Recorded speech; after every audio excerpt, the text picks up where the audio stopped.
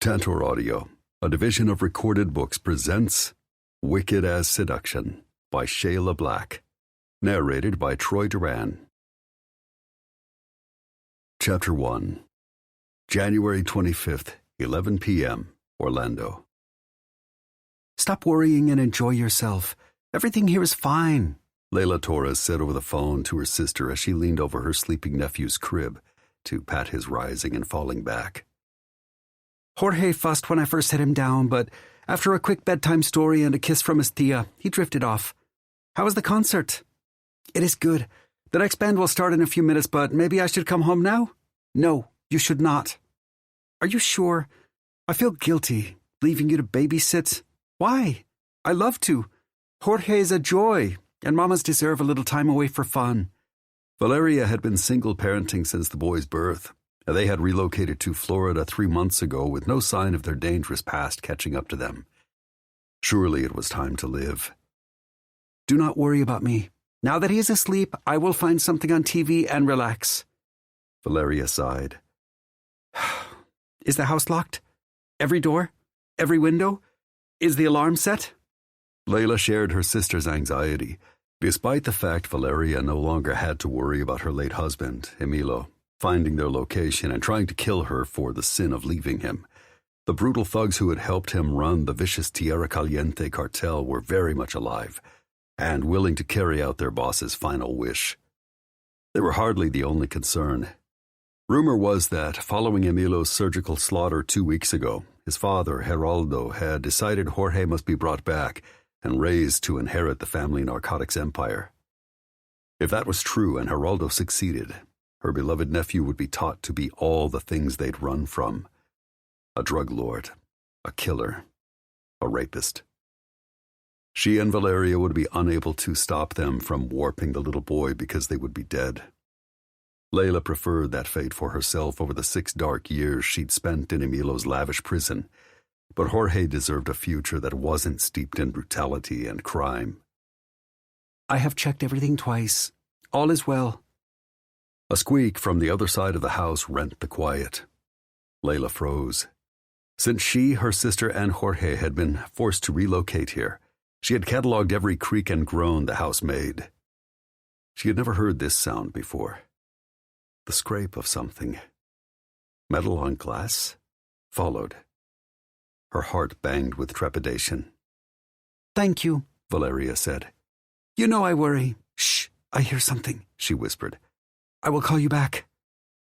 Layla didn't wait for her sister's reply before severing their connection and yanking the nightlight from the wall in Jorge's room, just in case. Darkness encroached, the monster she'd been living with for years. It ratcheted up her fear, clawing at her throat. Her heart thudded. Her palms turned sweaty. But for her nephew, for survival, she forced herself to tiptoe through the shadows and poke her head into the hallway. When she listened again for the sound, she heard something far worse. "You're certain they are here?" whispered one man from the living room, his accent like someone from her homeland. They had been discovered again? Layla sucked in a gasp. Fear seared her veins. Why was this happening? How had they found her family again? She had to get her nephew out of here. "Of course they are," snapped a second man. Victor Ramos. She would know his cruel voice anywhere. She'd heard it each of the countless times he'd growled taunts in her ear while pinning her under him and violating her. Layla's fear turned to terror. Why wouldn't Victor let her go? Later. First, she had to get Jorge to safety. She wished she had kept the gun she wasn't supposed to have closer, rather than in her bedroom on the far side of the house, away from her curious, very mobile nephew. She would have to do without it and devise a plan in seconds, or... She couldn't think about the or. "What if the boy cries?" the first man asked. "Shut him up until you secure him in the van, but do not harm him." "And the women?" "Expendable," Victor said. "Though I would like a last moment or two with Layla." "You want to fuck her again?" the first man said with a chuckle. "Can you blame me? Her pussy is as sweet now as it was at 14. Rage and shame burned, boiling into a familiar hate. Somehow, some way, Layla would make that man pay for everything he'd done. She would forever be indebted to EM security sniper Pierce Walker for ending Emilio. In fact, she was grateful the team had rescued her from her brother-in-law's compound in Mexico last September. She'd hoped that was the beginning of a new life, especially after she had cooperated with the feds. Since then, the U.S. government had seemingly done nothing to stop her late brother-in-law's narcotics operation. If they had, Victor Ramos wouldn't be creeping through her house now. EM security was seemingly no better. They had rescued Valeria nearly 2 years ago as part of another hostage extraction. Afterward, her sister had hired the private security team to get her into hiding. It had worked, for a while. But in the last 4 months, their location had fallen into enemy hands twice. Who else could be to blame except them? She was done trusting any self-serving, alphabet-lettered organization.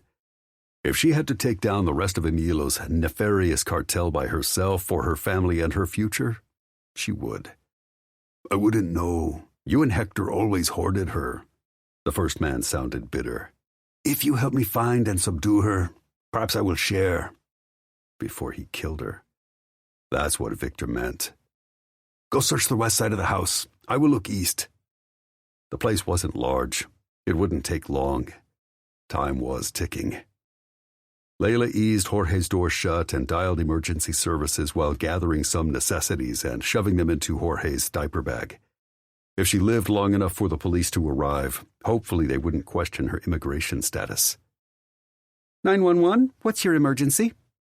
Quickly, she whispered her dilemma to the dispatcher as she eased the bedroom window open. The burglar alarm didn't blare. Victor had somehow bypassed it. She winced at the squeak of the pane sliding up the track. Hopefully, the indiscriminate racket of Victor's cohort searching the spare bedroom beside Jorge's masked the sound, but she couldn't get careless. She probably had under a minute before he burst into the room. "I must hang up," she told the dispatcher. She needed both hands to get out of here alive. "Help is on the way. Stay on the line." Layla ended the call. As she tucked her phone into the back pocket of her shorts, a stranger burst into the room, a hulk of dark clothes and a flash of white teeth. Fresh fear raised her veins, but fury won out. She was done being a victim, nor would she let Jorge become like them. "There you are," he said loudly enough to reveal he wasn't Victor, but softly enough that her longtime tormentor wouldn't hear. Then he shut the door. "I've been looking for you." Layla knew why, and she'd be damned before she let him force himself into her body. She stood in front of Jorge's crib protectively. "Go away." "Not possible, but I can make your death painless." He dragged a fingertip down her bare arm. "With the right persuasion. Why don't you start by getting on your knees?" Layla assessed her options. They were few and pitiful. He had her cornered. "No." With a thunderous scowl, he seized her arm. His pupils dilated as if violence excited him. "So you like it rough? You want it to hurt?" He didn't simply mean her murder. "Then play nice." He reached for his zipper. "If you're extra good to me, maybe I can be persuaded to spare you." "Cabron," she snarled, fighting every instinct to retreat, but Jorge was the son she would never have. Leaving him unprotected wasn't an option. Her assailant's eyes narrowed with violence and the promise of pain before he groped his way down her body and jerked her against the hard ridge of his penis. Savagely, he cupped her backside, snarling when he found her phone. He tore it from her pocket. "Who did you last call?" Layla spit in his face. He wiped his cheek dry with his sleeve and shoved her against the wall with a glare that promised agony. She stumbled back into Jorge's diaper pail, its cold metal grazing her leg. "Who?" He shook her. "The police?" She pressed her lips together, refusing to answer. "Bitch!" The thug hurled her phone to the hardwood floor, shattering it beyond use. "You won't be calling anyone else." Layla tried not to panic. Her link with the outside world was gone, but did it really matter? No one had ever fought for her. As always, she would fight for herself and Jorge. She pushed free and bent to the diaper pail, lifting it between them by its sleek chrome sides. The criminal sent her an amused stare. "That won't shield you from me." He was right. It wouldn't. Instead, Layla swung it at his head. The metal bin clocked him in the temple with a satisfying thud. He wobbled before crumpling to the floor, his phone clattering from his pocket and skittering to her feet. She'd done it. No, she wouldn't feel remorse for hurting another human being. He would have raped and killed her if she hadn't fought back. Now she had to get out before Victor finished on the other side of the house or got suspicious. The police were likely minutes away, if they were coming at all. In Mexico, Emilio and his goons had paid them all to look the other way. For all she knew, these assholes had already infected local law enforcement too.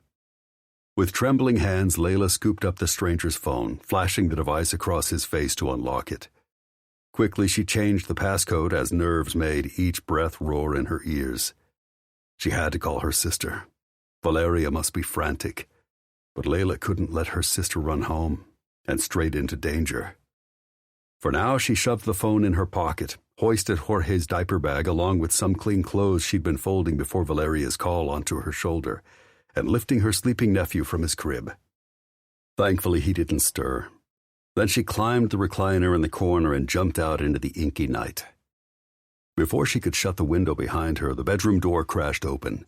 Her gaze connected with a familiar black stare, shooting fury and retribution. Victor. Clutching Jorge protectively, Layla ran. Since arriving here after the breach of their safe house in St. Louis, she'd done one important thing to prepare for an emergency: learned the neighborhood and planned escape routes. She knew places to hide where Victor hopefully wouldn't find her. As she dashed across the yard, her heart thudded painfully when he scrambled out the window in pursuit. Layla launched herself behind a pair of palms and through some overgrown oleanders.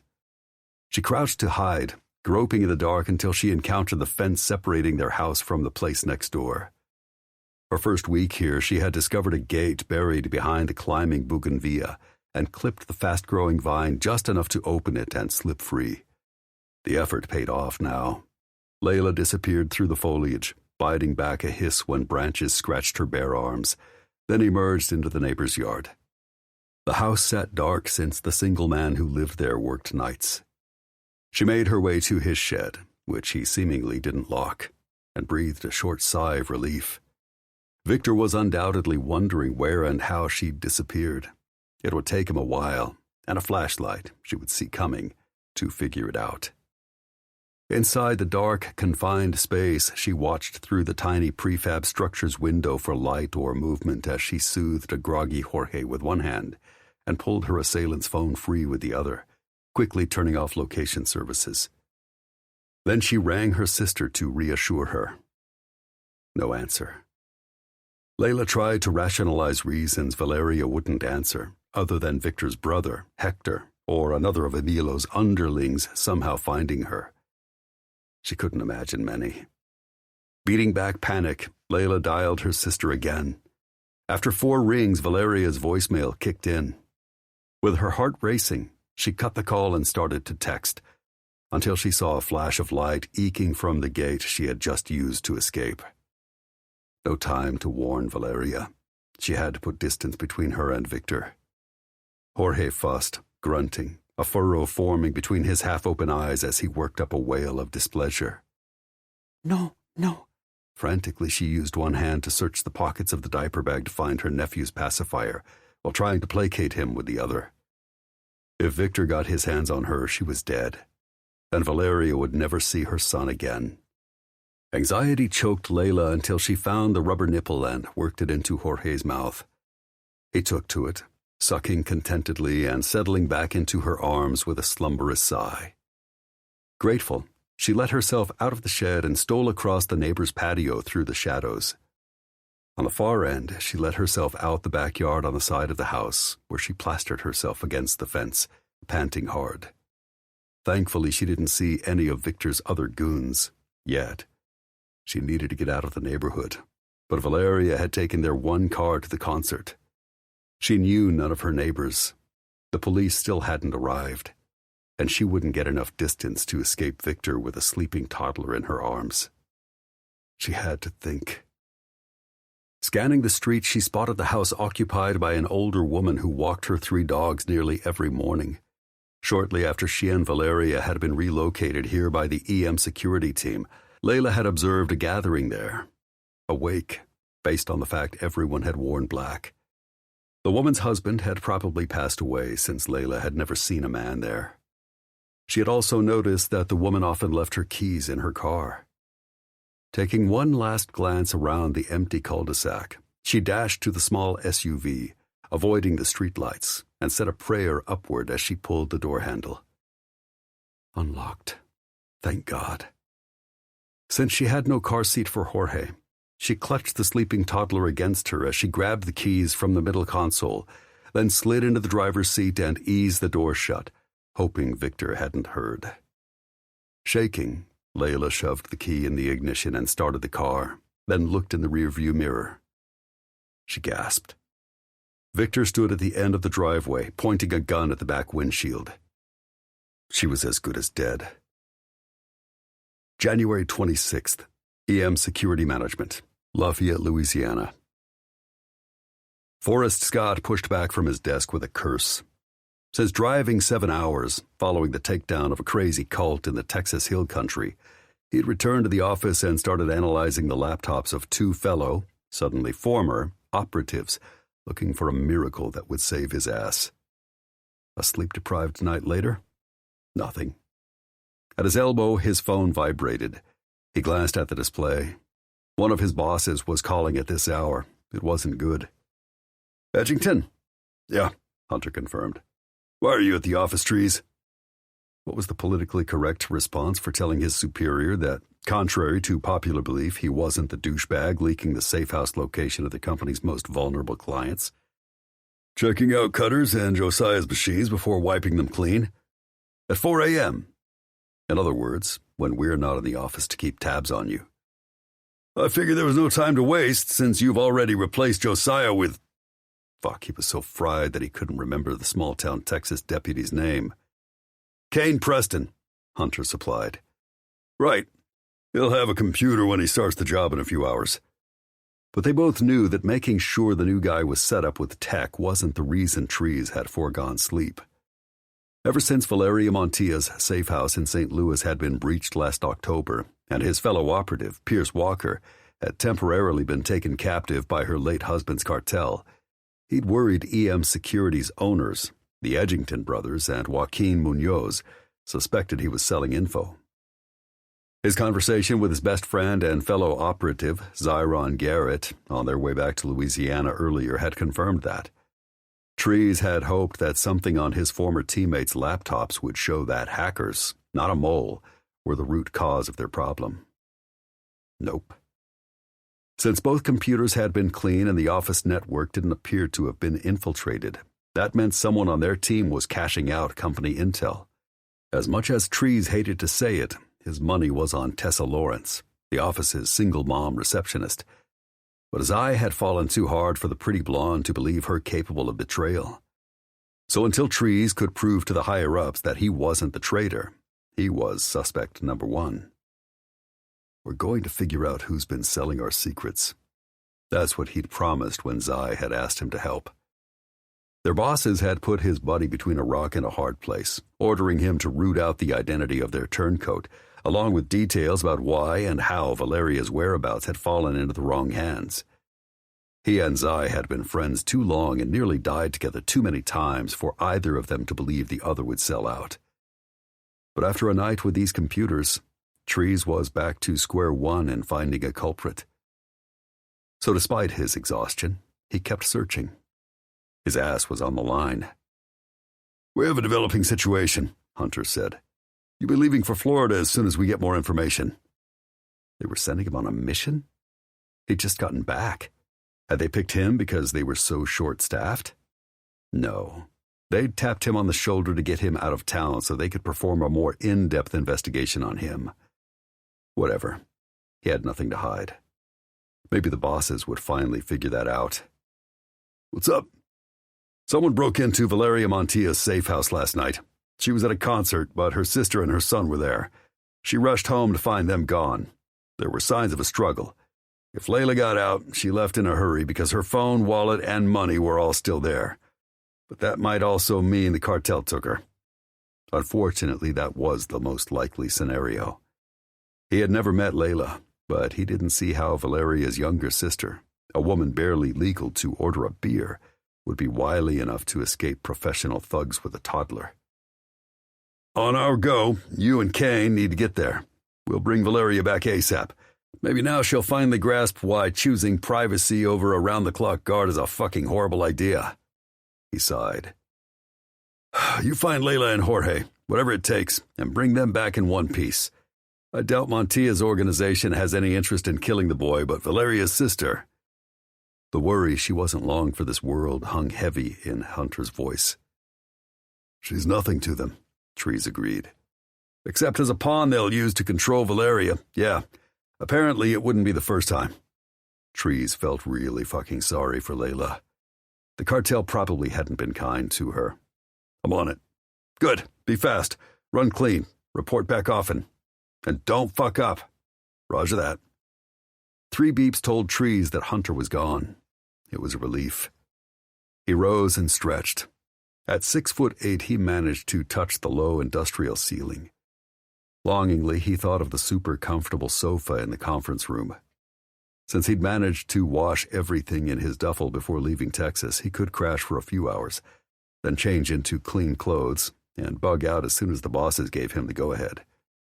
But running more tests on all the network software, just in case he'd missed something, was more critical.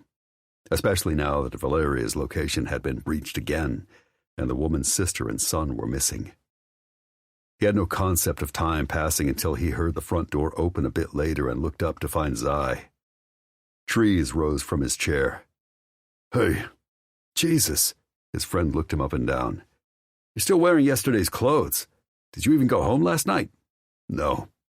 Zai grabbed some coffee, then sauntered back to his desk. So, did you find anything? At all? Trees shook his head, then filled Zai in on all the ways he'd taken apart the info on the former operatives' computers. Did you check the network too? Only enough to ensure that we haven't been breached and don't have any detectable Trojans or malware. But I haven't done any sort of deep dive through internal communications. I ran out of time, he sighed. And now I'm out of steam, so I'm going to grab a few hours sleep and I'll be back to finish up. Hunter knows. He told me he's got a new assignment for me.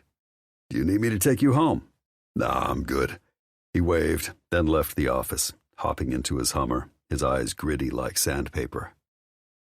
Since the office would soon be too busy to zen on the sofa and he was only going to get a few hours of shut-eye, Trees didn't waste time driving to his house 40 miles outside of town. He loved the quiet, wide open space there, but it wasn't convenient when he was in a rush. Thankfully, he knew people nearby. Out in the dark parking lot, he dialed Madison. He'd met her because Zai had picked her up in a bar when he'd moved to Lafayette 10 months ago, before falling for Tessa. Madison reminded him of a little sister, younger, a bit fragile, and uncertain of her place in the world. He tried to be kind. She didn't need more men using her. He put off a big brother vibe every chance he got, but sometimes she made that hard. Hi, Trees, she said after the second ring. He wasn't surprised she was already awake. You back in town? Yeah, it's been a long 2 weeks. It has. You want a home-cooked dinner tonight? I'd be happy to whip up something for you. Just bring the wine. And there was the issue. She'd never come right out and said she was interested in him, but he suspected she took his attention for romantic interest. He didn't have the heart to tell her he'd made friends with her because Zai had done her wrong, and he wanted to make amends. Madison was nice. He liked her company, but he'd bet she had some notion he would be a pliant teddy bear of a boyfriend. She was very wrong. Sorry, I can't. He crossed the lot and let himself into his vehicle. I've already got a new assignment. I'm heading out of town this afternoon. That sucks. Any chance you'll be back this weekend? She asked hopefully. My dad got free lane passes at the bowling alley. It'd be fun if you joined us. To meet her father? Even if he was home, Trees didn't think taking her up on the offer was a good idea. I don't know yet, but probably not. I called for a favor. He hated asking, but time was ticking. Layla and her nephew were loose in the wind, and he needed to find them the minute he reached Florida. Sure. What is it? Can I crash on your sofa for a few hours before I have to hit the airport? I pulled an all-nighter at the office, and I need some shut-eye before I fly out. Of course. Come on over. You can sleep in my bed. I'll read in the living room, and I'll be quiet as a mouse. That sounded too cozy. No need for that. You stay in bed. Just leave me a blanket on the sofa. Okay, sure, she said as he started the engine and backed out of the lot. I'll make breakfast once you wake up. A nice offer. Because she was a nice girl. Or because she was interested in more than friendship. Trees wasn't sure, so he answered carefully. I appreciate it, but don't trouble yourself. I have to be back in the office by 8. That soon? She sounded disappointed. Unfortunately. He didn't want to hurt her. We'll catch up as soon as I get back. She murmured something that sounded vaguely like assent. Thanks, Madison. As she hung up, Trees sighed. For her sake, he really hoped she found the right guy someday. But it would make his life easier, too. After some sleep and a tango with his toothbrush, he returned to the office for a big cup of black coffee. He felt almost human again. He hadn't been there 10 minutes when all hell broke loose. The front door crashed open and Colonel Caleb Edgington, the organization's previous owner and team commander, charged in looking pale and frantic. A familiar hulking blonde brute who looked ready to kill filed in beside him. What the hell was going on? Caleb had retired last year to spend time with his new wife, and Deke Trenton co-owned EM's sister organization, Oracle Security. He should be at Oracle's office across town, working his own missions. Where are my sons? The colonel barked at Tessa. In the conference room. I can take you back. But Caleb was already striding in that direction with ground-eating steps. Deke, his big, bad son-in-law, on his heels. Frowning, Trees followed, tension fisting his gut as the two men crashed hell-bent into the conference room. Colonel, sir? Zai asked, since he'd been holed up with the bosses for reasons Trees could only guess at. Dad? Hunter queried Caleb as the two men paced into the corner room, frantic tension rolling off them. Trees lingered in the hall, listening as the colonel got right to the point. Your sister. He lost his battle with composure and dragged in a shuddering breath to gather himself.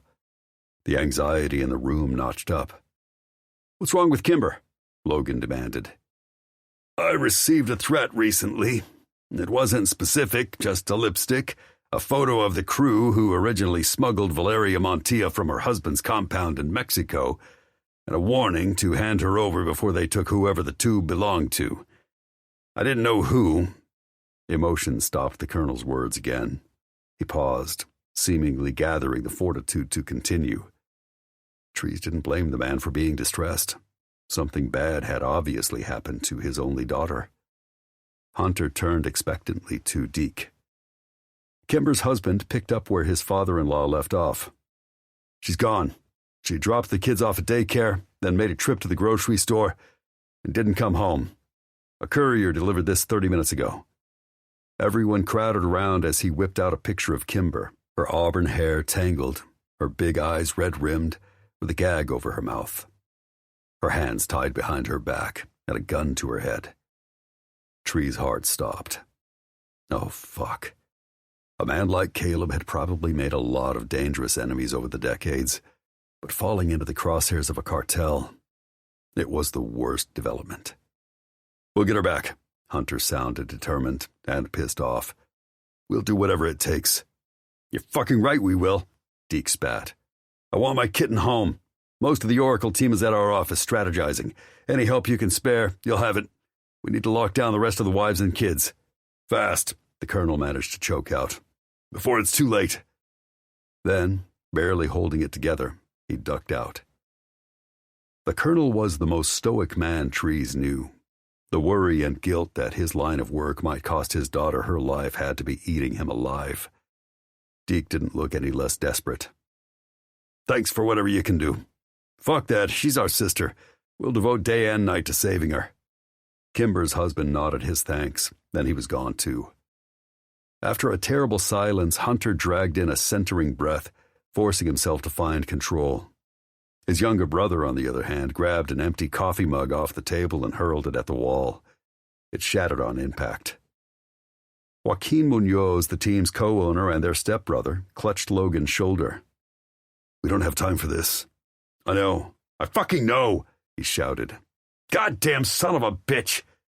Hunter and Joaquin zipped out of the conference room, dashing past trees and already strategizing ways to keep the rest of their family safe, he'd bet. Despite his harsh breaths, Logan seemingly dialed down his temper. Trees hurt for them. "I'll come with you," Zai offered. "I'll devote all my energy—" "No," Logan whirled on him. "This shit is centered around Valeria Montilla." That was true. And nothing good had happened to the team since Caleb, the Edgington brothers, and another former operative had smuggled out the drug lord's pregnant wife under his nose almost 2 years ago. Apparently it didn't matter that Emilio was now dead. Retribution was incoming. "Since her safe house was breached last night, Trees and Kane are going to relocate her and her family pronto, and we'll be monitoring every step." Then suddenly, Logan shut the door in his face and lowered his voice to a growl that only Zai could hear. Less than 2 minutes later, it opened again. Logan tore out of the conference room, slamming the door behind him with Zai still inside. "Take Kane and get your ass to Orlando today. I'm texting you Valeria Montilla's number. We gave her your digits too. If she doesn't answer at first, keep trying. She won't take calls from unfamiliar numbers since she's been getting them all night. You and Kane will bring her to a location we'll disclose later. Her sister and the little boy too, once you find them. Hunter already told me, more or less. Good. Don't fuck up." After that warning and more door slamming at the front of the office, the place fell deadly silent. Zai hauled ass out of the conference room. The rest of the team gravitated to the reception area, clearly shocked by the colonel's bombshell. Trees hung back.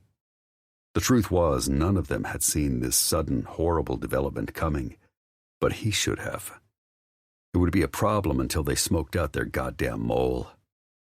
Tessa rose from her chair behind the reception desk and grabbed Zai's arm. "Do you know anything beyond the fact Kimber has been taken?" "No, no one does." "I can't believe this is happening." She wrung her hands. "The bosses will do everything they can to find her." "What if they can't?" Her death would be terrifying, violent, and painful. But Trees didn't say that out loud. They all knew it. "Don't think that way," Zai tried to reassure her. "The Colonel, Hunter, Logan, and Joaquin are the very best at what they do. And I don't know Deke, but he's scary," Trees put in case there was any doubt. "Then together they'll leave no stone unturned to bring her back," Zai told Tessa. "Have faith." "I'm trying." Was Tessa's distress for Kimber real, or a well-rehearsed act? The women were supposedly friends, but EM indisputably had a mole. It wasn't any of the bosses. It wasn't Josiah or Cutter, the former operatives who had left to pursue new jobs and happily ever after with their new brides. It couldn't be Walker, since he'd both nearly died at the Tierra Caliente cartel's hands and killed Emilio himself.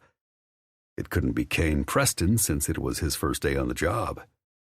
It wasn't Zai, and Trees knew it wasn't him. Tessa was the only person left who could possibly be guilty. Trees drifted back to his desk and studied her.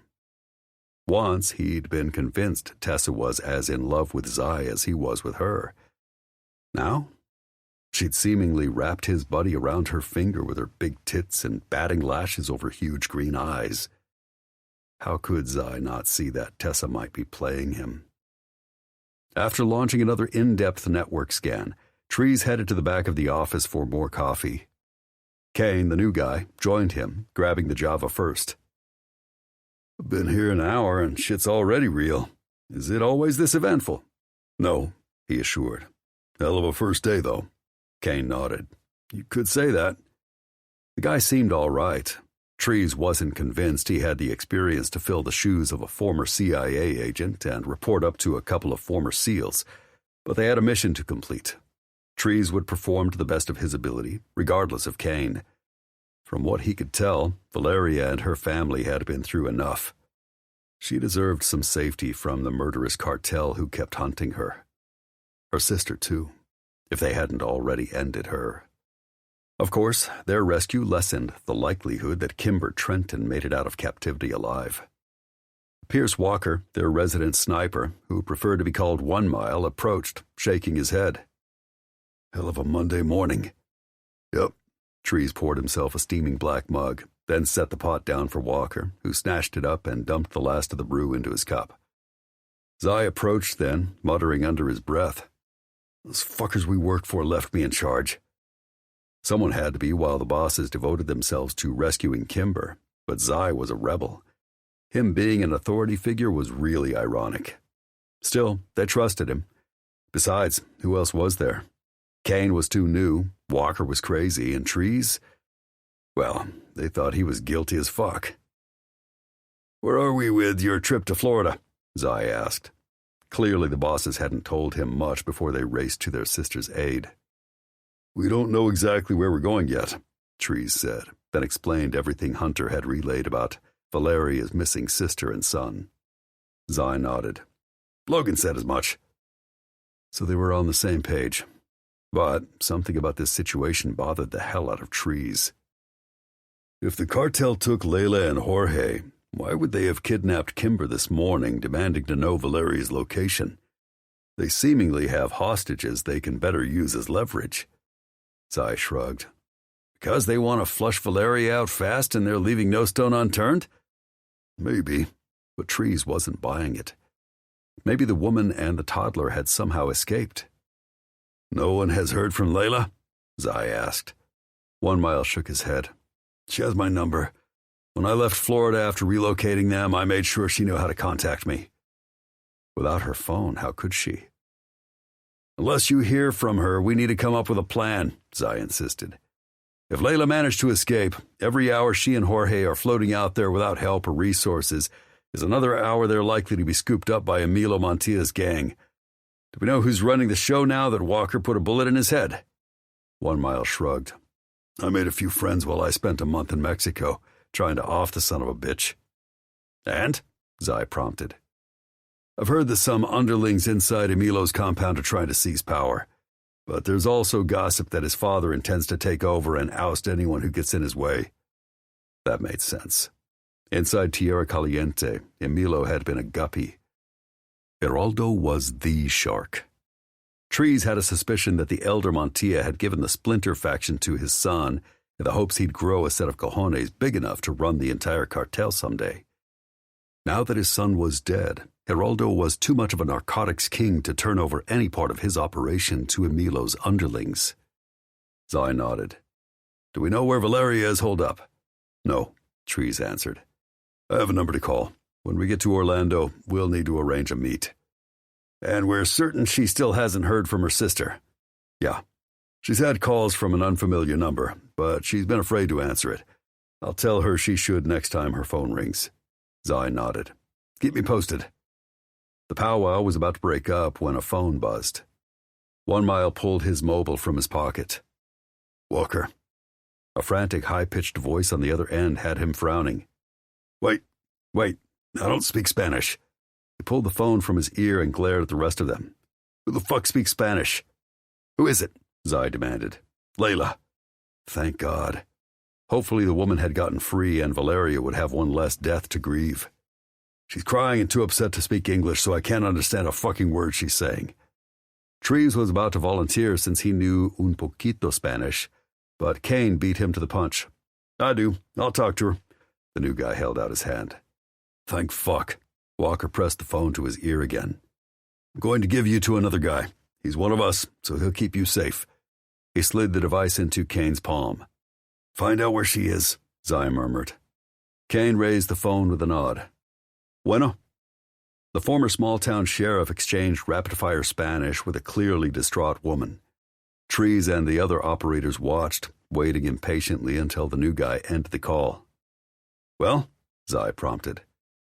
"Layla escaped with one of her assailants' phones. She's got Valeria's son with her. They ran to a women's shelter. She didn't know where else to go." That had been a resourceful move. The shelter's management wouldn't ask too many questions, and if cartel thugs showed up, the police would be called.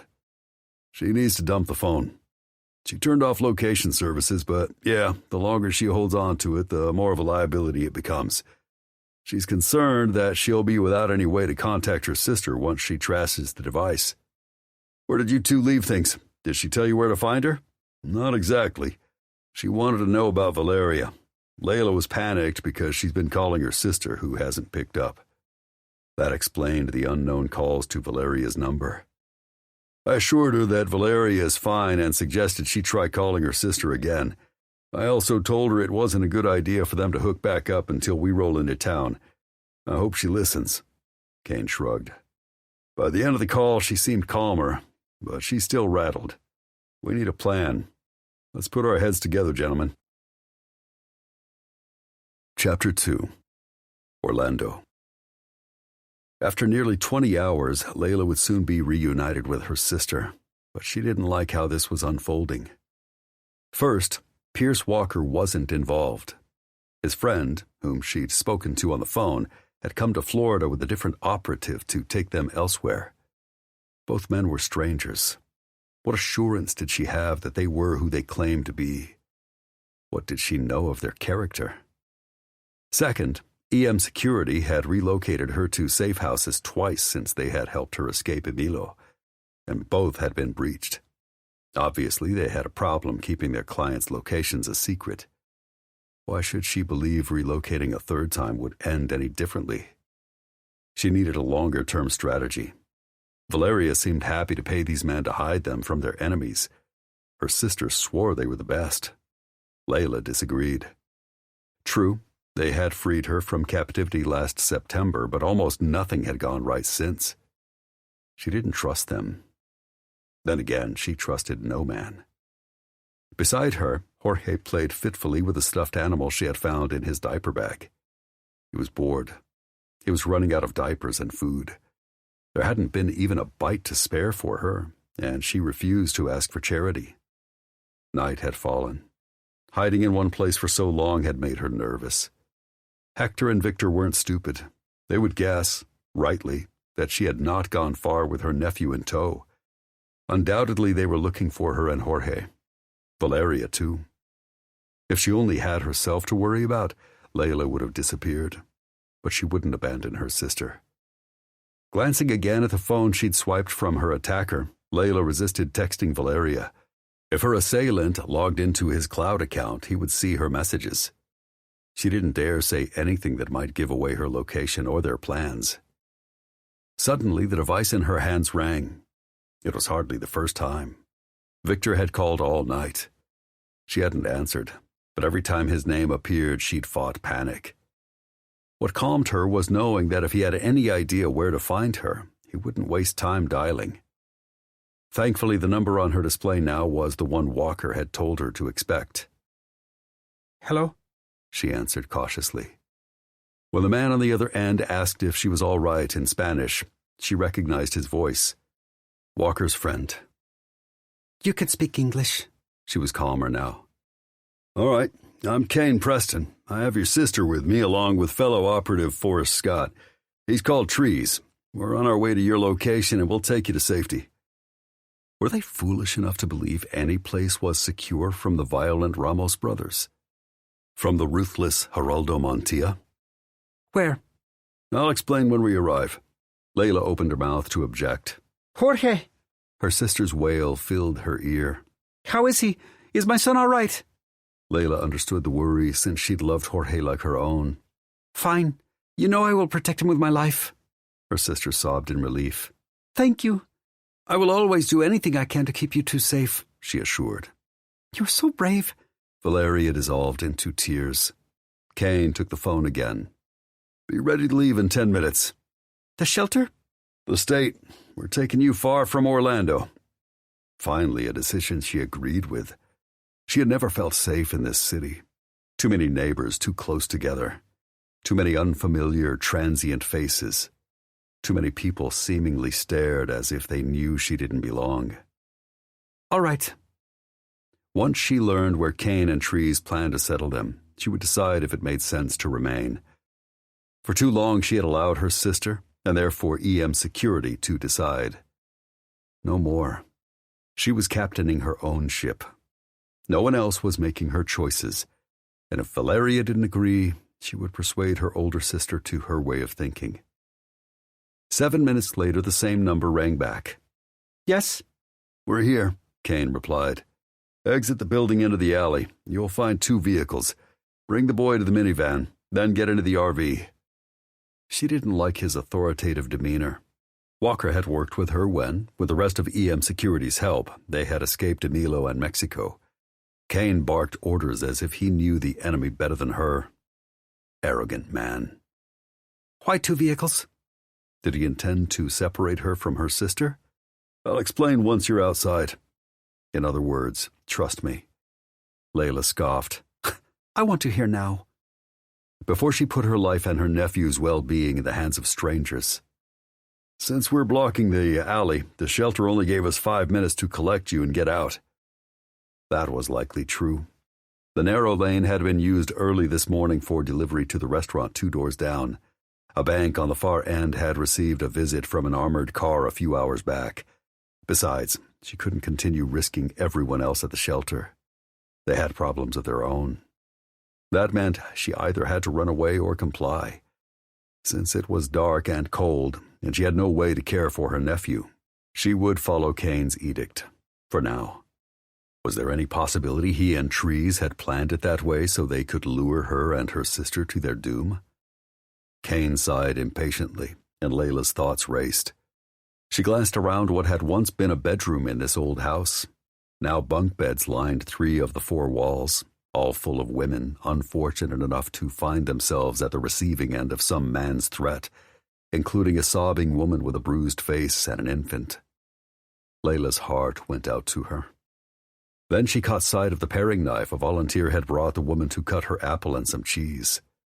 The blade still sat on the little cutting board, and the woman lay on the bed with her baby curled tightly against her. I will meet you outside. Layla hung up without waiting for Kane's reply, then lifted Jorge before hopping down from her bunk. The diaper bag dangled from her shoulder, concealing her hand as she casually swiped the knife and tucked it against her side. She passed the same volunteer in the hall, probably on her way to retrieve the cutting board and utensil. Definitely time to leave. She wound her way to a sitting room where a TV played the local news. Layla glanced at the broadcast, not surprised that a woman and her young nephew being attacked by 2 armed men was deemed too unimportant to mention. As she reached the back door, another volunteer waited. Will you be all right? The bed is yours for another night if you need it. Valeria, and by extension these men, knew where she was. The location was no longer safe. Since someone inside EM was leaking secrets, she worried Victor and Hector would soon come for her, guns blazing. She already felt guilty for the hours she'd stayed. I will be fine. Give my bed to someone in need. At the 40-something woman's understanding smile, Layla drew in a steadying breath and let herself out the door. The Florida night was cool, with a hint of a breeze that quickly worked its way under her thin tank and chilled her exposed legs. Carefully, she tucked the stolen knife into the pocket of her shorts and avoided the hazy golden light illuminating the door, scanning the alley for her sister. Instead, she found 2 men, strangers, each standing in front of a different vehicle, arms crossed, expressions somewhere between watchful and impatient. The one beside the minivan stood a bit over 6 feet with black hair, an olive complexion, broad shoulders, and a capable mane. There was no sign of Valeria. "Layla?" he asked, approaching slowly, hand outstretched. "I'm Kane Preston," Walker's friend. Because Walker trusted him, she shook his hand. Hello. All the while she side-eyed the other man, a mountain of muscle so tall and broad he made her heart stutter. If this man wanted to pin a woman down and force himself on her, she would have no chance at all of stopping him. "That's Trees," Kane provided. The big man stepped closer, holding out his hand to her.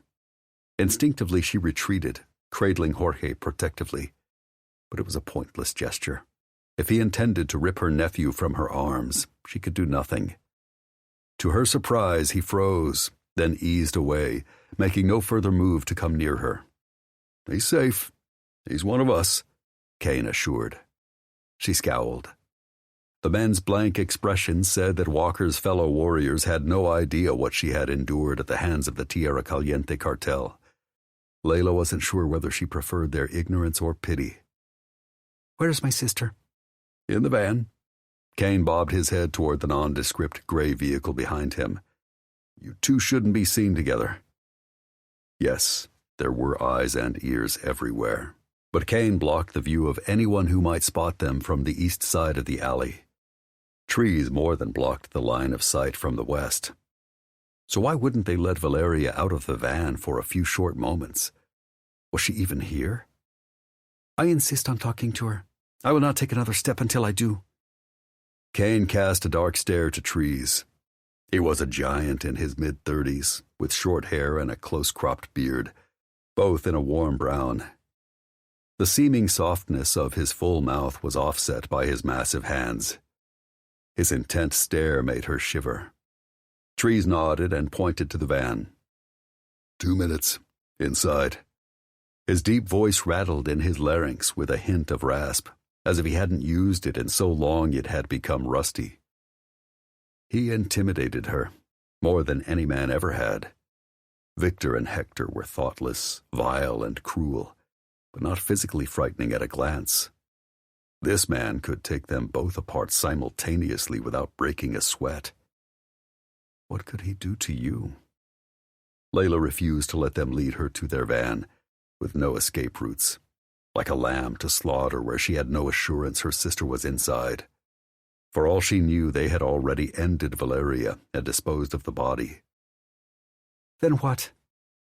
Cain cleared his throat as if he realized she wasn't simply going to comply. "We'll get on the road. We think the best strategy is to minimize risk. Your intruders will be looking for 2 women and a toddler, so we'll separate you and Valeria." Trees cut in, still taking her apart with those glittering eyes. "Cain will transport your sister and your nephew directly into hiding. You'll come with me." Alone? Separated from her sister? With a man she could never escape? Away to an undisclosed location? For an undetermined amount of time? To be at his mercy? Absolutely not. Layla gripped her nephew tighter, glimpsed a speck of daylight on the west end of the alley, and started running as if her and Jorge's lives depended on it. She feared they did. Trees watched Layla take off with a sigh. Son of a bitch. Cain muttered similar words. They exchanged a glance. Then the former deputy dashed to the minivan to preempt Valeria's escape. Trees darted after Layla, whose dark curls whipped wildly behind her. Since her legs were roughly half the length of his, this wouldn't take long. As he ate up the ground between them, he stared. She might be small, but she was a firecracker. Clearly she didn't trust anyone. Not that he blamed her. And as much as he hated to admit he'd noticed, her faded denim shorts flashed an enticing amount of juicy, round ass. Not the time to ogle her, dude.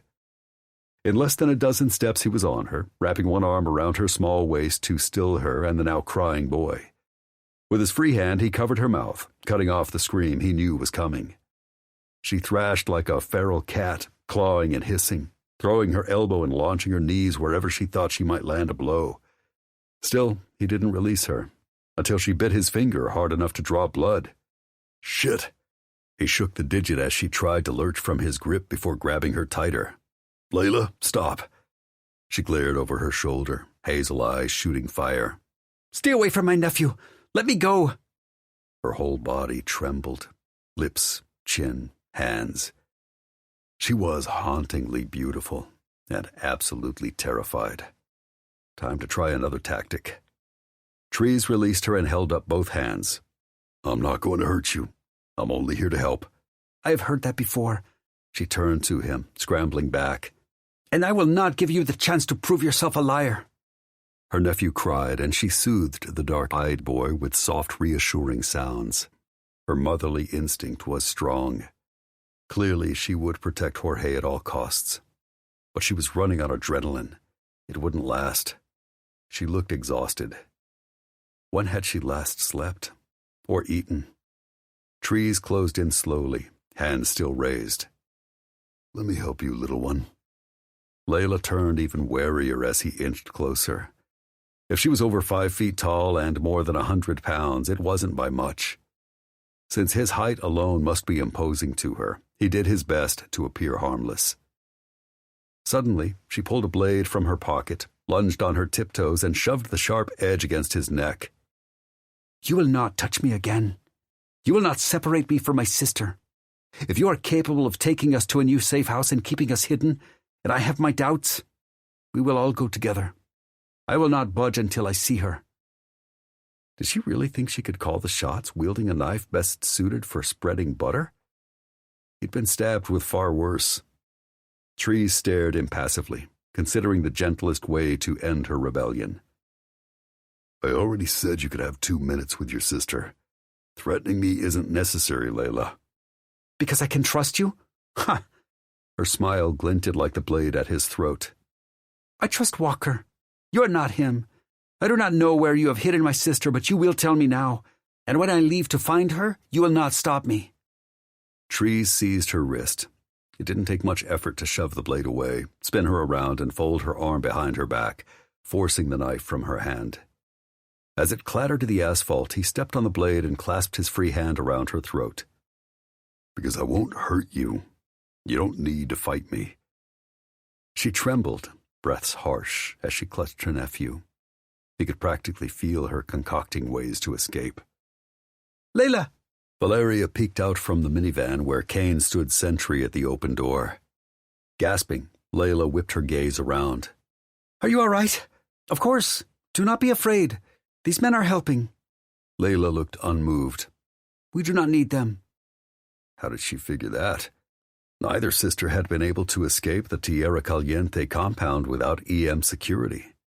In the harrowing hours since Emilo's dregs had broken into their Orlando house, Valeria had been more concerned with finding her son and her sister than protecting herself. It was a miracle she hadn't fallen into enemy hands. And how did Layla imagine she would get away on her own? Who did she think would save her if she was found? "You called Walker," Trees reminded her. "You knew you needed help." She struggled in his grip, holding the fussing boy even closer. "I knew he could help me find Valeria. And if mauling me is how you intend to help me, I will do without. Let me see my sister." Trees tried not to lose his patience. "We need you to cooperate." "Please," Valeria begged. "We have less than 2 minutes to be gone," Trees reminded. "Time is ticking." She tried to shrug him off, scowling when she failed. "After I see my sister, we will talk." Trees had a feeling she'd already made up her mind, but he released her, hovering close in warning. She darted for Valeria, who would have sprinted across the alley to meet her halfway if Kane hadn't stopped her. The sisters reunited beside the van and threw their arms around each other, enfolding Jorge between them. Valeria sobbed as she peppered her son's head with kisses and thanked God. Layla clung to them both, stroking her sister's dark hair over and over, tears streaming in thanks that Valeria was alive and unharmed. Their bond was deep, unmistakable, and moving. Together, he and Kane closed around them, both to stop the sisters from fleeing and to block any prying eyes. Trees exchanged a glance with the other operative.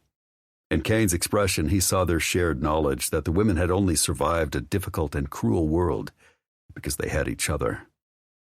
"Are you all right?" Layla murmured. "Yes. How did you escape the house?" Valeria cradled her son, feverishly kissing his little head. Layla explained her scuffle with the 2 intruders and her getaway through the neighbor's yard. She was both clever and resourceful, something Trees should probably keep in mind. Valeria looked horrified. "Are you certain it was Victor?" Hate burned in Layla's expression. "If anyone knows that bastard, it is you." Valeria's pity told Trees that Victor had hurt Layla in the past. "How did you get away from him when he had a gun pointed at you and Jorge?" Just what Trees wanted to know, but... "Ladies, here and now isn't the time for this conversation. Talk later on the phone." Kane took the words out of his mouth as he nudged Valeria and Jorge toward the van. Layla held fast. You should have fled the area once you realized our house had been compromised. That was our agreement. Valeria shook her head and swiped at her tears. I could not leave you and Jorge to fend for yourselves. She refused to go anywhere without you, Kane confirmed. I would not leave you behind either, Layla vowed. Ever. Trees had never had family willing to go to the mat for him. Not that they didn't love him. They simply hadn't had time. They'd been too busy surviving. His dad had worked constantly to feed the 10 mouths in their house, and his mother had been continually overwhelmed by his 7 younger siblings. As the oldest, if he'd had problems, he had been expected to handle them. It's time to go. We're too pinned in and vulnerable here. If the cartel finds you and fires their weapons... Trees glanced meaningful at Jorge. Valeria clutched her son tighter. You are right. We must leave. I am coming with you, Layla insisted. Trees shook his head. It's too risky. She ignored him. We were apart for nearly 2 years, hermana, no more. Just while we travel. Just for a short time. Once we reach our destination safely, we will be together as a family. No one will separate us again. Valeria squeezed her sister's hand. Please. Layla scowled, then sighed in frustration. Fine. Only while we travel. She turned and glared his way. Tell me now, when will I see her again? Where? I can't say for sure. There were too many variables, too many plans left to make. You cannot or you will not.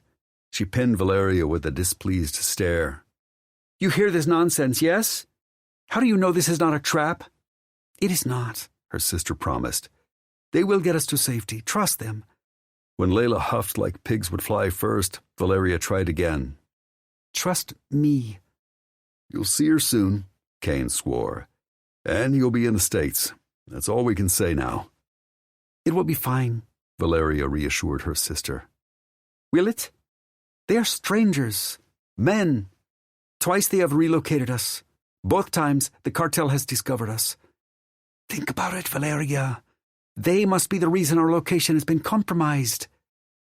As much as Trees hated Layla's mistrust, he understood it. An older woman who probably ran the shelter emerged from the back door, standing just inside the dim light. I'm sorry, but you must leave. We can't attract any negative attention when we have so many women in need here. Sorry. Of course. Trees nodded, then turned to the sisters. Let's head out. Valeria gripped her sister's hand and sent her a brave smile. Go with him. We will talk soon. Layla's expression made it clear she wasn't in favor of this plan. You still have your phone, yes? I do. What happened to yours? I assumed it was charging when Victor and his henchmen broke in, but then I found it broken. They smashed it. I'll get you a new one at our first stop, Trees promised. Let's clear the alley. Kane nodded and urged Valeria and her son into the van. The longer we stand here, the less safe we are. Valeria turned back to brush one last kiss on her sister's cheek. Call me. Layla held her sister tight and pressed her forehead to her nephew's for a long, silent moment. Then Valeria sat, and Kane slid the van door shut. Layla froze, worry and tears pooling in her eyes. Her face told him she was wondering if she would ever see them alive again. Stay safe and in touch, Kane said to Trees as he hopped in the driver's seat, locked the vehicle and pulled away, slowly rolling down the alley with his lights off until he turned onto the road and disappeared from sight. The shelter manager nodded their way, casting Layla a regretful glance before disappearing inside, the snick of the lock loud in the otherwise empty alley. Now they were alone. Trees saw the exact moment Layla realized that too. Her breaths turned rough. Every line of her body went taut. She scanned the alley nervously. Resolution crossed her face. Fuck. She was going to run again. Layla slid the diaper bag she'd forgotten to give her sister off her shoulder and tossed it in his face. Trees batted it away and cinched his hands around her waist. She was so damn small his fingertips nearly touched. Her ribs poked his palms. Unfortunately, he was also fucking aware of her pert tits spilling above the neckline of her soft khaki tank. Do not touch me, she hissed. "Don't run." Trees lifted her off her feet. Layla snarled, resisting him with more pounding fists and flailing feet. He understood. Even if her sister had been the boss's wife, life with a cartel had likely been brutal. She was in fight-or-flight mode. She didn't know him at all, and she had no reason to trust him. It would take time for her to figure out that he would do anything to keep her safe. His first order of business was to make sure she learned. Trees banded his arms around her and carried her, kicking and writhing, to the nearby RV, bag in tow. She fought until he backed her against the side of the vehicle, pinning her in place with his body, and tangled his fingers around a fistful of her hair. With a growl, he forced her to look at him. "I know you don't trust me, but the way I see this, your choices are me or Victor. I'm the lesser of two evils." I can survive on my own. Maybe, but her sister wasn't willing to take that chance. Neither should she. As he held tight, the smell of fear poured off of her. What the hell? Was she actually as afraid of him as she was of Ramos? "I've been paid to get you to safety, and I'm going to do my job. Nothing will happen to you. Get in."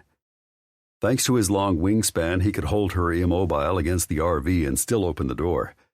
When he urged her toward the opening, she scratched and fought again, kicking and jabbing him while gripping the doorframe. At the far end of the alley, a dark sedan breezed by, then backed up, paused, and turned down the winding lane, headlights blinding them. Sure, the driver might be lost, but he might also be hunting Layla and her family. "Get the fuck inside."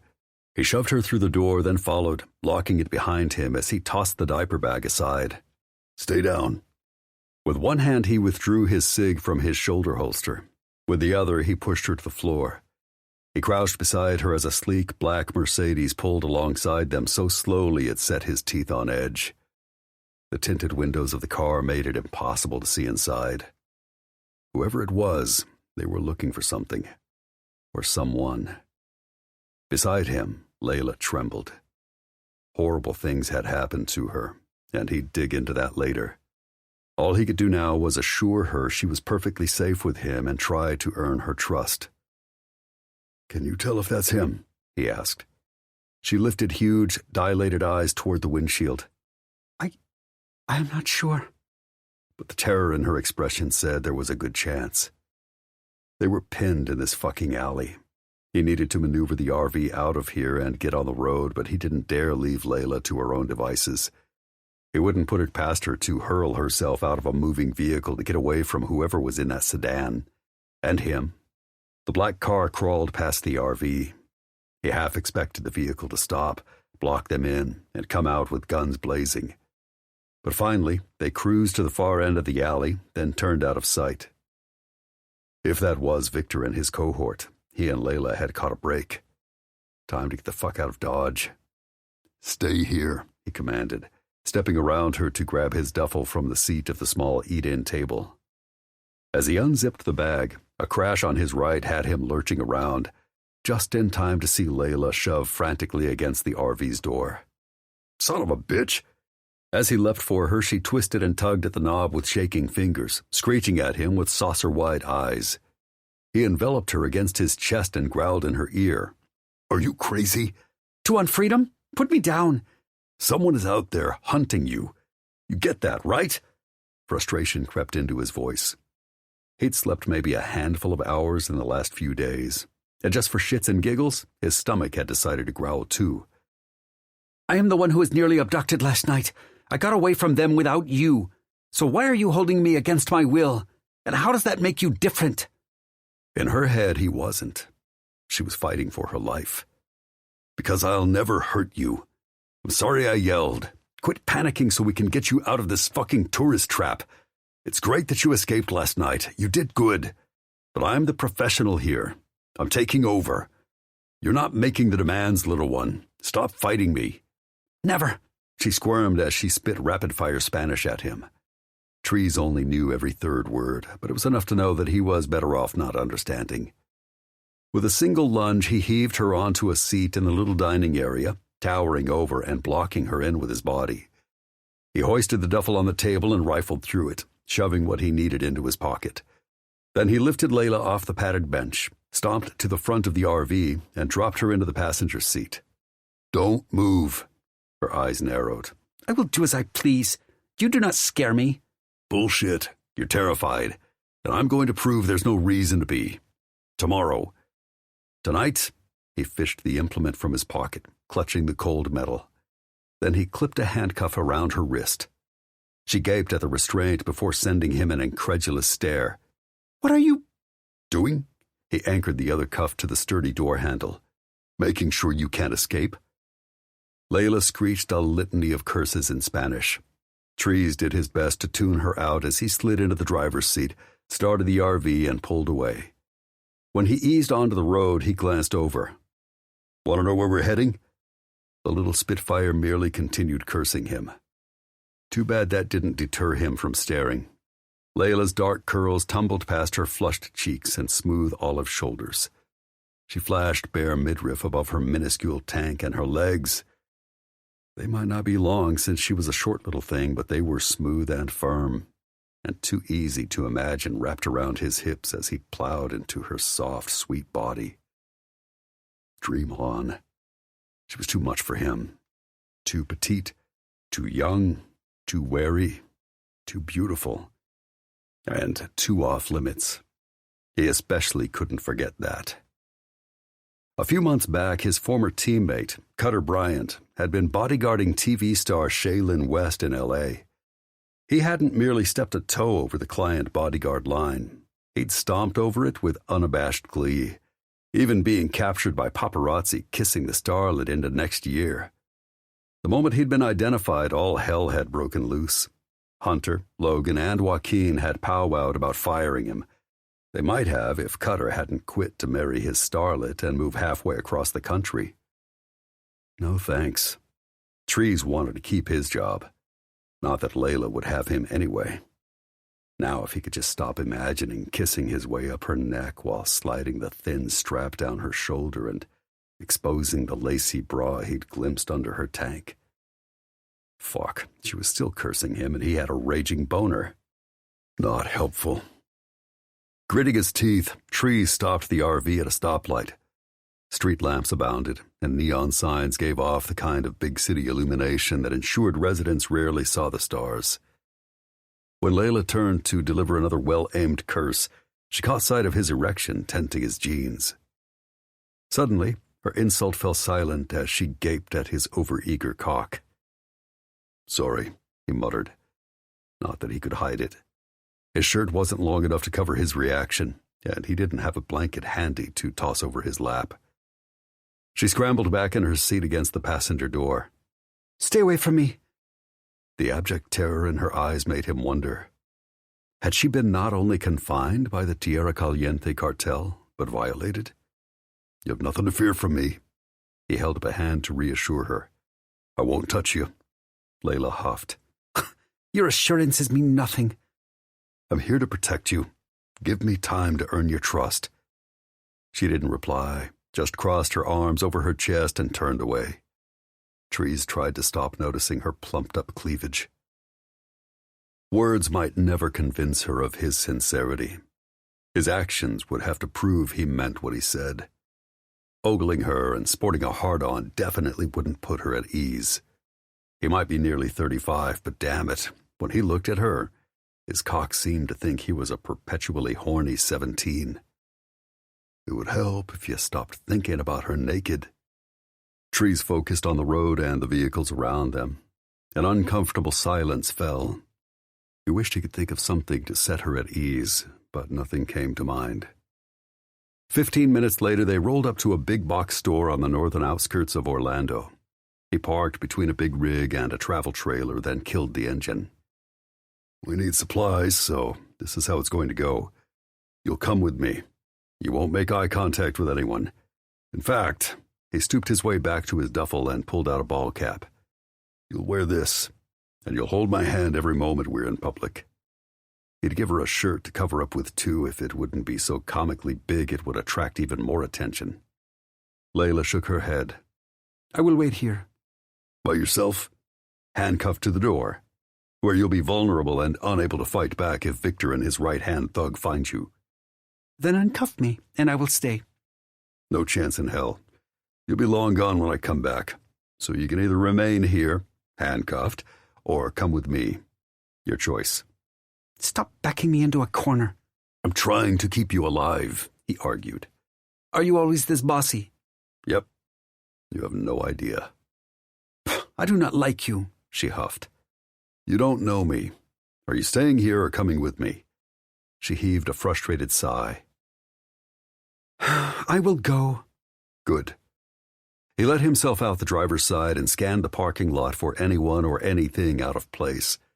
All he saw were singletons coming out in their work attire while juggling groceries, young parents and their kids, carrying the makings of a school art project, and a few sad sacks clutching frozen dinners.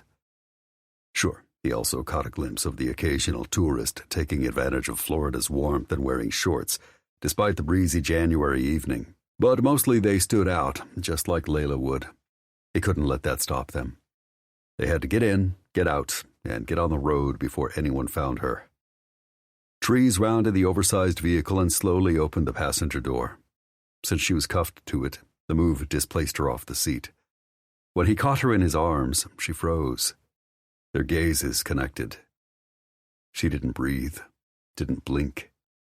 He couldn't stop himself from noticing again how goddamn gorgeous she was.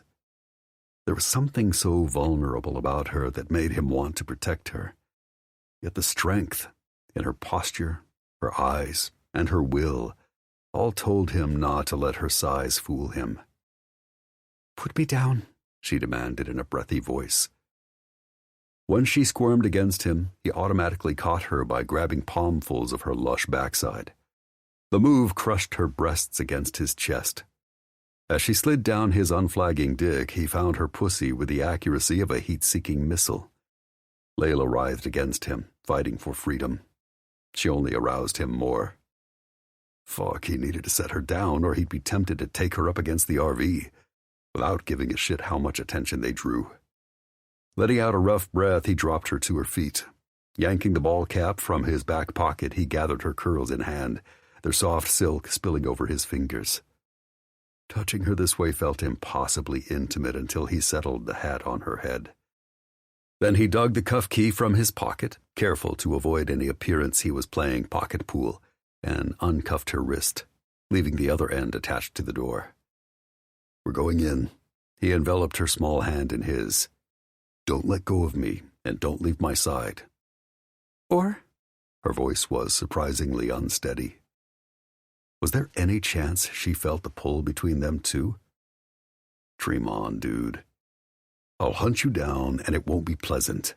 But I don't want it to come to that. We're on the same side. She rolled her eyes. In a game where it is everyone for themselves. He gave up on her trusting him, for now, and shut the passenger door, locking the RV with the press of a button before pocketing the keys. Wary and watchful, he made a mental note of supplies they needed for the next handful of days on the road as they headed for the automatic double doors. What are you looking for? Trouble, he muttered as he snatched a cart. Grab here. He pointed to the handle. When she complied with a frown, he gripped the far side, still clutching her other hand between them. Follow my lead. Layla was mercifully quiet as he grabbed the food and supplies necessary for the next few days, including her new burner phone and a purchase or two from the hardware section. When he took her to the racks of women's clothing, she refused to even look. No. You'll get cold. I will not freeze. It is Florida. We're leaving the state, remember? She pressed her lips together mulishly. Don't you want clothes that cover more? He gestured toward her tits and the enticing poke of her hard nipples at the front of her nearly transparent tank. Layla shook her head. If I do not care what is covered, why should you? You promise that you will not touch me. But fuck, he wanted to. And if she was afraid of being touched, why wouldn't she want clothes that covered her assets? There was something going on with her. For now, he tamped down his frustration. Layla, if Victor sees you in these clothes, he'll know you on sight. I put an extra pair of shorts and a shirt in Jorge's diaper bag he has not seen. I will wear those instead. But that's one change. Are you going to wear that every day? She nodded resolutely. Seriously? What if we're on the road for a week? Or 2? Maybe more? After all, Kane was taking Valeria straight into hiding. The bosses hadn't told him how long to keep Layla on the road and out of view. But given the fact they were wrapped up in Kimber's rescue, he didn't see his marching orders changing anytime soon. I will be fine. End of conversation, as far as Layla was concerned. Whatever. They didn't have time to argue. Besides, this was Florida. Even in January, the store didn't sell sweats and parkas.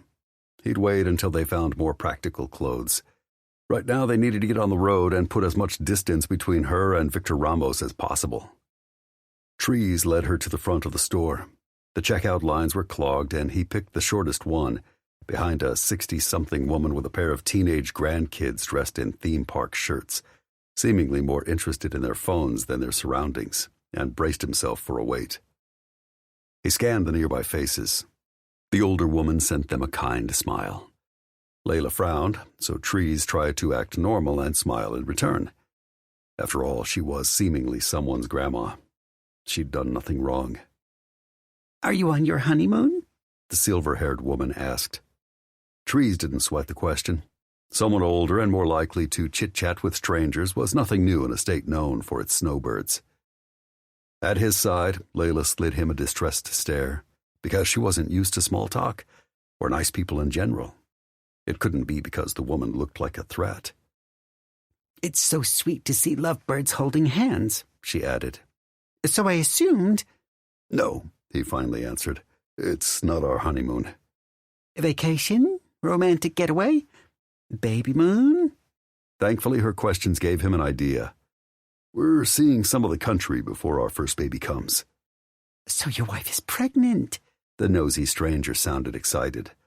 Not yet, but we're trying. When Layla stiffened, Trees shuffled her behind him. She dug her nails into his back. Best of luck to you both. The woman's smile widened. Enjoy your trip. We will, he assured. No one else seemed to care as the woman paid for her purchases, guided her phone-obsessed grandkids toward the door, and left with a wave. Then the cashier started slinging his items across the scanner, and a teenage boy schlepped them into bags. Because Trees was a cautious bastard, he paid cash for everything, managing to wedge Layla between him and the counter for the brief moments he needed both hands. Once their bags were in the cart, Trees gripped Layla's hand again and dragged her through the exit into the brightly lit parking lot. When they reached the RV, he cuffed her to the passenger door once more, carried the bags inside, then hopped down to return the cart to the corral. Suddenly, Layla gasped, the sound so rife with terror he whirled to face the potential threat. The same black Mercedes from the alley, he remembered the plates, rolled slowly through the parking lot. They were looking for someone. He'd bet that someone was Layla. Chapter 3. Fuck. Trees shoved the cart into another aisle, ducked into the lumbering vehicle, and started the engine.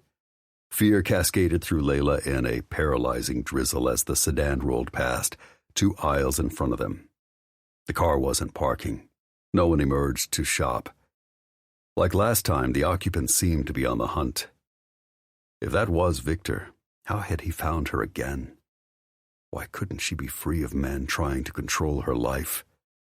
Without flipping on the RV's headlights, Trees pulled out of the parking spot before the sedan made its turn onto the nearest aisle.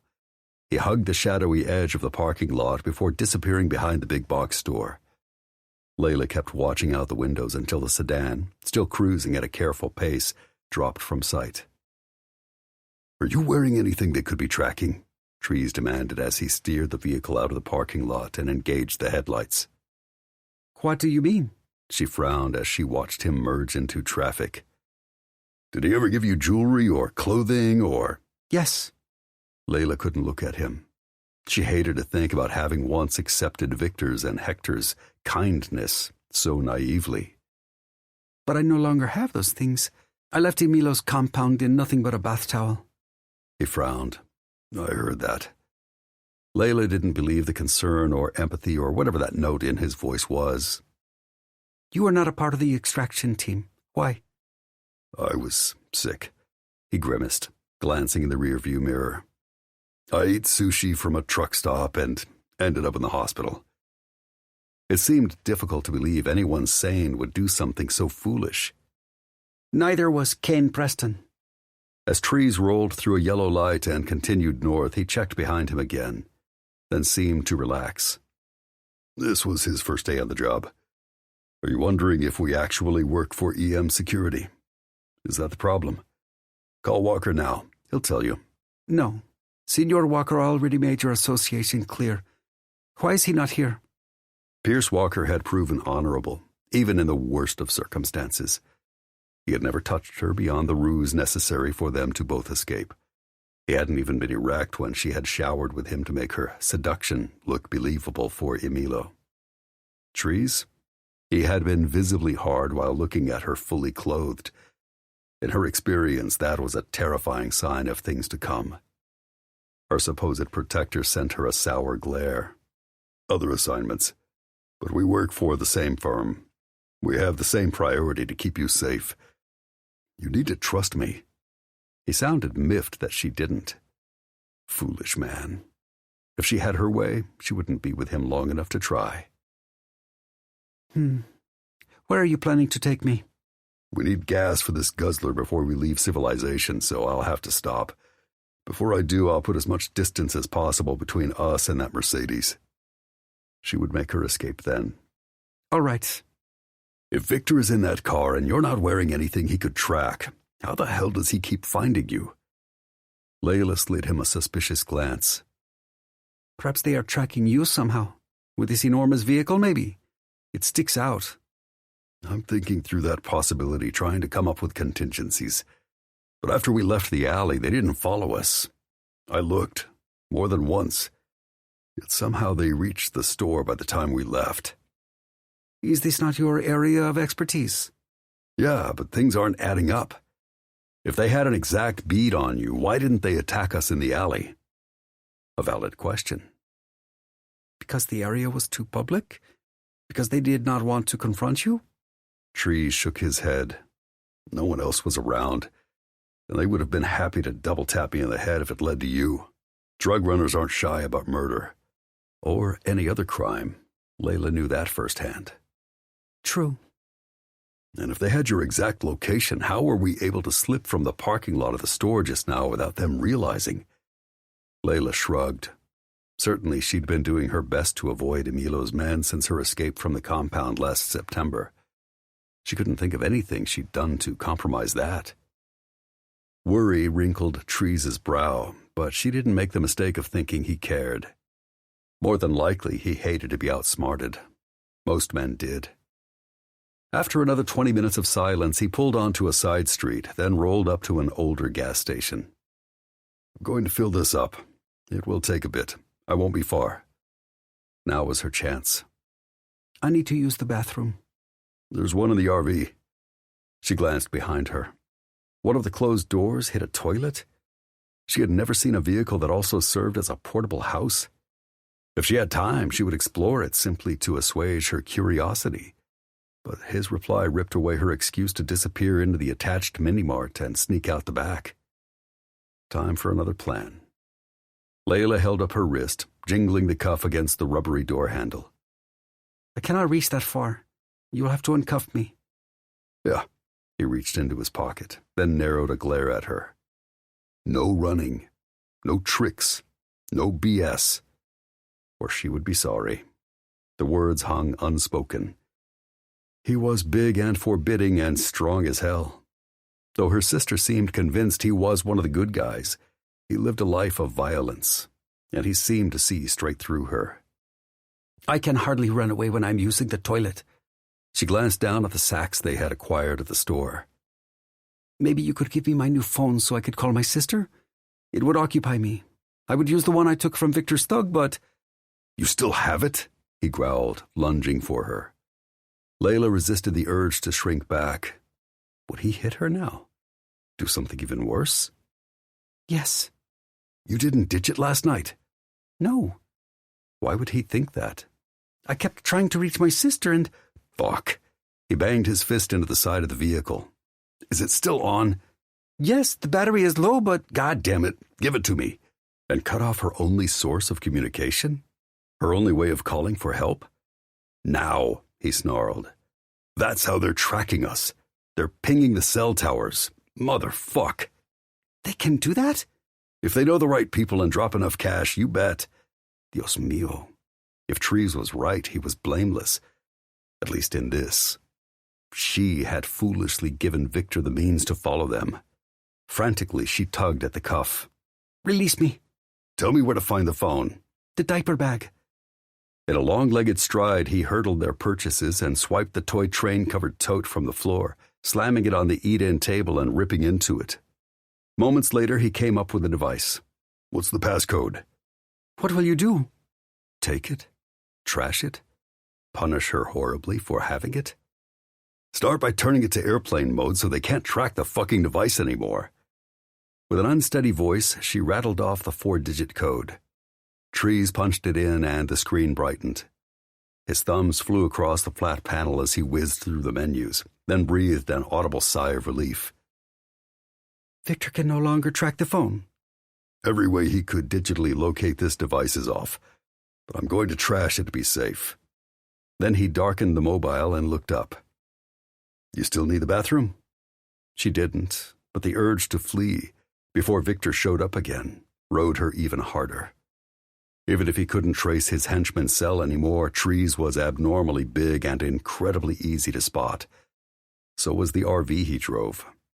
She could blend in better on her own. Thankfully, the area was busy, and she'd seen more than one conceivable place to hide until she could devise a better plan. Please. He reached into his pocket and extracted a key that looked comically small between his large fingers, then came at her with a warning glare. Don't make me chase you again. Layla disregarded his implied threat. Now that Trees had stripped her ability to communicate, and Victor had likely seen her with him, twice, staying was too dangerous.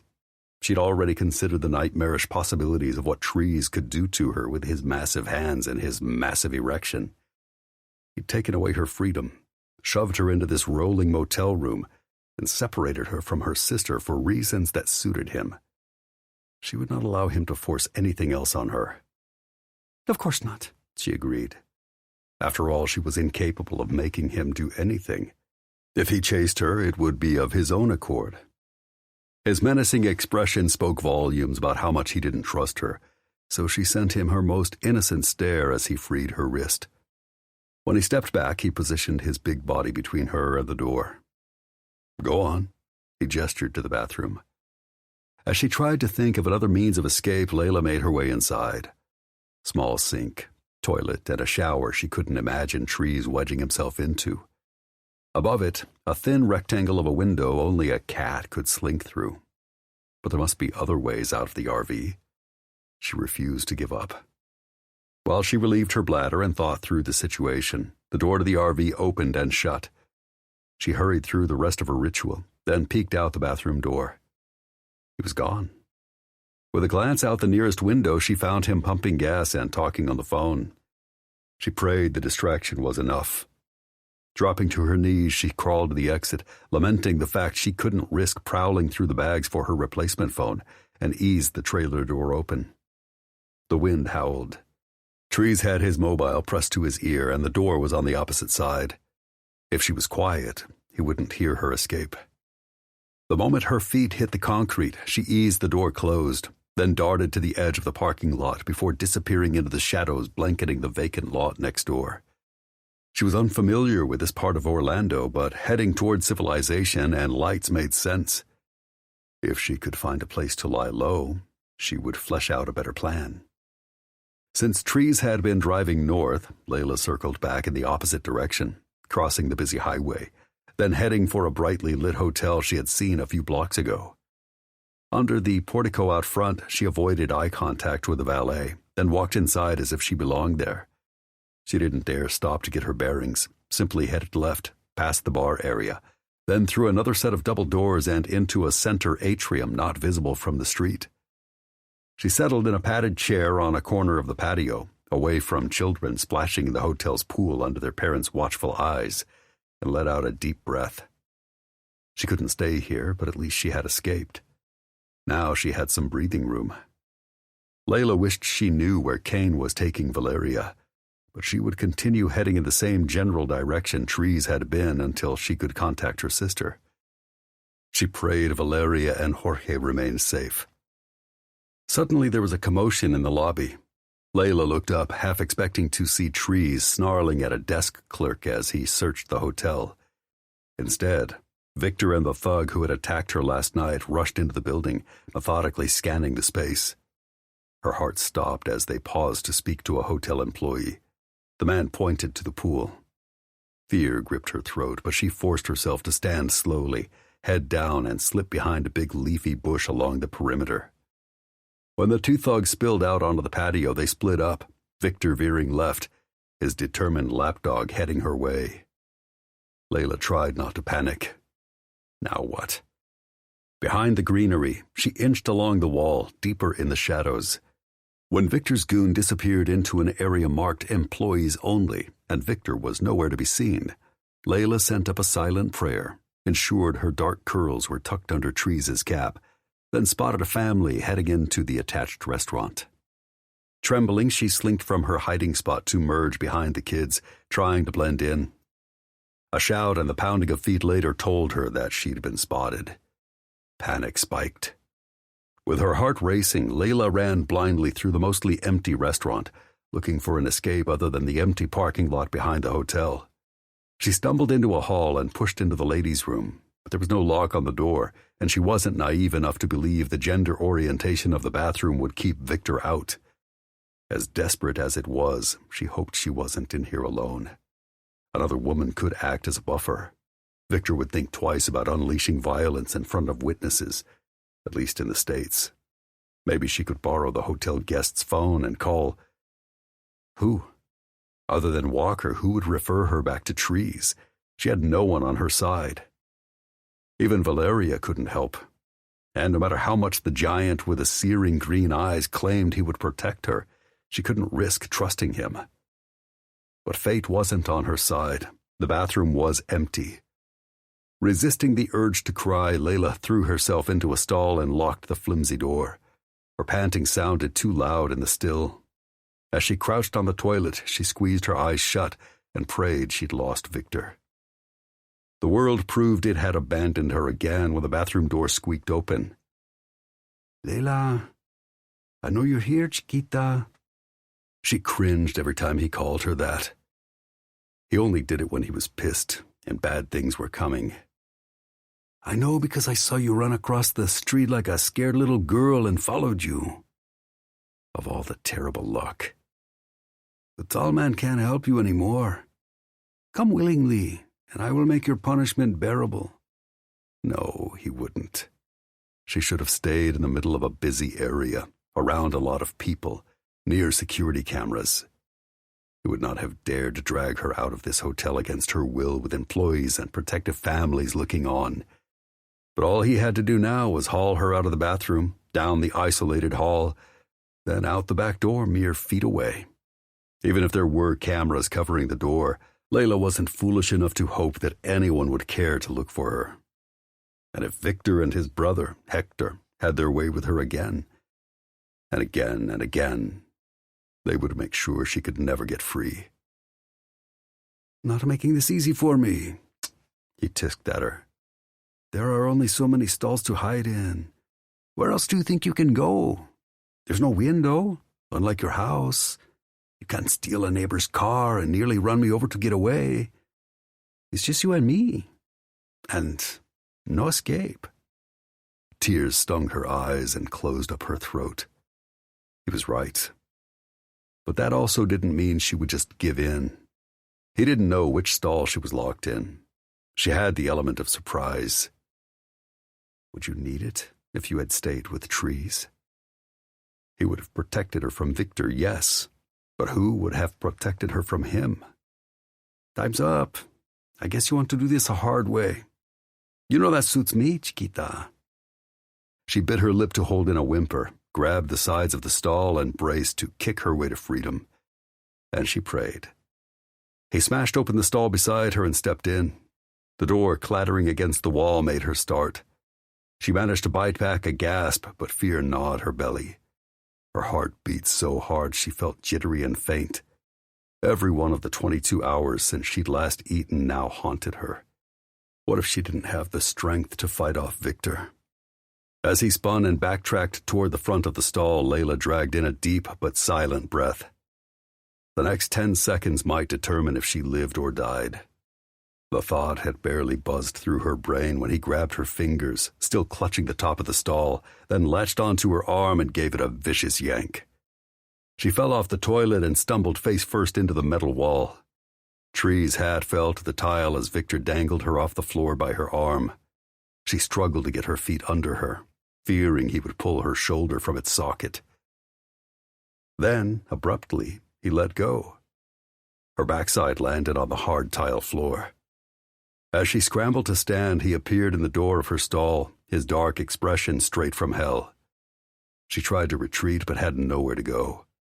He grabbed a fistful of her hair and used it to tug her against him, wrapping an arm around her body and pressing her close. It was hard. Victor sucked in a hissing breath as he rolled his erection against her. You know I love it when you fight. Keep it up. It will only make your punishment sweeter. He meant more painful. In the past, she would have lowered her head, promised to be good, and endured whatever he dished out, hoping she would live another day. Hector hadn't been quite as sadistic and had sometimes curbed his brother's darker impulses. But last year, Hector had moved to the States and taken an American wife. Layla felt sorry for the woman. Marriage to Hector must be like something out of a horror movie. And what was being captive to Victor? A terrifying level of hell, one she hated to endure again. She hadn't fought back in years, not since that first awful time. She'd buried the horrifying night in the back of her brain and tried to forget, but she never had. She refused to let him take her again. She would rather die here than endure more of his torture. He rubbed against her. I missed you, Chiquita. No, he missed his morning blowjobs. He missed the demeaning way he'd fucked her in front of his friends just to prove he could. He missed being able to roll over in the middle of the night and use her at his whim. He cared nothing about her. She stared back, stone-faced. Cat got your tongue. It doesn't matter. It's not your tongue I want now. Still gripping her hair, he spun her around to face the bathroom sink and forced her to bend over until her forehead smacked the counter. Then he shoved her shorts around her thighs and lowered his zipper. Her fight instinct surged. Layla kicked back blindly, ramming her foot into his knee. He cursed and released her, but his body still blocked the exit. She grabbed a palm full of liquid hand sanitizer from the nearby dispenser. The sterile stench of rubbing alcohol made her queasy. When she turned back to Victor, he prowled toward her again, his glare promising retribution. She flicked the clear liquid gel from her fingertips, right into his eyes. He backed away with a curse. Bitch! Layla sidestepped him, pulling up her shorts with one hand and reaching for the door with the other. Before she could grab on, Victor seized her arm cruelly and flung her against the nearest bathroom stall, his eyes red like a demon as he curled his fist threateningly above her face. She braced. It wouldn't be the first time he'd used her for a punching bag, but she swore it would be the last. Then she realized she had a self-defense mechanism she'd never had in her brother-in-law's compound of horrors, and she smiled. Right before she screamed. Victor cursed and slapped a hand over her mouth, but she bit him and jerked away. He went for her throat then, gleefully squeezing tight to strangle her cry and cut off her air. Her eyes bulged, her lungs burned. Had she made a huge mistake in trying to enlist the hotel's guests or employees? Maybe no one had heard her. Or maybe no one cared that Victor might strangle her and leave her body here to rot. If that happened, would her sister ever know how she had died? Would Valeria ever be safe? Layla kicked and scratched, but Victor dodged her, his face telling her that he was enjoying snuffing out her life one agonizing, suffocating second at a time. Suddenly, the bathroom door slammed against the wall, and Victor was ripped away from her with an inhuman snarl. Layla gasped in a burning draft of air as the sound of knuckles impacting bone filled her ears. A fist ramming into a face? Someone grunted. She blinked until her vision focused again, and she saw Trees holding Victor by the throat against the bathroom wall, about 5 inches off the ground. "Are you all right?" he barked her way. Already the monster who had terrorized her for years had a swelling eye and wore a half-dazed expression. Layla couldn't speak. Trees had come for her. "Yes or no?" He looked her up and down as if trying to answer the question himself. While she struggled to find her voice, Victor reached into his pocket and drew out a sharp, serrated blade. She didn't stop to think about who she could trust, just pushed aside cold fear and screamed, "Trees!" He jerked his gaze back to Victor just in time to leap away from the blade, headed right for his ribs. Trees banged her nemesis against the tiled wall again. On impact, his skull cracked in a horrifying thud. While he reeled, Trees plowed his fist into Victor's nose. Her assailant's eyes rolled to the back of his head. When Trees let go and reached for her, Victor fell to the floor in an unconscious heap. She looked up at her rescuer incredulously. "What are you doing here?" "Did he hurt you?" Layla stood mute. She'd never, ever seen anyone get the best of Victor. Not once. Not even Emilio. But this giant man who claimed to be her savior, albeit temporarily, had squashed him like a bug. "Not much." "Is that Victor?" "Yes." Her voice sounded terrified, even to her own ears. He scooped up the fallen knife and pocketed it, then settled Victor's unconscious form on the nearest toilet, cuffing his wrist to the flushing mechanism and shutting the stall door. "I'd love to kill the son of a bitch, but dead bodies raise too many questions. We need to go." Now? Without calling the police? Then again, he probably wanted to avoid them. She certainly didn't want to stay in this city another minute, nor did she want to answer an officer's probing questions. Maybe Trees didn't either. She just wanted as many miles between her and the Ramos brothers as she could get. "Come on, I'll get you out of here safely." She hated to put her trust in this operative she barely knew, who had been at least partially responsible for the violation of their safe houses, who had taken her without her consent. But she had exhausted her options, and herself, tonight. If she wanted to avoid Victor and his wrath, she had to rely on Trees. "Can you?" She wasn't sure. Trees had committed violence, so the hotel might have called the police. Or what if Victor's right hand was lying in wait to end them with a couple of bullets? Did they have any chance at all of leaving here? "We're going to try." Trees took her hand. "Let's go." Layla looked shaken and terrified, like she was holding herself together through sheer will. "All right." It wouldn't be long before her adrenaline crash. Trees wanted to scoop her up in his arms. He didn't dare risk spooking her. "That means you have to trust me, at least a little. Can you do that?" She hesitated. "Yes." He wasn't convinced, but he squeezed her hand, opened the bathroom door, and peeked down the hallway. It was blessedly empty. If they managed to get back to the RV undetected and unimpeded, he would deal with everything else. Since the dinner hour had passed, the restaurant had mostly emptied out. A pair of octogenarians sat in a corner sipping decaf. Near them, a family with little ones ate in silence, looking wiped out after a day in the parks. At the end of the hall, Trees turned the corner and hugged the less illuminated wall, absorbing her against his body, all the way to the double doors. No one approached or challenged them. A few minutes earlier, he'd taken care of Victor's cohort in a service hallway, knocking the asshole unconscious. He freaking hoped there was some ice in the RV's freezer. His knuckles could use it. Outside the hotel, they rounded the building and headed for the main road on foot. "Did Victor hit you or—" If the scumbag had, Trees would be hard-pressed not to march back into that women's room and kill the motherfucker. As it was, the sight of the asshole's fist aimed at Layla's terrified face was burned into his retinas. She didn't meet his stare.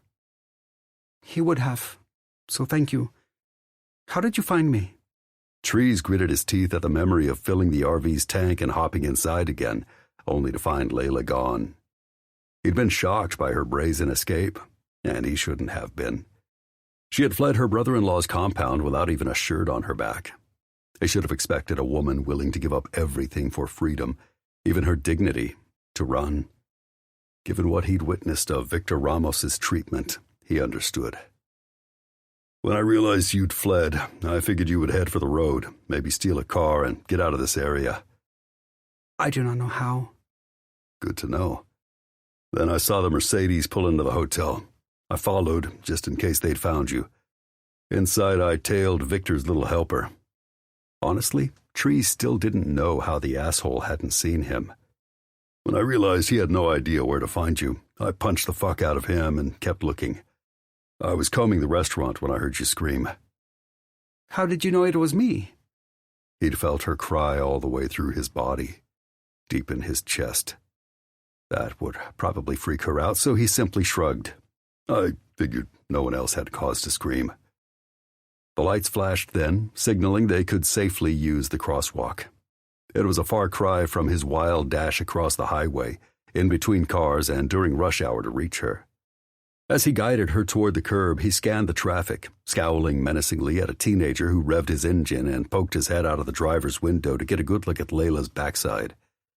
The minute the little bastard caught sight of Trees' threatening expression, he piped down and rolled up his window, proving he had at least 2 brain cells to rub together. Layla looked as if she might say more, but didn't as they reached the RV, which still sat where he'd abandoned it, hogging 2 pumps at the gas station. As they approached the door, she suddenly grabbed him and stumbled, as if her legs had stopped supporting her. There was her adrenaline crash. He'd barely gotten his hands around her shoulders when she doubled over and retched a thin stream of clear liquid. Fuck. She had nothing to throw up.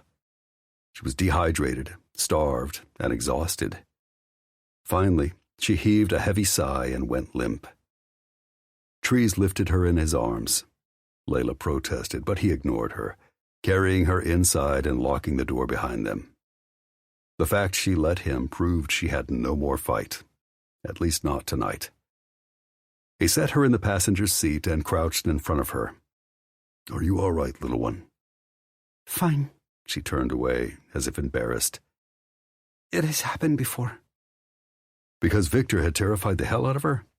That pissed him off. He managed to tamp down his anger, for now.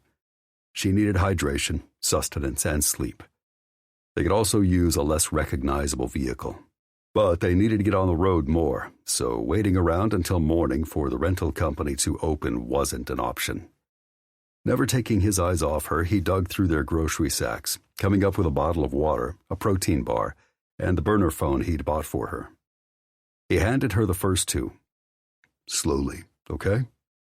Layla looked at them longingly, but shook her head. I do not need that. The hell she didn't. Your body has to restore itself. When was the last time you ate? I am not hungry or thirsty. I simply want to call my sister. She gestured to the phone still in its package. She was full of shit, and he couldn't fathom why she would lie about something so obvious. Thankfully, BDSM had taught him how to deal with a stubborn female in his care. If she wouldn't take care of herself, he would do it for her. Trees dropped his voice. You want to talk to Valeria? Eat half that bar and drink half the water, and I'll give you 5 minutes with her. Eat and drink all of both, and you'll get 10. If she exerted herself more than that, she was likely to keel over. Of course there's a price. Her smile was all cynical sneer. What else do you want? What the hell else did she expect him to demand? Nothing. Suspiciously, she held out her hands. He gave her the bar and the plastic bottle, watching as she inspected both carefully as if she suspected he had tampered with them. She shot him one last wary stare before she opened the bar and took a cautious bite. As she chewed, she opened the bottle and took a slow sip, swishing it around her mouth before finally swallowing. Why would I poison you when I'm trying to save you? After everything she had endured in the last 24 hours, Trees wasn't surprised logic had taken a back seat to emotion. Layla shot him a stare. It wasn't a warning. It wasn't even a rebuke. Instead, her face was carefully blank, as if she didn't want to give him anything, even her anger. Fuck. Keep eating, and I'll get this phone up and running. I will eat more when the device is ready. She didn't trust him at all, not even to uphold his end of the bargain. Hadn't he just saved her from being attacked and dragged back to hell? How does she know you're not like those assholes? She didn't. She was in a dark place and she needed a safe space, along with guidance and boundaries that would benefit her. In short, she needed security. That's where he came in. The question was, what would it take to shine light into the shadowy corners of her heart? All right. He ripped the phone from the plastic and had it set up to send and receive both calls and texts within 3 minutes. Done. Your turn. How do I know it truly works? Trees sighed and dialed his own device. He pulled it from his pocket to show that it, in fact, rang. There you go. Now eat. She did so silently, but all hint of caution was gone. She scarfed down the protein bar even faster than she guzzled the water. Want more? She shook her head. I want to talk to my sister. He handed her the device. With greedy hands, she grabbed it. I need privacy. Why? She and Valeria mostly spoke Spanish. He couldn't understand 95% of what she said, but after tonight, he wasn't ready to trust Layla. Talk here, or not at all. Layla muttered something under her breath he'd bet was less than polite, but she settled back against the seat and dialed her sister. Trees fired up the RV and glanced at the clock. 10 minutes. Then she needed rest. Tomorrow she and her sister could talk more. Layla wouldn't like the restriction, but she would learn he was a man of his word. As Valeria answered the call, he headed the fuck out of Orlando, trying not to listen to the sisters' murmured conversation, until tears began to spill down Layla's cheeks. Oh, her voice sounded upbeat, but she was fucking crying. He didn't know what the two of them were saying, but if Valeria was upsetting her, that was a big hell no for him. He was shutting that shit down. 2 minutes. She scowled at him, her golden hazel eyes like a rainstorm. Then she continued talking as if he hadn't spoken at all, and the tears kept flowing. 30 seconds, he reminded a minute and a half later. She sniffled. I am talking to my sister, not someone dangerous. Dangerous, no. Upsetting, obviously. You're wasting time talking to me. Say goodbye. She muttered what was probably another curse, then said goodnight to her sister and ended the call. Fury tightened her profile, but she merely set the phone aside, then folded her hands in her lap and stared out the windshield, patently refusing to look at him. Something was going on in her head. He wished like hell she would confide in him. But that took trust, and trust took time. Good thing he was patient. Why were you crying? I miss my family. Trees wasn't sure whether to believe her. Did Valeria say something to upset you? No. Maybe that was true. But even if it wasn't, she would defend her sister. So he tried another tactic. When was the last time you slept? I'm not tired. This again. You're exhausted, especially after your adrenaline crash. She shook her head. I'm fine. And I am tired of your lies, he parroted. We're on the same side, you know. I'm here for you. She raised a brow at him. Of course, because you are paid. And because you need help. Let me help you. Layla brushed aside his assurances as he veered onto a 2-lane highway outside the city. Where are we going? He didn't want to tell her he wasn't headed anywhere yet and might not be for weeks. Hearing the news they would be traveling together indefinitely would only freak her out again. Off the beaten path. Victor and his goon will be after us again within the hour. She looked alarmed. The hotel would not call the police? Trees shook his head. Based on security footage, they did nothing wrong. So as soon as they're conscious and free, the assholes will be on the road, looking for us. They've seen me with the RV twice. The vehicle and I are both hard to miss. True. And Victor knows now that we're traveling together, so we have to stay off the interstate and away from places where we might be spotted. Because if Ramos flashed cash, anyone who'd seen them would start talking. I understand. But she didn't look happy about it. So I need you to work with me here. The more you try to get away, the more time I spend chasing you. The less time we have to put distance between us and Victor. She slanted him a glance. Or you could just tell me where to find my sister. I can make my own way there. Nope. Valeria wants you protected. And after what I saw tonight, there's no way I'm letting you fend for yourself. But no, Layla. He hadn't dropped his voice on purpose, but it had the desired effect. She lowered her gaze to her hands folded in her lap and pressed her lips together mutely, shoving aside the ramifications of her response, because if he didn't, he'd sport another erection that would freak her out. Trees focused on the road. Take a shower, brush your teeth, and go to bed. He knew from experience that washing away combat would help clear her head and relax her body. Towels are in the cabinet next to the sheets. No. Her refusal was instant, but trembling. She was afraid. He tried not to take it personally. He didn't know what she'd endured, but her years with the cartel had damaged her. Tonight he'd only scratched the surface of her mental scars. You think I'm going to hurt you while you're vulnerable? What would stop you? The fact I'm not a dirtbag. But she didn't know him. I'll be driving. I can't touch you while I'm steering this thing, and there's no shoulder for me to pull over and do my worst to you. You're perfectly safe, I promise. She seemed to consider his words, then she licked her lips and glanced over her shoulder to the back of the motorhome. Fine. I will sleep if I can lock the bedroom door. He weighed her desire for solitude against the need for safety, but the back window was an exit. Sorry. If you want more privacy, there's an extra sheet in the cabinet above the dining table. String it across the RV. He would still hear if she tried to escape. I will not run again tonight. Trees noticed she said nothing about tomorrow. The door stays open. Layla did not reply, simply pursed her lips together and turned toward the back. He grabbed her wrist. Just so we're clear, if you jump out the door while the RV is moving, either the fall or the area wildlife will kill you. She yanked free, then tugged a string across the cabin meant to act as a temporary clothesline before she tossed a spare sheet over it, blocking his view. Trees heard the bathroom door shut and the water running. He turned on the radio and stopped at the first station with decent reception so he didn't think about Layla naked.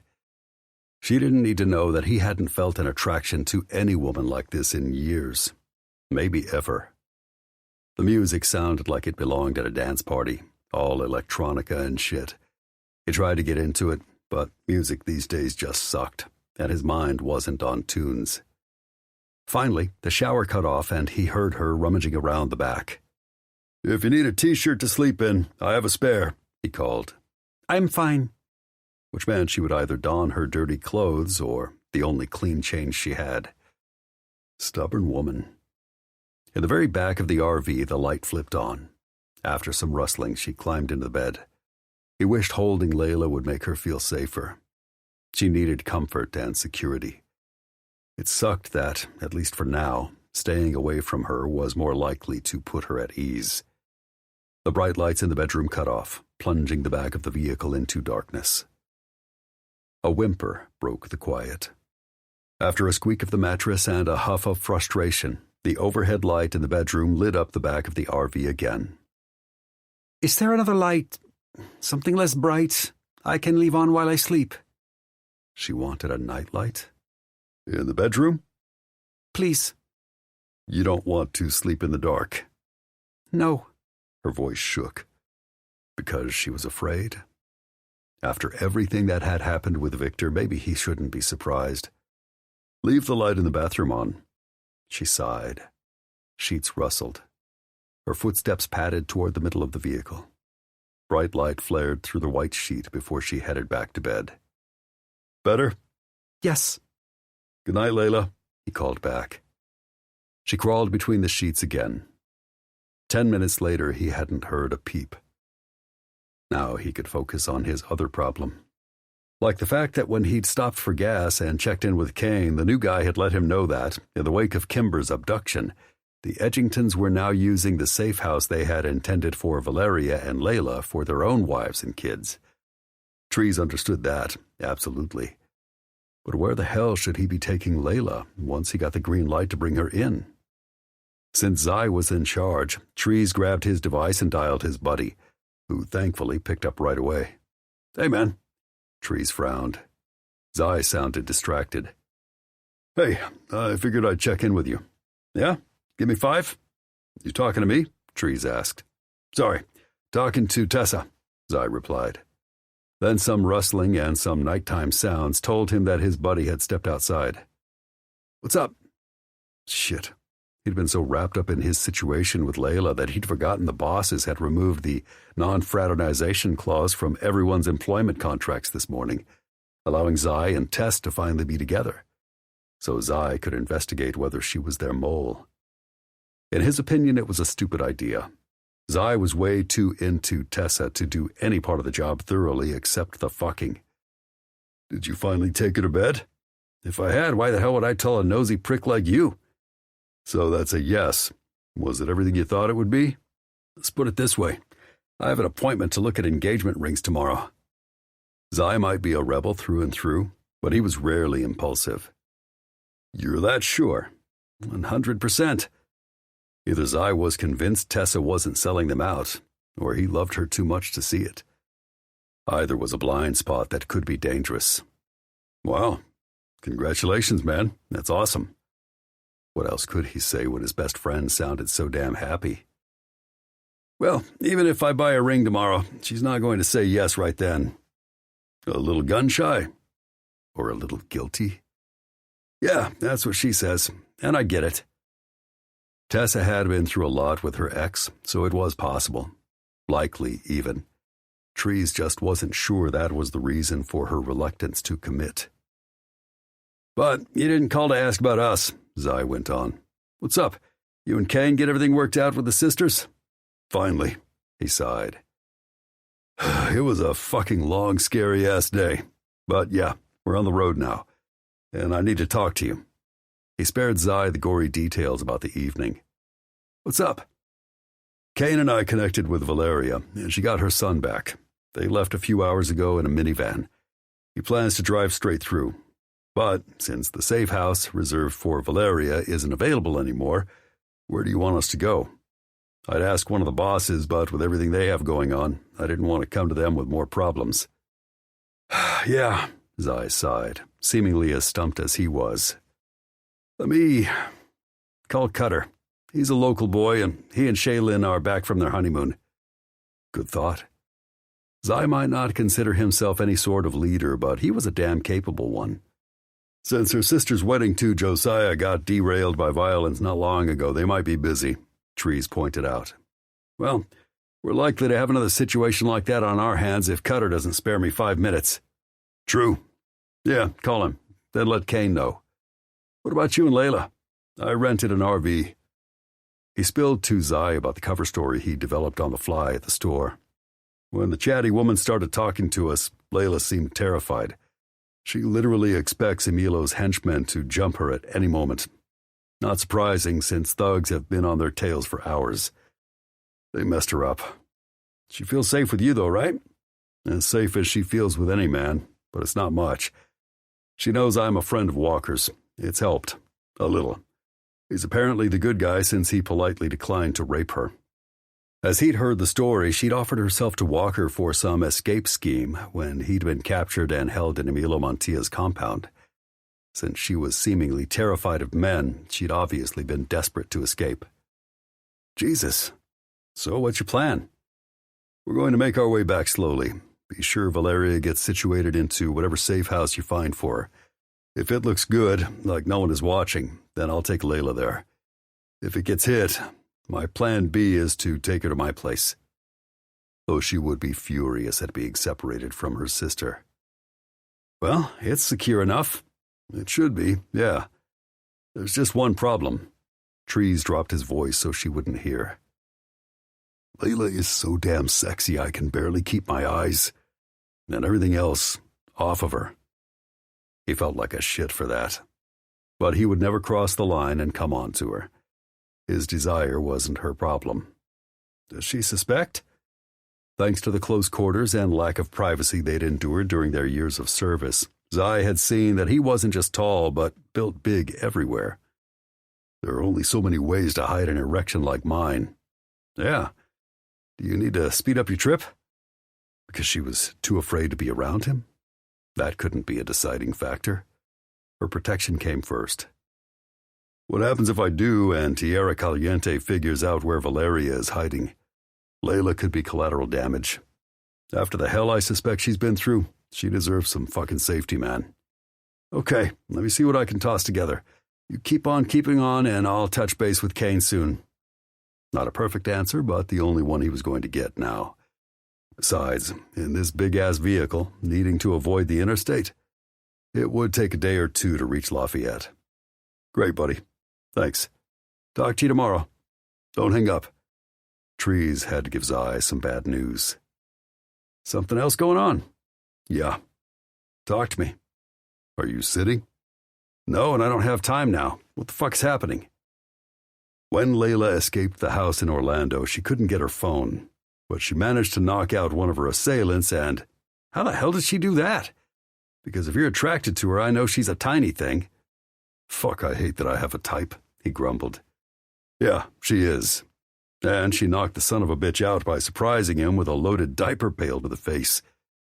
Zai chortled, as if he tried not to laugh but failed. She sounds resourceful. Bet that guy thought it was a shitty fight. Yeah, Layla is something, he whispered. Where is she now?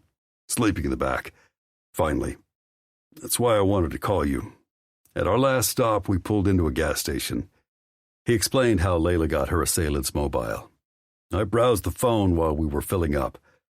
This guy was Tierra Caliente, and you won't like how they're communicating. Zai groaned. Oh, don't say it. I don't want to, but I have to, man. They're using ABUZ. Unluckily for Zai, his father, who was an absolute dick, owned and helmed the trendy social media app. Fuck. You have to call your dad and break the news that criminals were using the platform designed for chat and interaction to coordinate illegal behavior. If Philip Garrett didn't already know. And what were the odds of that? But Zai would have to climb that mountain alone. Trees needed to focus on Layla. The two caught up for a few more minutes, then Zai sighed. Stay safe, check in, and keep your dick in your pants. The first two, no sweat. The last one, no promises. Trees joked lamely to lighten the mood. They rang off, and Trees settled in with the road, determined to put as many miles between Victor Ramos and Layla as possible. He also kept his eyes on the other cars that came up behind him, leading west, because while the guy was an asshole, he wasn't stupid. By now he had likely ditched the Mercedes and picked up something new, probably nondescript, and Trees didn't like the fact there wasn't a damn thing he could do about changing the RV's appearance. Cruising the two-lane roads, he slowed through every pissant town, not wanting to attract attention. But at 1 a.m, the road started swimming, and he was seeing double. He found a little one-gas station town and pulled behind a church to catnap. Did Layla realize this RV didn't have another bed that would fit him? Not that he'd let her sleep on the bunk over the front seats alone, given her habit of running. With a sigh, he cut the engine, then headed to the back to check on her. Moonlight blended with a beam of light from the bathroom, lighting up her pale olive profile. She wore a skimpy pink tank top, with no hint of a bra. It did little to contain her breasts. A strip of bare skin below her waist gave way to a pair of innocent white lace panties, which peeked above the sheet she'd thrust off in the Florida humidity. Her dark hair curled behind her, spread across the pillow. She was so still and silent, and Trees couldn't decide if she was deeply asleep or faking it. He wasn't taking a chance, and since he'd left his police-issue cuffs on Victor, he had to roll with the punches. Rummaging through his duffel, he pulled out a pair of padded cuffs and headed back to the bedroom. Layla hadn't moved. He wedged his way through the narrow walkway around the queen-size bed and knelt beside her. She was even more beautiful up close. His gaze caressed her. His cock hardened. It would be stupid to linger.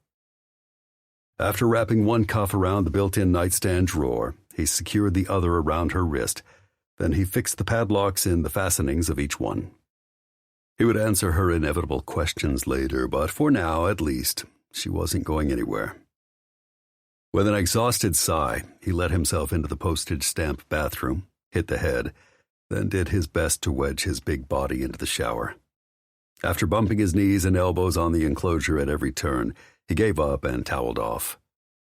As tired as he was, he almost dreaded lying beside Layla.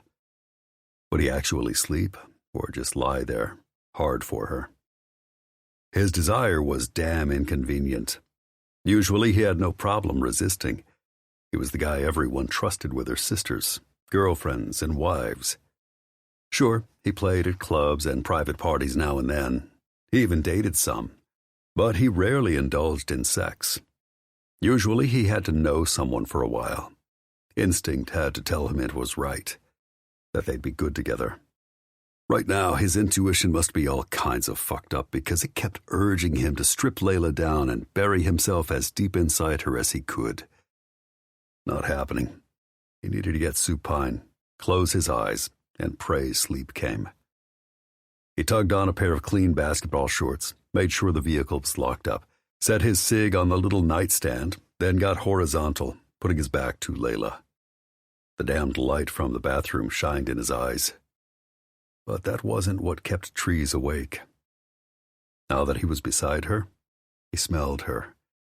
A hint of the clean bar soap he'd stalked in the shower combined with some female musk that teased the fuck out of his senses. With every inhalation, he breathed her in. With a stretch of his long legs, he brushed her small feet and soft thighs. He could hear her, now whining softly in her sleep as if she was having a nightmare. Her chest rose and fell quicker with every breath she sawed in and out. Her moans became cries.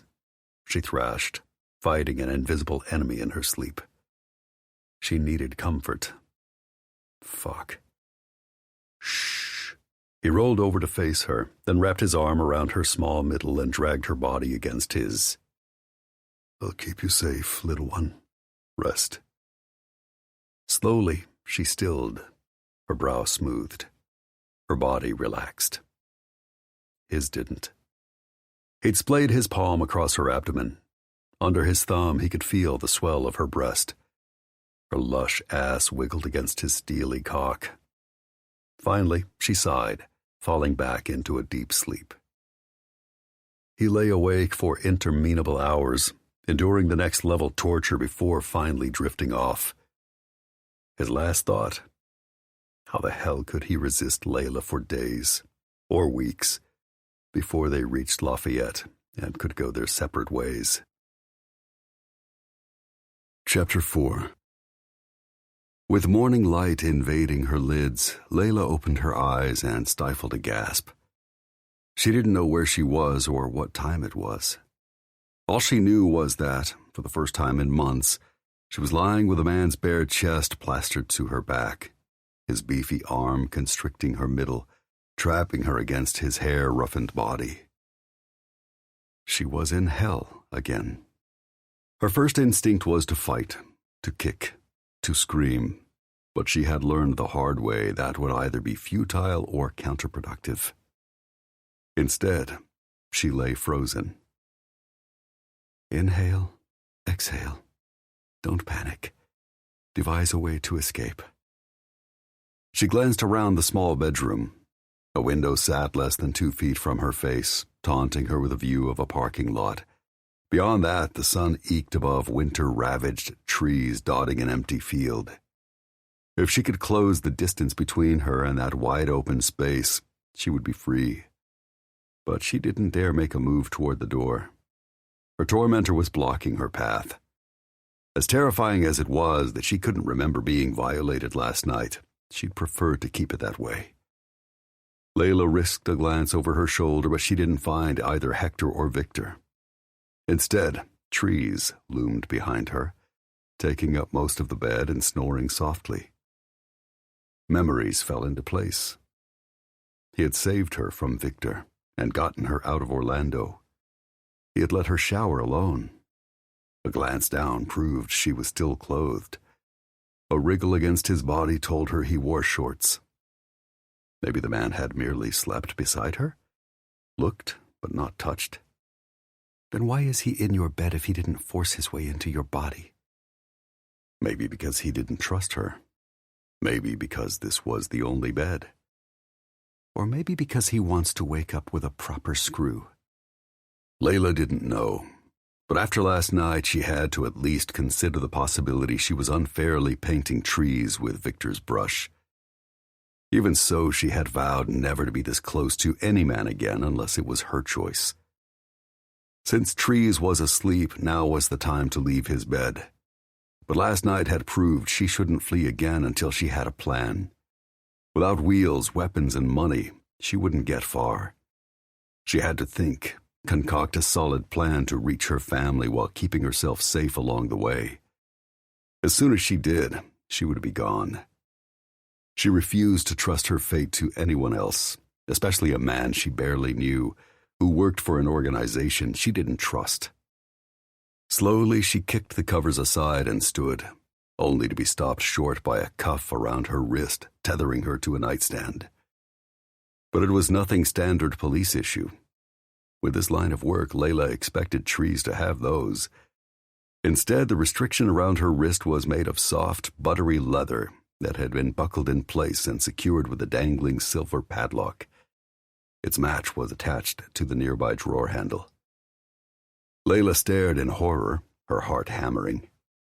She knew all too well what restraints like these were intended for, and Trees had used them to shackle her. Panic rose, a scream stuck in her throat. Suddenly, he flattened his big palm across her back. "Take a deep breath, Layla.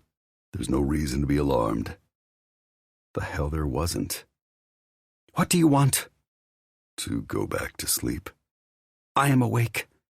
And not willing to lie beside him again, especially if he was anything like Hector, partial to morning sex. The more against her will, the better. With a sigh, Trees rolled away and sat up. Somehow, the skin he'd been touching moments ago felt cold. Then he lifted his phone from the nightstand, glanced at the time, and stood. "All right, we should probably get on the road anyway." That was it. He wasn't going to demand she spread herself open for him, or use his superior size and strength to pull her back to the bed to relieve the tenting of his shorts. "You need the bathroom?" he asked instead. Yes, but she needed his cuffs gone more. "Please." Nodding, he padded toward her. Too late, she realized that in order to release her, he had to come unnervingly close. Layla swallowed as he rounded the bed, approaching her on enormous bare feet. His legs were harshly muscled trunks. His erection was large and obvious. His abdomen was muscled and corrugated like a man in peak physical shape. His chest, broad and hard and sprinkled with dark hair, was purely masculine. His shoulders, one covered in tribal ink, seemed impossibly wide, even for a man as enormous as him. The desire in his eyes as he took her in from head to toe was unmistakable. Experience had taught her that showing weakness never resulted in mercy, so she stood her ground, refusing to flinch as he closed in, cutting off her only avenue of escape. Unless she wanted to scramble across the bed, of course, and what were the odds she could make it to the other side before he pinned her down and took advantage of her? Her heart beat so wildly she could barely breathe, but she met his gaze straight on, painfully aware that she wore only a tank top he could possibly see through and filmy white lace underwear. She did her best to ignore that and held up her wrist as much as the restraints allowed. Get it off. Trees took her arm in his grip, his touch surprisingly gentle, as he settled the key in the padlock. It's not hurting you. A man only uses these to restrain someone for his sexual urges. She spit at him like an accusation. He paused as if mulling his response, then nodded. But for me, it's never against a woman's will, Layla. Ever. Mentally, she snorted. What other reason would a man have to manacle a woman he intended to have sex with? Your urges are none of my concern, but if you are being paid to protect me, you should never restrain me. After a minute flick of his wrist, he turned the key and extricated the padlock before unbuckling the cuff. Still, he didn't release her. Since my other cuffs secured Victor to a toilet, the best place for him until he goes to hell, these are the only restraints I have. They aren't meant to alarm you, but I can't protect you if you keep running from me. Since she couldn't conceive of a reason he would have brought them at all except to secure her to his bed, she disagreed, but kept her thoughts to herself. And if you hadn't run, I wouldn't have used them on you at all. So this was her fault? Of course. He was a man. He was never at fault for anything. Let me pass. I want to get dressed. For a long moment, Trees didn't move. Finally, he pressed his big back against the window and reached for the cuff still affixed to the nightstand. If she squeezed past him, every inch of her body would rub against his. And then what would happen? The possibilities terrified her, but he'd left her no choice. Layla debated on her approach. Turning her back to him would conceal her breasts, but her ass would brush the most rigid, male part of him, possibly exciting him more. Worse, she would be presenting him her vulnerable back, where she wouldn't see his attack coming. Better to face him head on. But Trees took up 3/4 of the space between the window and the bed. When she tried to step past him, his hard penis brushed against her belly. She gasped, instinctively trying to retreat. She nearly fell back to the mattress. Trees wound his arm around her middle, keeping her upright. The move pressed her body tight against his. Heat poured off of him, chasing away the January chill while making goose flesh erupt across her skin. But he was too big, too close, too frightening. Let me go.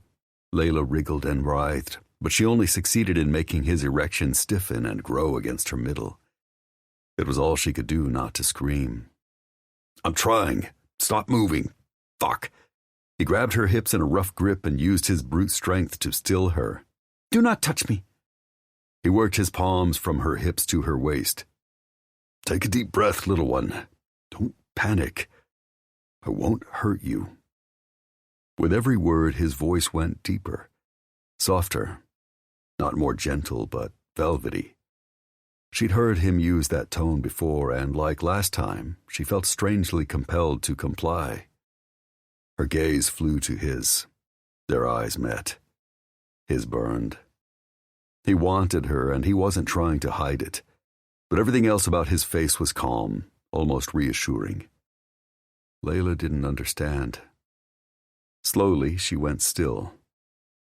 Yes, he praised, his voice lower and silkier than ever, as he locked his hands around her waist. That's a good girl. His words should have seemed patronizing, like someone crooning to a child, yet they soothed her. Some still panicked part of her brain screamed that he was lulling her into cooperating before he forced her to the mattress and used her for his pleasure. But the thought had barely taken root when he lifted her around the corner of the bed, a foot away, then released her. Layla gaped. That was it? He met her gaze unblinkingly, a silent yes. Maybe he wasn't awful. Maybe he wouldn't attack her. Maybe. But she waited for her heart rate to return to normal. It didn't. Why? She didn't want him to touch her again. But now that he wasn't, she was oddly aware of him. Trees was the first to break their stare, turning his attention to the cuff around the drawer handle.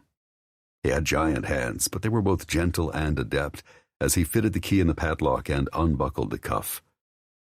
When he turned, she was still watching him. "Something you want to say, Layla?" If you terrify me, why am I so curious? She stifled a foolish thought. She was simply confused, not thinking straight. Of course she didn't want him coaxing her with that voice, didn't want his hands on her, didn't want him anywhere near her. Yet some subversive part of her wondered why he felt different. "Nothing," she muttered, then disappeared into the bathroom. As she locked the flimsy door, she realized her hands were shaking, her palms were sweating, her heart was still racing. After using the toilet, she washed her hands and looked at her reflection in the mirror above the basin. Her eyes looked wide, almost startled. Her cheeks were flushed. Her breath still trembled in her chest. Why did Trees rattle her so much when he hadn't harmed her in any way?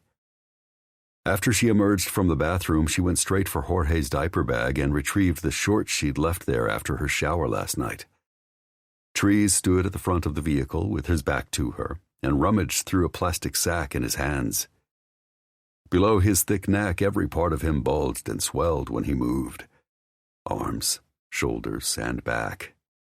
Muscles even bracketed his strong spine as his shape narrowed from top to bottom in a V. The longer she stared, the more her breath turned choppy. She swallowed a flutter in her belly she didn't understand. As if he sensed her stare, he turned, his gaze sweeping her at once, making her feel almost naked. "Need something?" His voice.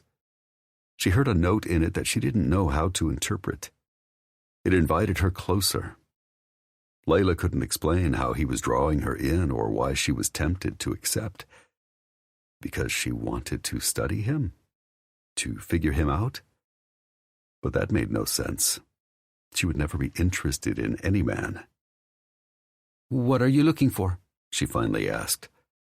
He pulled out some metal part on cardboard backing, wrapped in plastic, along with a small tool set.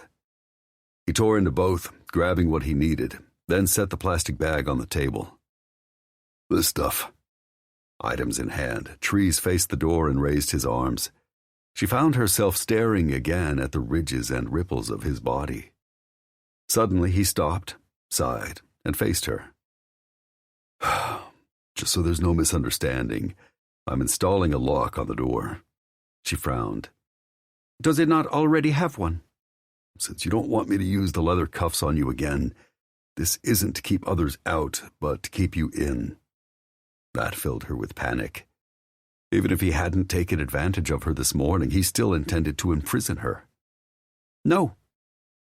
"I can't have you running again, so I want to be crystal clear. I'm only trying to prevent you from fleeing and putting yourself in danger while my back is turned. I'm not locking you in because I intend to force myself on you." So he claimed.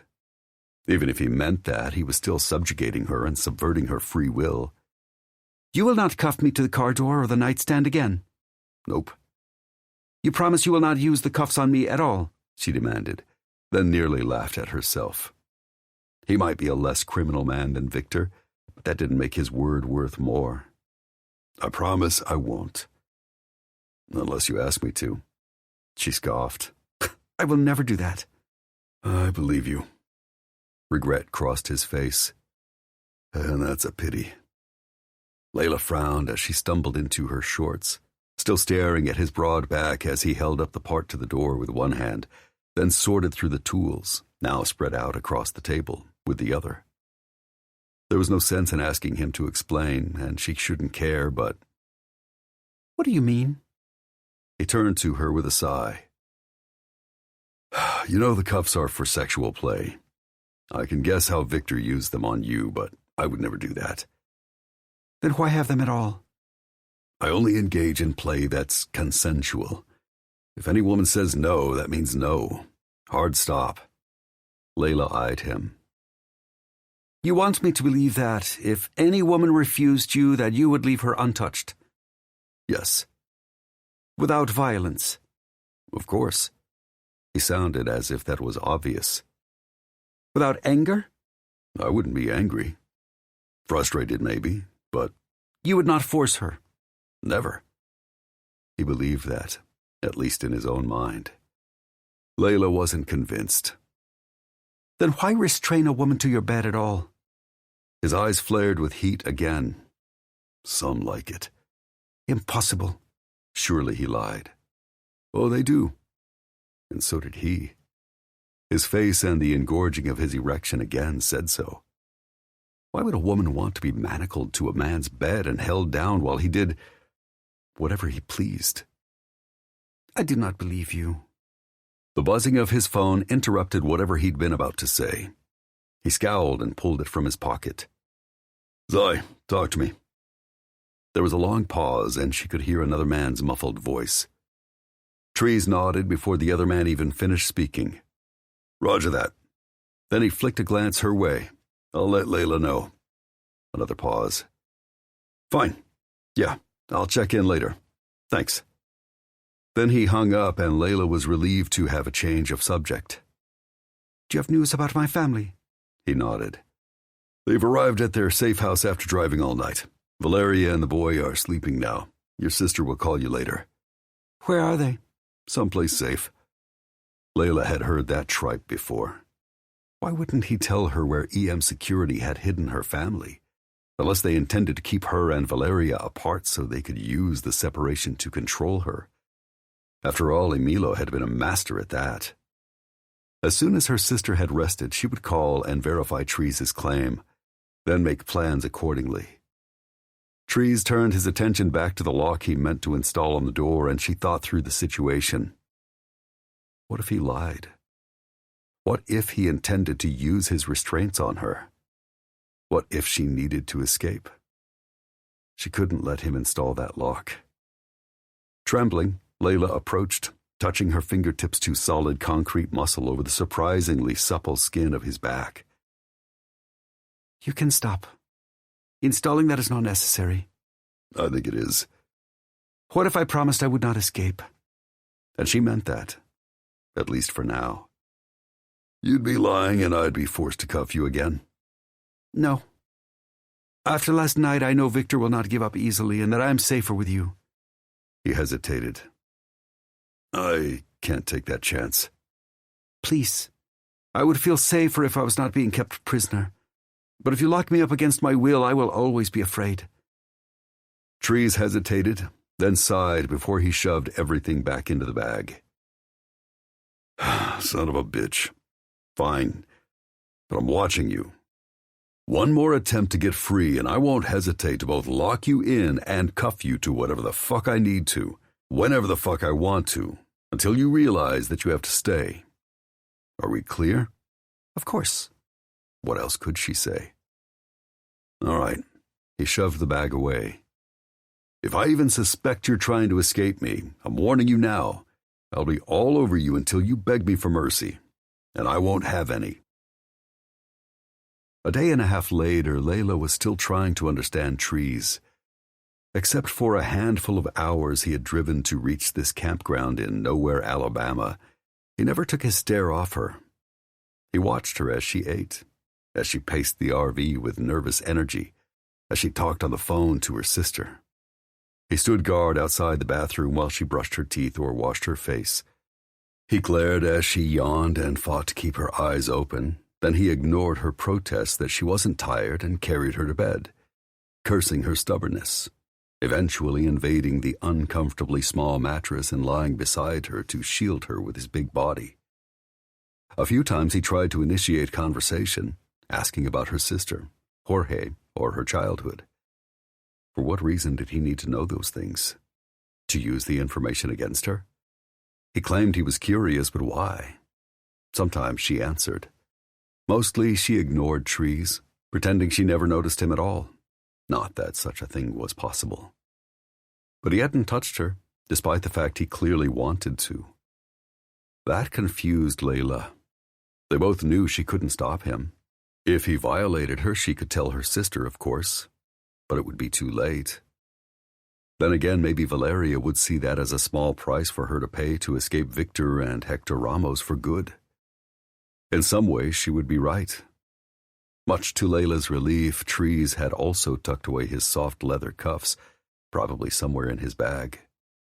She was grateful, but she couldn't forget his threat. If she misbehaved, he would use them against her will. Would she even have to give him a reason? A couple of days ago, she would have said no. Today, he'd kept his promise so far. Maybe that meant something. Maybe not. "Hungry?" he asked from the front seat as he parked on an empty pad in the campground and cut the engine. His idea of a meal seemed to be lots of eggs or chicken with a steady diet of broccoli and rice. She wasn't accustomed to eating so much or so often, even if the fresh, hot food that she hadn't had to cook was good. "No." He glanced at his phone. "It's 5 o'clock. You haven't eaten since breakfast." And he had. Twice. Where did he put all that food? She shrugged. "I am not hungry." "Not eating isn't good for you." He pocketed the RV key and headed her way, looming above her while she sat at the dining table. "Neither is eating too much. Why are we stopping here? When will you take me to my sister?" "When we've made sure the safe house is actually safe." EM security has yet to manage that feat. When did safety begin to matter? He sighed. "It always did, Layla." "Then why did my brother-in-law and his men find all the houses your organization swore were safe?" "We're working overtime to figure that out. Don't worry." "Because I should simply trust you. A man I have known for 2 days." She raised a brow. "What happens if I choose not to concern myself and the cartel finds me and my family again? Should I also not worry as they drag Valeria and me into the desert to make a quick end of us, then raise Jorge to be a criminal?" Trees scowled. "Don't worry about it because, other than protecting you, figuring this out is my sole focus. I won't let anything happen." He'd said such things before. Some foolish part of her wanted to believe him, but life had proven that no one would solve her problems but her. It seemed clear that someone in EM security management was selling their secrets to Emilo's men. Valeria didn't want to believe that, but Layla knew. Until that problem was addressed, they were all in danger. "And you're changing the subject," he pointed out.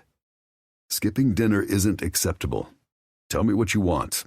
I'll do my best to make it." Victor and Hector had always expected her to cook for them before one or the other, or both, stripped her down and violated her. Trees had prepared his own meals when she had not been hungry. That had surprised her, but the fact he wasn't forcing her to do what Victor considered women's work shocked her far more. "Carne asada?" That's what she wanted. Not that she expected him to actually make it. "I'll do my best. Why don't you take a shower?" "I am fine." "It's been nearly 2 days since you bathed."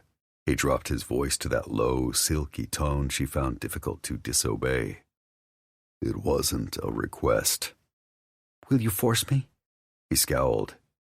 "Have I truly forced you to do anything against your will?" Not really. In that, he was light years better than Victor and Hector. But that didn't automatically make him a good guy. "What if I refuse?" "I'll take your phone so you can't speak to your sister tonight." Layla fumed. Trees wasn't forcing her in a physical sense, but he was coercing her to choose between her family and her sense of safety. That was no choice at all. Layla needed to hear that her sister and her nephew were well far more than she needed to protect herself. "All right." She made her way to Jorge's diaper bag, where she had stowed her other outfit she had washed by hand last night. Then she retreated to the bathroom, half expecting Trees would barge his way into the little room and take advantage of her while she was naked and vulnerable, despite supposedly being one of the good guys, if there was such a thing. Layla rushed through her shower, but his intrusion never came. When she stepped out of the enclosure to towel off, the scent of grilling meat and spices filled her nose. She wriggled into her clothes, then wrapped a towel around her clean hair and whisked the bathroom door open. Trees hunched over the kitchen counter, chopping peppers as steak sizzled on the griddle pan he'd set over the gas burners. He turned to her with a half grin. "Smell good?" Delicious. But that wasn't what grabbed Layla's attention. She had not seen Trees smile before. It transformed the most forbidding lines of his hard face into something both beautiful and almost boyish. Had she just found a man attractive? It does. "I didn't have all the ingredients, and I didn't have a couple of hours to marinate the meat. But the recipe I found online called for a sauce I hope will give it some kick. We should be ready to eat in a few minutes." He reached into a nearby cabinet. "Why don't you have a seat?" While he cooked? She did. He said nothing for the next 5 minutes, simply focused on the meat hissing in the pan while he opened a can of refried beans and spiced it up with salsa. It wasn't long before he moved the food onto a pair of plates, along with a lime he'd sliced, and turned back to her. "Wine?" "Why?" The Ramos brothers had only given her alcohol to lower her resistance in bed. "Isn't it supposed to be good with a meal?" "You do not drink it yourself." "Not while I'm working, but there's no reason you can't." Layla wouldn't make taking advantage of her easy. "I would rather not." "Suit yourself," he shrugged. "Can you grab us some water?" As he set the plates on the table, she retrieved 2 bottles from the refrigerator, then eased onto the bench again. She hadn't realized how hungry she'd been until he set the meal in front of her. Quickly, she spread her napkin across her lap, then forked a tender bite into her mouth. Flavor burst on her taste buds. He'd managed to capture the perfect blend of citrus, smokiness, and spices. A moan slipped out before she could stop it. "You like it?" Layla opened the eyes she hadn't realized she'd closed to find Trees across the table where they inadvertently knocked knees, staring at her like her opinion mattered. "It is good." The smile his face had hinted at mere moments ago became a full-blown grin. "I'm glad. Eat up." He lifted his own fork and dug in, biting into his first morsel with an appreciative nod. "You're right. It's decent." It was better than that. As Layla dug into her plate, questions nagged her. "Why did you cook for me?" He frowned. "We had to eat, right?" "I mean, why did you cook something I like? Why are you being nice?" Trees looked even more confused. "We're on the same team, remember?" "What team is that?" "Team Save Layla." He said it as if it was obvious. Then he set his fork down.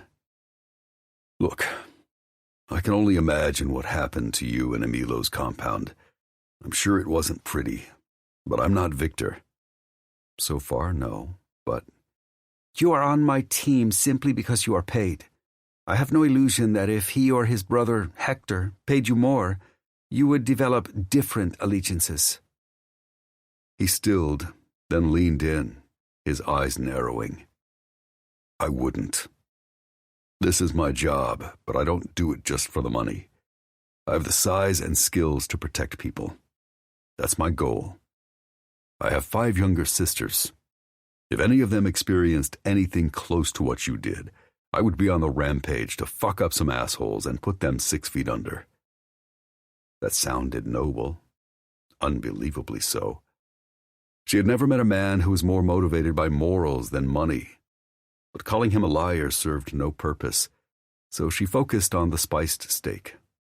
Suddenly he took her hand between his huge palms. She jerked her gaze to his, frozen by the heat of his touch. "You don't believe me, and I understand why. But I swear I am not the enemy." That didn't automatically make him her ally either. Slowly he released her. She sensed his frustration. "I know being here with me isn't what you wanted or imagined," he went on. "I'm a stranger, and it's uncomfortable. I'm pretty sure you're still looking for ways to give me the slip. But you need to stay close to me.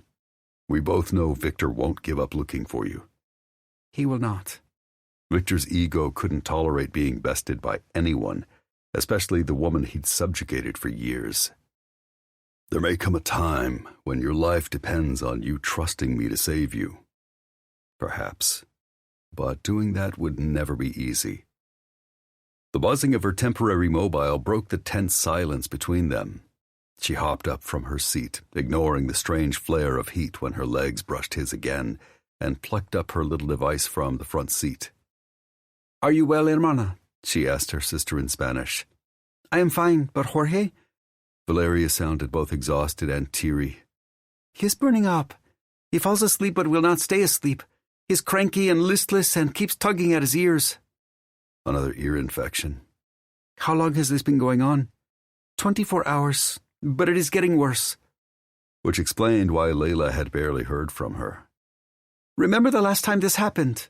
Valeria wailed. Layla couldn't forget. Late in the fall, his fever had spiked so high they had been forced to rush him to the ER. The possibility of that happening again ratcheted up her concern, but she had to calm her sister. "Do not assume it will be that severe again. What is his temperature?" "I do not know. I forgot to ask for a thermometer. Zyron brought me liquid ibuprofen when I saw him this afternoon, but I am worried." She erupted into more tears. "Take a deep breath. When you panic, Jorge senses your distress." "I know. I am trying." Valeria sobbed. "Does he have any other symptoms?" "He is congested, and he has a cough, just like last time." Her answer worried Layla even more, but she kept that to herself. "He needs antibiotics. We have none. Even if I did, you know how he spits out medicine.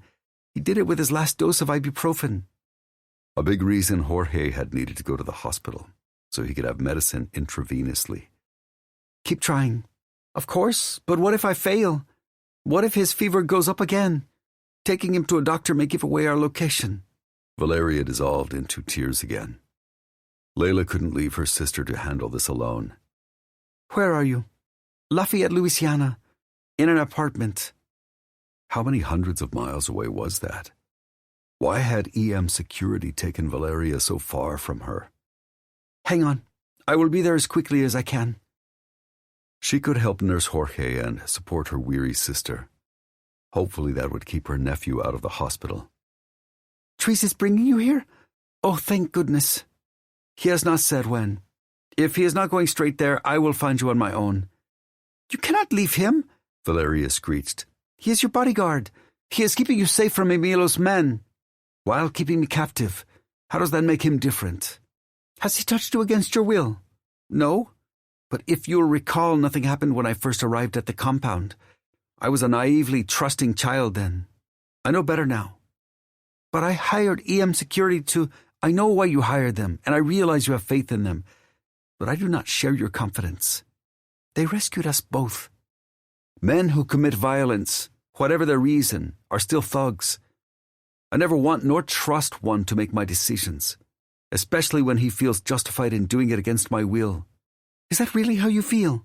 Valeria sounded shocked. Layla didn't understand how her sister could see things so differently. "You are paying them money, and what have they done? Kept us apart while dictating when, how, and where we can go, over my objections. And despite the fact they have failed at keeping our location hidden more than once. But you never asked me how I thought we should handle the situation. There are ways other than trusting an organization with an obvious problem with keeping secrets. If you want to continue trusting them, I cannot stop you. But I plan to stay safe in the way that best suits me." Valeria sighed. "Stop being so stubborn. I am worried about Jorge, and now you are making me worry about you too. No, focus on our little man. I will be there as soon as possible, and I will be fine." Now that they had left Victor behind in Florida and he had no device he could use to trace her, everything should be all right. After a little more chatter, she ended the call and set the phone aside. Time to make a plan. "Layla?" Trees called, the steps from his big feet loud as he made his way toward her. "Everything all right?" "It would be soon. Valeria needs me. I must reach her no later than tomorrow. You will take me, yes?" "Not until I know it's safe, no." "But Jorge is sick and—" "In what way?" "It seems he has an ear infection and—" "His mother can take care of him."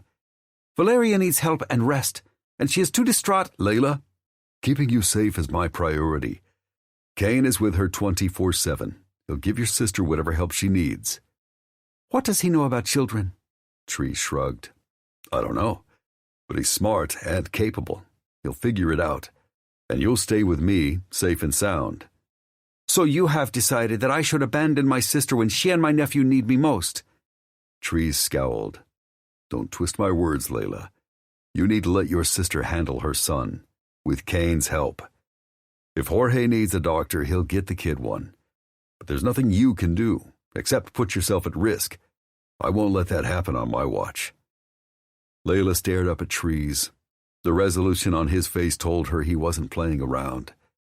As far as he was concerned, she wasn't going anywhere. Too bad for him, she had other ideas. Now she just had to figure out how to make them a reality. Chapter 5. 5 hours later, Trees pretended to read a news article on his phone while he watched Layla. Admittedly, that was his newest addiction. Everything about her was feminine yet fiery, both passionate and reserved. He was desperate to peel back her layers and understand her. Why? He'd never felt the impulse to do that with any other woman. Not that it mattered. He terrified her. If he was drowning, she wouldn't throw him a lifeline, especially after their earlier argument.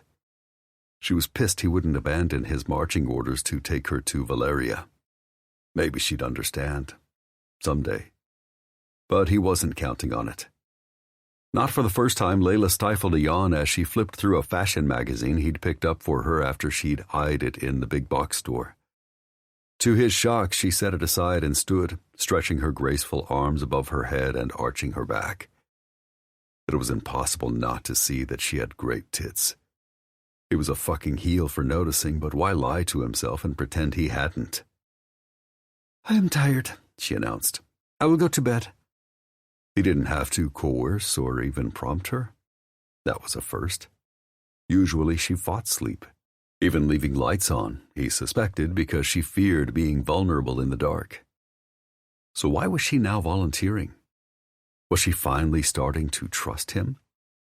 Go ahead, I'll be along soon. Once exhaustion had claimed her, he'd slink into bed and catch a few hours of sleep. She shook her head. I feel safer with you beside me. Since when? Let me check in with the office and make sure we're secure. But I'll only be a handful of steps and a few moments away. That will give you some privacy to get ready. He picked up his cig and shoved it in his holster, covering the bulge with a baggy shirt. You'll be fine, Layla. I promise. And I'll see you if you're up to something. He slipped on his shoes and headed outside. The January air was crisp, the wind cool and humid, but he couldn't complain. Tonight was probably a good 20 degrees warmer than his hometown in Fayetteville, West Virginia. Sometimes he missed the hell out of the fog clinging to the mountains and the leaves changing spectacular colors to usher in fall. Not that this part of Alabama wasn't pretty with its moss-covered trees, white churches, and southern charm, but it wasn't the same. Vaguely, he wondered what the rest of his family was doing. Last he'd heard, his father's age and declining health had forced him to retire from coal mining. His oldest sister had taken a bunch of student loans and gone to college. She'd planned to move back home to teach, but instead married a rich boy from Charleston and never looked back. His youngest had gotten pregnant in high school, failed to graduate, and stayed home to perpetuate the poverty that had marked his childhood. His brothers had apparently scattered to the wind. It had been a few years since he'd talked to any of them. He'd walked away from that cramped, pale green clapboard house with its single bathroom, peeling paint, and a slew of memories, sure that leaving would lighten their load. Zai had become his brother after basic. Together they'd survived hostiles, war on foreign soil, and utter hell. He hadn't given his actual siblings much thought. Until tonight. The way Layla gave and took strength from hers made him wonder if he'd given his family one less mouth to feed when he'd left nearly 18 years ago, or abandoned them when they needed him most. The vague sense of shame clung when his phone buzzed in his pocket and he answered. What's up, Zai? Long fucking day. How about you? His buddy sounded tired. Not too bad. A total lie. but he didn't want to add to Zai's problems now. But a few long fucking nights. What do you mean? I'm driving this recreational tank from campground to campground, trying to take our sweet time returning to Lafayette. Yeah, is the plan not working? Oh, it is. We haven't been followed. At least not since they'd left Orlando. I'm sure of that. So what's wrong? Everything Layla has to wear is meant for Florida weather and seems 2 sizes too small. When I look at her, it's impossible not to see tits and ass in that wide fucking mouth. I stare at it all the time. I can't seem to stop. And my cock is like a divining rod that only points to her. Maybe that was too honest. Sure, he'd given Zai a change of subject, but he needed to stop obsessing about Layla before he freaked her out, get himself under control, be a fucking professional and get some damn sleep. You like her? Fuck yes, I do. She's sweet. Well, the way she cared about her family was. She's thoughtful. She's strong. She's the kind of woman I want to hold and protect while I'm aching to violate and defile her in every way known to man. He sighed. And after one look, she was terrified of me. Can she hear you? No, she's inside. What are you going to do? What the hell can I do? I've got to keep driving her around in this hell on wheels until you tell me Valeria is safe enough in her new location and Layla can move in, no problem. You can head back to Lafayette, Zai said. Thank God. His close confines and his fixation with Layla would finally end. Being with her sister would definitely make her happier, especially while Jorge was under the weather. As soon as he had a couple of hours of shut-eye, they would get on the road. Where should I drop her? The last time we talked, Valeria was convinced Layla will be in less danger if they don't share the same roof. And I can't really argue. 2 women and a baby boy are a lot less common, so they're a lot more noticeable. I don't disagree. Trees wanted to, but he and Kane had shared a similar assessment in Florida. And the truth was, Emilo's goons were after Valeria. If the sisters were together, the cartel would be more likely to find them. Then Layla would be dead. She served no purpose for anyone in the organization, except the one Victor and Hector had forced on her. And Trees would be damned before he let her fall into their hands again. Unfortunately, despite that truth and logic, Layla would never be happy apart from her family. Your job is to protect her, not worry about her happiness, dude. Focus. Good. We just have to find Layla somewhere safe, somewhere no one can get to her. Somewhere she'll be comfortable and have protection. Hey, I've got an idea. Trees already knew what Zai had in mind. Hell, he'd once suggested it, but... Don't say it. I have to. She's better off at your place. He closed his eyes, envisioning Layla filling his personal space and his thoughts 24/7. Fuck. Look, I know it sucks. I know it's an imposition. But with the bosses consumed with trying to rescue Kimber, I'm the guy in charge and my resources are limited. You've got a really secure place. She'll be safe there, at least until we can find another situation. And it's so big you'll hardly notice her. Impossible. All he had to do to be aware of Layla was breathe. Even with the RV's wall separating them, he could practically feel her so close, yet so far. The urge to reassure her nearly compelled him into making promises about her safety he couldn't guarantee. The impulse was stupid. She would never take comfort from him anyway. Zai, who else can keep Layla safe? There's no one I trust more. Put like that, there was no one else Trees wanted protecting her. What if another operative fucked up and she got dead? It's temporary, Zai promised. She doesn't have to move in with you. Just keep her until the bosses find Kimber and return to the office. Then they can figure out a permanent place for Layla. And hell, maybe that won't even be in Lafayette, so you'd never have to see her again. Trees hated that idea, and he didn't examine why too closely.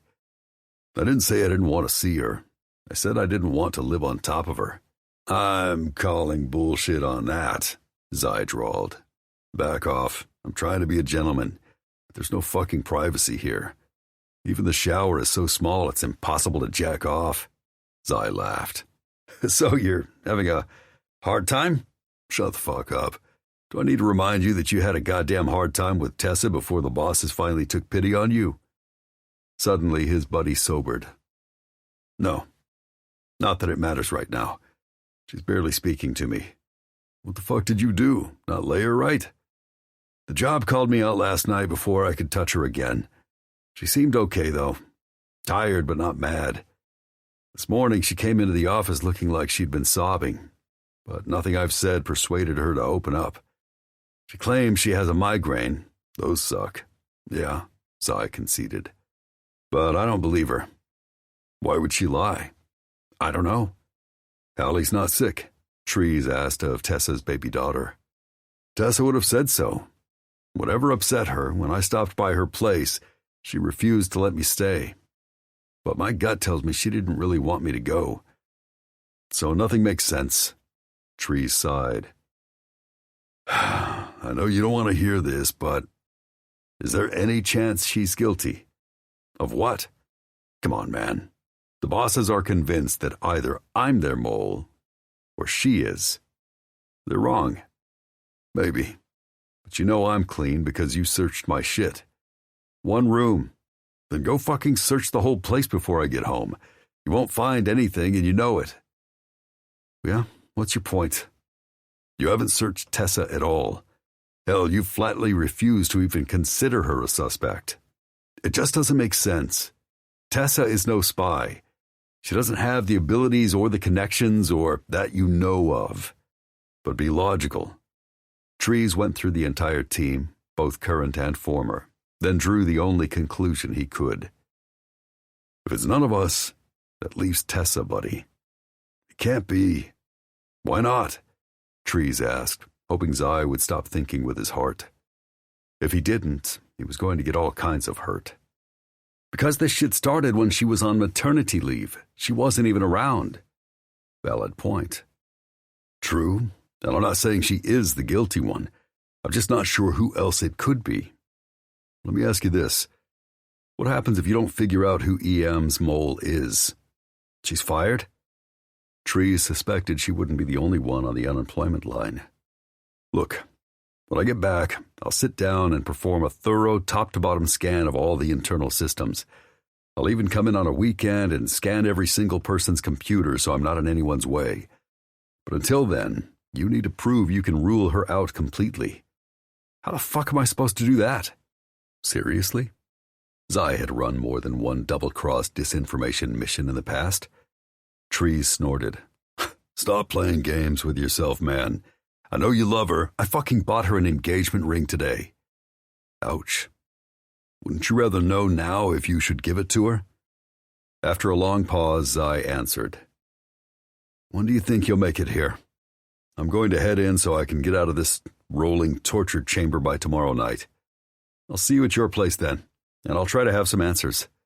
Before you go, did you talk to your dad yet? Oh, yeah. Was he as warm as ever? Trees drawled.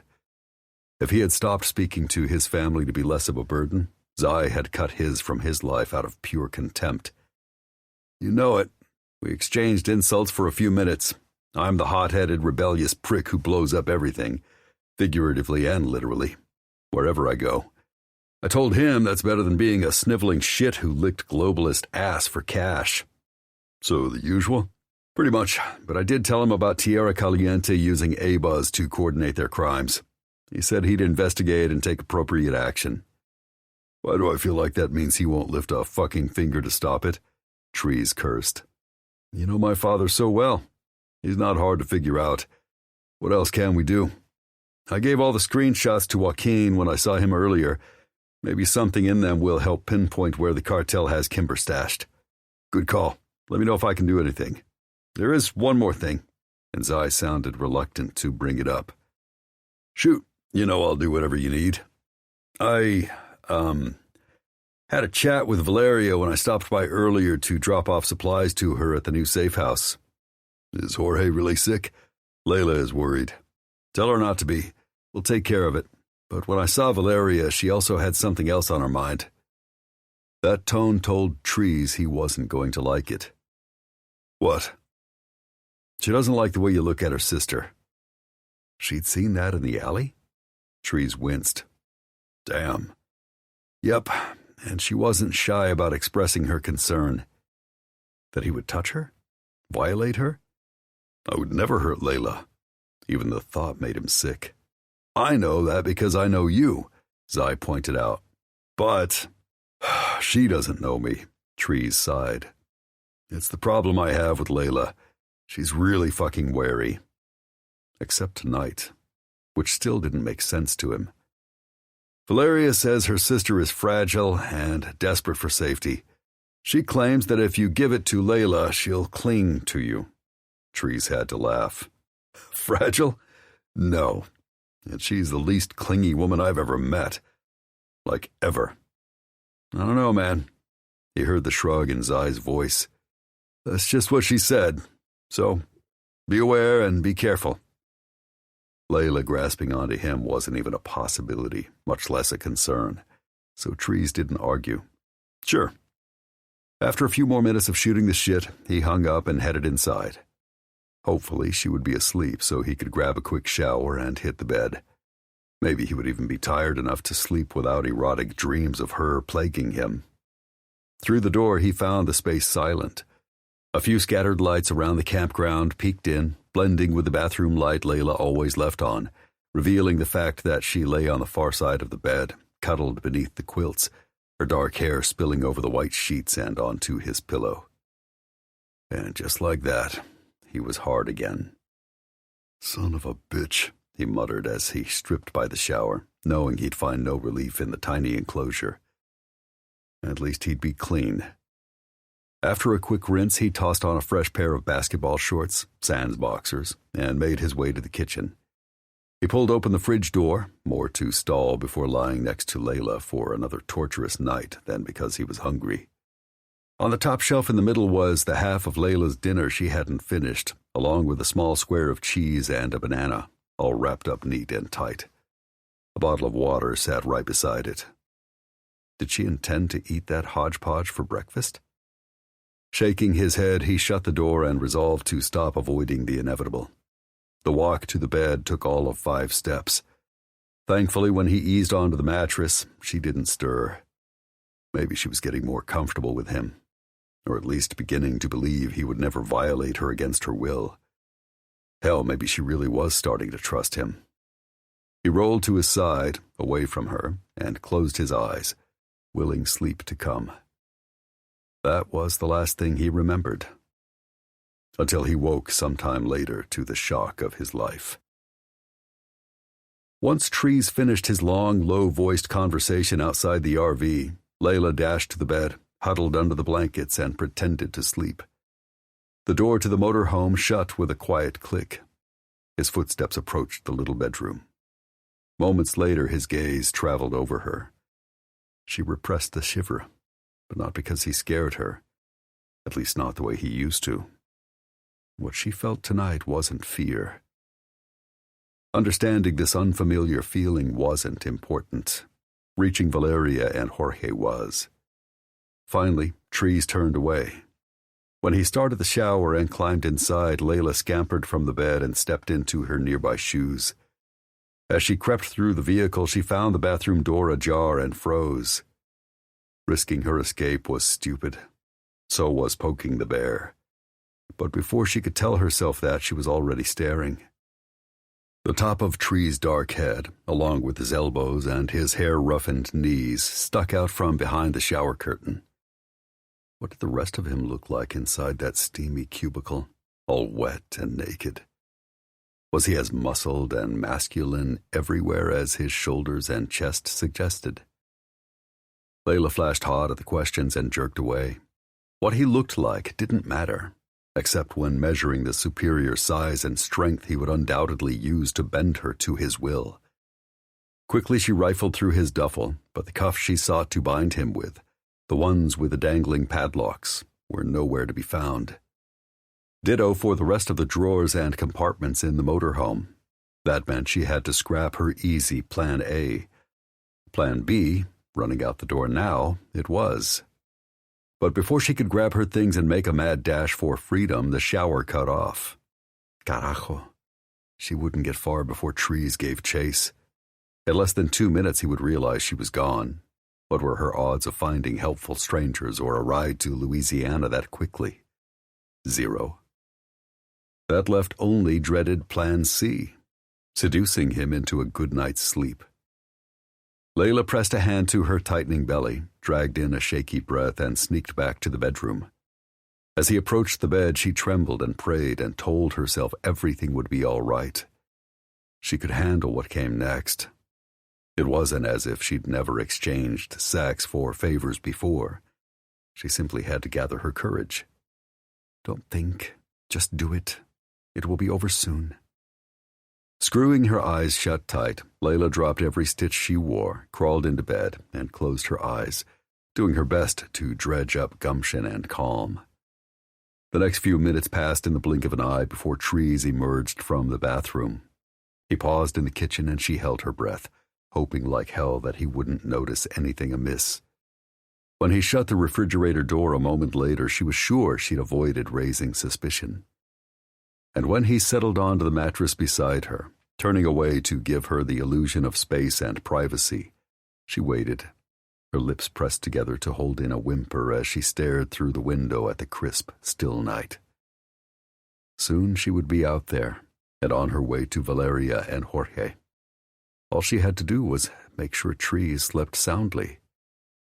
When she finally heard his soft snoring, she mentally counted to 100 and tried to work up her fortitude. Then she did it again. Not that it helped. Trees would likely wake up before she finished the task ahead. He woke up any time she so much as had to go to the bathroom in the middle of the night. And what would likely happen after that terrified her. Once she reached 100 a second time, Layla forced herself to stop stalling and ease the covers off her naked body, shivering in the winter air. Or was she trembling because she had figurative cold feet? After all, Trees hadn't given her permission to touch him. And he'd been nice, in a gruff sort of way. Definitely nicer than any of Emilo's lackeys and thugs. But none of that mattered. Jorge and his health came first, so she shoved away the useless guilt. It wouldn't help her survive or bring her family back together. If Trees didn't like anything she did to him, he had the luxury of saying no and pushing her away. Something she'd never had. She wouldn't force him. But she'd bet he wouldn't turn her down. Pushing the thought aside, she balanced on her knees and inched across the mattress to where he slept, curled on his side, his back looking big and broad and impossibly strong. Layla gulped. He could overpower her easily, in seconds, without breathing hard or breaking a sweat. But she had to push forward. Whatever he wanted from her, whatever it took to ensure he fell into a satisfied stupor, she would do it. Not fighting him would be hard. Pretending to enjoy his touch would be worse. But she didn't see another way.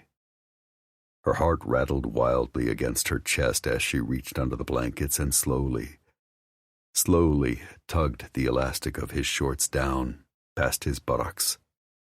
He didn't jolt or wake or ask what the hell she was up to. Layla released the breath she hadn't realized she'd been holding. Next, she pulled the blankets over his hip and his arm before laying her palm on top, then eased him onto his back. He hadn't slept more than a few hours a night since they'd left Florida. His fatigue should work to her advantage. As he settled in the new position, his snoring stopped. Layla winced as she sat back and waited. Again, she counted to 100. Thankfully, his snoring resumed. Then, with her heart gonging like a drum, she eased the sheet down to his knees. She held her breath as she wriggled the elastic band of his shorts past his hips and settled it around his thighs. Mission accomplished. Thank God he was still sleeping. She had an apology, albeit flimsy, in place in case he woke, but she needed the head between his legs to be doing his thinking by then. Layla had tried to avoid looking at Trees there. His feet were huge, and his thighs were nearly as big as her middle. God knew those massive hands of his could encircle her waist, and he picked her up as if she weighed nothing. So she expected his jumbo size to extend to the parts of him she hadn't seen. But nothing had prepared her for what she laid her eyes on. She gaped and froze, forgetting to breathe until her lungs burned. Dios mío. Flaccid, he was the size of most men, erect. How big would he be, fully engorged? It doesn't matter. Think of reaching your sister and your nephew. Before she lost her nerve, Layla slowly wrapped her hand around Tree's warm, soft penis and began to stroke it. His snoring stuttered as he swelled in her hand, growing, until she could no longer curl her fingers completely around his steely girth. Within seconds, he was at full, huge staff, the massive head turning purple. He was definitely erect enough for her purposes, so she opened her mouth and leaned in. Her jaw strained as she wedged him between her lips, taking him as deep as she could. Though his crest hit the back of her throat, she hadn't even taken half of him on her tongue.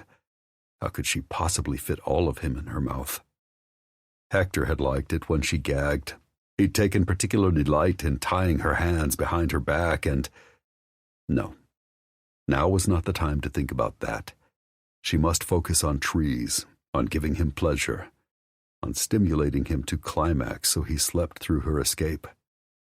Layla eased back, dragging her lips up his shaft, her hands following, before slipping down and sinking into a rhythm.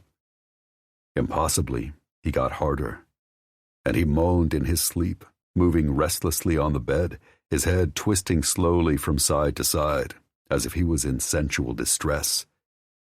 His lids started jerking. What or who was he dreaming about? It didn't matter. She hoped he didn't wake until it was too late. If she was really lucky, he would never be aware she had sucked him off at all. He would simply fall into a deeper sleep and not open his eyes until morning, and she would be long gone. But soon her jaw protested. The discomfort forced her to lift up his shaft and focus on the head, licking and sucking the most sensitive spots. He moaned louder. Once she'd performed this act several times a day, especially if she wanted to eat. She was out of practice, yes, but this felt different. Of course, she'd never had a cock this large in her mouth. What made the experience truly unique was the fact Trees hadn't shoved her to her knees and yanked on her hair until her mouth opened with a gasp of pain, clearing the way for him to barge inside and fuck her face because her humiliation pleased him. He didn't try to choke or suffocate her. He didn't smell like sweat, desert, or another woman, but like soap and man, and the very trees from which he derived his name. Suddenly he cupped her crown, urging her closer before his fingers filtered through her hair. Layla. She cut a startled stare to his face, but his eyes were still closed, his lids bobbing. He was having an erotic dream. About her? That didn't merely panic her. Oh, she felt the shaking anxiety. Her heart rate went jittery. But she also felt something warmer she couldn't explain. Maybe it had something to do with the sight of him spread out underneath her, all male and muscled and surprisingly non-threatening. He's asleep, you fool. As soon as he wakes up... Layla didn't have to finish that thought. History told her what he would most likely do. Time to redouble her efforts and bring him to climax quickly. His free hand joined the first, sliding into her hair. He wrapped his fingers around her tresses and gave a gentle tug, then nudged her farther onto his erection with a tender suggestion from his fingers, moaning her name once more. A terrified part of her wanted to defy his silent promptings and simply run away. But she'd learned to be pragmatic, so she cast another anxious glance at his face to ensure he slept on and gave in to the rhythm he set. Layla closed her eyes, trying to separate her mind from her body and float away someplace else so she didn't have to be, yet again, giving a man pleasure at her own expense. Except Trees' scent and gentle hands kept her in the here and now. The way he stroked her head, the way his moans sounded like praise, the way he rolled his hips under her, seemingly in thanks. "Layla," he whispered slow and soft. Appreciation dripped from his sensual, sleepy groan.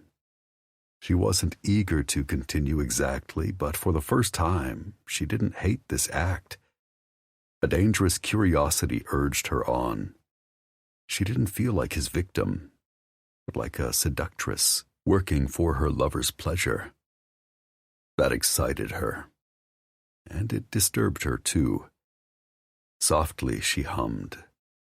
Victor had often demanded she do that because he liked the sensation. Trees also enjoyed it, if the low moan that suddenly tore from his throat was any indication. Layla would have sworn it wasn't possible, but Trees got harder. His end must be near. That realization was bittersweet. The fact she didn't loathe this act. It was a shock, a revelation. For the first time, she had some control over what happened between her and a man. She could exert her will, and he was merely along for the ride. Oddly, it was exciting. She took more of him in her mouth, bobbing, sucking, swirling her tongue around him, experimenting to find what made him stiffen and moan. When his crest prodded the back of her throat, she paused. Victor and Hector had both demanded that she swallow on them. Would that maneuver work on Trees? Would it be the thing that sent him into climax? Layla dragged in a deep breath and worked her throat over him. He groaned again, this time louder, deeper. His hand tightened in her hair, and she braced for him to force her down onto his cock until she couldn't breathe. But he didn't. He merely urged her to lower with a prod from his fingers and another lift of his hips. He was firm, but not harsh. Urgent, but not forceful. She'd never experienced anything like this. So she did it again. Once more, a verbal growl of need tore from his throat. A subversive part of her was thrilled. Why? She was stimulating him in his sleep, against his will. If she enjoyed his reaction, did that make her any better than Victor and Hector? Layla pushed the horrible question aside. She wasn't hurting Trees, and she wasn't taking him in her mouth for her own selfish pleasure. She would give him something he seemingly wanted, and in return, she would get something she needed. After all, everything came at a price. She'd learned that long ago, and she was merely paying up front for her freedom. After she took another long draw on his steely staff, Trees' fingers tightened in her hair. To her shock, she didn't despise that either, especially when his breaths turned choppy and his body went taut. He was close. Another deep plunge into her mouth while she worked him at the back of her throat ought to send him tumbling into ecstasy. Then sleep. But when she lowered herself onto his massive cock again and positioned him against her throat, he stiffened beneath her, and he called out her name. "Layla!" She glanced up. His eyes were open and dilated, and fixed on her. Chapter 6. Trees was awake. Layla froze. Anxiety seared her veins. "What are you doing?" he asked through gritted teeth. Every muscle in his body shook and strained as he fought need. Stop, or continue. Her thoughts raced as breaths rushed in and out of her nose. Seconds ticked by. He tugged on her hair again, tight enough to take control. She was hyper-aware of his touch, of the heaviness and masculine flavor of him on her tongue. Layla didn't dare answer him truthfully. He would cuff her again. God knew what he'd do then. He might take advantage of her in ways that, despite the horror she'd endured, she had never experienced. Besides, she couldn't talk with her lips around him. She suspected he didn't want her to. She closed her eyes and tried to lower her mouth on his length, but he held too tight for her to take in even another inch. So she wrapped her tongue around his shaft and slid up to bathe his engorged crest. Fuck! He tossed his head back, his fingers tightening in her tresses. Layla! Let me give you pleasure, she murmured in her most seductive tone. I shouldn't. But you want this, yes? She attempted to lower her lips on him again. Trees stopped her, closing her mouth with a thumb beneath her chin. More importantly, is this what you want? She nodded, giving him her softest, most suggestive doe eyes. Then she pursed her lips, which must be swollen after having him in her mouth. Men didn't usually need more encouragement. His stare followed her gesture, but beyond his tight expression and choppy breaths, she couldn't gauge his reaction. That meant he was thinking. That was bad. Suddenly, trees rolled her to her back and followed, hovering above her and pinning her down, thankfully without settling his weight on her. Why? You've been terrified of me since we met. You have shown you will not hurt me. She arched her breasts at him enticingly. I want to know what you feel like. He searched her face, then his gaze fell, fixating on her nipples. The buds felt hard, tight. Blood scorched her veins and pooled where she began to ache. Because she feared him? Or for some other reason? It's not smart, Layla. I will feel safer with you. If you gargle my cock. His eyes narrowed. Really? Over the years, she had learned ways to allay a man's suspicions. She sent flirtatious glances and fluttered her lashes. She licked her lips. She smiled invitingly. Of course. I'm calling bullshit. She tried not to panic. Truly, you are not like any man I have known. That was not a lie. Am I supposed to be happy you've decided I'm one step above a rapist? Many more. She caressed up the rigid bulges of his biceps to his granite shoulders. At least he had tried to be. It wasn't his fault she wasn't interested in his kindness, since it surely came with strings. That doesn't mean you have to blow me, Layla. I want to make you feel good. You liked it, yes? He scoffed. You know the answer. Then let me finish. Roll onto your back, close your eyes, and feel what I can do for you. When she tried to wriggle out from under his body, Trees refused to budge. No. I'm betting too many men in your past have used you like that. I won't. Carajo, she must be more persuasive. Otherwise, he would likely roll away and fall into another fitful sleep. Or worse, leave the bed and wait to see what she was up to. Layla pressed a seductive kiss to his steely shoulder. The unexpected softness of his inked skin over hard muscle made her horribly aware of his masculinity and power. You are not like them. You seem nice. That wasn't a lie either. In her brother-in-law's compound, Layla had known men with machismo who had done unspeakably cruel things merely to prove they were man enough to be an asset to the cartel. But Trees seemed too sure of himself to bother with that. I'm trying, but you're making it damn difficult. He shook his head in the shadows. Fuck it. I'm probably going to hell anyway. If you really want this, we're doing it my way. What did that mean? The possibilities made her heart skitter. Do you hear me, Layla? Or we don't do this at all. Just this once, she could give him what he sought. She could close her eyes, pretend she was elsewhere while he took whatever parts of her he desired. If he chose to fuck her, it might hurt, since no man had penetrated her in months.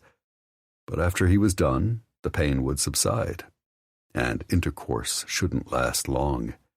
She had sucked him close to orgasm. A little stimulation, a few pumps of his hips, a couple of grunts, and it would likely be over. All right. Her voice trembled. Trees cupped her cheek. I'll make you feel good, little one. I promise. Impossible. Not that it mattered. but somehow his hushed vow made her dizzy and hot. Hurry, she tried to sound as if she was begging. In a way, she was. Her unexpected reaction to him aside, the later the hour grew, the less likely nearby campers would be awake to help her find a ride to Louisiana. Trees shook his head. I'm going to take my time with you. I don't think any man has ever savored you, and you deserve all the pleasure imaginable. Then Trees did something no man had ever done. He lowered his head, laid his mouth over hers, and he kissed her. Layla froze. Despite being a giant of a man, he brushed his lips over hers softly. Shock and heat flared inside her. He lingered, his warm breath on her face. Then he was gone before she was ready for the kiss to end. Trees cupped her face, skimming his thumb over her lips. You okay? Why did he ask? Why did he care? Yes. Good. I'm going to kiss you again. Breathe. Relax. How? When her lips burned. When she was naked and acutely aware of the damp crush of his bare skin against hers. Layla, did you hear me? Yes. She didn't trust herself to say more. Close your eyes, he instructed in that velvety voice that compelled her to comply. Good. Now breathe in deep. When she did, he glided a gentle thumb over her cheek in silent approval. Let it out. As she exhaled, tension began to leave her body. Again, he prompted. Do it slowly. Focus on my voice. She did, feeling even more at ease. Then she blinked up at him. For approval, she realized the moment he smiled her way. Perfect. Now I'm going to kiss you. And this time, I'm going to kiss you right. He'd done it wrong before. Too bad. She'd liked it. His lips against hers had been sweet. As a girl, she'd known school friends who had crushes on boys. They had all giggled and whispered about their first kisses the summer she'd turned 14. She had been fascinated, even a little jealous, not to have captured any boy's notice.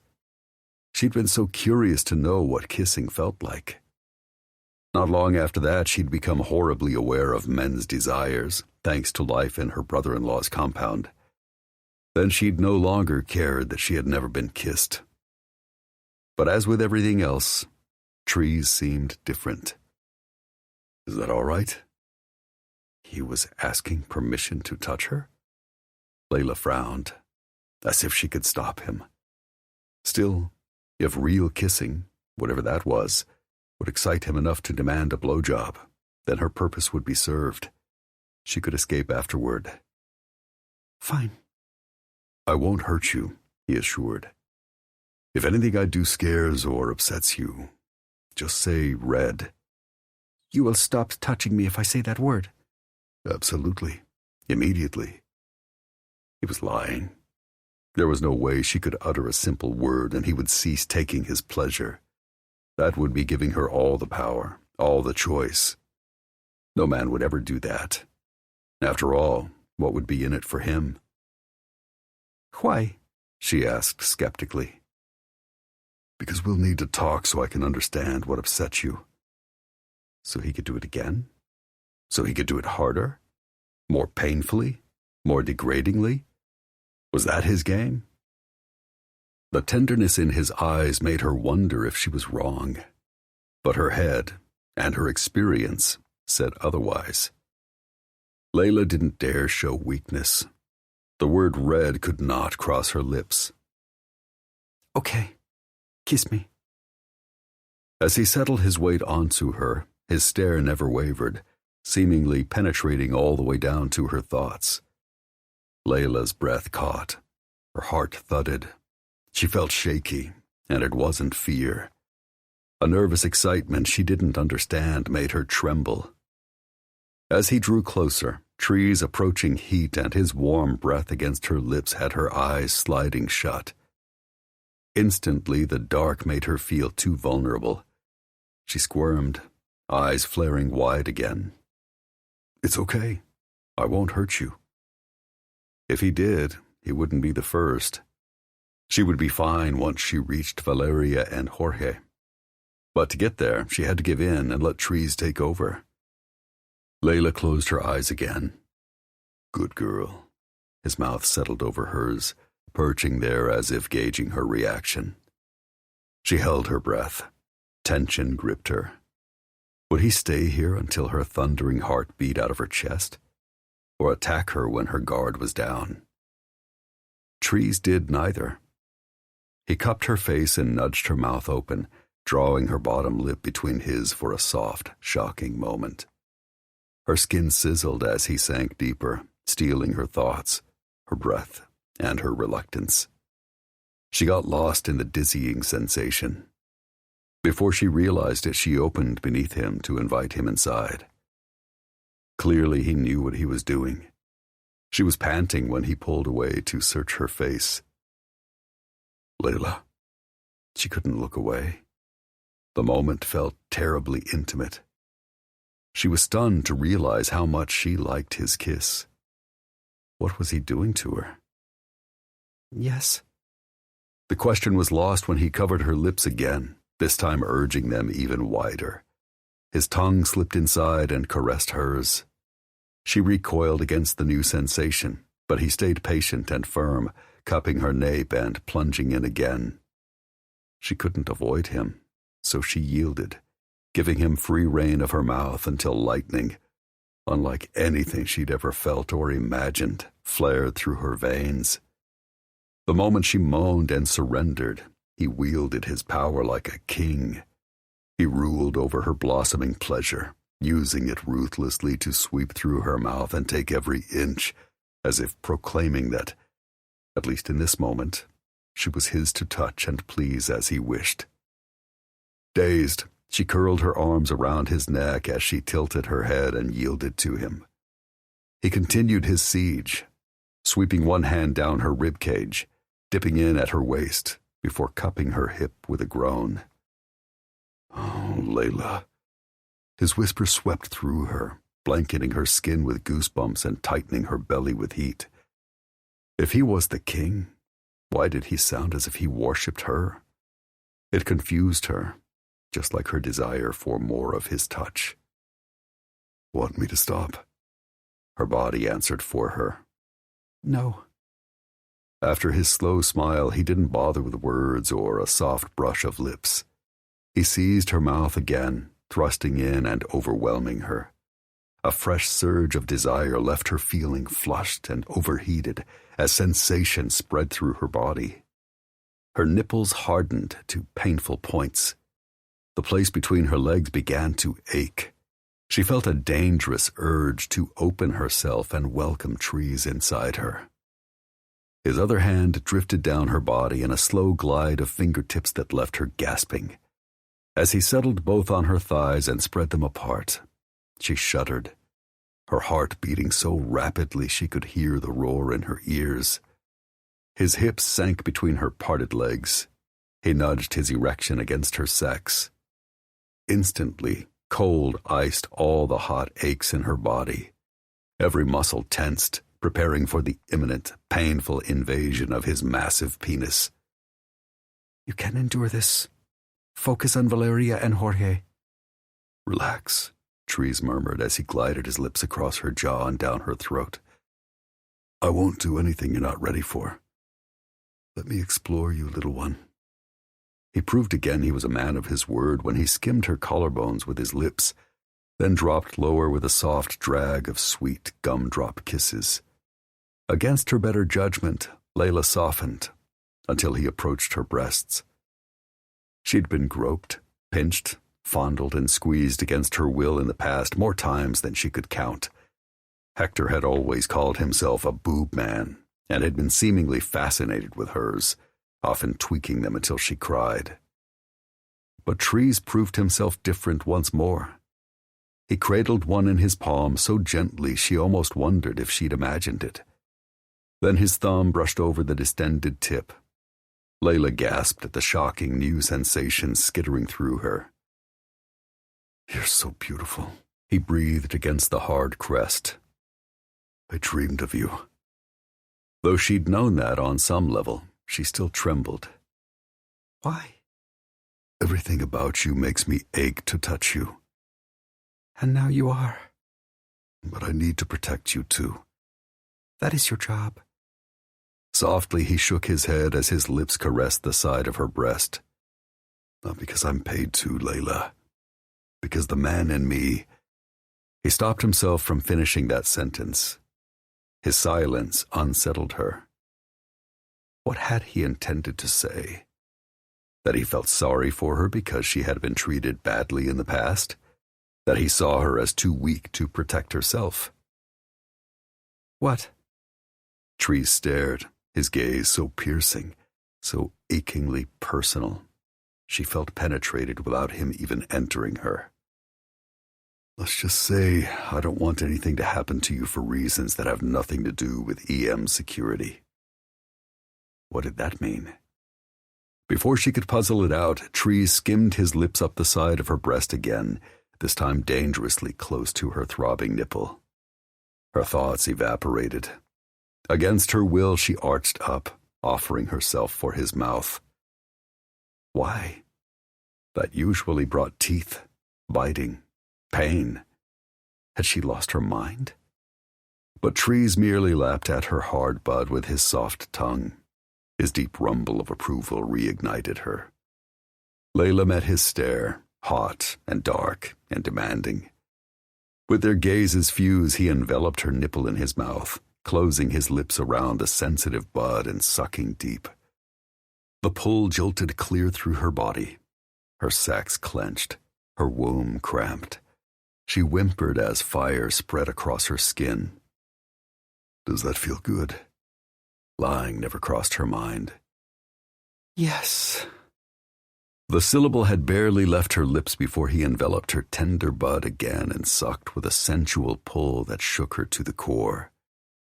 Her other breast tightened with need. The tip, harder than ever, throbbed. She wanted his touch. "Trees." The plea slipped out. Before she realized it, she arched up in need. "I'm here, little one. Just feel." He both soothed and aroused her by cupping her neglected breast, his thumb brushing the painfully taut tip. A new wave of heat crashed over her. She hissed and grabbed his shoulders, her eyes sliding shut, her head falling back. She couldn't fight the urge to spread her legs even wider to him. What was happening? What was he doing to her? Was she feeling the desire she'd seen in telenovelas and movies? The kind she'd always believed was fiction? "That's it. That's my girl." His voice, low and full of approval, filled her with an even more dangerous pleasure. He sucked her aching nipple into his mouth once more while stroking the other. Layla hissed, unable to stop surrendering to the sensations. It was as if he controlled her body and her mind. Despite being naked, she wished she could bear herself to him more. She ached to be closer, though he was already on top of her, pressed against her from shoulders to thighs. Layla settled for kissing his temple, wrapping her arms around him tightly and lifting to him, desperate to erase what little space remained between them. "I can't keep my mouth off of you. You're even sweeter than I imagined." He devoured her with another hot sweep of his lips. She savored the masculine flavor of his kiss as he gripped her hip with one hand and wrapped her hair in his fist with the other. Though his big body pressed her into the mattress, holding her exactly where he wanted her, she didn't feel trapped, just pleasured. When he finally tore away, panting, he looked down her body, his eyes turning even darker. "I'm definitely going to hell." His words had barely registered before he was on her breasts again, thumbing, rubbing, laving, inhaling. Her thoughts faded as he touched the desperate points, sucking them, nipping them until she moaned and melted. His hands roamed the rest of her, torso, hips, thighs, backside, stroking, squeezing, and surveying as his mouth left her nipples, continuing down to her abdomen to explore her navel. He dragged his tongue over her skin and muttered growled words she couldn't hear over the roaring of her heart. Soon he would mount her and push inside her. He probably wouldn't mean to hurt her. He might even care if he did. But he was a man. That wouldn't stop him. Layla fought disappointment and told herself to be practical. Experiencing tingles and heady aches weren't the reason she was in bed with this man. Neither were goosebumps and racing blood. She was in his bed to get him off so he would fall asleep, nothing more. Spreading her legs wider, she lifted her hips to encourage him. Instead of impaling her, he continued down the bed, down her body, inching and kissing a little at a time until his mouth loomed over her, there. Layla blinked at him, wide-eyed, her heart suddenly zipping harder and faster than ever. He raised a brow, his blunt gaze scorching her. She held her breath. Surely he wouldn't kiss her in that most forbidden place. Did men do that? In the near dark, his eyes glowed hot with desire as he caressed her thighs, working his fingers under her knees and spreading her wider. Layla? Honey. His deep-voiced entreaty made her whimper. Was he asking her permission? Do you want this? He skimmed a pair of fingers over her swollen, shockingly slick flesh, igniting nerve endings she'd never known existed. Want what? She panted. For me to taste you. Let me. His voice dropped another octave to a dark, compelling rumble as he raked a finger between her folds. Then he sucked the dripping digit into his mouth with a groan. She shivered. Would he really do it? What would that feel like? If you wish. She worked to keep the whine out of her voice and not sound as if she was begging. Oh, I do. I'm going to make sure you love it. He lowered his head and dragged his tongue between her folds with a low groan, licking the most sensitive place between her legs as if she were a tasty treat. Sensation stunned Layla. She shuddered and panted out a hard breath. Dios mío. What are you doing? Trees parted her wide with his thumbs and raked his tongue through her furrow with more gusto, nearly melting her into the mattress. Enjoying the hell out of you. Does it hurt? He could ask that question with a straight face. No. Good. Trees lapped at her again, then dragged her hard nubbin between his lips and sucked. Blood and ache surged between her legs. Heat jolted through her body as her nipples stabbed the air. Layla struggled to breathe, and she no longer cared if he knew it. Are you uncomfortable? Only with the fact that his every touch thrilled her. No. Glad to hear it. He flicked at her bud, tonguing the very tip before wrapping his lips around it and drawing it into the heat of his mouth again. Her tingles didn't merely grow, they multiplied. Dizziness made her head float. Or was that her heavy breathing she couldn't seem to control? What was happening to her? Do you want me to stop? She should. But need crashed through her system and shut down her brain. It might be foolish and wrong, but she craved more. No, please. With growled approval, he bent to her again.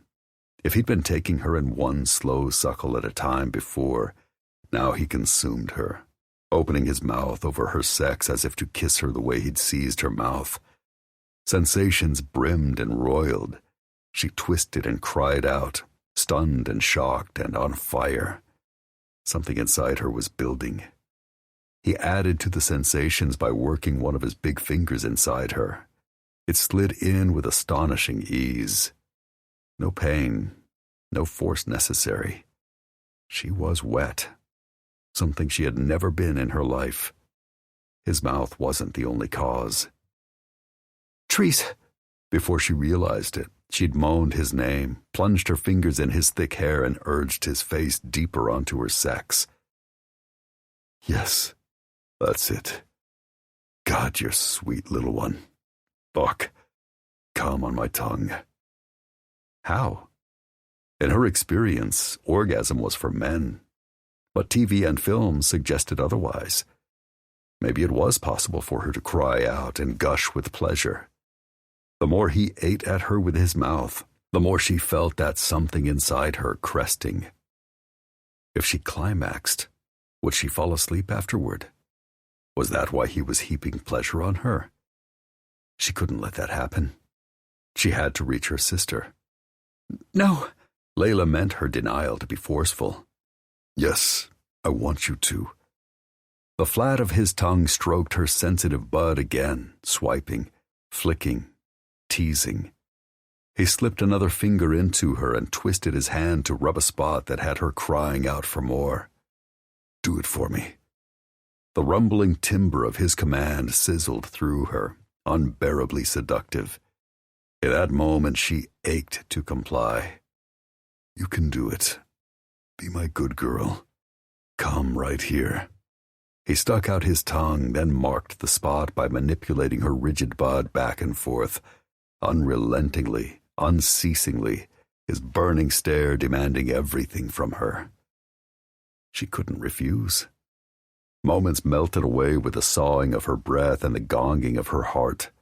Under the onslaught of his tongue, it didn't matter why she was here, where she was going, or what she had planned. All she knew was the tension coiling and building in her body, gathering, swirling, tightening, and the man arousing it all. Yes. She clutched the sheets and writhed, digging her heels into the mattress, unable to stop herself. He groaned against her throbbing flesh and shoved another finger deep, sweeping the tips over a tingling spot high and inside her. Together with the vibrations from his mouth, he unleashed a firestorm of need. Where he penetrated her, Layla burned. The conflagration of pleasure threatened to roast her alive. Now, his command reached inside her and ripped away the last of her worries, questions, and restraint. Her blood pooled and thickened. Her nipples puckered. Her legs went stiff. The tension between her thighs threatened to split her in two. Her hips moved against him. She heard a whining sound in her ears, then realized that was her begging. The coming cataclysm was going to be dreadful and wonderful, and it might kill her. Layla no longer cared. Her heart banged against her chest as the churning sensations converged and melded. She thrashed and twisted, holding her breath, suspended in an impossible moment of rising pleasure-pain. Then she exploded in a burning rush. Layla grabbed his hair, her legs tightening around his shoulders, as she screamed in a voice high and dying with need. Trees!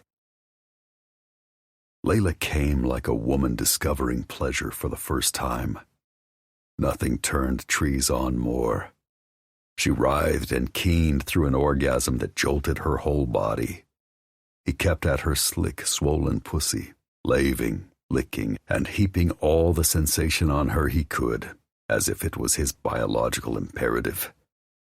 Because it was. From the moment he'd set eyes on her, he'd ached to make her his. Might as well stop bullshitting himself. Sure, he'd fought the feeling because she was a client and supposed to be off limits, and her fear of him had been palpable.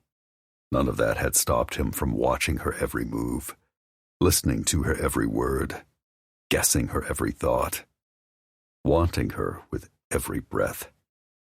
Once she'd touched him, resisting was impossible.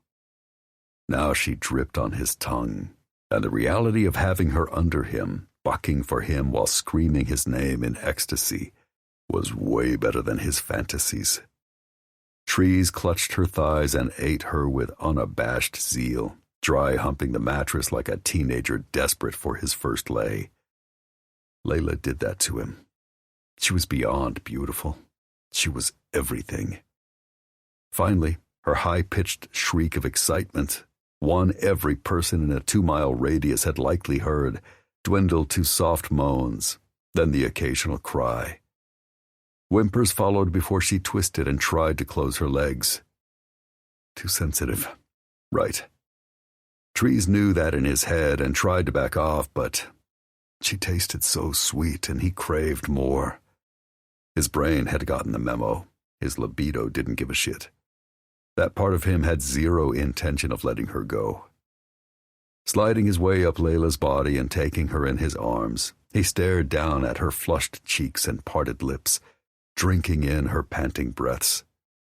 She lifted her heavy lids and stared back. God, she took his breath away. Has that ever happened to you before? She looked away self-consciously. A man putting his mouth on my... No. Trees cupped her face and coaxed her stare back to him. I meant orgasm. Ever had one? No. Before you, I had never even been kissed. Oh, Jesus.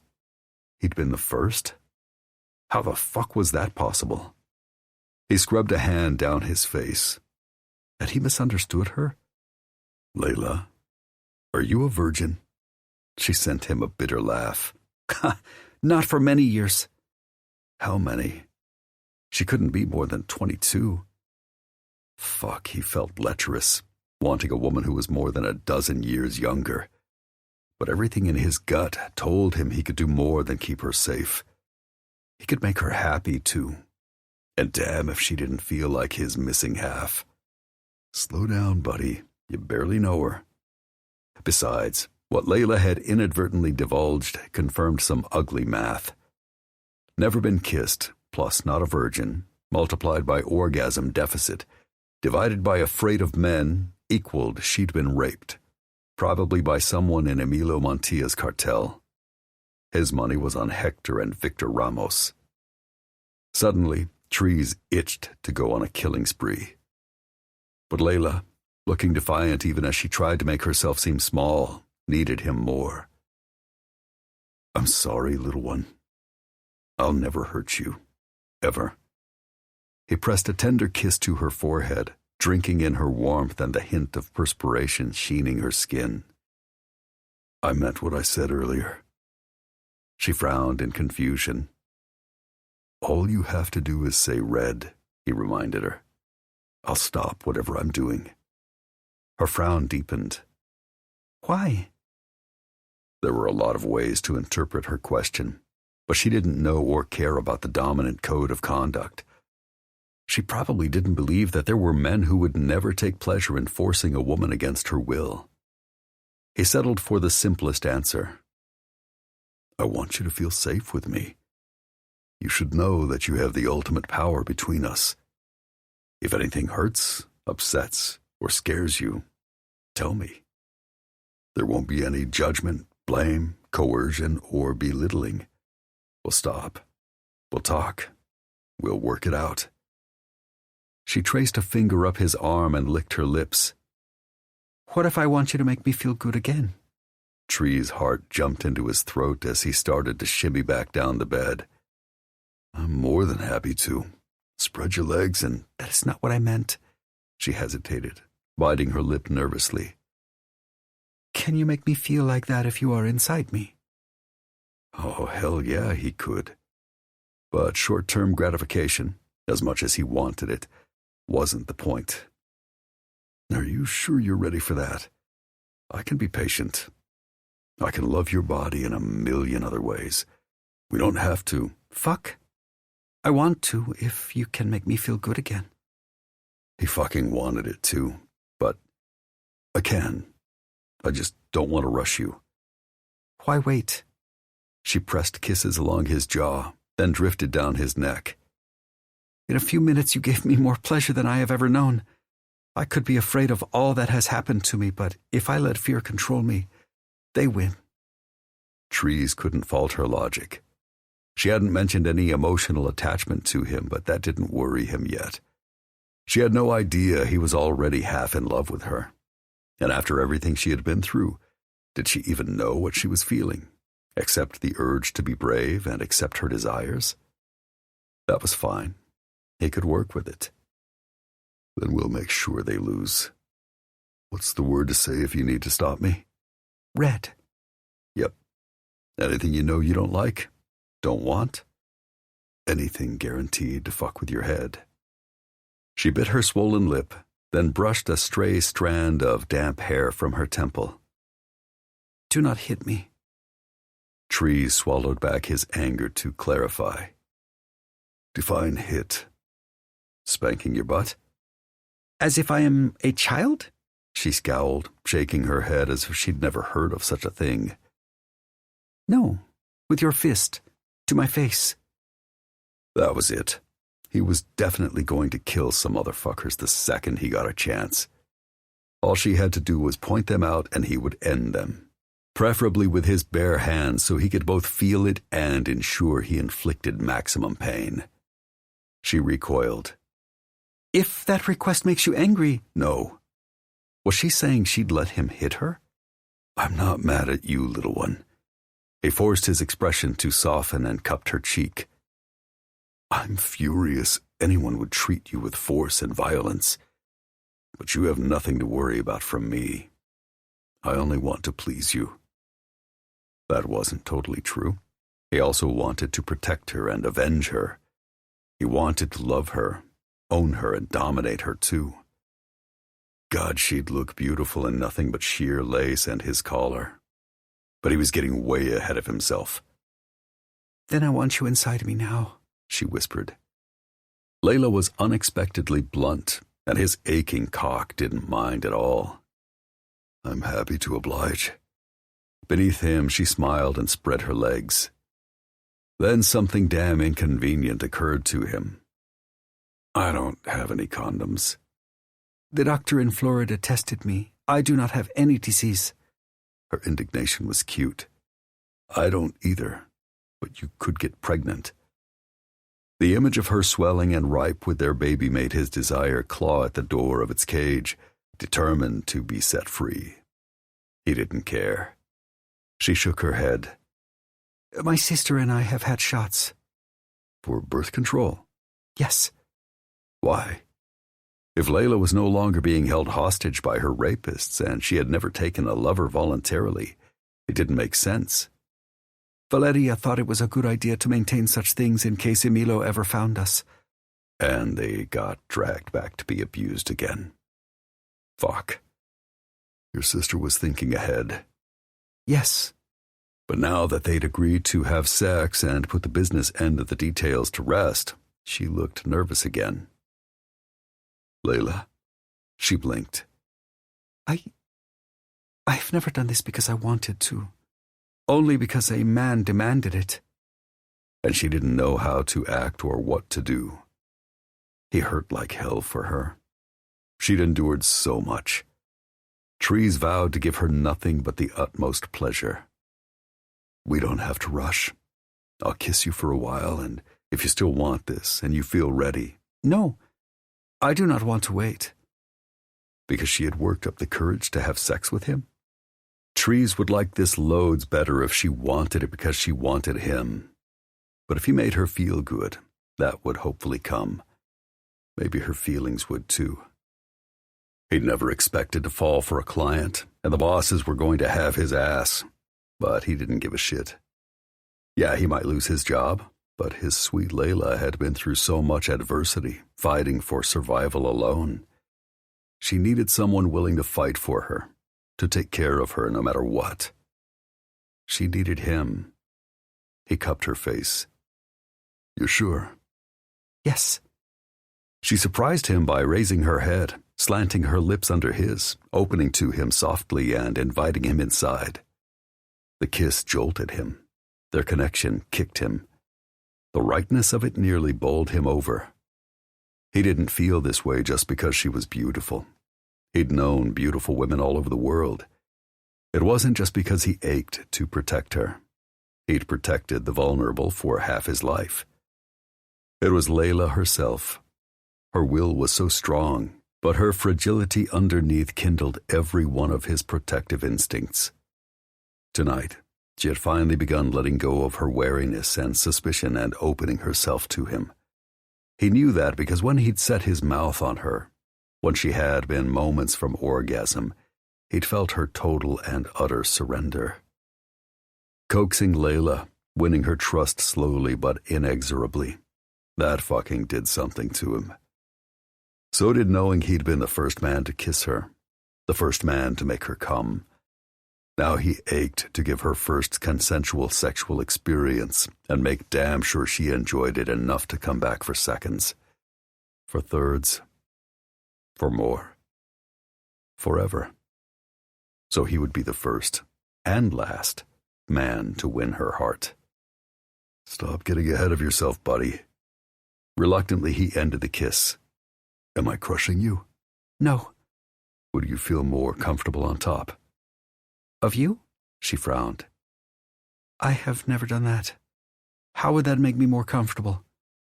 By Layla's own admission, she was no virgin, but in some ways she was sweetly naive. Would you feel better if you were in control? Understanding dawned on her face, but she shrugged. I do not know. What do you prefer? Obviously, she hadn't caught on to the fact he liked to be in charge, but he could pause that until Layla relaxed. My goal is to give you what you need, little one. What would make you happy? I have never met a man who asked questions before sex. She'd also never been in bed with one who hadn't raped her, but they could talk in circles for hours. The truth was, Layla didn't know what she wanted in a lover because she'd never had one. He was accustomed to being in control, and it was his responsibility to give her what she needed. The anxiety plaguing her since he'd picked her up in Florida had only quieted when he'd inundated her with pleasure. So as far as he could tell, she needed more orgasms. He was damn happy to provide them. Then I'll stop asking, but I expect you to tell me how everything I do to you feels. If you don't like it, I want to know. If you do, I want to hear you scream. Layla nodded. All right. Not exactly a yes, sir, but someday he swore she would say those words to him. But they were done talking for now, and the longer he stared, drinking her in, the more nervous she got. Time to dismantle her jitters so he could give her what she needed. Trees took her mouth again, softly at first. She parted her lips, instantly yielding to him. She tasted like the spices from dinner and something addictively sweet. He chased her flavor, wanting more on his tongue as she wrapped hers around him, her legs around him, and gave herself over to him. Their kiss went from exploratory to hot with a single beat of his heart. He slanted his lips over hers and delved deeper, gripping her hips to hold on as his desire rose hot and fast. Under him, she moaned. Then she began shifting restlessly beneath him, slowly at first. But with every sweep of his tongue and every caress of his hand, she shifted more, lifted, rolled, and arched in whimpered invitation.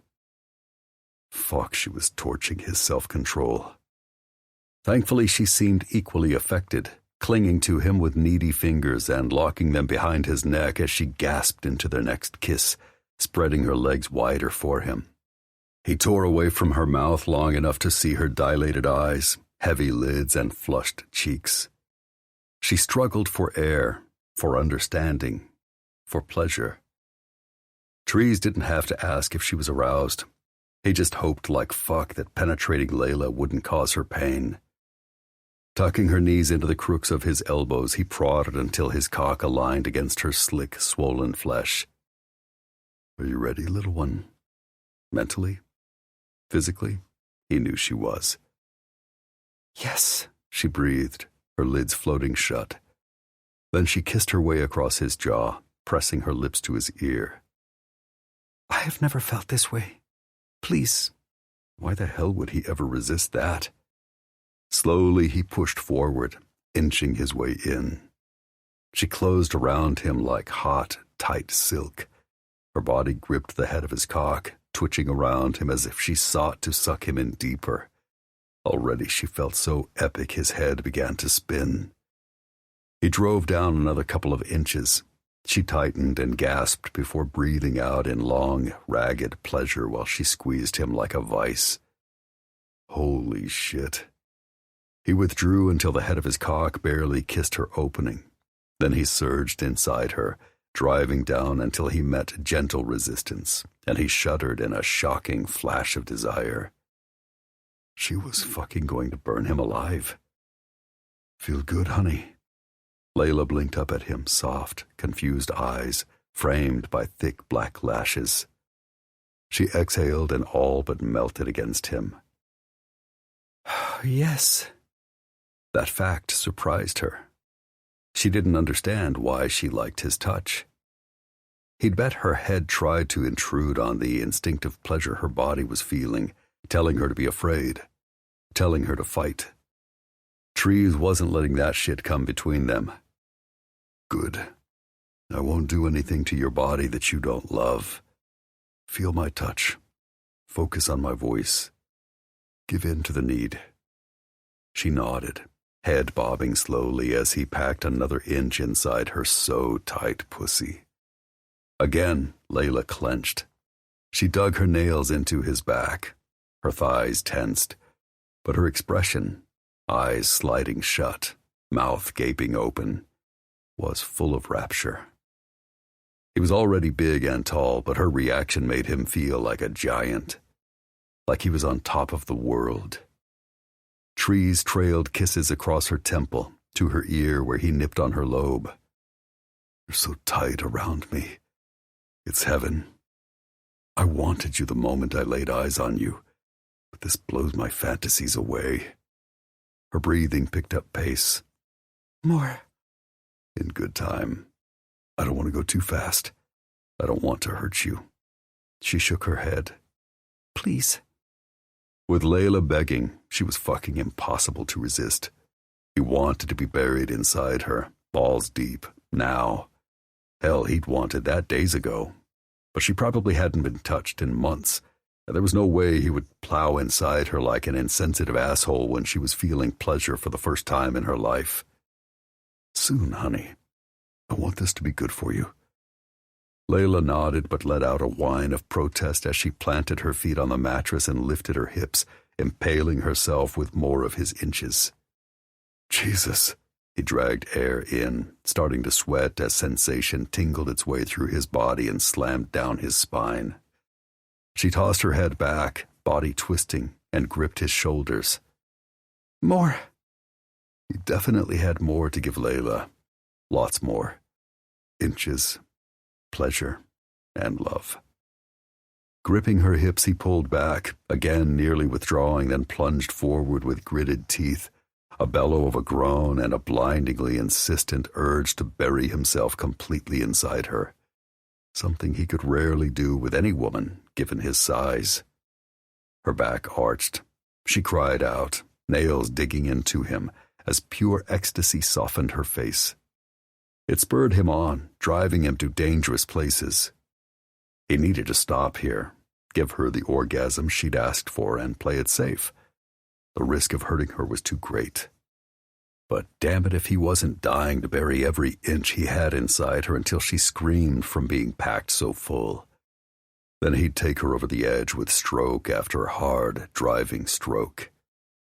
Telling himself to dial it the fuck down, he reached between them and dragged his thumb over her clit. It was slick and hard as stone.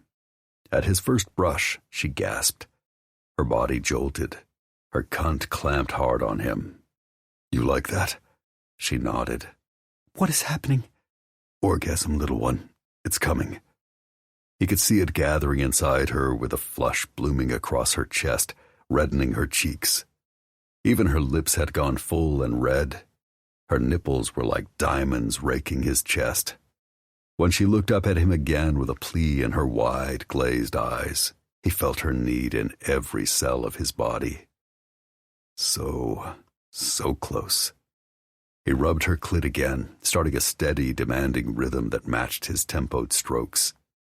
She tensed, tossing her head back again, and cried out, Trees! Yes, he was on fire for her, and it took everything he had not to shove deeper and bury himself to the hilt. But She was so close. No way would he risk that by hurting her, especially since submerging every inch in her sweltering clasp would set him off. He would come instead of ramping her up and pleasuring her again for the sheer joy of watching her unravel and knowing he'd done that to her. Ride it, honey. Feel the edge. It burns, she gasped. I feel blood rushing down between... Your legs? He pumped her faster. Filling your pussy like I am. I cannot stop it. Just let it happen. Come for me. She lifted her gaze to him, looking almost panicked. Her nails bit into his flesh as he pushed into her again, and her whole body went rigid. Pleasure flared across her face as she tightened on him, squeezing relentlessly. Then she wailed, her body thrashing, her hips rising, her legs curling around him as she pulled him in, closer, coaxing him deeper. At her silent demand for more, Trees lost control, scooping her up in his grip, planting his knees on the mattress, and hurtling his way home, to the hilt, with one desperate stroke. She took all of him, her orgasm seeming to rocket up to another level and sending her over an even higher cliff, as she croaked out in agonized pleasure. Trees! He roared into her over and over, pounding deep until he lost everything, his restraint, his load, and his heart, pouring them all into her and never looking back. His head swam and his vision went dark. The moment vibrated with a kind of ecstasy he'd never even imagined. What the fuck had just happened? Finally, he opened his eyes. His heart chugged like a runaway train. His breath sawed in and out of his chest. He was still clutching her hips like his life depended on it, every inch of his cock shoved deep inside her. Oh, fuck. Layla. She blinked, looking shell-shocked and frozen. Oh, Jesus. Oh, fuck. What the hell had he done? He'd lost control, and he deserved every curse she hurled at his head and every shred of fury she would most likely unload on him. Little one, I'm so sorry. I never meant to... Tears leaked from her eyes, trailing down her temples and disappearing into her hairline. They were like twin stabs to his heart. Goddamn motherfucking son of a bitch. 30 minutes ago, he'd wanted to kill every man who had ever hurt her, but in the heat of pleasure, he'd buckled and wounded her too. The fact he hadn't intended to didn't mean jack shit. He wanted to touch her, softly, gently, swear on a stack of Bibles that he would never cause her an ounce of pain again if she would just... What? Trust him?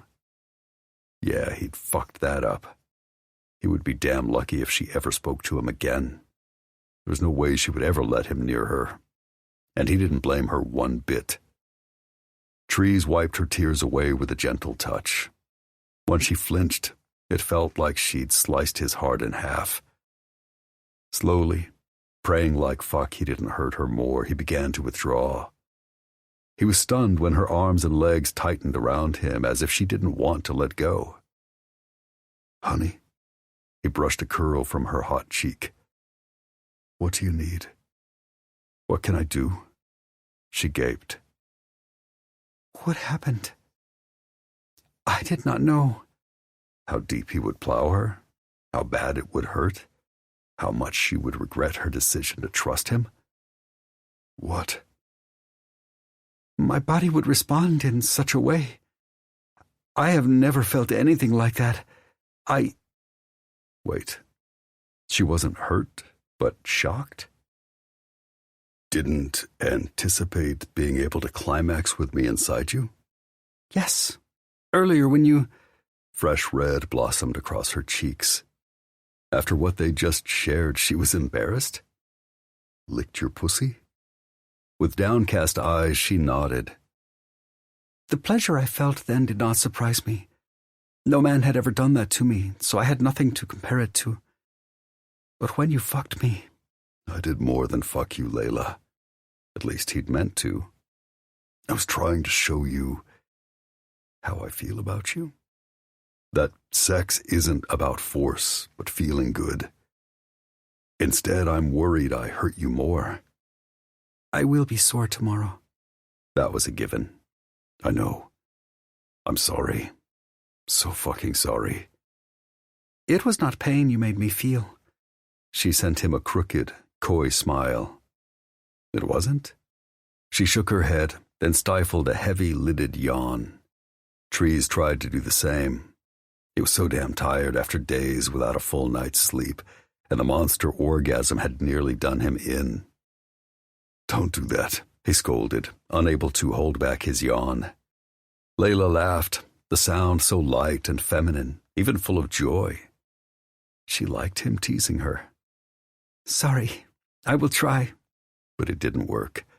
She covered her mouth with her hand, but not before he saw her lips widen in another signal of exhaustion. He laughed back. So much for that. She giggled in return. The moment felt so sweet. Trees held her closer. He knew he needed to leave the softening clasp of her body and help her clean up so they could both have a good night's sleep. But he was reluctant to let her go. This playful moment aside, would she ever want or trust him enough again to let him love her? Eventually, yes. He had to believe that. Something different had passed between them tonight. Something he'd never felt. Their connection had been forged in passion, but it hadn't ended with their mutual climax. Usually he showered a woman in aftercare. Once he knew she was sated and settled, he zipped up and beat feet. He never lingered. Layla was different. He didn't want to leave. Her body, their bed, this moment. Instead, he dipped his head to take her lips again. She met him with a soft, sweet kiss of her own. Too soon, she pulled back. Trees. What is it, little one? Did you enjoy sex with me? She was kidding, right? Absolutely. That was epic, amazing, earth-shattering. Angels had sung. His world had been rocked. Great. Did you? Shyly, she nodded. More than I thought possible. More than I ever have. I only ever want to keep you safe and make you feel good, Layla. She gave him another encouraging smile. Do you want me to be happy, too? Trees could think of very few people on this planet who weren't worthy of happiness, but Layla especially was. She'd been through hell, and she deserved a future that made up for all she'd endured. He'd love to be the man to give that to her. He could picture them now, together on his property, hoping for the best future, preparing for the worst, and growing the next generation. Really? You've got to slow down, buddy. Of course I do. Her smile turned brighter, her pouty, built-for-sex lips curling up until her face filled with joy. Why would you think I wouldn't? He went on. I did not know if... She trailed off, biting her lip, reluctant to speak. What we did meant something to me. Layla took her time answering, but finally she nodded. Yes. He cupped her face. You have no idea, little one. She wasn't ready to hear what he was thinking or how he was feeling. If he freaked himself out with that shit, he would freak her out even more. And she'd suffered what he suspected was years of trauma. She didn't need anything more to deal with now. Besides, if there was even a chance she'd welcomed him into her body because she'd experienced anything like Stockholm Syndrome, he'd rather know that before he laid his heart at her feet. It meant a great deal to me, too. Thank you for showing me pleasure. She yawned again. She was obviously tired, and no wonder. She slept fitfully most every night, and after a couple of climaxes, sleep needed to be on the menu. He had to stop selfishly wanting to stay inside her forever and let her rest. Slowly, reluctantly, Trees pulled from the snug clasp of her body and rose from the bed naked. He felt her stare on him as he stepped into the bathroom to grab a warm, wet towel. When he returned, she watched him carefully, her stare both appreciative and anxious. Was she worried about his feelings for her? Or had she felt the crazy connection too? Trees turned those possibilities over in his head as he peeled the covers back from her body. Her naked beauty hit his consciousness one curvaceous inch at a time. Her slender shoulders, her lush breasts, her tiny waist, her gently rounded hips, her sleek thighs, and her tiny feet. Damn if he didn't want to crawl back into bed and merge his body with hers again. His cock certainly stood up and saluted the idea. Her drowsy, half-masked eyes reminded him that she was too tired. "Spread your legs, little one." Layla's stare turned cautious. Trees dialed back his disappointment. He was accustomed to subs, women who knew that he was patient and fair but firm as hell. If he gave an order, they followed, trusting that he had their best interests at heart. But trust was exactly what he and Layla didn't share. Hopefully tonight had helped to bridge some between them, but he was a realist. He wasn't expecting a woman who had probably been abused for years to trust him in a handful of days simply because he'd made her come. For now, he met her stare with calm patience, letting her either ask him questions or work the situation out in her head. Finally, her legs parted, and she reached for the damp cloth. "I can do that." He held it away from her. "I know you can, but I will. Lie back." Again she hesitated, and he sensed she wasn't comfortable. He nearly backed off, but he wanted her to learn that he would take care of her in all ways. He wanted her to realize that she could rely on him, and he needed her to understand that he had the drive and desire to care for her. That was part of his happiness. After another stretch of silent seconds, she slowly complied. "Good girl." He settled the warm cloth against her pussy and wiped her gently, lingering over her swollen opening. When he pulled the towel away, he glanced at it, wincing when he saw traces of blood. He returned to the bathroom, cleaned himself, then slid into bed, where he found her watchful and silent. "I need the truth. Did I hurt you?" Layla's dark brows furrowed. "There was some pain just before climax, but that's somehow added to my pleasure," she admitted, almost as if she was afraid to. "I know that does not make sense, but—" "It does. Perfect sense." And what it told him about her thrilled him all over again. She could take every inch of his cock and be happy about it because she liked a little pain with her pleasure. Could she be any more fucking perfect? Layla shrugged. "Are you going to sleep now?" He'd rather stay up and talk to her, maybe make love again, but they needed rest, especially if he was going to drive this tank all day tomorrow to avoid highways and major towns to reach Lafayette. Trees didn't want to think about what came next, after she realized she wouldn't be reunited with her sister. But one problem at a time. She would be better equipped to cope with the disappointment after a good night's sleep. Then he'd break it to her gently, help her understand the team's rationale. "It's best if we do." She nodded. "If you would sleep better, turn off the bathroom light. It must shine in your face." "It doesn't bother me. I can sleep about anywhere. I want you to be comfortable. And I know you're afraid of the dark." Layla sent him a sharp glance. "I did not say that." "You didn't have to. It's obvious." That he was fucking dying to know why. Now probably wasn't the time to pry, but... "Do you want to talk about the reason?" "No." Her answer was instant and emphatic. "Okay, I won't push. But if you need the light..." "I feel safe with you here." That warmed him. Tonight had been good for them. Baby steps, but a start. Trees hoped like hell he could build her feelings into something as real and strong as his. "We'll try it dark. If you get scared, tell me." You will turn on the light? Or I'll hold you until you feel secure. Layla closed her eyes. Thank you for everything. Was that a wistful note in her voice? You're welcome. Sleep well. She murmured something he couldn't understand, then rolled away. Unsettled, he flipped off the bathroom light, then closed his eyes and hoped his screaming gut was wrong, that it was the jitters of new feelings putting him on edge.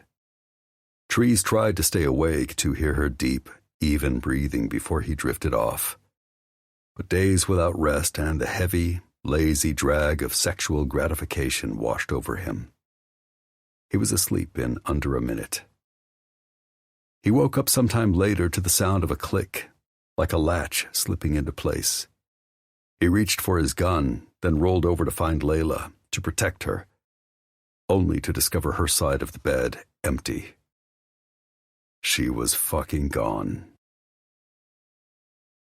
Chapter 7. Layla's teeth chattered as she wrapped her arms around herself and darted along the edge of the campground, looking for lights that might indicate friendly people willing to help. She'd underestimated how cold it was outside and regretted not swiping one of Tree's flannel shirts from his bag when she had taken $20 from his thick wad of cash. But her guilt had been too great to take anything more. Once she reached Louisiana and her family, she would return every penny. For now, she shelved her remorse and scoured the area, knowing she wouldn't get far on foot, especially in flip-flops. But other than the campground street lamps, she saw no lights. Had everyone already gone to bed? She had no idea what time it was, except late. Now what? Every bone in her body screamed at her to go back to the RV and rest, back to Trees and the seeming safety she suspected he could actually give her. But he wouldn't give her freedom or take her to her sister, two things she desperately wanted. There must be someone awake in the campground. It wasn't full since it was a Wednesday night, but there were public facilities of some sort at the end of the lane. It was fully lit. Did that mean someone was using it? She didn't see anyone. Then a door slammed behind her. Layla! Her heart stopped. Trees was already awake and after her? How? She'd left the RV 3 minutes ago. Ducking behind a dumpster, she squeezed her eyes shut. Her mind raced. If she returned to him, she would be no closer to her family. If she ran from him, how far would she make it alone? No, she couldn't be defeatist. She was resourceful. She was resilient. She had once survived for 10 days on a canteen of water and a bag of flour. She could reach Louisiana. Layla! His voice sounded farther, as if he'd headed toward the entrance to the campground. Following him wasn't an option, nor was remaining here. There were too many lights. He would find her. That left trying to hide in the public facilities, where he would undoubtedly track her, or heading into the thick line of trees a few trailers away. The forest it was. She would hide there, wait until he gave up, see about keeping herself warm in a tree or with some leaves. Come morning, she would find civilization elsewhere, and help. She would be wrapped in her sister's embrace by tomorrow.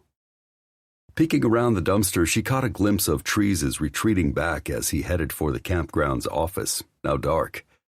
She looked longingly at the RV. He had warmer clothes inside. But no, she had taken from him all she intended to. She had survived the last 18 months in her brother-in-law's compound on her own. She would do the same here. Sucking in a fortifying breath, she took off, darting toward the thick copse of trees less than 50 meters away. There was nothing between here and there to hide her, and the waxing moon was bright. But she made it, disappearing between a pair of tall trees and running headlong into the woods. Branches overhead, mostly devoid of leaves, looked like jagged daggers against the silvery sky. Layla shivered and circled around, trying to get her bearings, but the dense branches and the thick, rolling clouds soon swallowed up the moon. Suddenly the sky turned dark. Panic pressed in. She shivered, arms clasped around herself in the pitch black. 1,000 terrible memories pelted her, threatening to unravel her. Then she heard the howl of a coyote, too close for comfort. As if that one sang to the rest of its pack, others answered, even closer. More clouds drifted across the sky. The darkness turned blacker, thicker. Then she heard the crunch of leaves. A growl sounded nearby. The hair on the back of her neck stood up. She swallowed a scream. Layla tried to penetrate the darkness to find a tree she could climb for temporary safety, but she could no longer even see her hand in front of her. Panic flowed like ice in her veins as she spun in a circle to find the direction the growl had come from. She heard it again, this time so near she let out an involuntary shriek. Run. She could run, out of the forest, back to the campground. Hopefully the people there would scare away the predatory pack. But in the dark, surrounded by trees seemingly closing in, she no longer knew which direction she'd come from. Another howl resounded, now right behind her. There was another growl on her left. Then she heard the stampede of animal feet in her direction. With a cry, she dashed to the nearest tree and jumped to a low branch, trying to scramble up the rough-barked trunk. It scraped the skin off her knees and flayed a raw patch on her inner thighs, but the snarling below and the snap of sharp teeth blunted everything except her fear. Layla could all but feel the coyotes nipping at her heels, hungry for their next meal as she hugged the trunk with all her might. Blood ran down her calves and rolled beneath her feet, warm in the bone-chilling cold, as she reached for the branch directly above. It snapped off in her hands and sent her sliding down. Frantically, she clawed at the trunk, reaching blindly for another branch and wishing like hell she could go back in time even 15 minutes. Valeria had always said she was too headstrong and independent, that it would be the death of her. Layla began to fear her sister was right. If she failed to save herself, would Valeria ever know what had happened to her? Or would the coyotes consume her so completely that her body would never be identified? No, she couldn't think that. She could endure bloody knees and raw fingertips, but she could not give up. Suddenly, a gunshot rang out. She started and bit back a cry of fear. Who was out there? Why? At her feet, a coyote yelped. Then 2 more shots rang out with deafening bangs. The other 2 animals scattered, fleeing quickly until she heard nothing but her own harsh breathing and runaway heartbeat. Was the shooter looking to kill her next? Layla! Trees. His footsteps closed in. Clutching the sharp, crumbling trunk in terror, she glanced over her shoulder. He came toward her with long, sure steps, holding a semi-automatic in one hand and a heavy-duty flashlight in the other. Layla, can you see me? Follow the light. Trees, her whimper cracked. He jerked the flashlight her way and the bright beam landed directly on her. Son of a bitch. In seconds he was beside her, wrapping his arm around her and lifting her into his embrace. Layla couldn't remember ever being happier to see anyone in her life. She scrambled to face him, throwing her arms around him and clinging to him as if her life depended on it. In truth, it had. If he hadn't come along and saved her from the coyotes, how much longer could she have dangled before her legs gave out and her fingers bled too much, and she fell to her doom? He held her tight against him as if he'd never let her go. Are you all right? I saw blood. None of them bit me. The tree. I was trying to get away. His mouth flattened. I know you were. Can you walk back? I think so. Honestly, she wasn't sure. Adrenaline scorched through her veins as it drained out, and her legs felt like noodles. But she'd already shown weakness. She refused to crumble and fall now, especially after being so stupidly impulsive and impatient to escape. With a clipped nod, he took her hand in his. She hissed at the contact of his skin against her raw abrasions. He released her immediately, giving her palm a once-over. Then he guided the light down her body, focusing on her legs. Fuck. Hold this. He thrust the flashlight in her hands, pointed in front of us. Before she could ask why, he bent and lifted her into his arms, against his broad chest. She couldn't explain why, but when he held her close and searched her face with tight anger, she burst into tears. Teeth grinding, Trees settled her closer, angling her face toward his shoulder as he stomped away from the coyote bleeding out on the leaf-riddled ground. It wasn't long before he broke through the trees and onto the campground. He headed straight for the RV and locked them in. As soon as he set her down, he flipped on a light, surveyed her with a glance, and cursed. He didn't have to speak another word to make her feel chastened. Trees. But what could she say that wouldn't anger him more? Take off your shirt and shorts, he demanded. Layla didn't ask why. Did he want to have sex with her now? Likely, and she didn't kid herself. This time he would punish her. There would be no toe-curling pleasure or explosions of bliss. He would use his body to punish her, and he would think she deserved it. She could only blame her own stubbornness and desperation. She didn't fight him, merely peeled the shirt from her skin with a hiss of pain and lifted it over her head. Bark fell from the material onto the vinyl floor with scattered pings, but Trees wasn't even looking at her, much less like a man who intended to use or humiliate her. Instead, he pulled back the drape over the dining table and peered out, as if he searched for trouble while she shimmied out of her denim shorts. Layla shivered in the semi-dark, wrapping her arms around herself, terribly aware that she wore only her bra and a tiny pair of panties. With a curse, he yanked the drape shut and tossed her one of his big t-shirts. "Put this on, and don't say a word." She did as she was told. His anger was too palpable to defy him. The sudden knock made her gasp. She scampered to the shadows and listened as Trees yanked the door open. "Howdy. We heard gunshots and saw you carrying someone here. Y'all okay?" said what sounded like an older man with a thick southern accent.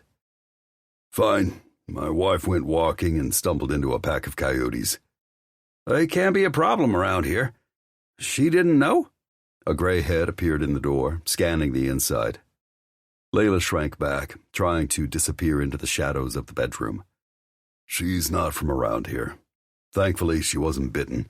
Just got a few scratches when she fell. Probably needs some first aid, so if you'll excuse me." "My wife is a retired nurse. I can send her over." "Thank you, but we're fine. She just needs a few bandages and a good night's sleep." "Are you sure?"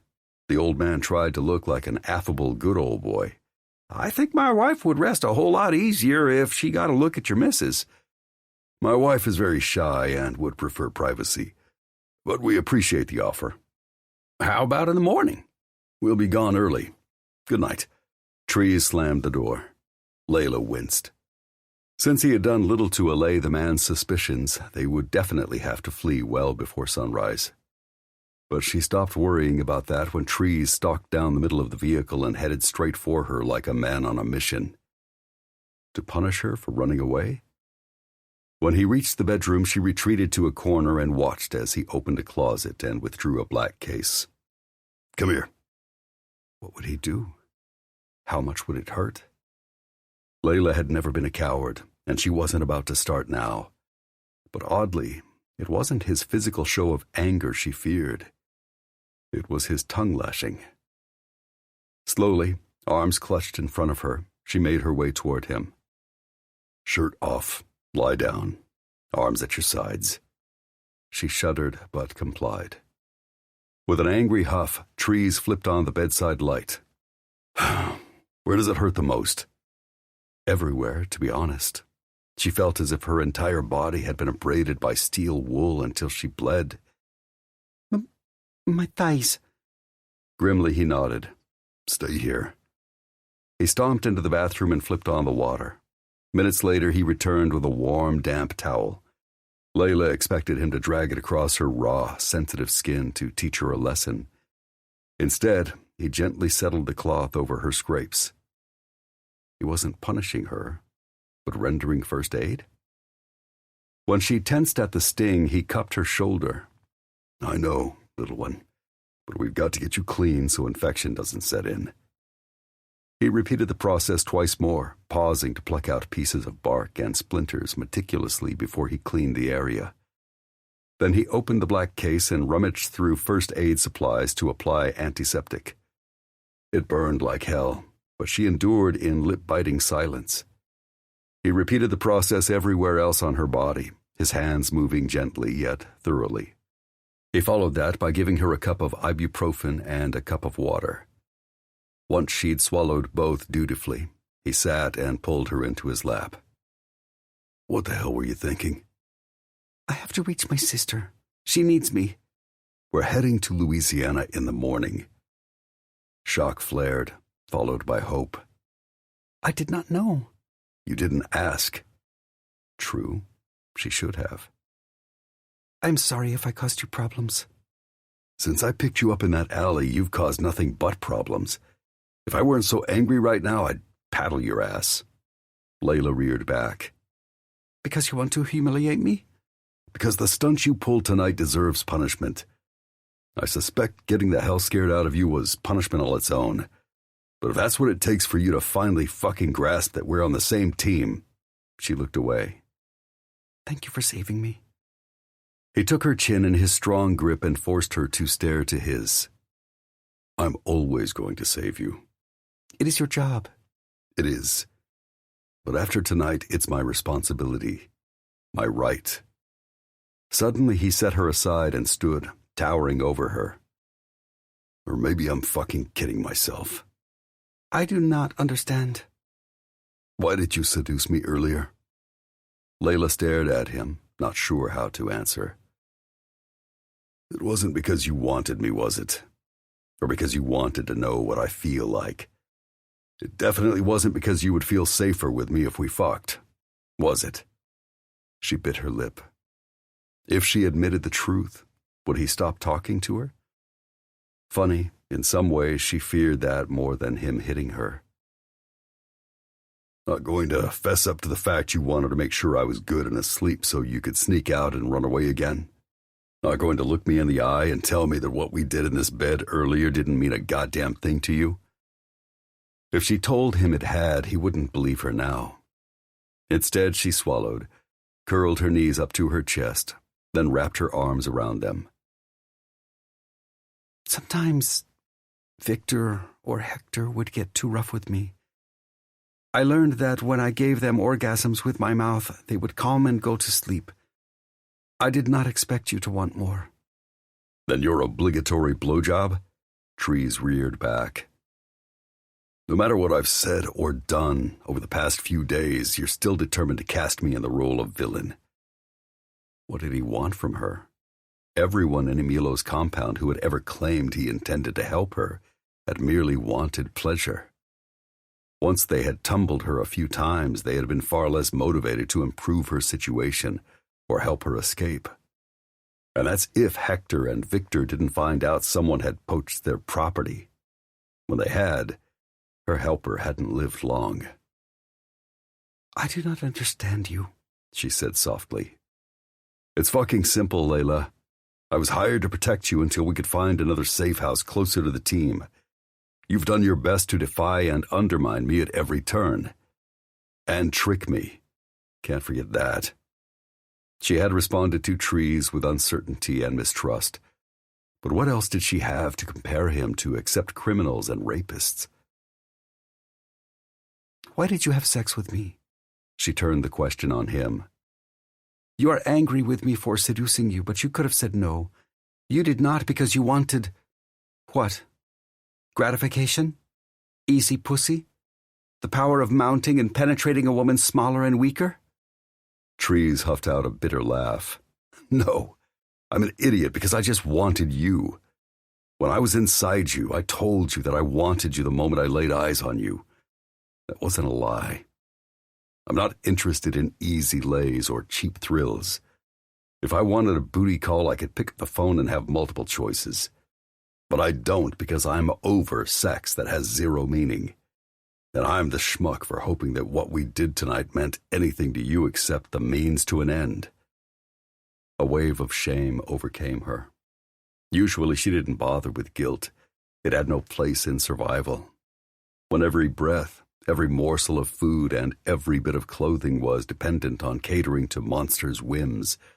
She had done her best to reserve all emotions for her family. But Trees had slipped under her defenses. I'm sorry. It seems you are not like Victor, Hector, and their ilk. And she meant that. More than once she had apologized to one of Emilo's men without meaning it. How did she make Trees believe her now? His hand was inches from her. Perhaps if she reached for it, wrapped her fingers in his, and squeezed. But too much anger poured off of him. She doubted he would welcome her touch. Layla kept her hands to herself. You're damned right I'm not. He knelt in front of her. You can't fake orgasms like that. Women did that? I did not. You felt something with me, he growled. She had. Something she didn't understand. Something that terrified her. Every other man lorded the power of violence and pain over her body. But Trees, he had the power of pleasure. He knew how to make her body melt, to make her thoughts float away like smoke, and how to make her entire being surrender to a blinding ecstasy she'd never thought possible. He had more power over her body than she did, and that terrified her.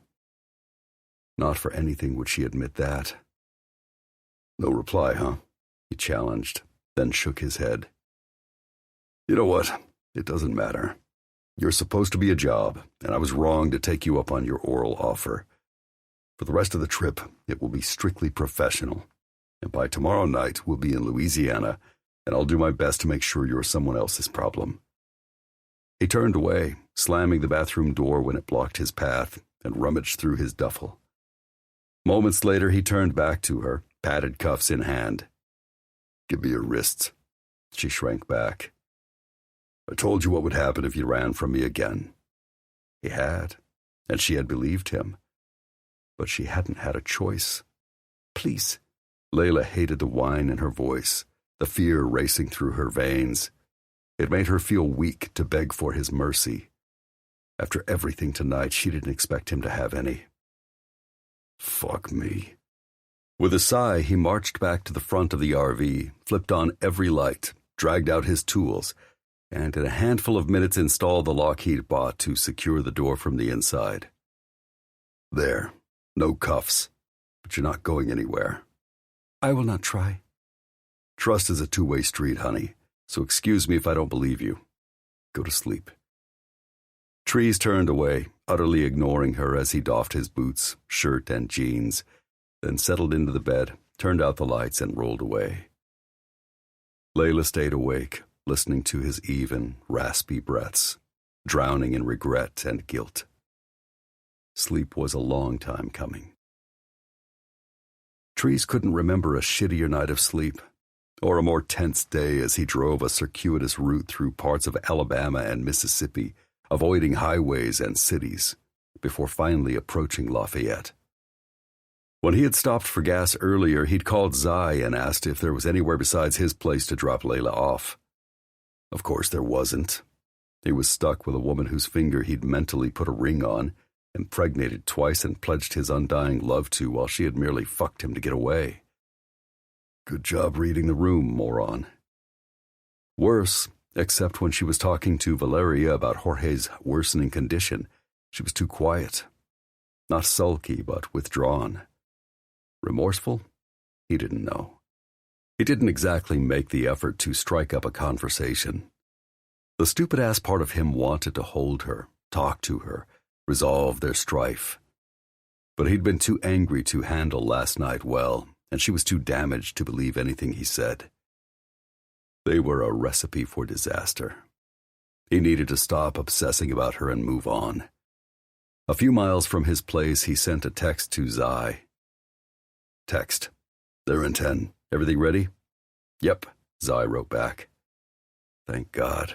I need to be more than a foot away from this woman. Text. It was late when he finally steered the lumbering RV down the dirt road to his house outside of town. The gate was open, the lights on, and the security relaxed. Zai stepped onto the front porch with a wave just before he pulled around the back of the house, so no one could see the RV from the road. Then he cut the engine and heaved a huge sigh. One trial down, a whole new tribulation about to begin. Layla would be staying here indefinitely. As Trees stood and pocketed the keys, Zai jogged around his brick ranch house. Trees opened the RV door. Despite the chilly breeze, he stepped out happily and stretched. "Hey, so fucking glad that's over. I'm glad for you, man. Good to have you back." It was good to be back, especially with his best friend who would understand how rough it had been with Layla since he'd had problems of his own with Tessa. But when he looked at Zai, it was obvious something was wrong. "You look like shit." "Well, stress, lack of sleep, and your girlfriend looking for the politest way possible to tell you to fuck off will do that." Hadn't they just recently, finally, gotten together? And everything had already gone to hell? Trees hated to keep thinking the worst, but Tessa didn't seem like the kind of head case who would sabotage a new relationship with someone as awesome as Zai. Unless she was guilty of something. Spying for the enemy, maybe. "No shit," Zai nodded. "It's been one of the worst weeks ever." "Sorry, man." Trees clapped his arm, not sure what else to say. Bad-mouthing Tessa to Zai wouldn't make his friend see her as a suspect, so he bit his tongue. Behind him, he sensed Layla and glanced over his shoulder to find her staring out the window over the dining table. She was a silhouette in the near dark. Her coffee-colored hair flowed past the satiny ribbon wrapped around her slender neck he hadn't seen her wear before. The tails of her choker and her abundant tresses floated down to her tits, barely covered by a pink tank. Half her damn midriff was bare. Beneath the tight, ought-to-be illegal shorts, she flashed sleek legs. Yeah, he needed to fucking stop staring. His head and his heart both knew that. His cock wasn't on board with logic yet. It just wanted her. "Did you bring everything I asked for?" he asked Zai. "Yeah," Zai confirmed. "I had a little trouble. It took a couple of stores to find the right clothes, but it worked out." Trees breathed a sigh of relief. "I owe you." Behind him, he heard Layla's soft footfalls. Automatically, he held his hand out to her to assist her down. He told himself it was because of her injuries, but he was bullshitting himself and he knew it. She laid her small fingers across his meaty ones and seemed to float down the steps, despite being barefoot. But she was gorgeous everywhere, even her dainty, polished toes as she scanned his property. Trees knew exactly who she was searching for, and he wondered how long it would take her to realize her family wasn't here. He wasn't taking her to them either. He'd put off that conversation because he knew fireworks would ensue. And yes, he knew it would blow up in his face. "Hi, Layla." Zai stuck out his hand. "You may not remember me. I'm Zai." She peered at him, then looked down at his hand, dragging in a breath. For courage? And shook it. "Hello. Is Senor Walker coming?" Trees leaned in, less than pleased. She likes him. "I trust him," Layla corrected. And she still didn't trust him. That went both ways. Then she brushed past them, curling her arms around her tiny middle to ward off the cool evening wind. "See what I've been dealing with?" he grumbled as she headed toward the house, wincing as she tiptoed over dead branches and crisp fallen leaves with her bare feet. "Are all her clothes that brief?" Trees rubbed at his eyes. "That's her modest outfit." Zai's eyes bulged, then he shook his head. "Well, I brought her sweatpants and oversized t-shirts, just like you asked. Thank God. Maybe that will cool things off between us. Or at least help him stop wanting her so bad it nearly brought him to his knees every fucking time he looked at her." "Sorry, buddy." Trees groaned. "Can't you come stay with her for a few days? Maybe then I can jack off enough to get some of the blood back to my brain." "Nope. Whatever you do with your meat, keep that shit to yourself. But a word of advice, don't fuck the client." Too late. Technically, she isn't the client. Not that it would stop the bosses from firing him if they found out. He was already on thin ice. "Valeria doesn't like the way you look at Layla," Zai reminded. Which is a really good reason for Kane and me to switch assignments. He can watch Layla and I'll keep an eye on Valeria and her baby. Problem solved. No can do. Because, according to the trio of cocksuckers they worked for, he was the mole. Of course, they weren't going to let him anywhere near Valeria. If anything happened to her, their reputation would be toast, and there would be hell to pay. He understood. He just didn't know how to prove that he wasn't guilty. "What else do you need here?" his buddy asked, seemingly eager to change the subject. "You in a hurry?" "Not so much me, but I'm assuming the sooner you let her into your place, the sooner she can cover up everything tempting you." "Good point." He headed for the house. "Anything new?" Zai dodged the question. "Let's go inside." That didn't sound good, and he needed to focus on business. Trees opened the back door and let Layla in. "Come with me." Zai hung back in the kitchen as Trees touched a hand to the small of her back and ushered her forward. Even that small touch had him sweating. Memories of her kisses, her touches, her body surrounding him as he impaled her deep just wouldn't be banished, no matter how hard he tried. "Where are we?" She took in the shadowy house, gaze jerking all around. "This is not an apartment building, and we are not in Lafayette." Couldn't say she wasn't observant. "My place. We'll be staying here for a few days." She whirled on him. "Why are you not taking me to my sister? You promised—" "I said we were heading to Louisiana, and that's where we are." "You deceived me." "No, you assumed I was taking you to your sister." He hated using the bait and switch on her. She would see it as betrayal. "We're still not sure that location is safe. So you're staying here until the bosses decide otherwise. I know you're disappointed, but it's not my decision. Take it up with Valeria. She signed off on this plan." "But you had no problem lying to me." Layla jerked from his touch. "I didn't enjoy it." Trees nudged her across the living room, down the hall, and into the guest room. Then he flipped on the light. "You can put your things here. Shower if you want, or go to bed. I'll be with Zai. And by the way, I've outfitted the house with the best security. No one is getting in or out without me knowing in a handful of seconds. And even if you manage to make it off the property, I'm at least 30 miles from civilization in every direction. It will be 48 degrees tonight. And if you thought the wildlife in Alabama was scary, it's a lot more deadly out here. Get comfortable. I'll be back." Trees closed the door on her, silent, fuming, shutting her inside.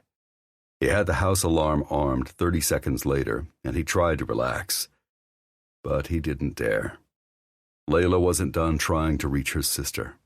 He knew that as sure as he knew his own name. He stomped back to the kitchen and plucked a bottle of beer from the fridge. "Thank you for picking these up for me. I need one." Before he could open the bottle, Zai stopped him. "They're not cold." Yeah, his pal probably hadn't been here long enough to fridge them. "I don't even fucking care. That woman, she was driving him to drink. Literally. You can't imbibe on the job. Why the hell did Zai have to be right? Fuck." Trees shoved the beer back in the fridge. "Is she mouthy and difficult?" "No. Well, not mouthy anyway. She barely speaks, and I swear sometimes I do just about anything to know what's running through her head. The problem is, I want to fuck her. And hold her while he promised to keep her safe and right her world. But she would have to trust him, and that wasn't happening anytime soon. "Sorry," Zai said. If anyone understood wanting a woman he couldn't have, it was his buddy. Zai had lived through nearly a year of look but don't touch torture with Tessa. Trees shrugged. "I'll deal. What do you want to tell me?" "Some friend of Walker's has temporarily joined the team to help with Kimber's recovery. Name's Matt. You probably won't see much of him. I met him. He seems okay." "Even though he's a friend of Walker's?" Zai nodded. "Trust me, I was as shocked as you. Why wouldn't I like that news? It's fine by me. Hell, whatever the bosses need to do to bring Kimber back. Keep that in mind, because what I say next might make you blow a gasket." Zai's apologetic glance told Trees this was going to suck. "They're thinking about using Layla as bait to help get Kimber back. Pretend to set up a hostage swap and... No. Fuck no. Were they crazy? Did they not grasp what Layla had been through? Over my dead body. Absolutely not. End of conversation. It's not my favorite plan either, but I think they're running out of options and getting desperate. Maybe they're thinking that Kimber is a wife and a mother with 2 small children who need her, and Layla is expendable? That's fucking bullshit. She's a human being, and she's... He clenched his fists. Fragile. I know. Zai sounded sincerely sorry. Trees was too pissed off to care. You don't know. She's been bullied, abused, and raped since she was 14 by the very people who want their hands on her now. At least he deeply suspected that's what had happened. You'll have to kill me before I let anyone dangle her in front of a bunch of cutthroats. I'm dead fucking serious. Is there any chance such a plan will allow for the capture of those who wish to hurt my sister? Trees spun to the sound of Layla's voice and found her at the far end of the kitchen. When the hell had she sneaked up on them? He cursed, doing his best to glare her into taking those words back. Her stubborn expression said she wasn't budging. Son of a bitch. Then he zipped around to Zai. His buddy understood that plan was a no-go for him and would bury that shit right. Layla was his responsibility. No, she was his. But Zai gave him a regretful shrug once he was merely the acting boss and lacked real authority. It's possible but risky, she scoffed. Breathing around these people is risky, and certainly not a guarantee. My sister has endured too much, and she has her son to consider. I will do it. Trees whirled, towering over her possessively with bared teeth. You will not! She stood unblinking and undaunted. You cannot stop me. You brought me here safely, and for that I thank you. But I owe you nothing beyond my appreciation. I didn't ask you for anything, but I would consider it a personal fucking favor if you would please give a shit about your safety. She cocked her head, and the sadness there nearly took him out at the knees. Unfortunately, Emilio never gave us that choice, and I am certain his father, Geraldo, who is probably running his organization now that he is gone, will be even less interested in such things. Unfortunately, from what Trees had heard, she wasn't wrong. Fuck. If the Edgingtons or Munoz ask me to help set a trap for Geraldo and his goons, I will say yes. My mind is made up. Trees gripped her shoulders. Layla, you'll be bait. Chum. Something my bosses will skewer on a hook and use to reel these bastards in. And if they lose you, he shrugged. Oh well, not their problem. Do you understand that? Yes. But do you understand I will have no future if I refuse? No one in my family will. With that, Layla turned away, then looked back at Zai. I cannot pay you for the clothes on my bed. Please return them.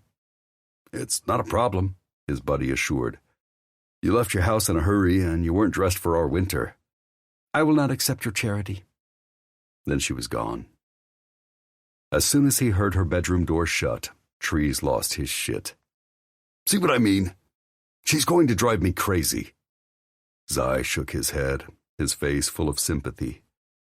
Take a breath. One day at a time, okay? You'll get through this. Right now it didn't feel that way, but arguing wouldn't change a thing. Let's talk about something else. What's up with you and Tessa? I don't want to bore you. I don't understand it enough to explain anyway. She's pushing back? She's pushing me away. What the hell?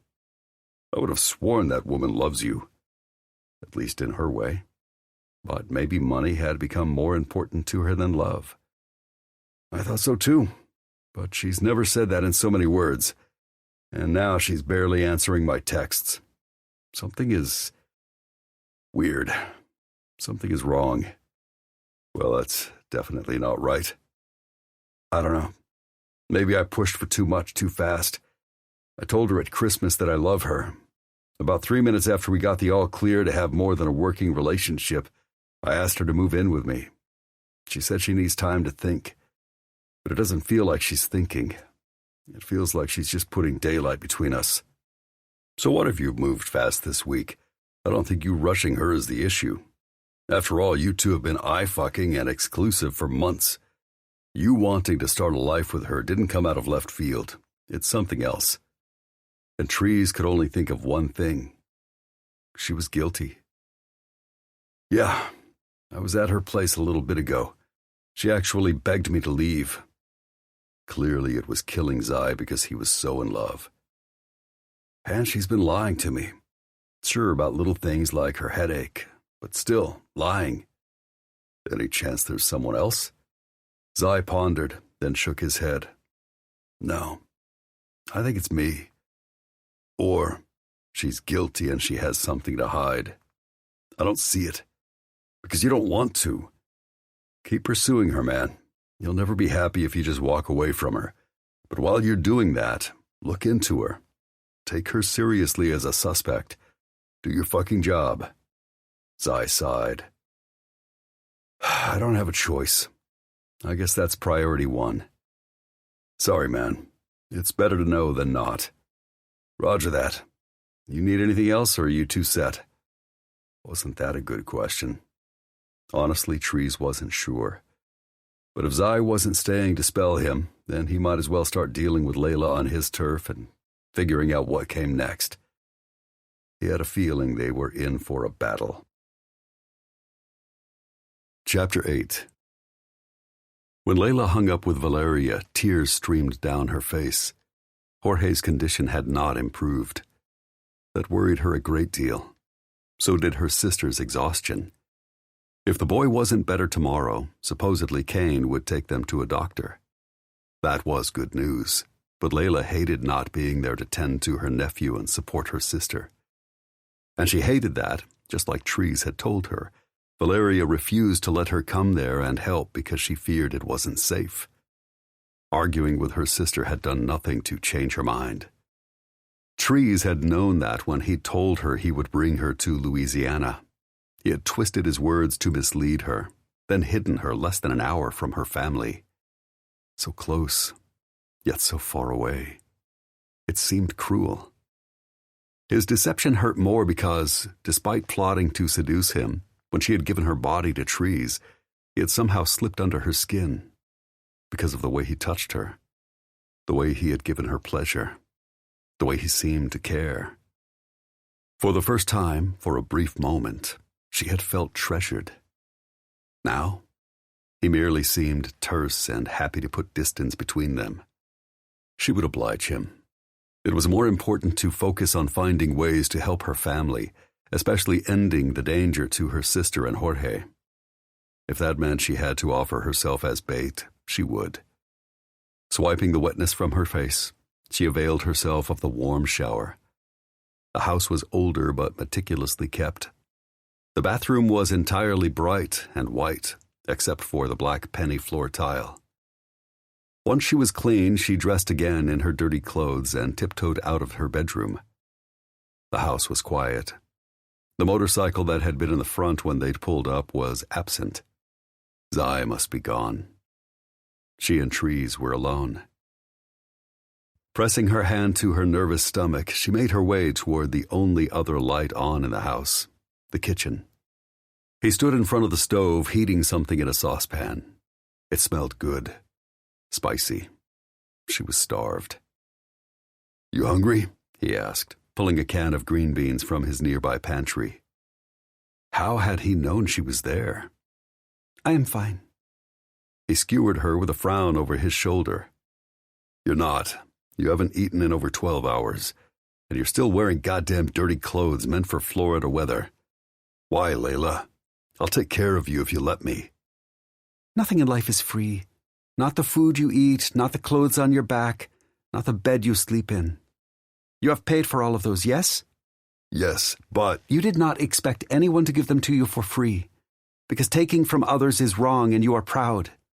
So am I. Since I am without money, I only have one currency with which I could pay you. And when I left Mexico, I swore I would never whore myself out for my survival again.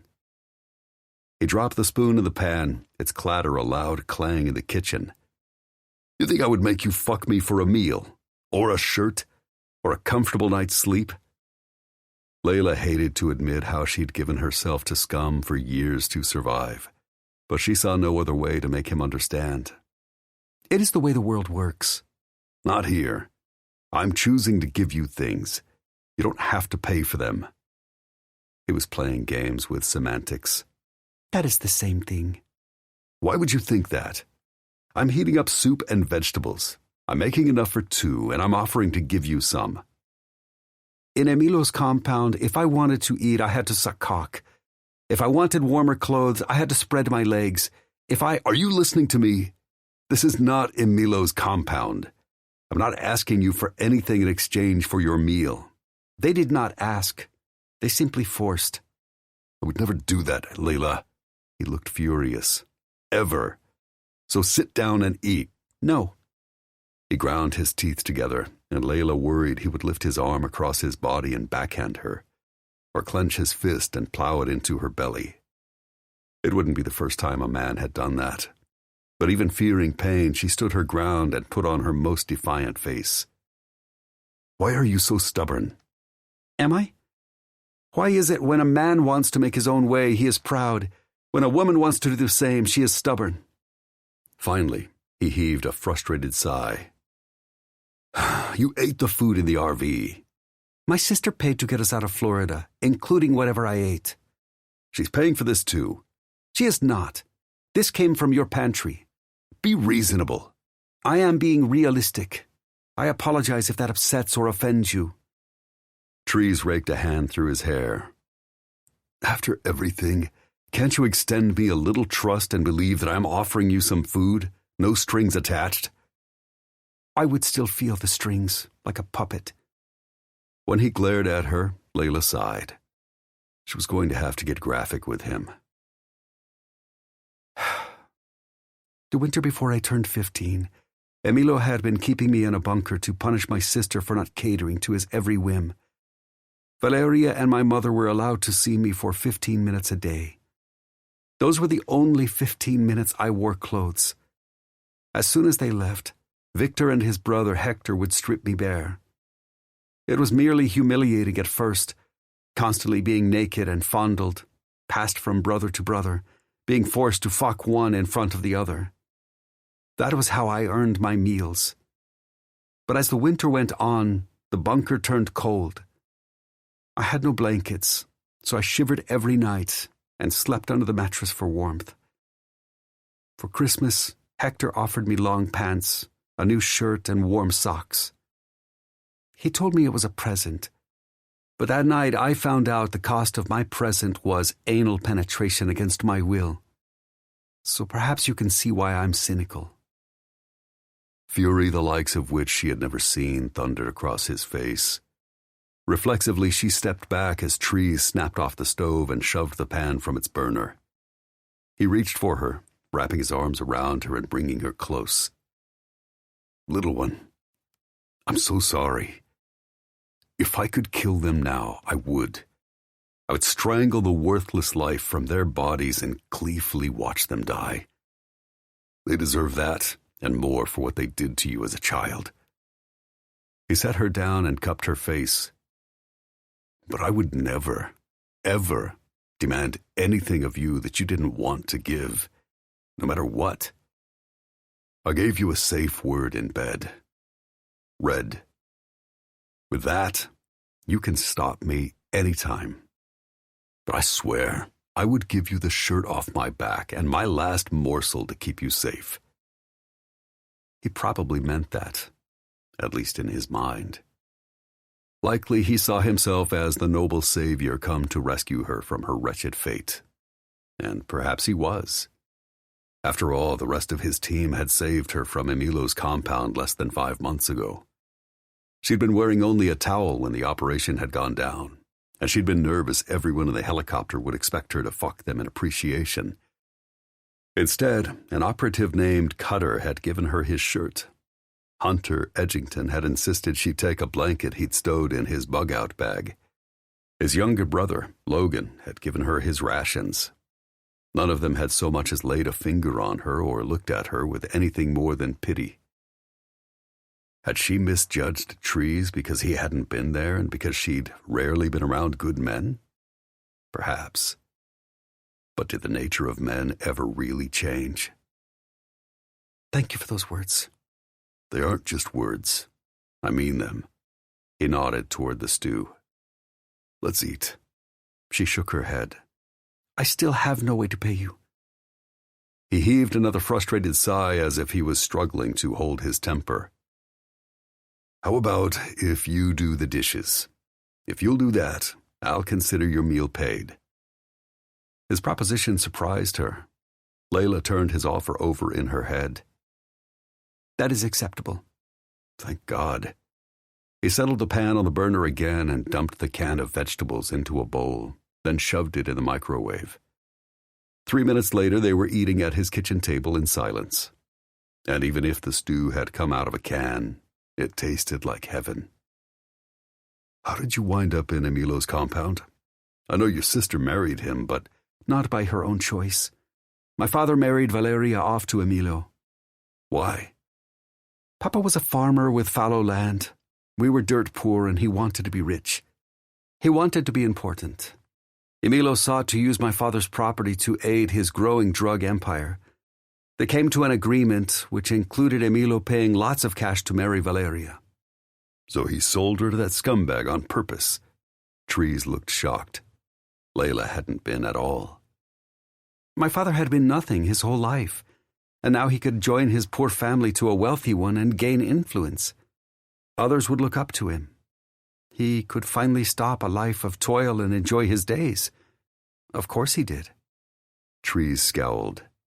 Did he know how dangerous Emilio was? Everyone did. And he sold his daughter to that monster anyway. How old was she? Barely 18. Jesus. Then what happened? Papa suddenly had money and he got a mistress. My mother was stunned and heartbroken, so when Valeria pleaded with us to come spend the summer with her, Mama quickly said yes. We had no idea. How their lives would change. That they would never see home again. God, how naive they had been. Emilio quickly realized he could use me to control his headstrong wife's behavior. Mama tried to protect me, so they separated us. As a last resort, I called my father to tell him I was afraid, because I barely saw my mother and I did not like the way Emilio's men treated me. Her voice broke. What happened next had been nothing short of hell. What did he say? That his life was much better without us. Mama had grown old and unappealing. My sister and I were too spoiled. Trees dropped his spoon in his stew. He left you there, knowing you were being raped? I did not tell him that exactly. I did not know the words for it, but he must have been aware. She had never been close to her father, but the sense of betrayal after he'd hung up had been absolute. So, for his own comfort, he left you to a bunch of drug thugs' non-existent mercy? He sounded stunned, horrified, and furious. I'm adding him to my list of assholes who need killing. You're too late. When he got greedy a couple of years later, Emilio had him killed. She hesitated. I have mixed feelings about that. Some would say he got what he deserved. He reached for her hand. In my opinion, he did. But he was your father, your blood, even though he didn't fulfill the responsibility of a dad. It was foolish to accept solace from Trees. It probably made her weak, but she needed comfort, and she soaked his in. Exactly. What happened to your mother? She got sick and developed pneumonia. Emilio refused her medical attention. I tried my best to help her, but... Layla tried to swallow back tears and failed miserably. Then Valeria was rescued. I was happy for her, but... You were alone. Trees squeezed her hand. You've never had anyone to help you, and everyone you've ever loved has been taken away. Finally, he understood. She didn't want to weep in front of him, but trying to hold back made her cry harder. Yes. Trees pulled her into his lap and gripped her chin until she met his gaze. I'm here for you, little one. I know I'm not your sister. I know you want to see her, and I don't blame you. But it's not safe. Once it is, I'll take you to her myself. But until that day comes, I'm here, and I won't let anything come between us. Do you hear me?" She still didn't trust him completely, but he was all she had in the world right now, and he seemed determined to take care of her in a way only her sister had ever tried to do. "I do." He released her chin and kissed her forehead before he dragged her bowl across the table. "Good. Eat up." Then he fed her patiently, one heaping bite at a time. Taking food from his hand was so intimate and oddly comforting. She followed the stew with a bottle of water. Once her bowl was empty and her stomach sated, her lids felt heavy. It took all her will not to lean against his reassuring strength, cuddle into his warmth, and drift off. "You're tired. I'll do the dishes." "No." She leapt to her feet. "We made an agreement. I will uphold my end of the bargain." "You don't have to. I won't demand anything from you." She almost believed him. "I will still do them, as I promised." As she cleared the table and made her way to the sink, his phone dinged. He glanced at it with a curse, then shoved it in his pocket. "I have, a friend dropping by. Why don't you rest in your room? I'll finish this." "I told you because it is my responsibility." "I need to talk to her alone." Her. Layla's heart stuttered. A girlfriend? A lover? Everything inside her balked, and that fact stunned her. She should be happy if he gave another woman his attention and desire. She didn't want either. Deep down, she feared that was a lie. "Leave the dishes. I will finish them after she leaves." But what if she didn't tonight? The thought of this unnamed friend spending the night shot a hole in Layla's chest. "Or tomorrow." All right. It was a good time to put distance between them and figure out why what this man did with another woman mattered. Why was she having feelings for him? But her feet didn't want to move. "Layla." His phone beeped in warning, interrupting him. Fuck. He punched in a code, then hit the screen a few times. Headlights flashed through the living room windows, which overlooked the front of the house. Then a little sedan came to a stop and a stylish brunette with a fresh balayage stepped out, wearing a trendy blue sweater and jeans that respectably covered every inch of her legs. Slim leather boots with chunky heels and a designer purse completed the look. She was pretty, put together, and refined. Of course Trees wanted someone like her. "I will go." Trees looked at her like he wanted to say something, but the woman knocked on the door, breaking the moment. "Thanks." Every footfall felt heavy as she headed to the bedroom Trees had provided her and shut the door, mostly. She should not want to eavesdrop. It was nosy. It was rude. It was wrong. But she couldn't help it. Was this jealousy? "Hi, Madison. Come in." "Hi, big guy," the woman said with a sweet, soft southern drawl. Layla told herself not to, but she cracked her door a bit wider to peek at the two. Trees hugged the woman with familiarity, resting his chin on her head. She laid her cheek on his chest and closed her eyes with a smile. Something ugly speared Layla. It felt very much like jealousy. When had she started caring about Trees? After he pulled away, Madison smiled up at him with obvious fondness. "I brought your key back." She dropped it in his outstretched palm and he pocketed it. "Thank you for looking after the house and the dog while I was gone. I owe you." "You don't. I'm always happy to help. You know that, right?" Was Madison flirting? "You're a sweetheart. Did Barney behave himself?" "He always does because he's a good boy. He scarfed up all his food and nothing flat every night and loved the scratches behind his ears." Trees laughed, then opened the front door again. A big black dog with brown jowls and happy eyes barked at Madison before planting in front of her with a whine. "He likes you." She shot Trees a teasing stare. "Barney always lets me know he's happy to see me. You, I have to guess about sometimes." He forced a laugh. Would you like a drink? You hungry? No, I'm fine. I know you just got home, so I won't keep you. She petted the big dog, and he wagged his tail. I just got off work anyway, and I need to stop off and check on Daddy. You sure I can't pay you for taking care of the house and the animal while I was gone? She cocked her head. I wouldn't say no if you wanted to take me to dinner this weekend. I wish I could. I'm pretty sure I'll be working. Another weekend then? Trees hesitated, then sighed. Madison, you know you're a good friend, right? But Suddenly the big black dog barked and turned in Layla's direction with a growl before darting straight for her. Layla gasped and tried to shut the door, but it was too late. The big dog crashed inside and took up a stance in front of her, ears peeled back with a growl. She froze. What should she do to make sure a dog this size didn't decide she was a snack? Trees was there in an instant. Heel. The dog sat, but he didn't look happy. Good boy. Trees petted the beast behind his ears. You okay? Fine. Madison approached, giving her a discreet once-over. Layla knew what the woman saw. A brown girl with an unruly mane of dark curls, wearing a dirty tank top and short shorts that barely concealed the essentials. Tree's friend would probably think she was gutter trash, a nobody. She wasn't wrong. Madison turned back to Trees. I didn't realize you had company. I'm sorry. She faced Layla again, hand outstretched. Hi, I'm Madison.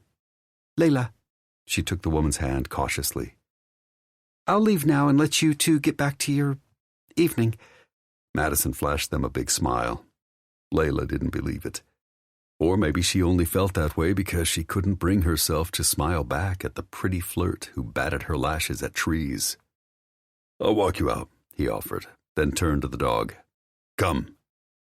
The canine gave her another narrow-eyed stare before he headed out her bedroom door. Trees followed, then turned back to her, his gaze questioning. Layla didn't know how to answer. How could she explain why she had been spying and eavesdropping when she didn't really understand herself? I'll be back, he said finally, then left. From the cracked door, she watched Trees guide Madison with his big hand on the small of her narrow back. In the foyer, they disappeared from view. The front door opened and closed. Layla raced to the window that overlooked the front of the house. She could just see them around the shrubs. Madison said something with a smile. Trees nodded solemnly. Then she rose on her tiptoes and threw her arms around his thick neck, planting a kiss on his cheek before hopping into her little car and driving off with a wave. Suddenly, the front door slammed. Layla jolted as she heard Trees lock it. He headed straight to her bedroom. She held up her hands. I'm sorry. I did not mean to pry. Why did you? The fewer people who know you're here, the better. I don't want to put Madison in danger for knowing things she shouldn't. She didn't ask for that. Madison hadn't, and Layla felt guilty for not realizing that her curiosity could put someone else in danger. You're right. She felt terrible. Madison's only sin was her friendship with the bodyguard who intrigued her more than she liked. He sighed. It's my fault, too. I didn't know she was coming over, and I should have explained why you needed to stay out of sight. It would have helped, but ultimately, her inexplicable jealousy had been to blame. She likes you. She's nice, he said neutrally. I mean, she is interested in you as a man. He hesitated. Maybe, but I don't think she's into me specifically. I think she's looking for something. Love? More than that, I suspect. She would warm your bed if you wanted. Layla hated to point that out, but surely he knew. He merely shrugged. I understand. She already has. Layla wished she had never brought it up. No, we're just friends. Only friends. I don't know what she needs, but I know what she doesn't. Me. I could never make her happy. So far he seemed kinder than most men, so his assertion made no sense. Why? It's complicated. Why are you asking? Do you want me to fuck her? Layla gave a non-committal shrug. It is none of my concern. He grabbed her shoulders. But there's a reason you're asking. I merely pointed out the obvious. She wants you. His eyes narrowed. No. You want to know if I want her too. And I don't. That's why I've never touched her. I never will.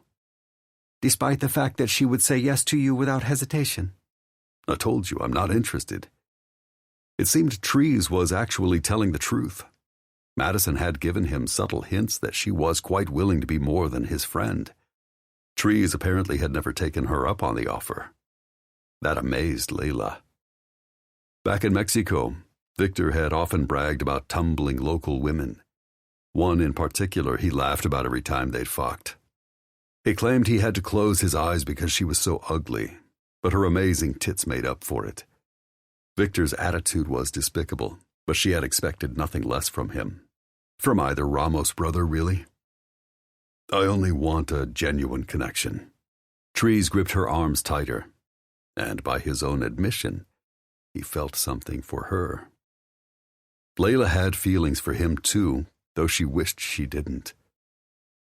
I would like to go to sleep. Trees glanced over her head at the clock on the wall and cursed. Yeah, it's getting late.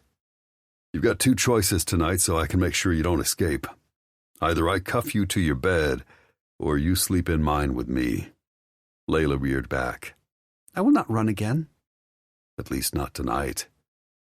Sorry if I don't believe you. I know you'd rather be with your sister, just like I know you'll do nearly anything to get there. So pick. Are you staying here? He nodded toward the comfortable queen bed. Or coming with me? You will not cuff me to your bed? No. The thought of lying beside Trees, their skin brushing, their eyes meeting in the shadows. It was dangerous, but her heartbeat quickened. Would he touch her? Would he seduce her? If he did, would she say yes? If she got scared, would he truly stop everything with a single word? Layla wasn't sure, but her curiosity was gnawing away at her good sense. I will sleep with you. Trees couldn't have been more shocked when those words fell out of Layla's mouth. Not here alone. Cuffed to the bed? No. If you're worried I'll come in here and take advantage of you while you're vulnerable, I won't. She took a long moment answering. I know. When had she finally figured that out? Good. Since I don't have any night lights, if you stayed in this room, you'd have the overhead light shining in your eyes. You have other lights in your room? Yeah. The dim LEDs built into the crown molding cast a soft glow onto his ceiling. It should be perfect for you. All right. I will go with you. Probably for the best, but it was going to be a long night. You need anything else before bed? A glass of water, maybe? To finish the dishes. There weren't many. They'll wait until morning. Can I talk you into sleeping in one of my t-shirts? She shook her head. I cannot pay for it. Of course not. As much as he hated this shit, he understood. How about if I let you do the laundry tomorrow to earn the shirt? Layla paused. That is acceptable. Great. He took her hand and led her back through the living room. It was so dark she tensed. For a moment, she clung to his hand, then had second thoughts and let go. Trees held in a curse as he whipped his phone from his pocket, letting the device illuminate the unfamiliar space around her. Layla sighed with relief, even smiling when they reached his room and he flipped on a light. Thank you. He nodded. Bringing her to his bed was probably a really fucking bad idea. Even the thought of her beside him in one of his t-shirts, asleep and trusting, made his cock ridiculously hard. What the hell would happen when he actually lay beside her? You had to give her the choice, dude. She would never trust you until you did. True, but he really hadn't expected her to choose his bed. And him. Worse, since realizing she'd been jealous of Madison, he wanted her 10 times more. And if he didn't think about something else, Trees feared he'd do something stupid, like touch Layla. She glanced around the bedroom, her gaze skimming his bulky wooden dresser, the tall king-size bed with its 4 posters, iron slats, and a blue comforter, along with the case full of books on the far side. The space was simple and comfortable, the way he liked it. Original floors, striped burlap rug, reclaimed wood on the walls. What did she think? He couldn't tell. Her face gave nothing away. Clearing his throat, he made a beeline for his dresser and pulled out a soft red shirt, then handed it to her. "You can change through that door. You need anything else?" She took it with a shake of her head. "I will be back." "Sure." When she disappeared into his bathroom, he double-checked the house alarm. Set. He checked the windows. Locked. He glanced outside at Barney. Yep, on his sleeping bag in his doghouse. Everything was as it should be, except his fucking nerves. It made no sense. He'd been sleeping beside Layla every night in the RV, so this wasn't new. But it was the first time she had chosen to sleep with him, and somehow that changed everything for him. Or it proved he was being ridiculous and he needed to stop thinking with his dick. Sighing, he grabbed something to wear from his dresser drawer, then shucked his jeans and donned nylon shorts for bed. As he yanked his shirt off, he heard the creak of the bathroom door and turned. His heart stopped. Layla looked fucking beautiful all the time, but in his faded red cotton tee that hung to her knees with her thick curls twisted on top of her head and a messy bun, she looked incredible. So feminine, so soft. 1,000 urges hit him at once. To hold her, to kiss her, to strip her, to sink inside her. But he also wanted to protect her, reassure her, promise her that all of the horrible things she had endured in the past, shit even worse than he'd suspected, would never befall her again. He swallowed as he set his discarded clothes on his nearby rocking chair. Layla just wanted to sleep, and he'd better get his shit together. "Comfortable?" Shyly, she nodded. "Very. Show me how you prefer to have your clothes laundered in the morning, and I will take care of the rest." Because a freaking ratty-ass shirt couldn't be free. "Sure." She bit her lip and wrung her hands. "You have a nice room. Cozy." "Thanks. Here." He turned on the ambient lighting above his crown molding and turned off the overhead cans, plunging the room into a hazy dim. It felt soft and golden. Intimate. Layla looked up, seeming to marvel at the muted illumination around her. "I have never seen anything like this." No shit. If she'd only ever lived in a rundown farmhouse and a drug lord's bunker, there were a lot of things she hadn't seen or experienced. "It's nice when I'm getting ready for bed. Helps to prevent stubbing my toe in the dark." "You have done that?" "More times than I want to admit." He smiled to set her at ease. "I am sure your toes appreciate the improvement." She gave him a ghost of a smile in return. "I left my clothes folded on your bathroom counter. I hope that is all right." "Fine." He crossed the room to the bed, tossed off the checked decorative pillows, then folded back the heavy comforter. "I'll, give you the left side of the bed. You'll be closer to the bathroom just in case." And he would be between her and every avenue of escape. "Thank you." She padded past him slowly, her eyes all over him. Because she was afraid he would put his hands on her? Or because she wanted him to? Trees couldn't answer that question as she climbed between his sheets and laid her head on his pillow, wrapping her arms around herself and curling into a ball. "You cold?" "I will be fine." He glowered at her. "That isn't what I asked. Are you cold?" She nodded. All you had to do was say so. Trees reached for the remote in his nightstand drawer and pressed the button. His electric fireplace snapped on, the hiss of blowing air soon distributing warmth through the room. He preferred to sleep cold since he put off heat like a furnace, but he would live with a little extra warmth tonight if it made Layla happy. That should warm up the place quickly. She sat up and gaped at the faux flames. "It looks like a real fire. I have never seen anything like that either." "It's nice ambiance, with a little bit of warmth when I need it." Layla nodded, then settled back onto her pillow with a contented sigh. "Good night, little one." She didn't say anything, simply curled up like a cat again and closed her eyes, long lashes brushing the tops of her cheeks. He should stop staring, but he couldn't do it. He just wanted to drink in everything about her. The little baby curls around her hairline that framed her face, the hint of roses in her cheeks, the full lips that beckoned him whether she smiled or frowned, the delicate hands that clutched the blanket under her chin protectively.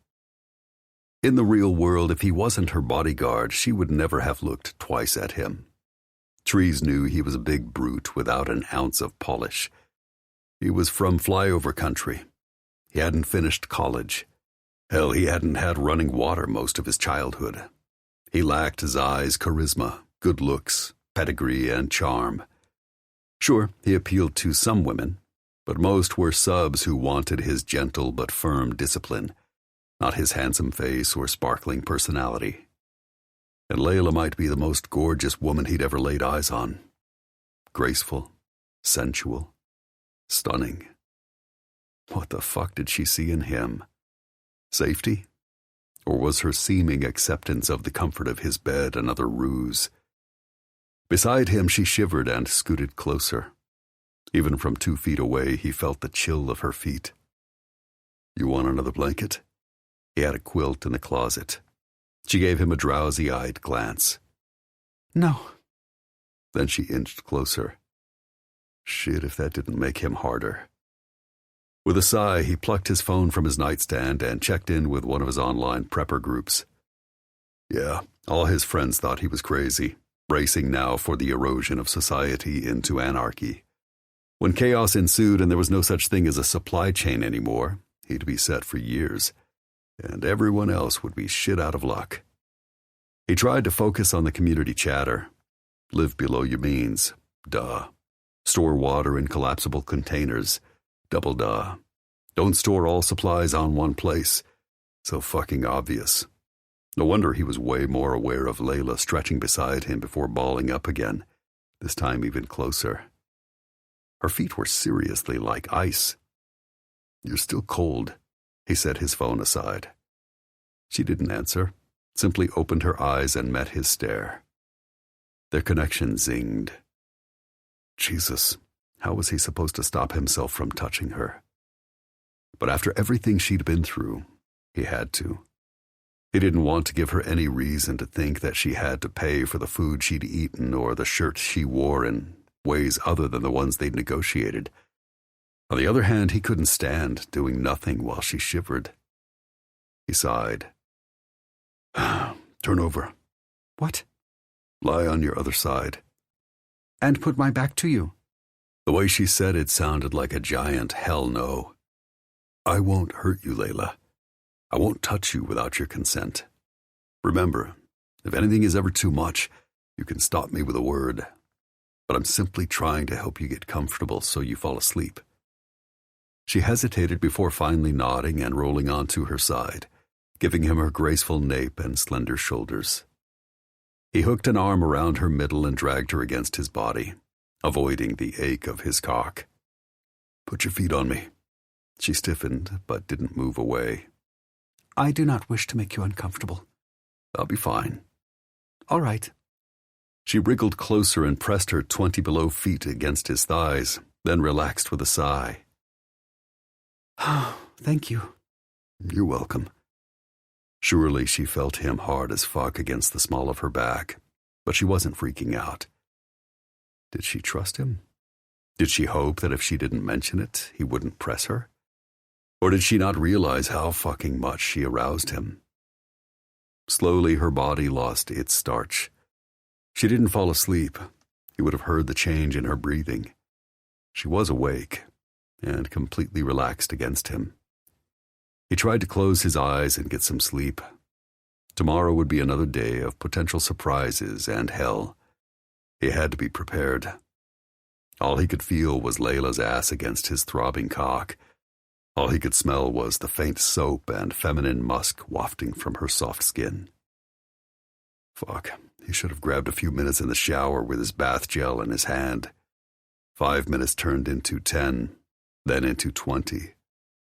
Her breathing slowed and deepened, almost as if she'd dropped off, but not quite. To his surprise, she turned in his arms, facing him once more, and snuggled against him. Her head rested inches from his chest. He felt her every exhalation and shuddered at the thought of her breath bathing his skin.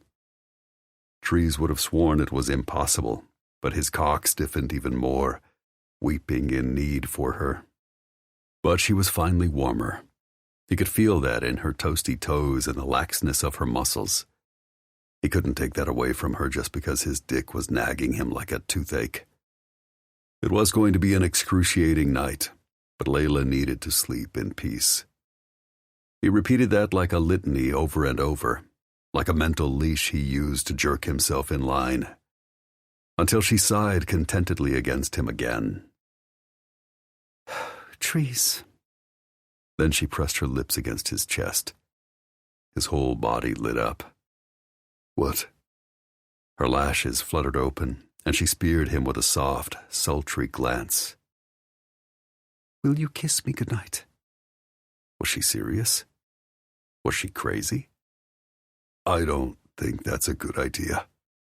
Her full lips pursed into a pout. Surely there is no harm in a kiss. Layla, I'm not going to want to stop there. I like kissing.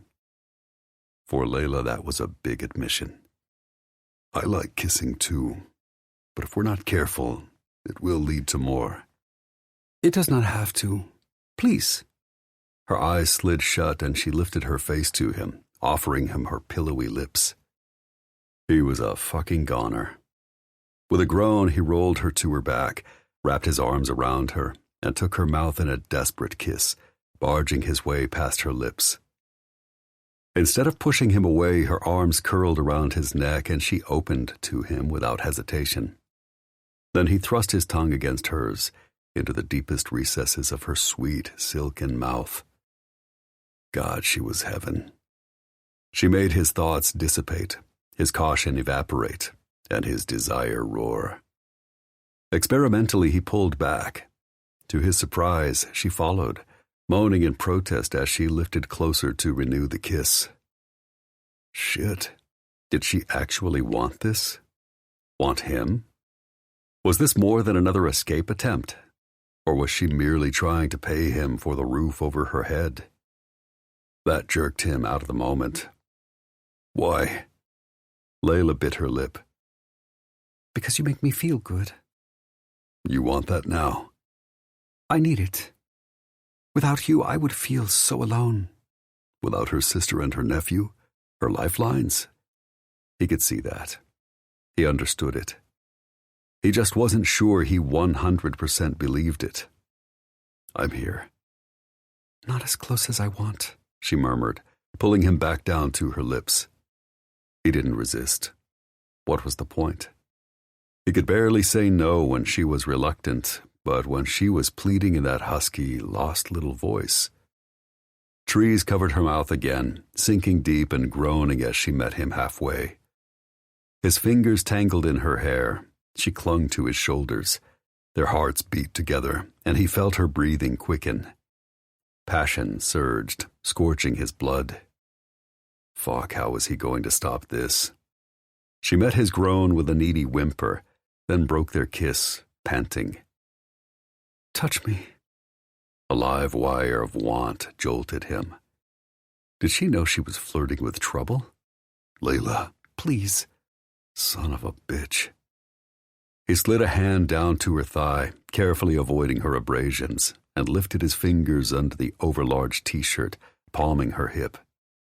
He made a shocking discovery. Layla wasn't wearing underwear.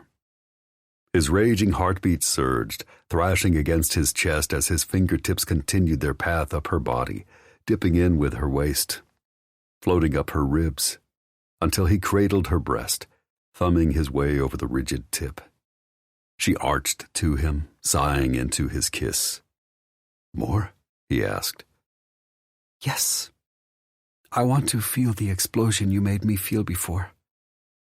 She wanted to come. He was happy to oblige. Impatiently, he worked at the big shirt covering her, sliding the cotton up her body until the hem settled against her collarbones.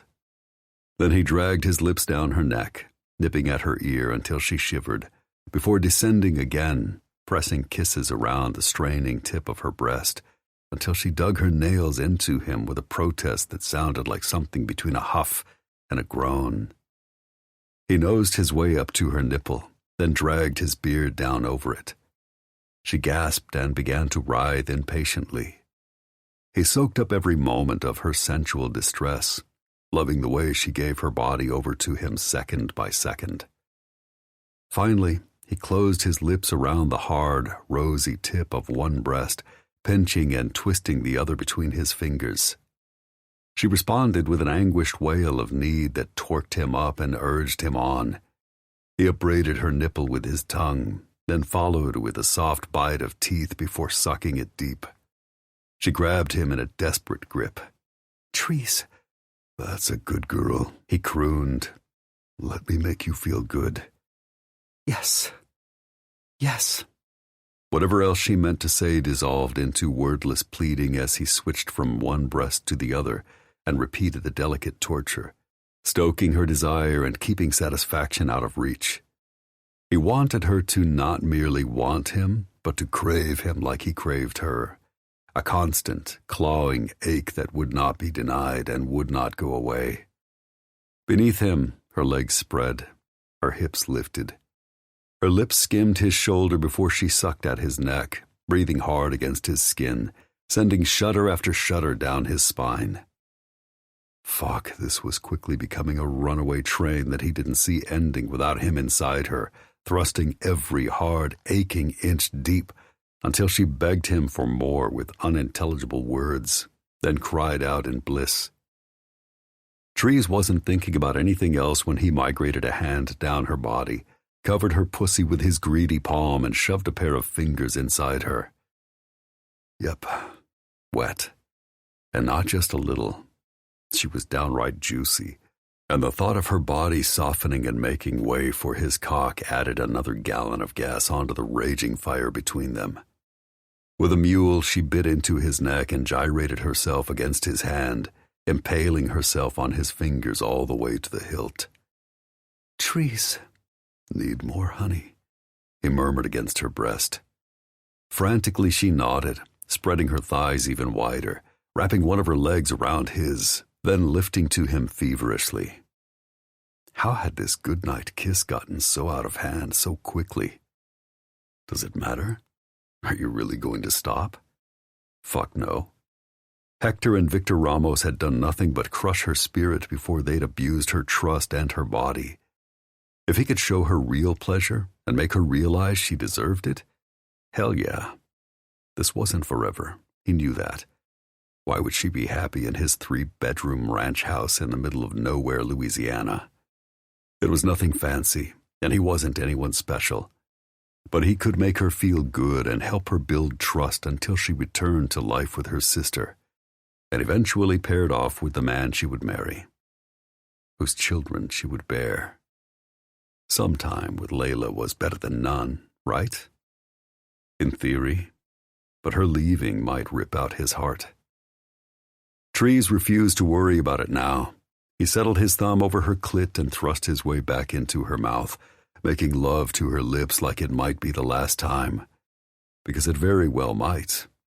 He wasn't taking anything for granted. Beneath him she tensed. She tossed her head back, breaking their kiss, breathing so hard he could see her chest rising and falling in the shadows, her diamond-hard nipples leading the way. The sight of her, hot and wet for him, unhinged him. "What do you want?" "More," she whimpered. The only way he could make that happen was to give her his cock. He shouldn't. She'd asked for a goodnight kiss. But she'd also egged him on, offering herself up and begging him to partake. No way he could say no to her. Fuck, Layla. All I do is want you. He shoved his basketball shorts down to his hips, carefully climbed between her thighs and gripped her as he desperately aligned his crest to her slick opening. I burn and ache to have you. "Why?" I don't know. I always have. It's impossible to stop. He took her wrists in his grip and settled them flat on the bed, pinning her until she was beautifully helpless beneath him. Layla. He reared back and worked his cock into her a few inches at a time, drilling down, down, down into her sultry heat, so scorching and welcoming and wide open to him. Finally, he bottomed out and tossed his head back with a feral roar of pleasure. Layla. Trees. She tensed beneath him. Red. It took a long moment for that word to penetrate his haze of lust, but it finally stabbed its way into his consciousness. He stilled. Gritting his teeth and dying inside, he speared her with a demanding stare. Did you use your safe word? She nodded, breathing hard and choppy. Yes. Fuck. Gritting his teeth, every muscle in his body protesting, he withdrew from her and yanked up his shorts, then flung himself to the opposite side of the bed. What's wrong? What happened? The scabs on your thighs hurt too much. Layla whipped the shirt down to cover her breasts, staring at him in wide-eyed shock. You stopped. Of course. You safe-worded. She still looked confounded. You told me one word would stop you, but... He understood now. She hadn't believed him, so she'd tested him. Son of a bitch. I kept my word, Layla. If you need me to stop, I stop. I always will. You did. She still sounded shocked. Thank you. She softened, then inched across the bed toward him again.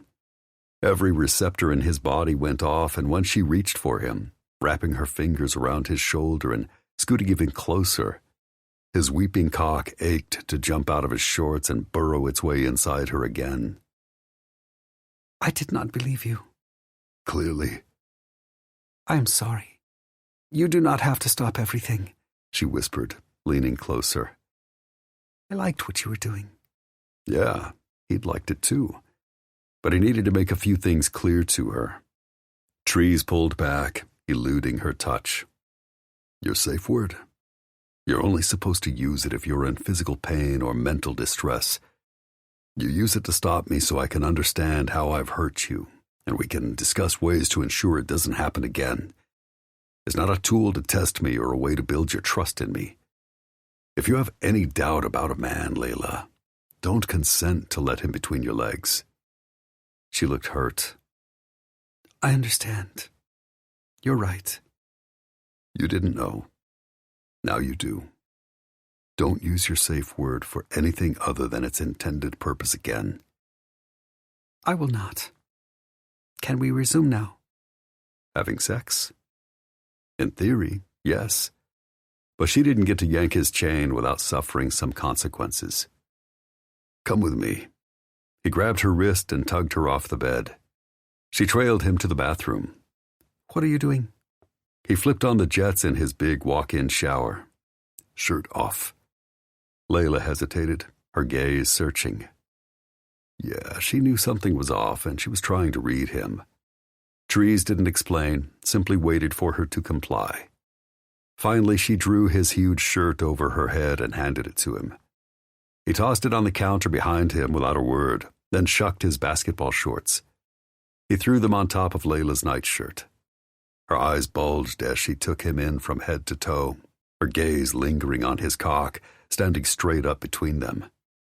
Even her stare on him made his blood heat and his cock stiffen more.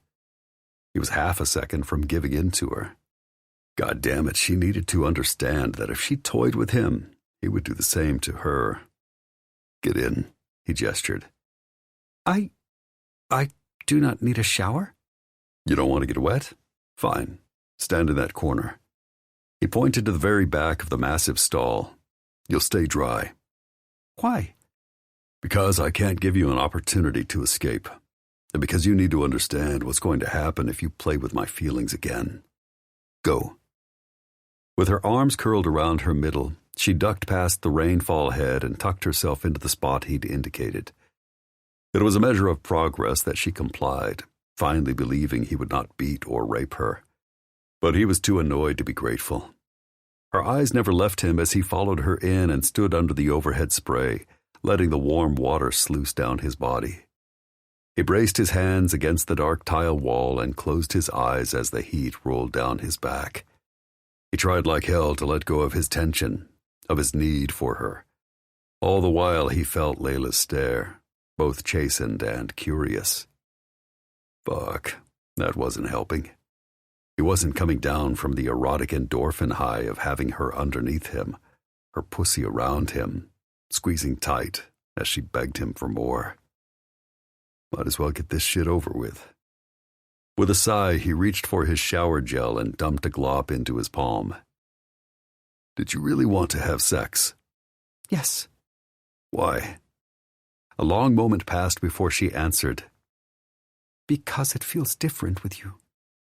He didn't love being compared to her rapists, but she had no other comparison. He got that. It's different with you, too.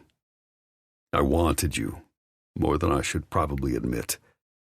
More than I can remember wanting anyone. Her shoulders slumped and she looked away. I am sorry. Honey, I understand you have trust issues. I know exactly why. I'm a patient man. I'll listen. I'll talk to you. I'll do my best to help you bury your fears. But I fucking won't let you misuse your safe word again. It's like crying wolf. I will not. I promise. If you will come back to bed, I will be available to you in any way you want. He shook his head. That ship sailed. I need you to be honest, and you weren't. Now neither of us is getting what we want tonight. That orgasm you asked me for? Denied. You just get to watch. Don't look away. He didn't explain more, simply lathered up the soap in his hands, faced her, braced his hand on the wall beside her head, and started stroking his cock with rough, unfinessed pulls. Layla gasped, her eyes glued to his motions. You're self-pleasuring. It wasn't even a pleasure now, just a point he was making. Yep, I don't masturbate much because I'd rather have a willing partner. But since you want to play games, Trees, the time for talking about it is over. Just watch me. She did, her eyes never wavering as he tugged his way up his cock and jerked back down. He was making a point, punishing her by withholding his touch and her pleasure. He felt almost nothing but anger and regret, until he realized her rapt eyes were on him. Her mouth gaped. Her heart raced. He'd bet she had a wet pussy, too. One he couldn't have tonight, damn it. Still, what began simply as discipline had turned into an unexpected thrill. He continued stroking himself. His shoulder burned, his biceps protested, and Layla just watched, worrying her bottom lip between her teeth, her eyes unwavering, her cheeks flushing. He needed more. He needed to be closer to her, to connect more with her. Trees closed his eyes and tried to imagine that Layla hadn't safe-worded out, that he was still inside her, still feeling her all around him, still one with her. It wasn't enough when he knew she was right in front of him. Look at me, he barked. She dragged her gaze up to him. Their eyes met. Zing. His veins and everything else flooded with pleasure. Her eyes darkened. Her nipples hardened. Their breaths mingled and merged. Neither blinked as they fell into the moment together. Suddenly, he didn't care about anything except their now. He ramped up his strokes, losing himself in her eyes, groaning as the end edged closer. In the silence broken only by their panting, she reached for him, touching his hip. Encouragement. Her thumb slid across his skin, leaving a burning arc in its path. That nudged him even closer to orgasm. He could feel it brewing, hot and deep, a churning urge only she could fulfill. Layla. Trees, she whispered back. Then she cupped his balls and pressed a kiss to his shoulder, his neck, his jawline. I cannot stop looking at you. You're so strong and so male, so beautiful. Then she laid her cheek against his, and he could hear her aroused, uneven breaths in his ear. He jolted again, his desire ratcheting up. Fuck it. If he was going to have to settle for coming by his own hand tonight, he was going to be as close to her as possible. He yanked his bracing palm off the wall and gripped her chin, forcing her to meet his stare. They were mere inches apart, almost nose to nose. He buried the head of his cock against her stomach and rolled against her, his thumb working the rim of his sensitive crest over and over. Need jacked him up. His blood boiled and pooled. His balls felt ready to explode. Layla. He couldn't say more. He was too far gone. But she understood. I am here. I am with you. And she was, with her wide eyes, red cheeks, and soft touch. That was all he needed.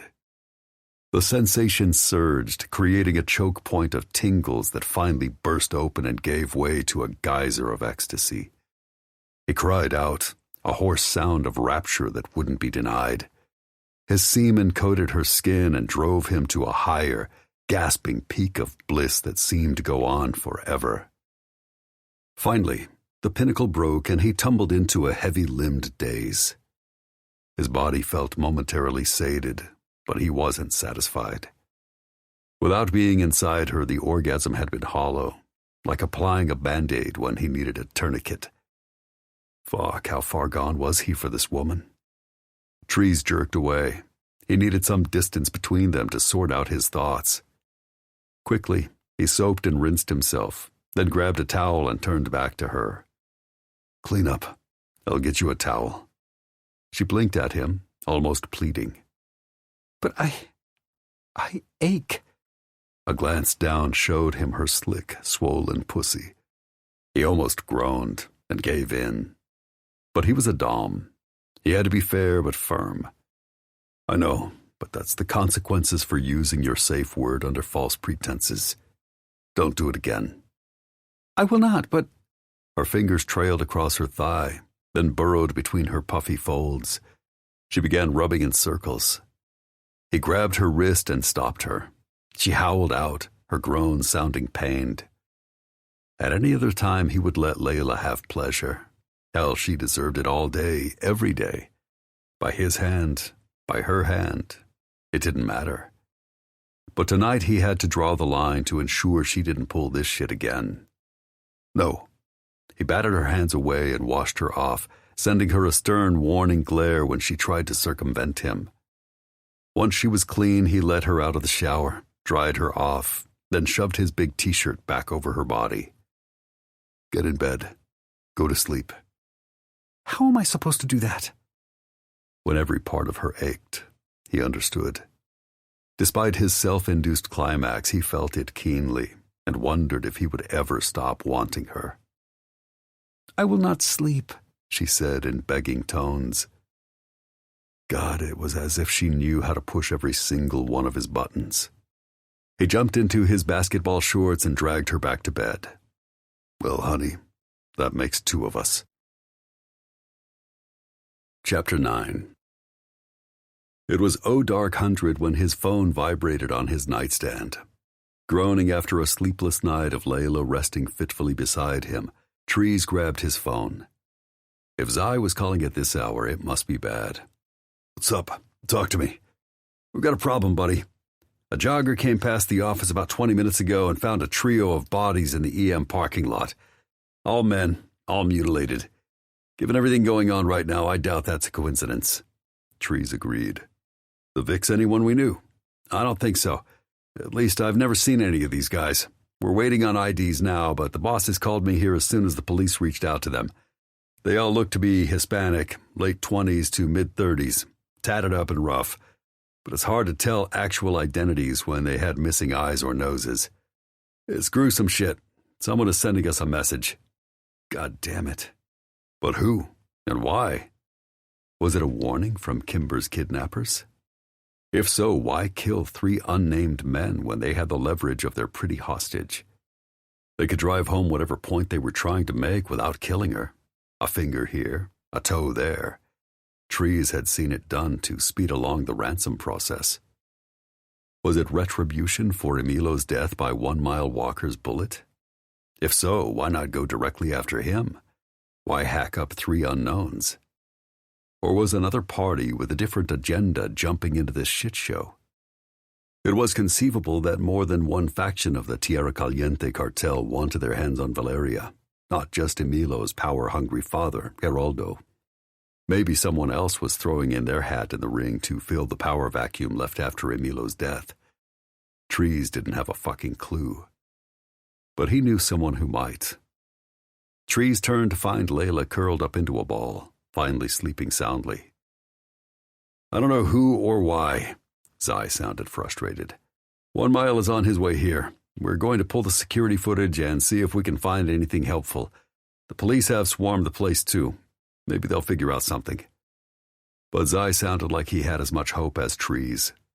Cartels didn't get to be powerful by allowing themselves to be tripped up by local law enforcement.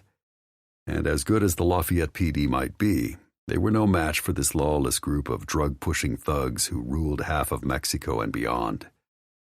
What do you want me to do? If I can get my hands on the crime scene photos, I'll send you the pictures. See if any of these faces look familiar to you. And make sure you've got Layla locked down. The bosses still want to use her as bait? As of last night, they have no new leads on Kimber, so... yeah, I think that's still on the table. Sorry, I know how you feel about that. Tree's gut tightened as he padded into the kitchen, started the coffee pot, and growled in Zai's ear. What if that was Tessa? What if the bosses wanted to dangle the woman you love as a tempting little morsel in front of a bunch of brutal criminals in a game of winner takes all? You'd be out of your fucking mind. Are you in love with Layla? Sighing, Trees glanced back at his bedroom, seeing her wrapped up with her pillow. I've never been in love. But if that's feeling like your head is upside down, your gut is in knots, and your heart has been through a blender, then there's a good chance. It's pretty much like that, buddy. Buckle up. Zai sounded grim. Things no better between you and Tessa? Nope, and I don't expect them to get better. But Zai still couldn't get over her. Trees feared his buddy was doomed for head-on impact with heartbreak, and there was nothing he could do to stop it except...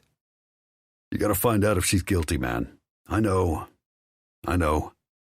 Look, I know you don't want to, but if you investigate her and you can't find any evidence, then you can fight like hell for her without a shred of doubt. But if he uncovered her guilt, like Trees expected, Zai would crash hard. No matter what, his buddy would do the right thing. He always did because he had a core of honor. It was one reason they had adopted each other as brothers. Zai sighed. Yeah, I've avoided it because I don't want her to hate me if she finds out. But things can't get much worse. I'm sorry. The anguish in Zai's voice tore at Trees, too. Really, but I'm here for you no matter what. Thanks. And I'll send over the pictures as soon as I get the police out of my hair and get the images. I'll be here. With Layla? That going any better? No. Last night had been a hell he'd rather forget. Fuck, Zai laughed. We sound pitiful. I think it's because we've become pitiful. Sadly, I think you're right. We've got to fix that. Amen, Trees seconded. Never accept defeat. Ever. Talk to you later, buddy. Later, Trees said. Then Zai was gone. Trees wandered back into his bedroom and watched Layla turn, stretch, then cuddle up to his pillow. His gut kept telling him that the bodies in the EM security parking lot had something to do with her. He had no fucking idea what, though. How could a woman who was barely 5 feet tall and had only been a legal adult for a few years be even slightly responsible for this kind of violence? Suddenly, he had a feeling that there were missing pieces to this cartel puzzle EM security didn't know. And she might be able to fill in the blanks. And after last night, wouldn't she love for him to interrogate her? He sighed and started slamming back coffee. He had a bad feeling he was in for a fight. Layla woke to the smell of frying bacon and country music echoing from the kitchen. She stretched, staring at the clock. 10 a.m. With a gasp, she bolted upright, then realized she wore nothing except Treese's enormous shirt. The night came rushing back. It had taken hours for the ache between her legs to settle so she could finally drift off, but dreams had plagued her after that. Hot ones of her in Treese's arms, finishing what she had suddenly, and foolishly, stopped last night. Violent ones of her years in Emilo's compound. Terrible ones of her sister and her nephew in peril. The last time she'd looked at the clock, it had been nearly 4 a.m. Exhaustion weighed on her, but she had duties to attend to, dishes to wash, and laundry to do. She could not shirk those.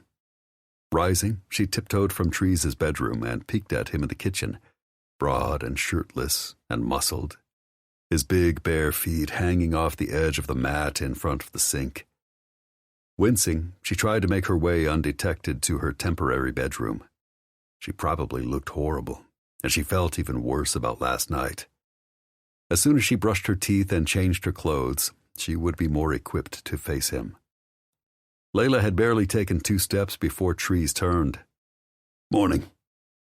He didn't sound angry. "Good morning," she said cautiously.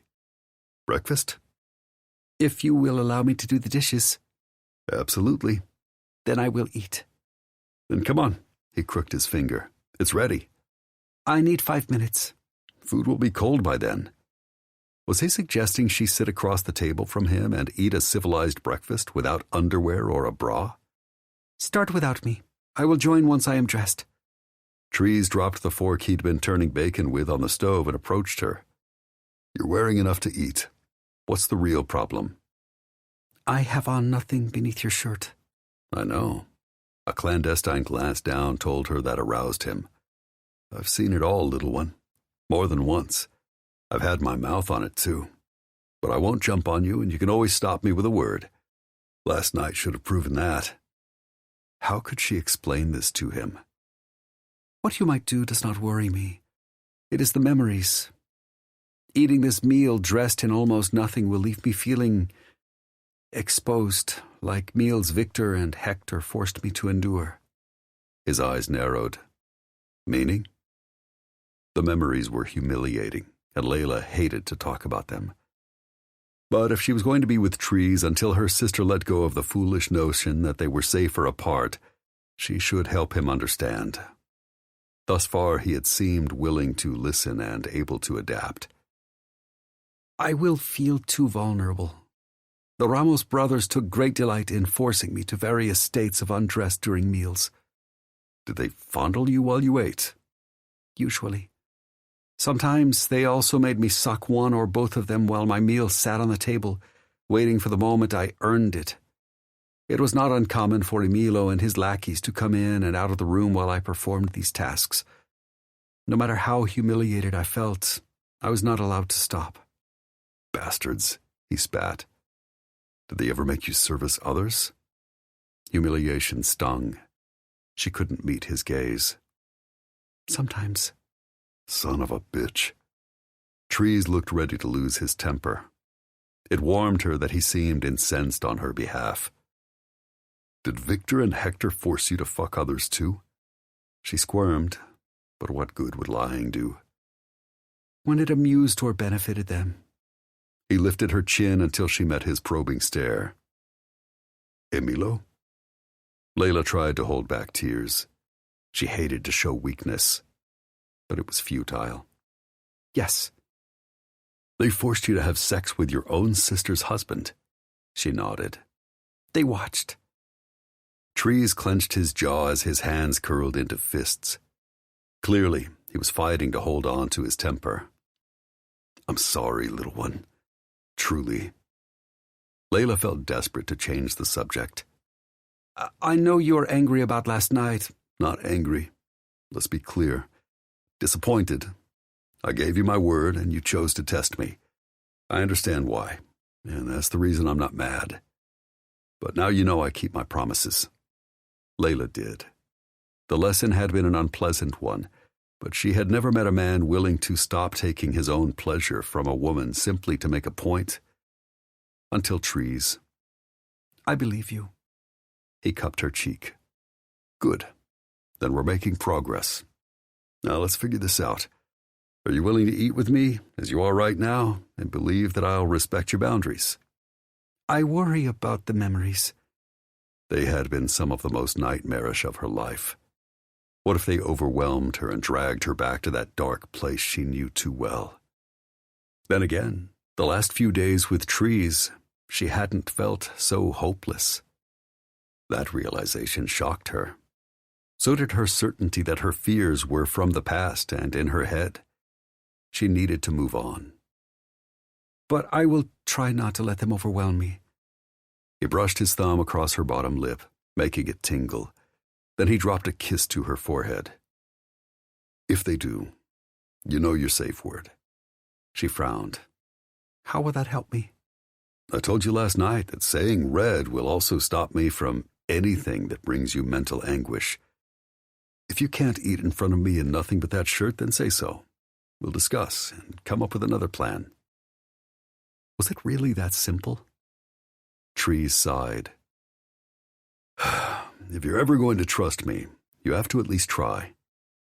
He made a decent point, and not trusting him had always ended badly in the past. Victor, the coyotes, and last night's ache of desire that was still unsated. Maybe it was time to believe he wasn't like the others. All right, I will try. He guided her to the table, pulling out her chair. Can I help you bring food to the table? Trees just shook his head. Sit, I got it. You're doing the dishes, remember? Right now, I need to ask you some questions. There was a development overnight, and we're trying to understand it. That sounded ominous. Slowly, Layla sat. What? He ferried the bacon, a plate of eggs, and bowls of oatmeal to the table before sliding into the chair across from her. Dig in. Let's get some food down you before we dive into that. Layla didn't love putting off reality. Over the years, she'd learned that facing a situation was far more productive than burying her head in the sand. But she also suspected he put off the ugliness until she was fortified enough to face it. Silently, he forked bacon and eggs onto her plate. Way more than she could actually eat.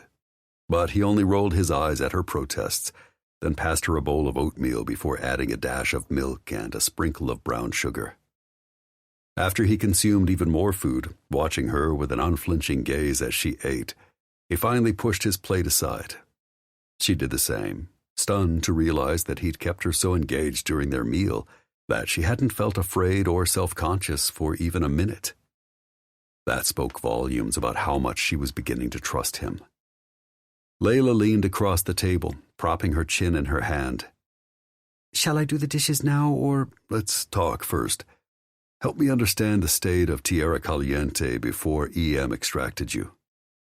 What do you mean? Emilio ran the operation in the bunker. That was his fiefdom, right? She shook her head. His responsibility was bigger. He ran that region of the country, along with some foreign export operations. He had help, didn't he? Of course. Victor and Hector, his right and left hands, were always willing to lend their brain power, such as it was, and their muscle to enforce his rules as if they were laws. There were others, but they were bought and paid for. The Ramos brothers, they were intensely loyal to Emilio. And where were they when you were rescued from Emilio's compound? Still inside?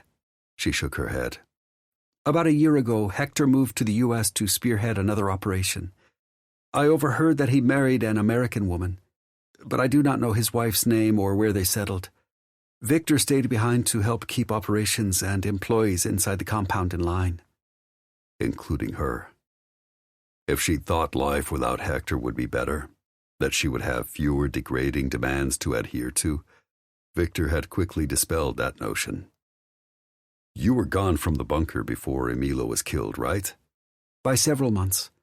But I have no doubt the shock of his untimely demise staggered the cartel, and I am sure the infighting to assume his authority was almost instant. Trees leaned in, all elbows. So there were factions, right? Groups infighting for supremacy. Yes. In any power vacuum, there always is. Trees nodded. Tell me about those. The situation inside the cartel had always been complicated. No one had ever explained the power structure to her, but merely by observing their behaviors and eavesdropping on their conversations, she knew who had likely been vying for power. Emilio ran his operation inside Tierra Caliente, of course. He had loyal enforcers, Hector and Victor. Whatever power they had only existed because Emilio made it so. Of course, Emilio's father, Geraldo, presided over the larger operations of the cartel, not just in the region, but the organization as a whole. His word is law. He didn't often override his son's decisions on day-to-day operations. Emilio mostly had autonomy. But there were times. Yes, Geraldo would step in and block Emilio from some plan or plot. The whispers said that Emilio was not good with understanding the way the political winds blew. He especially did not do well appeasing local politicians. Geraldo often had to care for such things himself, but he tolerated Emilio's spotty competence because that was his son and Emilio did a violently good job of eliminating competition. But after Emilio's death, Victor and Hector likely did their utmost to seize control of the compound and its operations. I doubt Geraldo would have tolerated that. So it's possible those two factions are at war. I am sure they are. Trees rubbed at his chin in thought. Did Victor chase after you in Orlando because he didn't want to let you go? Or is it possible he had a more political reason for pursuing you? She gathered her knees to her chest. Probably both. Victor never liked losing his toys. But the Ramos brothers and Geraldo have been trying to get their hands on Jorge since his birth, I guess because he is the future of the cartel. The heir apparent. Whoever controls the boy controls the organization? Layla shrugged. It sounds silly because Jorge is not yet 2, but I can think of no other reason why both factions want Valeria, and thus my nephew, so badly. If either side captured me, they would merely use me as a bargaining chip. To get their hands on Jorge. I get it. He frowned. But it doesn't add up. The cartel is running without Jorge. And how does either side think a toddler will forward their business? It puzzles me too. Except I suspect they intend to groom him to take over one day. Trees sighed like he was about to impart bad news. 3 men were murdered sometime overnight. Their killers dumped their bodies in the EM security parking lot, almost like they intended to send us a message. But we don't understand. The victims' identities are unknown, but they are all Hispanic with lots of ink, between late 20s and mid-30s. That describe anyone in particular you can think of? Was he kidding? Victor and Hector had those loyal to them, and thus Emilio. But they always suspected Geraldo had his spies on the inside, telling him everything his son did. But they were all men, all pigs, almost all fit that description. With a frown, Trees leaned back in his chair. Spies? If Geraldo didn't trust his son, why would he give Emilio responsibility for a chunk of his empire? I cannot say. I only met the man a few times. Thankfully, he found me beneath his notice. Thankfully? He terrified me. Emilio was violent and ruthless, but ultimately greedy and lazy. Sloppy. I do not think he would have ever been capable of running the whole Tierra Caliente cartel. I think his father tried to make it so by giving him the necessary experience, but it was beyond Emilio. Geraldo, however, is the perfect kingpin. Shrewd, strategic, even diplomatic when need be. Of course, he is also ambitious and not afraid of violence. Victor described him as something of a chameleon, able to rub elbows with government dignitaries as easily as criminals. He knows exactly which moves to make, which people to pay off, and who he cannot trust. Good to know. Zai will send over some pictures of the dead bodies when he gets them together. Will you look at them for me? Layla wasn't sure if she could identify anyone, but she was willing to try. Of course. Thanks. Why don't you shower and get dressed? Then you can do the dishes and start the laundry. I need to work on a few things." With a nod, she stood. Teresa's stare swept up and down her body. She flashed hot. Self-consciously, she tugged at his shirt, trying to drag it below her knees in a futile effort to feel less seen. But unlike the Ramos brothers, his stare wasn't a precursor to sexual demand. Trees merely rose to his feet, withdrew his phone from his pocket, and headed to the corner of the house that contained his home office, the room beside hers. After a shower, she realized she had nothing clean to wear until she finished laundry. So she donned Teresa's overlarge red tee again, gathered all the dirty clothes, then started the washing machine. While the clothes agitated, she cleaned the kitchen. That left her with nothing to do, a state she hated. So she made Teresa's bed, then started tidying the rest of the house. As the weather warmed, he left his office. Together they made lunch, then ate in relative silence. Afterward, he took her out back to better acquaint her with Barney. The big black dog still intimidated her, especially when he growled at her approach. But soon enough, he sniffed her outstretched hand, took a treat from her, and allowed her to pet him. Perhaps they would never be best friends, but she would settle for him not biting off her leg. Back inside, afternoon shadows turned to evening. With that came thoughts of bedtime. Would Trees invite her to sleep there again? If he did, would they finish what she had so abruptly ended last night? Layla wrestled with her mixed feelings as she tried to find interest in a telenovela. Eventually, the dramatics of the characters seemed too foolish to waste even another moment, and she drifted around the corner from her bedroom. The door to Trees' office was cracked enough to see the darkness inside, broken only by the glow of his computer monitors. As she hovered in the doorway, his phone rang. He swiped it off the desk with a curse. "What's up, Munoz? Any break on Kimber's case?" Layla didn't mean to eavesdrop, but as she stepped back to give him privacy, his next words stopped her. "No. Fuck no. Listen, let's cut the shit. Layla is safer here than anywhere else. Every inch of my land is monitored, and no one can set foot anywhere on it without me knowing. I'm armed to the teeth. I'm ready for any battle, even the fucking apocalypse. You know that. Everyone on the team does. The only reason you and the Edgington brothers told Walker to come get Layla is because you think I'm fucking guilty of being your mole." Shock froze her. Was it possible? Ever since their Orlando safe house had been breached, she had been wondering who inside their organization had leaked information to the wrong ears and exposed her family's location to Emilio. But Trees?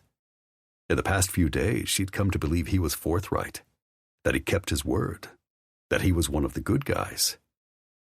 Isn't every man? Until money is involved. Was it possible he had sold out? Would his own bosses think he was guilty if he hadn't? She had to do something to protect herself, to protect Valeria and Jorge. Thoughts racing, Layla tiptoed away from Trees and rushed to her bedroom, shutting the door with a barely audible click.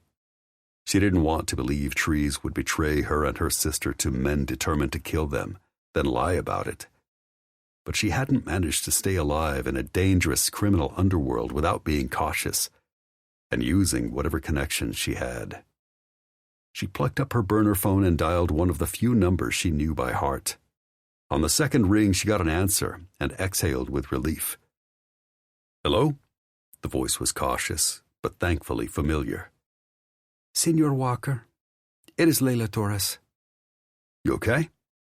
He wasn't much for small talk, which suited her. "I need to ask you a question." Walker would be bluntly honest. In Emilio's compound, their mutual desperation to escape had led them to team up. His 3 weeks in captivity had almost killed him. Her 6 years there had nearly destroyed her. She had found an outside line of communication to her sister to facilitate EM Security's arrival. 1 Mile had hatched a plan to put them in the right place at the right time for their rescue. Together they had succeeded. Then, when their first safe house in St. Louis had been breached, Walker had helped her and Valeria flee to Florida with perfect precision. He had never once made her doubt his loyalty or his intentions. Should you really doubt Trees now? She didn't want to. After all, EM Security's owners might be wrong. Or maybe there was a misunderstanding. It might even be an accident. Of course, she wanted to find some way, any way, in which Trees wasn't guilty. But was that realistic? Was that her foolish heart talking? After all, she had only known the seemingly gentle giant a handful of days. But she had known the nature of men for years. Which should she really trust? Shoot, I've got a few minutes. I'm just waiting for my fiancé to finish talking to the florist. Our wedding is in 2 weeks. He was getting married? Layla would have sworn the taciturn sniper wasn't the sort to take a wife, but he sounded downright happy. She was thrilled for him, but she had to get answers while she could. I am calling about Trees. Talk to me. His cautious note set her on edge. Why do your bosses want you to watch over me instead of him? I'm sure they've got their reasons. But his growl made her think he didn't disagree. Is it because they believe that, in the past, he has leaked our whereabouts to Emilio? Fuck, he spewed. Where did you hear that? It does not matter. What I want to know is if you think it is true. He sighed. Look, I don't want to throw a teammate under the bus. He seems like a good guy and all, but here's what I know. Last October, when we suddenly moved you to Florida, it was because we spotted Emilio in St. Louis, close to your house. We couldn't fucking figure out how he knew you and your family were even in the city. I worried we had a mole, and I worried it was Trees because he was with me when I got taken by Emilio's goons. Somehow, the lucky son of a bitch escaped. When I got free, I tested my theory that it was him by sending the exact address and the schematic of the St. Louis safe house to him via the office secretary. Within 24 hours, Emilio broke in through the back door with every intention of killing your sister. I don't know who else to blame. The secretary, perhaps? Layla winced. She really wanted Trees to be innocent, and it was breaking her heart that the EM operative she trusted most was putting the nails in that coffin. I don't think Tessa has the know-how or the connections. But Trees did. I see. So he's guilty of selling you out. I wish I didn't have to say it, but I'm afraid so. Chapter 10. The only reason you and the Edgington brothers want Walker to come get Layla now is because you think I'm fucking guilty of being your mole, Trees growled into the phone, wishing he could reach through and tear Munoz a new asshole. Sure, he was pissed off that his own boss thought he was guilty and wouldn't man up and admit it. But he was way more hacked that the standoffish fucker had made the unilateral decision to take Layla away from him. We think she would be safer with him, and she trusts him. Last I heard, the same couldn't be said for you. Then you need an update. We've made progress. I've got her talking. I'm getting valuable information. Walker can get it too. My mind is made up. Unmake it, goddammit! He gripped the phone so tight he risked breaking it, and he didn't care. How is Walker going to keep her safe? He's one of the best fucking snipers in the world. We both know bodyguarding isn't your strength, and we have other jobs for you. Let's seriously cut the shit.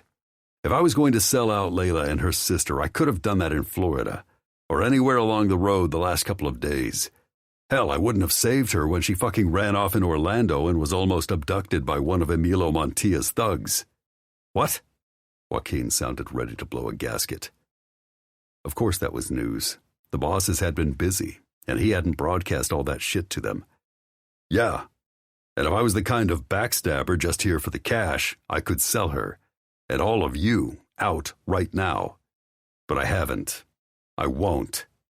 She is safe here. I would lay down my life to make sure of that. In his ear, Joaquin sighed. The circumstantial evidence is pretty damning. Ever think someone might be framing me? Munoz didn't have an answer for that. Trees barged into his silence. Getting real? I know you three tasked Zai with proving I'm the mole. He fucking told you that? He had, but no way would Trees throw his buddy under the bus. I could tell by the way he acted. You can't know someone as well as I know Zai and not realize his behavior was off. And I didn't have to guess too hard to figure it out. I can't prove to you that you're wrong, but you are. Maybe we are. Maybe we're not digging deep enough. But we can't unpack that right now. We have our hands full trying to figure out who's holding Kimber and where, so which is another thing. Trees cut in. Your little plan to dangle Layla as bait in some staged hostage exchange? No, that's not happening. You're going to get her killed. And Kimber, too. From what I've managed to coax from Layla, these aren't people you fuck with. You think we don't know that? We've been in that compound, 1 mile more than once. They left him with a long hospital stay and a broken jaw as souvenirs. You never even made it inside, so don't lecture us on how ruthless these sons of bitches are. They'll never fall for that old fucking trick you're trying to play. They might not, but we don't know unless we try. Joaquin sighed. We're running out of options. Every hour that ticks down is another hour we wonder if and why Kimber's abductors would bother to leave her alive. A dead captive does them no good. That's what we're banking on, but they're running out of patience. We all feel it. Instead of playing defense, we need to go on the offensive and put an end to this. By offering up Layla regardless of the risk to her? No. It's not your choice. She said yes. Fuck. Trees wanted to punch Joaquin, mostly because he was running out of logic to fight back. And he didn't dare admit to his boss that he was falling for the woman whose body he had done far more to than guard. Give me 24 hours more with her. She's beginning to trust me. With the information she has, she can likely help you locate Kimber and... No, she can't. Do you know the players in this cartel drama? Everyone involved. The factions fighting each other and why. Who the power players are and who's likely to win. She does. Then I'll come get her and question her. She was systematically and repeatedly raped for 6 years. Believe me when I tell you that winning her trust took time. You're telling me you managed to do it in 4 days. Not 100%, but I'm still 4 days ahead of you. Want to start the clock over? Will Kimber last that long? That's where Walker comes in. She trusts him. And we're back to the fact that there's no place more secure to keep Layla than here. Joaquin didn't answer right away, and Trees could all but hear him gnashing his teeth on the other end of the line. Finally, his boss cursed. You have 24 hours. If we don't see some fucking progress by then, you'll turn her over to Walker, no questions asked. Agreed? Trees hesitated, his thoughts churning. He didn't want to agree to this shit. Who else would understand Layla's urge to barter for her necessities? Her fear of the dark. Her need for a firm but gentle hand. Not Walker. But he also didn't have much choice. Fine. I'll get you usable information by tomorrow evening. If you don't, we'll be taking Layla off your hands. Trees signed off with a grunt, then stabbed the button on his phone to end Joaquin's call. Why the fuck couldn't he convince his bosses that he wasn't a dirty sellout? Whatever. He didn't have time to rail about it. He needed to dig through Layla's thoughts and memories and come up with some theory about who kidnapped Kimber and why. What she'd spilled this morning told Trees a lot more than he'd known before. Maybe even more than anyone else at EM knew. Had any of them asked either of the sisters questions? Maybe they had, and Trees was just in the dark because they thought he was the traitor. But if they hadn't, Layla and her knowledge might be the key to solving their problems. Trees put his computer to sleep, then left the office in search of Layla. Dragging in a deep breath, he knocked on her slightly ajar door. It squeaked open. She spun to face him. Her guarded expression told him instantly that something was wrong. Layla? He entered the room slowly, gaze searching. Little one? I am fine. She refused to look at him. No, you're not. What happened? He reached for her hand. She recoiled. Trees cursed. Something he'd done had freaked her out. The only thing that had happened between the last time they had talked and now had been Joaquin's phone call. she'd overheard. He tried to stay calm as he retreated to lean against the frame of her bedroom door. It was the perfect spot for two reasons. One, he had backed off, which hopefully would lower her anxiety. Two, she couldn't leave the room without going past him. They were having this out now. Nothing. She didn't meet his stare. I am tired.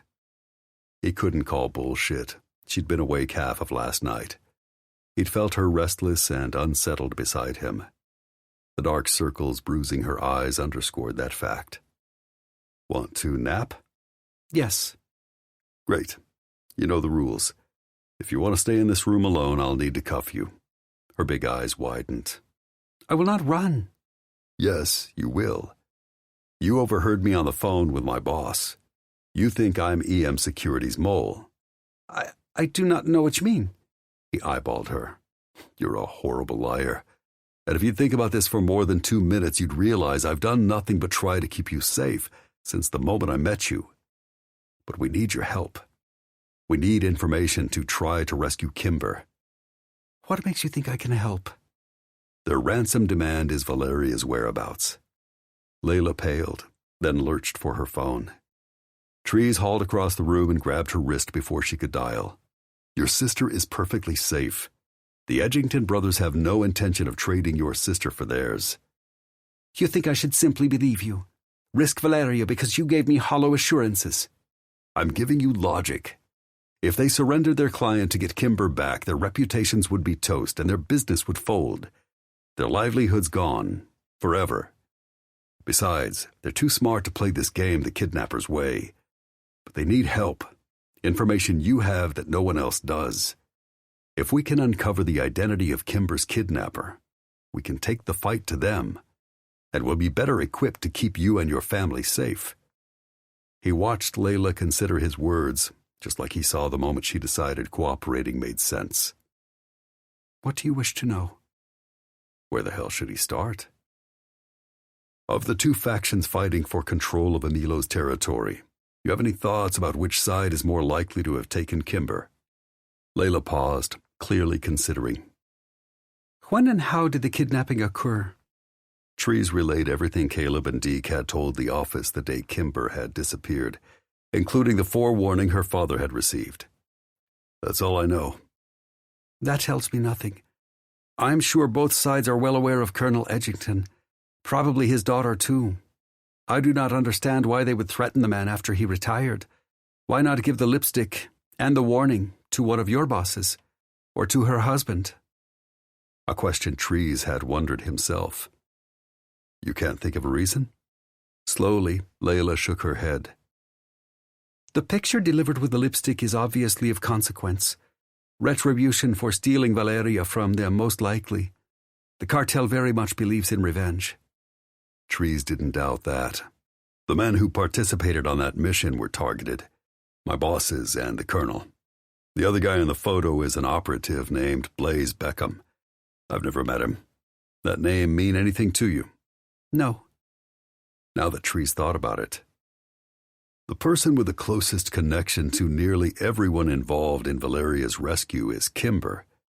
She's the colonel's daughter, my boss's sister. Both Geraldo and Emilo's underlings are crafty enough to find the loved one important to all. That does not give me enough information to pinpoint who might be behind Kimber's abduction. It is perhaps more likely to be those loyal to Emilo since Hector is in the United States. Once here, he could move about freely and get close enough to take her. He is the kind of creeper who enjoys stalking a woman and pouncing when she least suspects it. Then raping them in the most cruel, humiliating ways. Trees kept that thought to himself. Do Geraldo and his thugs have trouble getting in and out of the country? I do not know. I doubt it. The kind of money Geraldo had influenced people and opened doors. So it's still possible either faction is responsible. Since that train of thought seemingly led to a dead end, Trees tried another. Tell me what happened to the compound after Valeria was gone. You were left behind. Was Emilo upset or furious that she had escaped? Did he want her back? Or did he think it was good riddance? He was furious. I've never seen him so angry. Honestly, that puzzled me because he barely noticed her. She was a possession to him, a thing mostly beneath his notice. He was neither kind nor faithful. He did not care about my sister. I assumed he would be happy to be rid of her. I hoped he would release me too. After all, I would be one less bother. Instead, he gave Hector and Victor more tools to make certain I did not slip through their fingers. Then he took his anger out on me. He raped you more. Layla hesitated, then nodded, her gaze skittering away. He tipped her chin up until she met his stare again. Listen to me. That isn't your fault, and that isn't your shame. I know you are right, but logic does not stop the feelings. Her answer broke his heart, but when Trees made to gather her in his arms, she backed away. Because she was focused on helping Kimber, or because she still thought he was the mole? Later, I realized that Valeria had been pregnant with Jorge when she escaped. Emilio probably realized it too. That made sense. The drug lord might not have wanted his wife, but he would want his son. Did your sister know she was pregnant when she left? That was the reason she fled. She knew her son would have no future except that of a criminal if she gave birth in that compound. So while EM Security was rescuing another captive, an influential doctor's daughter who had been abducted while providing medical assistance to poor villages, Valeria begged the team to take her with them. Why didn't they take you too? Nothing was planned, and everything happened too fast. That night I was pinned between Hector and Victor. When she trailed off, Trees fought down fury. Layla had suffered so much after Valeria's getaway. How could she have simply left her sister behind? Isn't that what you did to your siblings? Didn't you see the opportunity to escape poverty and grab it with both hands? Yep. And with a baby on the way, Valeria would have been even more motivated to escape. Trees sighed. So we're back to wondering why grown-ass drug dealers care that there's a toddler out there with Emilio's blood. It seems. If Emilio wanted his son back, I can think of no reason Hector and Victor are determined to grab Jorge, except to fulfill the man's last wish. Then what would they do with the boy? Trees scratched his head. Jorge only has value for the Ramos brothers if he has value for Geraldo too.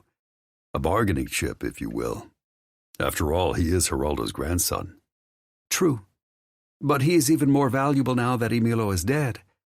He was Geraldo's only son. Emilio's sister is gone too. Clara tried to kill Walker's fiancée a couple of weeks ago to avenge her brother after 1 Mile gunned him down. Walker and his buddies ended her. An eye for an eye, Layla murmured. Then she frowned. Was Clara the only one who pursued Walker for killing Emilio? No reprisal from Geraldo? As far as I know, he didn't lift a finger. Trees followed her logic. But why would Geraldo go to such lengths to get his hands on Jorge, yet not avenge his son?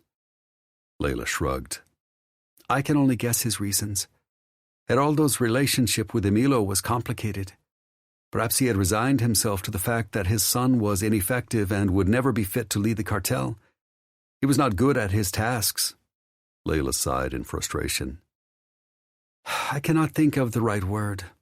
Emilio was a fuck-up. Yes. Would Geraldo want the fuck-up son? Since Jorge is the only family he has left, likely so. Slowly, Trees took that in. Let's work off that theory. Both sides are looking for you or Valeria because they want Jorge. The Ramos brothers to use as a pawn, and Geraldo because Jorge is the last of his blood, not to mention the heirs of his nose-candy empire. Yes, but I still cannot say which side is more likely to have kidnapped Kimber. He'd been afraid of that. Maybe once we see the pictures of the bodies dumped in the EM Security parking lot, we'll get clarity. Maybe. Until then, let me convince you I'm not the mole who endangered you and your family. She gave him a wary glance. How? I don't have any proof it wasn't me, but you know me, Layla. Do I? He sighed. When have I not been a man of my word? I find trust hard. Of course you do. And he knew why. Arguing about that did no good. Neither did spewing logic. He couldn't refute her feelings. He simply had to give her reasons to doubt those worries. Tell me how I can convince you. There is nothing you can do. He wouldn't accept that. Listen to your gut. What is it telling you? My gut has no facts. You were with Walker when he was taken in Mexico. There was only one way she could know that, goddammit. You talked to him. And Walker had thrown him under the bus. Of course, in Walker's shoes, Trees would probably think he was guilty as hell too. Layla stared stonily. Yes. Is it true? Trees nodded. He had nothing to hide. We went to Acapulco together on a mission. The afternoon we arrived, we stopped at a restaurant for an early dinner. In the parking lot afterward, we were surrounded by Emilo's thugs. Walker tossed me the keys and told me to get help. I drove away only to pass out a mile or two up the road because our food had been drugged. The police found me in their parking lot 12 hours later. She sent him a considering stare. What about Emilo's break-in at the St. Louis house? Senor Walker sent you the address and the floor plan. No. He sent it to our receptionist, Tessa, to send to me. Since I didn't give it to Emilio, she must have. There's no one else it could have been. Layla looked skeptical. Why would she do that? Money, I guess. She's a single mother whose boyfriend ran out days before her daughter was born. Making ends meet has probably been tough. And before you ask how she would have made the connections necessary, I would not. The cartel will make themselves known to anyone they find useful. He hadn't considered it like that, but... Exactly. Trees was racking his brain for another argument to convince Layla he'd never sell her out when she crossed her arms over her chest. I would like to be alone. I need to think. To decide if he was guilty? That put him on edge, but he didn't have any good reason to refuse, other than the thought of losing her scared the ever-loving shit out of him. All right. The doors and windows are locked. The alarm is set. We should start dinner in an hour. I am not hungry. I will sleep here tonight, alone. Cuffed, with the overhead light shining in your face. Would she stay here under conditions she hated, simply to avoid him? Layla hesitated, then nodded. Yes. Trees lay in his solitary bed, eyes glued to the light filtering across the house from Layla's bedroom. It was hard as steel, but with her around, that wasn't new. What was? Missing her. The big bed he'd always loved having to himself, so his long arms and legs had spreading out room, felt too empty. One night beside her and she'd ruined him. In his head, he replayed the moment he'd cuffed her to her bed for the night, her still wearing his t-shirt with a wary expression. She looked beautiful, with her dark hair spilling across the white pillow, and he'd give anything to know if she was any closer to trusting him. But he had to be patient and let her work that out in her head. Trees sighed and stared at the ceiling. Despite being exhausted, he suspected it would be a long night. On his nightstand, his phone vibrated. The distraction was almost a relief until he scooped up the device and got a glimpse of the screen. Why the hell would Zai be calling him after midnight? Buddy, my fucking life is over. That's dramatic. Trees returned tongue-in-cheek, mostly because Zai sounded half-sauced. Yep, but that's how it feels. Trees frowned. Are you drinking? Abso-fucking-lutely. Zai sighed. I don't know what the fuck to do. Tessa is our mole. Go on, you can say you told me so. Trees bolted straight up in bed. You sure? How did you figure it out? Not 2 hours ago, I gave her a cover story. Disinformation I hadn't spewed to anyone else. It didn't take long for the cartel's communications on A-Buzz to light up like fireworks. Fuck. That was bad. I'm sorry. Yeah, me too. Especially since I just got off the phone with Hunter Edgington. He's pissed that I went rogue and decided to test her on my own. He feels stupid for being wrong too. He was convinced it was you. No surprise there. You're off the hook with him, so there's that. But the other bosses need convincing. I've got 6 hours to give them proof it's Tessa before they move on it. While Zai's heart was shattering, Damn. You need help? Yeah.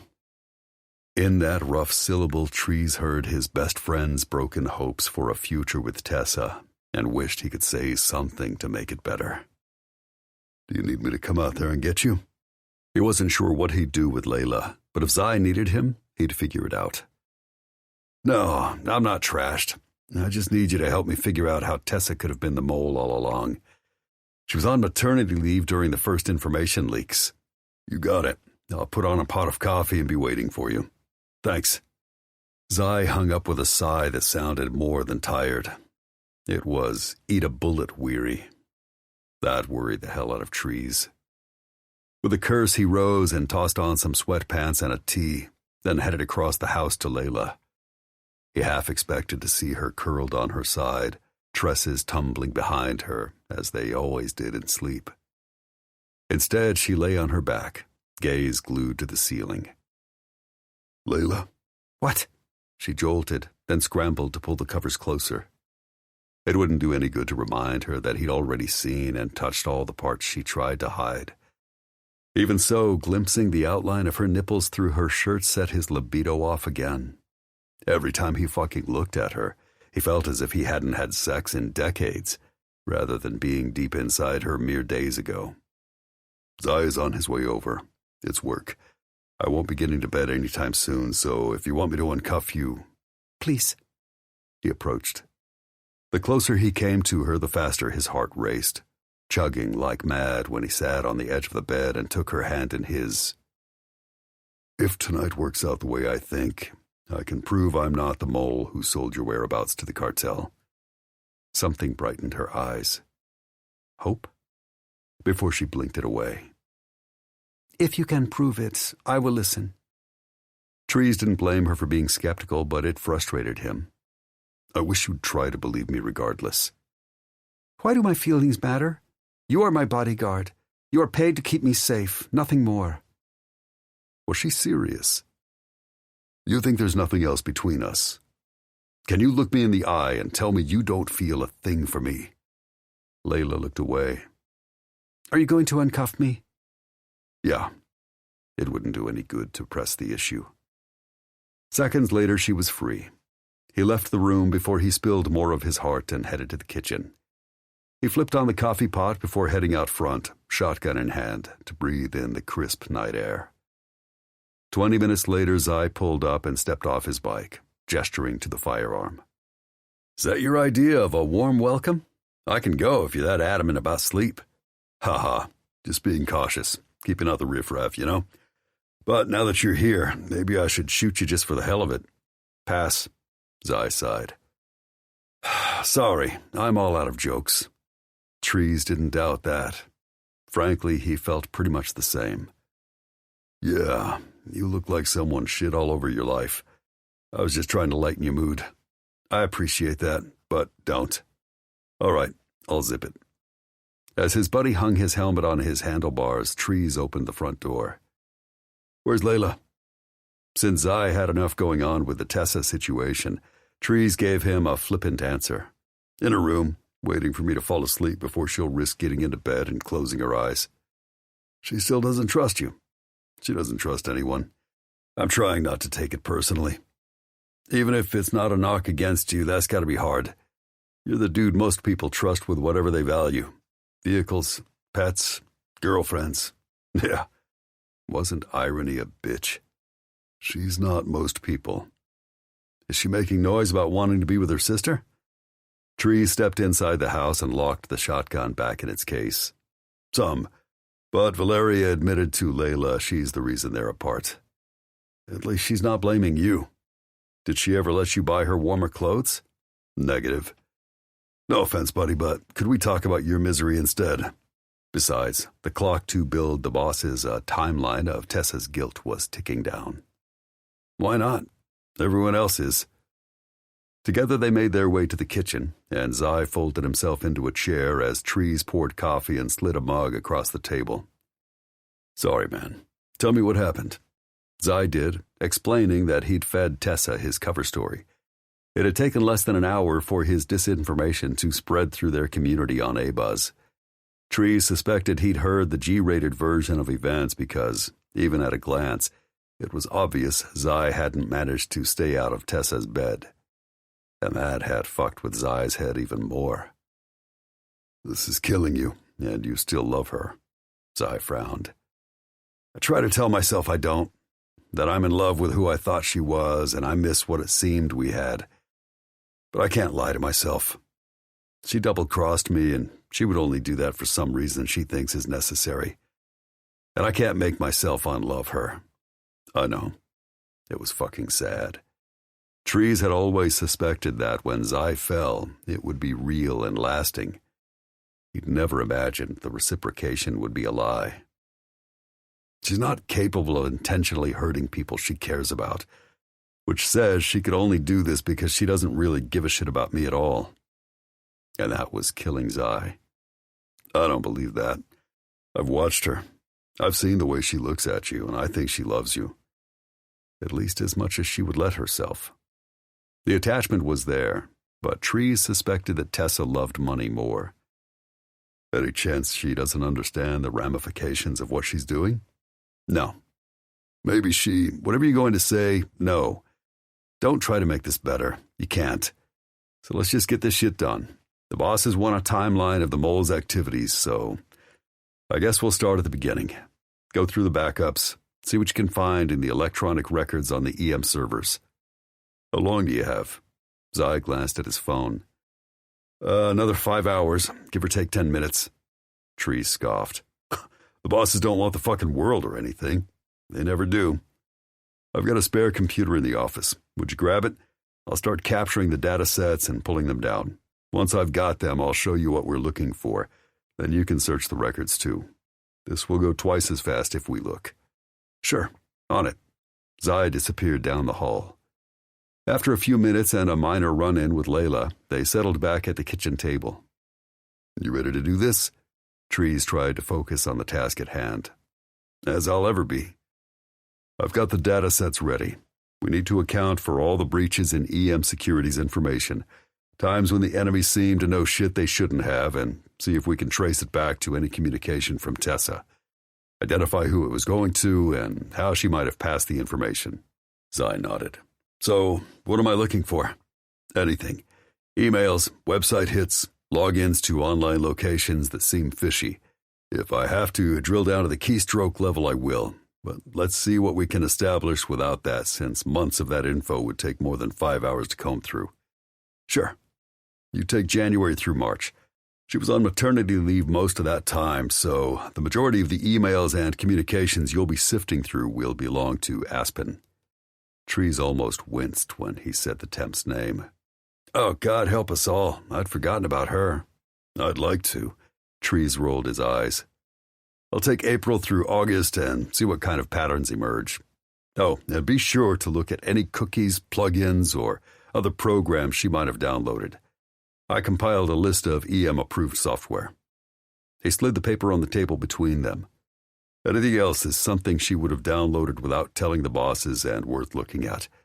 If you have questions about what you find, holler. I'll figure it out. Thanks." Obviously, he wasn't grateful at all. How could he be? Actively working to gather evidence against the woman he loved? Trees reached across the table to slap his shoulder in support. "You're welcome." Then they both dived in. Trees worked faster since Zai's specialty wasn't tech, but demolitions. Trees didn't pretend to be anything but functional when it came to blowing shit up. "What is toy voyaging?" Zai asked suddenly. "Any idea?" "No. What the hell?" Zai looked it up, then just started shaking his head. "Who sends their toys with strangers so they can be photographed around the world? And why is that a thing?" "Is it? Really?"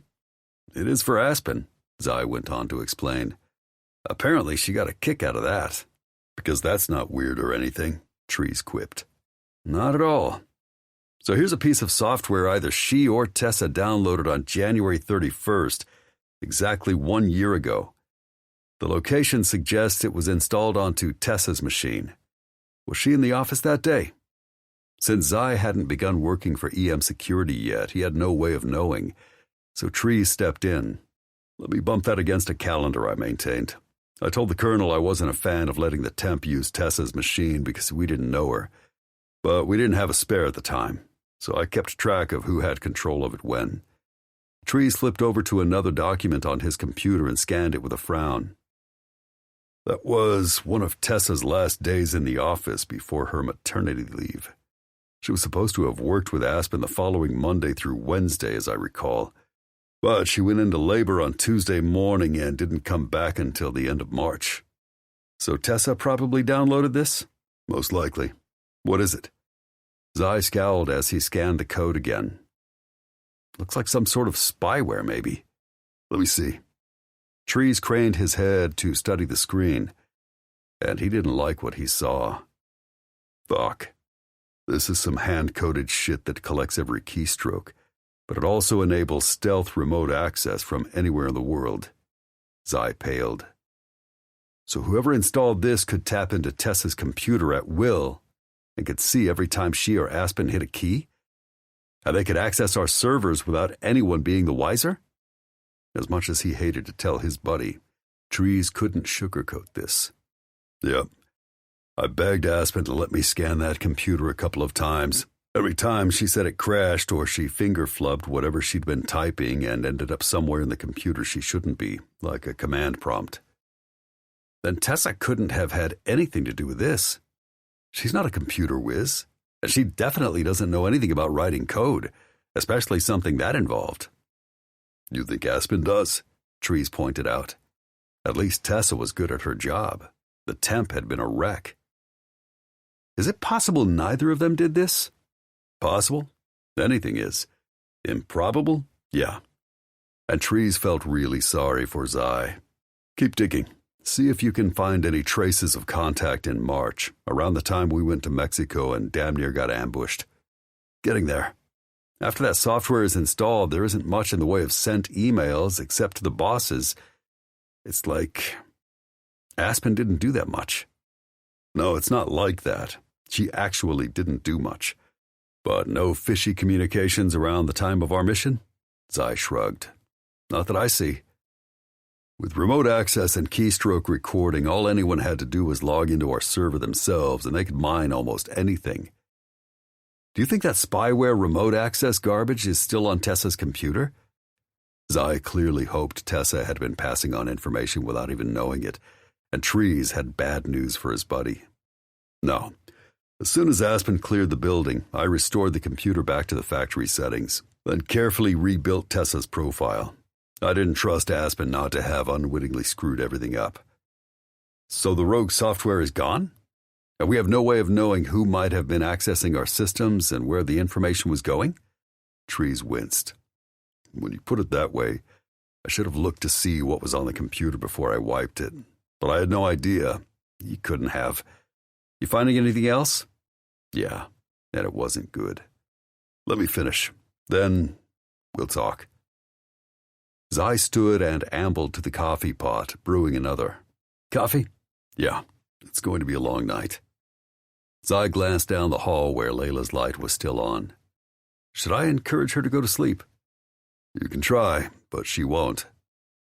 With a grim press of his lips, Zai poured 2 cups of coffee and headed back to the table.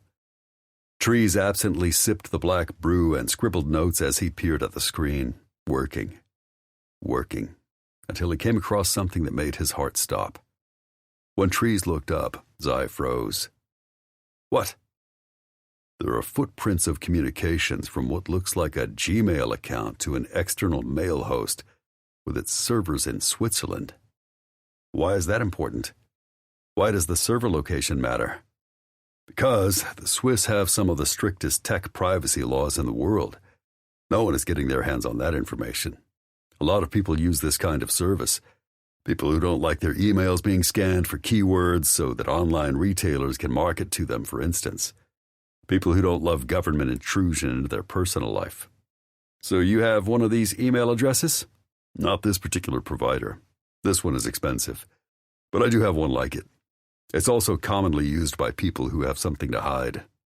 Like criminals? As much as Trees hated to admit it. Exactly. I'm not saying that anyone who has one of these is up to something nefarious, but I am saying that anyone up to something nefarious probably has one of these email addresses, rather than a simple freebie. Let me recap. Someone with Gmail sent messages to a party with a super secure email address who might be a criminal? Yes. And because the information packet passed through our server, and I have some goodies residing there just in case, I can read the contents of the emails. But I can't prove who the Gmail address belongs to. But if they could prove it was Tessa's, then she was toast. So was Zai's heart. Are the communications from this Gmail something to worry about? Trees hated to tell him the truth, but Zai needed to hear it. August 18th. The Gmail account owner wrote a summation of the plan Hunter outlined for Walker and me to spy in Mexico. The mission in which he was taken in the parking lot. Shit. Yep. Shit. That had definitely been the work of their mole. What chapped Tree's hide more was that the bosses would have come to him to investigate this sooner if they hadn't suspected him. There's just one thing about this that's a little weird. The message was sent in the middle of the night. Zai frowned. Tessa takes her laptop home with her more often than not. She always said it was in case the bosses needed something during evening and weekends. She was the receptionist. What were the odds of that? Or maybe she does that in case a certain cartel needs answers day or night. How do we prove whether that message came from Tessa? Without her computer, we don't. Zai's frown became a scowl. What about Walker's rescue mission in September? That went off without a hitch. The one I missed because of truck stop sushi, where Layla had been freed. Right. Tree searched the files for emails corresponding to those times. No, nothing. Were the bosses keeping the details of that rescue mission better under wraps? Or, wait, wasn't that when she went to Tennessee because her father died? That sounded familiar. Trees clicked onto a calendar, then nodded. You're right. She wasn't around to learn about the plan and pass it on.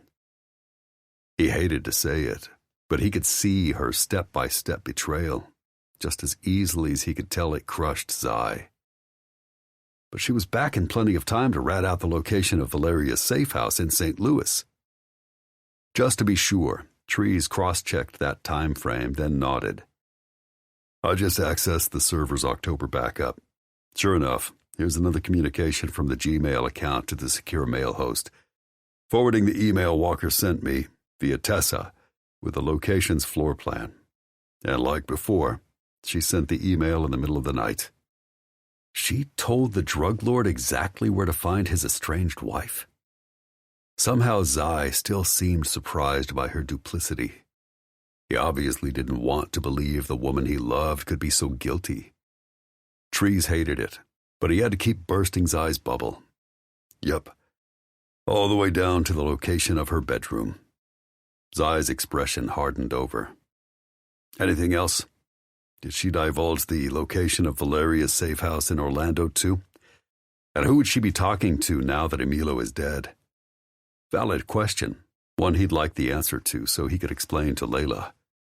Maybe then she'd do more than try to trust him. I can't tell. Trees clicked around, but no luck. I don't see specific communications this month, but she might have realized someone was on to her and switched up her mode of talk. I won't know until I get my hands on her computer. You gotta get it for me, man. Now. Zai nodded, looking like a man heading into a dangerous, bloody battle. I know this is going to fuck you up for a while. I hate that like hell for you, but without her computer, I can't prove what Tessa is up to or how she's doing it. And if I can't do that, more people may die. Trees looked down the hall at the light from Layla's room shining this way. People who deserve to finally live. Zai nodded and stood, looking grimly resolute. I'm on it. Chapter 11. Trees sipped on another cup of joe and waited for Zai to return with Tessa. Over the past couple of hours, his buddy had sneaked into the receptionist's house and prowled through her laptop to verify that the Gmail account they'd been looking for did, in fact, belong to her. Then Zai had cuffed the little turncoat to her car to bring her out to his place. In the meantime, Trees had asked Madison to hang out at Tessa's duplex in case her daughter, Hallie, woke in her crib. Thankfully, she'd agreed. Now he was just waiting for Zai and Tessa to roll up. This was going to be ugly. Since Layla had finally fallen asleep 30 minutes ago, cuffed once again to her bed, Trees paced the porch. Zai had 90 minutes before he had to call the bosses and present their timeline of Tessa's betrayal. Trees had already pieced some of it together, but to fill in all the blanks, Zai would need to question her. What his buddy really wanted was a pound of her flesh. Not that he blamed Zai. He'd like some revenge too. Her greed or need for cash or whatever her excuse for going rogue had not only broken Zai's heart but nearly cost Layla and her family their lives more than once. Finally, the pair pulled up, the little sedan's headlights bobbing down the gravel road leading to his ranch house. Trees jogged down to meet them and opened the passenger door, uncuffing Tessa's wrist before he tugged her out of the car. "Let's go." With one hand, she clutched a blanket around her seemingly naked body and sent him an imploring stare. Trees, talk to him, please. It's not what you think. "Shut up," Zai snapped, his command full of fury and heartache. "God, how fucking low are you willing to stoop? It's done. You're caught. We're over." The pretty blonde shook her head. "But it's not—" "I don't care." Zai spewed the words, but he was clearly lying. As he gripped Tessa and dragged her out back to the bunker, Trees scooped up her laptop, phone, and keys, then followed closely behind. When they reached the opening, his buddy lifted the heavy metal lid to the underground shelter and gave Tessa a shove. "Get in." She panicked, digging in her heels. "What are you going to do to me? What's—" "A lot less than you deserve." Ignoring her screeches, he hauled her against him and descended into the shadowy lair. "No, don't! Stop! Zai, please!" With a heavy heart, Trees shut the door on them, then retreated to the kitchen where he opened Tessa's laptop. Zai was counting on him to start assembling the timeline for their bosses. The login screen flashed. Of course he could bypass it, but what the hell would he find? Would Zai be able to handle it? Before he could start answering those questions, Zai emerged from the bunker again. Trees took one look at his pal's shell-shocked face in the back porch light and went running. If Zai had looked twisted in knots before, now he looked bent and broken. Trees fought back the urge to throttle pretty, backstabbing Tessa. "She's destroying you." "I don't know how to fucking stop it." Zai looked near tears. Trees dropped a supportive hand to his friend's shoulder. "If you were able to do the forensic dive on her computer, I would interrogate her for you." But that wasn't possible. Trees had only basic interrogation skills. Zai knew the dirty ones, and he'd never had a problem doing what needed to be done. Then again, he'd never fallen for the enemy. "I know. You're not up for this. We need to call someone else." "There is no one, man. The bosses are wrapped up in saving Kimber. Kane has Valeria. 1 mile," Trees reared back. "You going to let that crazy son of a bitch near her? Fuck no. Besides, I have to report something to the bosses in an hour. And if Tessa is at all involved in Kimber's kidnapping, they'll call the police." Zai nodded grimly. "I can't stop it. The universe owes you for this, man. I need a drink." Instead of reminding him that he shouldn't imbibe on the job, Trees led his buddy into the kitchen, straight to the whiskey. Zai knocked back 3 fingers with a tortured sigh. "Have you started going through her things yet?" "No. I know I'm going to find more, and I hate to pile on right now. This is probably like ripping off a Band-Aid. Better to do it all at once so the sting goes away faster." "Maybe. I think what's killing you now, besides the fact she ripped out your heart, is not knowing exactly what she did, why she did it, why she dragged you into it. There's a part of me that keeps insisting this isn't like her, that she would never hurt anyone, much less everyone, without a damn good reason." "You mean other than money?" Trees raised a cynical brow. "I know that's enough reason for most people, but—" Zai shook his head. "Or maybe she snowed me so fucking bad I was willing to believe everything, even her goodness. You have an instinct about her, and they aren't usually wrong. One of the things I've always admired about you is your people skills. You only think mine are good because you're suck ass. Mine do. They ribbed each other a little before Trees went on. Straight up, you could get to the bottom of this faster than anyone. I said before that I think she loves you, and I still think it's true, in her way. Go use her own tools against her. What do you mean? Emotion. Appeal to her good side. Get under her skin. Hell, peel off her clothes and fuck her brains out if that forces the truth from her. I can give you hard evidence, but only she can fill in the gaps and explain why. Zai snorted. If what we suspect is real, Tessa only has a passing relationship with the truth. Why should now be different? Trees paused and weighed the wisdom of venturing into territory he'd never charted with Zai. But desperate times and all that. Did you ever ask yourself why I have handcuffs handy? You already asked once why I had rope in my nightstand drawer. You know I'm a control freak. Do the math. Zai's expression told him the instant the truth hit. You're a dominant. Like the bosses. Trees nodded. Keeping it real, man? I think that's your instinct, too. But if you've never partaken, it's cool. Just, word of advice? When you want the truth from a sweet little thing like Tessa, I think we've determined she's not sweet. Trees shook his head. Don't confuse her acts with a woman herself. She's gotten herself tangled up in this shit for reasons you and I may never fully understand. But your instincts are right. She's naturally sweet. I'll please her. Submissive? Maybe. Probably. But you don't know if you don't try. So here's my advice. If you spank her and she comes up biting your head off, then probably not, and you should stop immediately. But if you try and she doesn't, if she melts, it just might make her pliable enough to be honest. Worth a shot anyway. Hell, at this point I'm willing to try anything. Trees clapped him on the back. You just might be surprised. And if I'm right, a bunch of my equipment is down there. You can thank me later. Zai yanked his phone from his back pocket and settled it on the counter. I know I'm running out of time. If the bosses call, stall them. But I don't want to be disturbed. I'm not coming out of that fucking bunker again until I have answers. Trees gave his pal a last supportive clap on the back. As Zai descended again, he headed back into the kitchen with a sigh.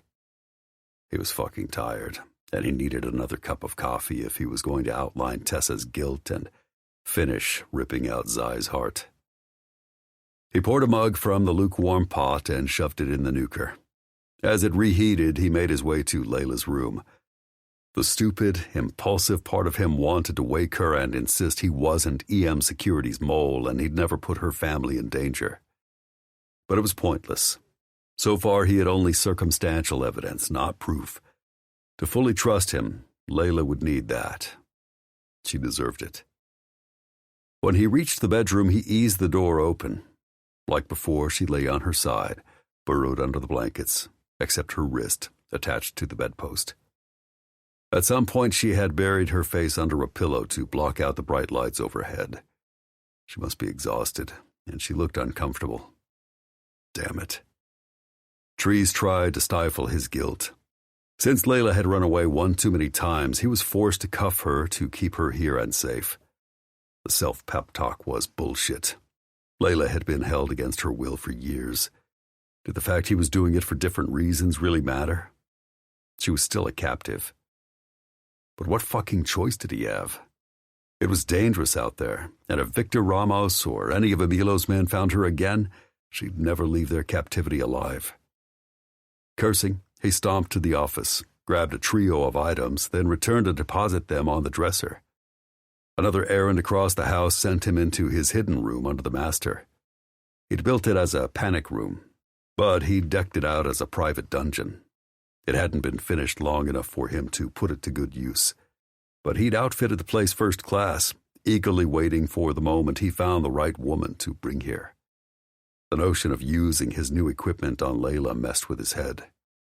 He fantasized about bringing her here and putting her at his tender mercy for their mutual pleasure. It's not happening, dude. Trees grabbed what he'd come for, locked up, then dashed back to Layla. In 3 minutes, he had batteries in the electric candles Madison had given him for Christmas, their golden beams putting out soft, ambient light. Then he returned to Layla's side. She hadn't moved. Carefully, he unshackled her wrist and removed the cuff with the short chain, replacing it with one that stretched 2 feet. Gently, he rolled Layla to her back, displacing the pillow from over her eyes. Trees didn't mean to stare, but every time he set eyes on her, she did something to him. Her curls were like a halo around her shoulders. Her graceful neck gave way to a firm jaw, a stubborn chin, and a pouty mouth that made him sweat. Her long lashes brushed her soft cheeks below delicately arched brows. He'd had sex with her 3 days ago. Since then, he hadn't stopped thinking about her. Of course, he wanted her underneath him again, but what he felt was more than sex. He wanted to protect her, help her, give her a better life. He wanted to be a better man so she would believe a good one existed. Yeah, he was probably in love. And if he wanted to prove he hadn't double-crossed her beyond any shadow of doubt, he needed to get to work. He also probably needed to stop hoping she would ever have real feelings for him. Every time he'd touched her, she had allowed it because she had an ulterior motive, not because she'd wanted him. He needed to remember that and keep his head screwed on straight. Trees tore out of the room, flipping off the overhead light, leaving the soft glow of the candles to ward off the dark. Back in the kitchen, his coffee, still sitting in the microwave, had gone lukewarm again. He didn't give a shit at this point. It was caffeine. He needed to choke it down and be productive. Snarling, he swallowed some of the black brew, wincing at its bitterness as he sat at Tessa's computer. 2 minutes later, he was behind her login screen and prowling through her files, trying to focus on helping Zai and off of touching Layla. He broke into Tessa's Gmail. Junk mail, correspondence from a sorority sister she hadn't answered, a bill reminder from the electric company. Then a few days ago, a slew of emails from someone with an obviously computer-assigned handle. Trees opened it to find a video of Tessa's baby girl in a high chair eating chicken nuggets and a banana. Before he could figure out who had sent her the video and why, his phone dinged. Madison. Text. Are you awake? Something's wrong. His gut tightened. What? Hallie isn't in her crib. She's gone. Text. What the hell? Trees started to call Madison when he caught sight of the text attached to the video of Tessa's little girl. The words there made his blood run cold. Son of a bitch. His heart pounding, he dashed off a reply to Madison. Text. On it. Stand by. Text. But the rest of her emails didn't tell him much more, so he reached for Tessa's phone. He had a hunch. Sure enough, she'd downloaded the A-Buzz application. She hadn't posted once, but she had DMs, all from the same shell account. Generic screen name, no picture, and no location listed. In other words, nothing to help him identify who it might belong to. But given the slew of messages this person and Tessa had exchanged over the last few days, the account was by no means inactive. More images of Hallie were attached, along with messages confirming his fears. He vaulted out of his chair, shoving the device into his back pocket, and ran hard for the bunker. Zai! Trees banged on the metal lid. Seconds later, his pal opened up. Trees jumped inside, only to find Tessa red-cheeked and barely covered in the quilt, while Zai stood sweating, flushed and emotionally wasted. He scowled. I guess you didn't spend your time with Tessa finding out what the fuck has been going on. Zai cupped Tessa's shoulders and helped her to her feet, glaring back at him. Can it? No chance in hell, especially since Zai had no idea what Tessa was going through. Instead, he turned to her. Why haven't you told him? Why haven't you told anyone? She reared back. You know? Yeah, I do, and know what? Zai roared, looking back and forth between them. Stop fucking talking circles around me and spill. Trees waited for Tessa to say something. She'd obviously suffered, but if she would just give Zai the truth, He'd do anything, everything to help her. Tessa blinked away her tears. The man who accosted me in the parking lot on Tuesday? Yeah, I remember. I'm still trying to identify him. That night, he abducted Hallie. When I woke up Wednesday morning, she was gone.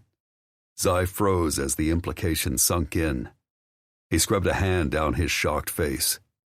Oh, God. Tessa. Baby. You've been passing on information to save Hallie's life? Tessa broke down, tears flowing, her body racked by sobs. Exactly, Trees answered when she couldn't. Questions seemed to zip through Zai's head, probably the same ones he had. If one faction of Tierra Caliente had Kimber, the other must have Tessa's baby. But which had who? And why hadn't Tessa told the team the minute she'd realized Hallie was gone? And the bigger kicker? If the child had been gone a mere handful of days, who had engaged in the espionage that had fucked EM security for nearly a year? Tell me what you know, Zai demanded. Not much, since I didn't get to finish the forensic deep dive on her devices. Trees explained Madison's texts and the kidnapper's communications. Tessa, I'm so fucking sorry. Zai lifted her grief-filled face to his. Why didn't you tell me? Because they threatened to kill Hallie if Tessa said a word to anyone, Trees supplied. When he whipped Tessa's phone from his back pocket, he played the first video the abductor had sent for Zai, who seemingly watched in horror until the end. You've been dealing with this completely on your own since Wednesday? I couldn't risk her by telling anyone, Tessa choked. Oh, baby. If I'd known, I would have moved mountains to help you. They're watching me. They threatened. I didn't know the bosses think we have a mole, but I knew some things hadn't gone right. I'd overheard conversations that suggested information that shouldn't get out somehow had. I was too afraid of what would happen to my baby if I opened my mouth. Zai tugged her stiff body close. Trees felt the device in his pocket vibrate and pulled it free. When he scanned the screen, he cursed. He hated to add to Tessa's trauma, but he didn't have the luxury of shielding her. Since her daughter was concerned, he doubted she'd want him to. Trees nudged the phone in Tessa's direction. I know this is tough, but you've got a new message. Then he turned to Zai with a pissed-off glare. And I don't need to tell you what app they're using. Buzz? Ah, fuck, he sighed. That cocksucker. I reamed him out once. He just never fucking listens. Who? Tessa's hand shook as she took the phone and opened the app, looking terrified. Philip Garrett, Trees helpfully supplied. She frowned, clearly confused. The billionaire who owns Buzz? Yeah, Zai sighed.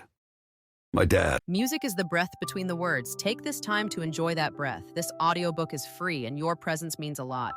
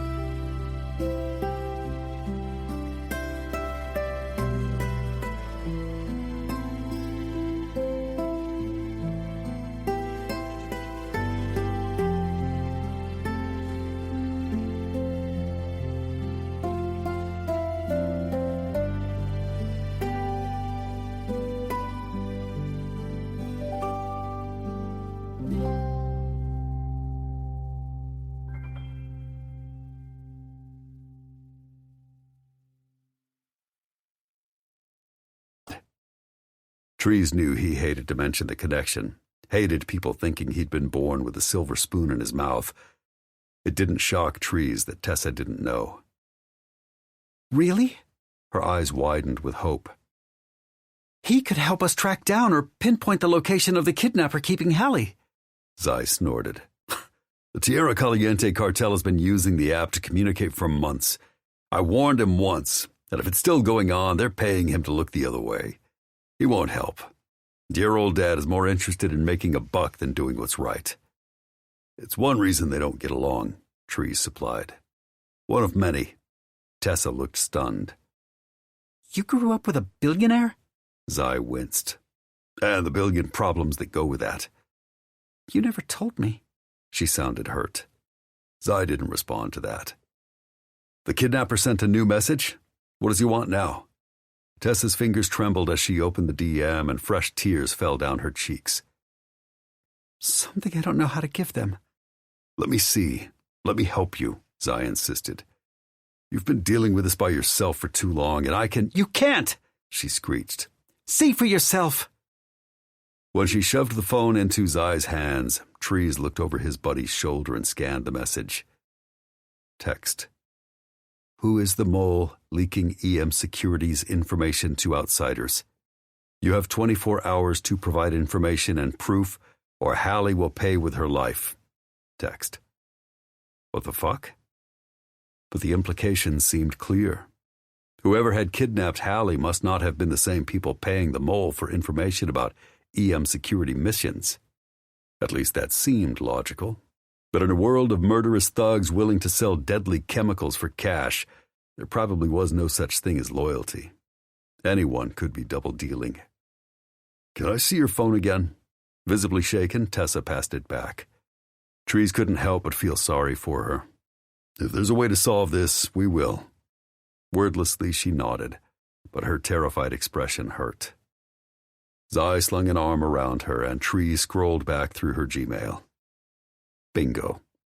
The video of Hallie eating had come from a different address than the one the mole, someone other than Tessa, had sent information about EM's missions and Valeria's whereabouts to.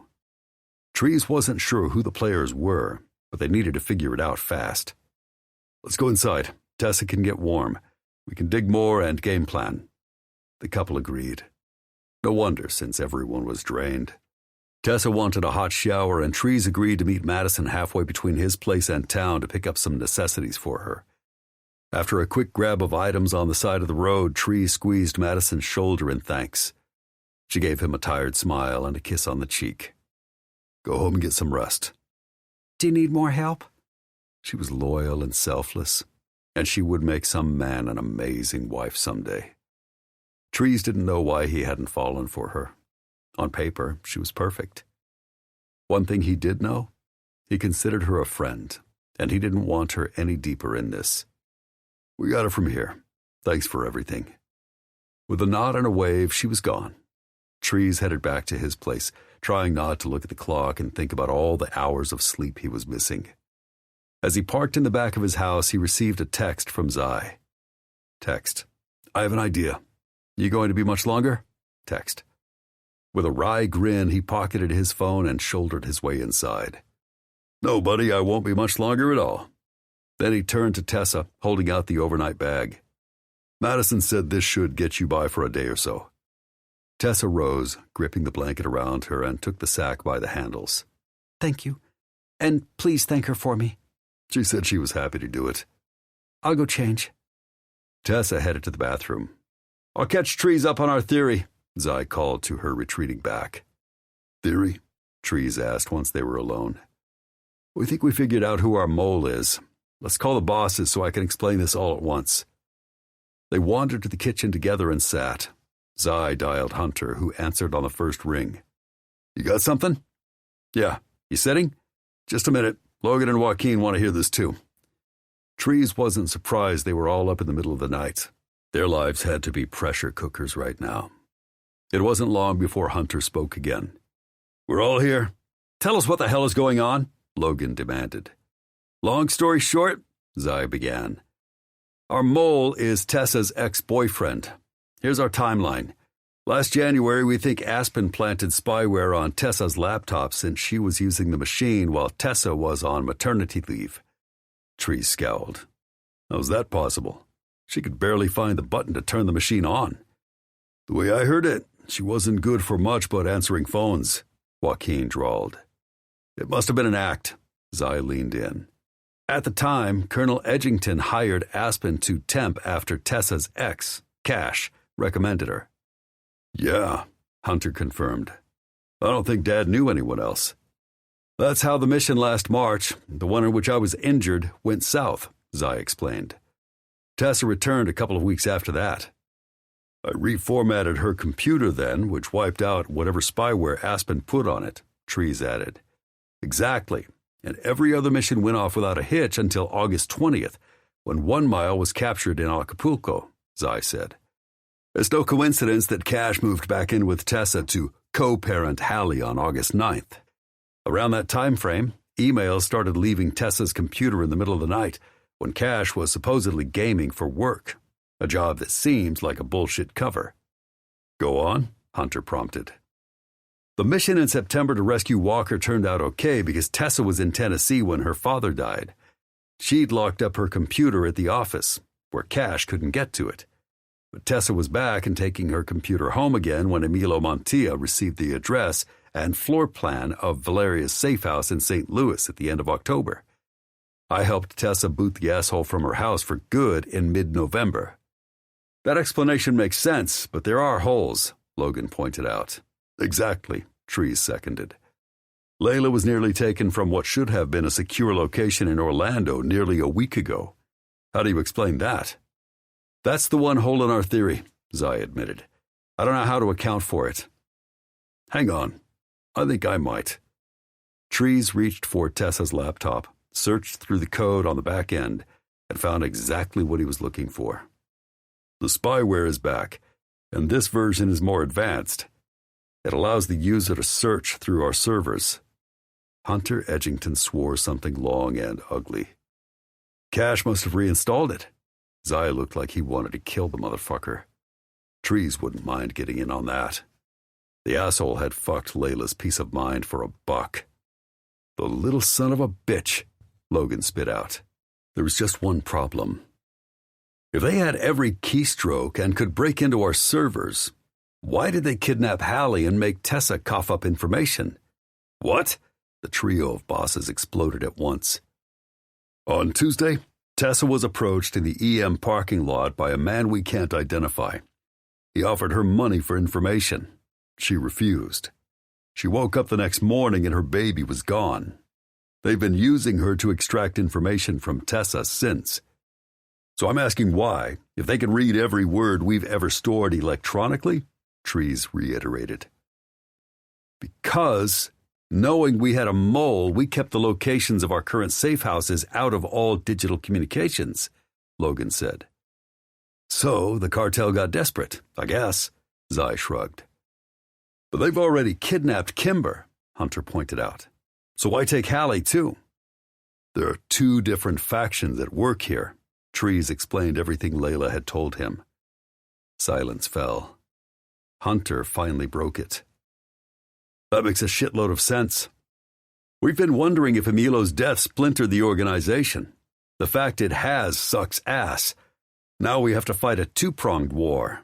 We've hired Walker's friend, Matt, temporarily to help us find Kimber, but we're still short 2 operatives. I know you're working day and night to bring your sister back, Zai said. I have an idea on how to shut down Cash and the faction of the cartel that paid him, while hopefully bringing Hallie home unharmed. After a bit more conversation and some refining of the plan, they ended the call. Zai stifled a yawn. Trees stretched, feeling exhaustion tug at him. The strategy continued, but both were feeling the lack of sleep. Tessa returned, clean and dressed in fresh clothes, so they caught her up on the plan. She looked rattled. Do you think that will work? Trees was as reluctant as Zai to tell her the truth. It was a long shot. It's the best plan we've got, Zai hedged. Tessa nodded, but she appeared crestfallen. She could read between the lines. Trees hurt for her. We should all get some sleep. It's going to be a big day, he pointed out. Zai nodded, but he looked Tessa's way like they had unfinished business. After what the two of them had endured, Trees wasn't surprised. I'm going to grab some shut-eye since it's nearly 5 a.m., he told them. The futon in the office is available. Night. Night, Zai returned. Then he focused on Tessa. Trees took that as his cue to give them some space.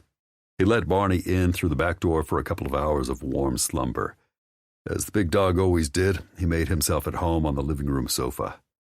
Shaking his head, Trees tuned out the murmurs of Zai and Tessa's argument and peeked at Layla. She hadn't moved a muscle since he'd last checked on her. He ached to pick her up and take her to bed with him, but she still thought he was EM's mole. He didn't love that she'd chosen to stay here alone, but he wouldn't ignore her wishes. But tomorrow, once the dust was settled, he'd be sitting her down and proving that he hadn't betrayed her. Proving that he never would take some time. Question was, would she even let him try? Layla woke with a start and jackknifed up, letting loose a startled cry. It was pitch black outside. The overhead lights were dark. When had Trees extinguished them? Why? Then she caught sight of the trio of faintly beckoning lights from across the room, and her heart rate slowed. Candles. Had he brought them in here for her? She raked her hair from her face, then realized the chain he'd used to affix her to the bed last night couldn't reach that far. A glance at her wrist, even in shadow, told her that he'd swapped out her cuff for a different one with a longer lead. Layla. Trees. She could barely make him out, big and shirtless in the doorway, but she felt his stare all over her as his deep voice wrapped around her, warming her even as she shivered. Yes. You okay? I heard you cry out. From across the house? You did? Yeah, I couldn't get comfortable in my bed, so I've been on the sofa with Barney. I had to bring him in since it was so cold. He ambled into the nearly dark room. It sparked terrible memories, nightmares of past assaults where her only warning had been the sound of footsteps in the dark. She scrambled back against the headboard, breath sawing nervously as he approached. He held up his hands as if to show he was non-threatening. Hey, it's okay. I'm only here to uncuff you. Layla dragged in a breath and tried to relax, but his very large presence made her jumpy and unbearably aware of him. She wanted to believe he'd only come to help, but the lesson that unscrupulous men had no compunction about taking what they wanted for their pleasure wasn't something she could simply unlearn. Granted, Trees had never done that. With her, he had been a man of his word. Yet according to Walker, he'd probably sold her out. But had he? Everything in her heart screamed he wouldn't. Layla no longer knew if down was up or left was right, but she had to let him close, at least long enough for him to uncuff her. Nature was calling. All right. She held out her wrist. Trees closed the distance between them and took her hand gently, then extracted the key from the pocket of his sweatpants and released her. She held her free wrist against her chest, twisting and testing it as she stared. He looked tired. Have you slept? Why did she care? Why should it matter? He shrugged. About 2 hours. There's a lot happening and... He sighed. I couldn't sleep without you. His words warmed her. Despite her exhaustion, she'd also found it difficult to relax without his big body beside her. But that was foolish. He'd taken her captive, used her for sex when she'd foolishly invited him, and maybe even sold her out. Logic told her that she must stop thinking that him making some nice gestures meant he was a nice man. Still, he'd brought her candles and swapped out her cuff. Why, unless he cared? Or was she sounding like someone with Stockholm Syndrome? Layla wasn't sure what to think anymore. Excuse me. She rose, escaping to the bathroom. He said nothing, merely watched her until she closed the door between them. After she flushed and washed her hands, Layla crept back into the bedroom. Return to the bed, next to him? Or stay 5 feet away where he could undress her with his eyes? But it was a silly question. It was too cold, and she felt far too awkward to stand there half naked. Cautiously, she slid into the bed, tucking her legs under the covers and sitting against the headboard. You barely slept. Go back to bed. I can't. It took most of the night, but I can prove I'm not the mole who put you and your family at risk. She hadn't expected that. How? I have a paper trail, and this morning we intend to catch the bastard. A concern she didn't want to feel seized her. Will it be dangerous? I'm sure. He cupped her cheek. Are you worried about me, little one? No. But did being deceitful make her better than any of the people who had hurt her? Well, some. What happens to you if something happens to me? I'm sure you're worried about that. He frowned. You haven't figured out yet that I'm taking care of you. I'll keep doing it as long as you let me. You are paid. Fuck that. This is personal. Maybe I wasn't clear last night. Whatever this is between you and me, it's not done. I feel it. I'm falling, and I don't think I'm the only one. Her heart stopped. Was he saying he was in love with her? How could that both thrill and terrify her at once? Trees, Look at me and tell me you don't feel something when we're this close. I know you're afraid, but the way you're looking at me, I'd swear you feel it too.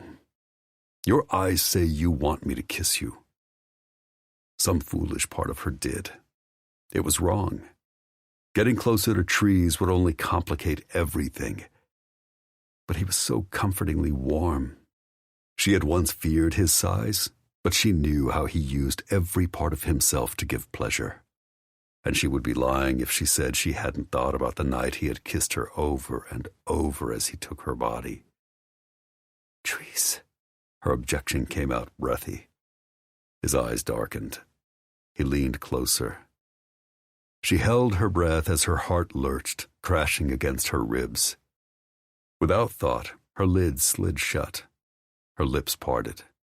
She tried to resist, told herself to pull away, but when his mouth covered hers, the passion only he could make her feel robbed her thoughts and melted her resistance. Trees grabbed her, folding her against the hot, hard ridges of his body. Layla whimpered into his kiss. Her arms found their way around his neck. Without conscious thought, she opened her lips to him. He surged inside, taking every inch she ceded, then demanded more with another branding kiss. Her head swam. Tingles spread through her body. Dios, Trees could make her want him, whether she wanted to or not. He still hadn't proved he wasn't the enemy, yet it only took him moments to make her a slave to his touch. He had only to kiss her, and she wanted to turn over every part of herself to him, free will and all. Layla tried to push him away, but his lips trailed down her neck, his beard sensitizing her skin before he found her shoulder.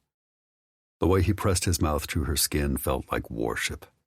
And when his hand found its way under her hem, drifted up her waist, then settled her breast in his cradling palm, she gasped.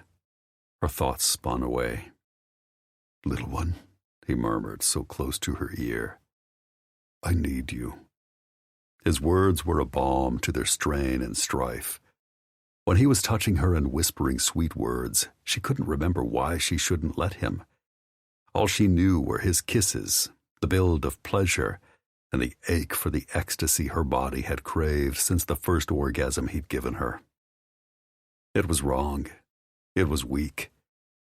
And she still wanted it. His lips seized hers again.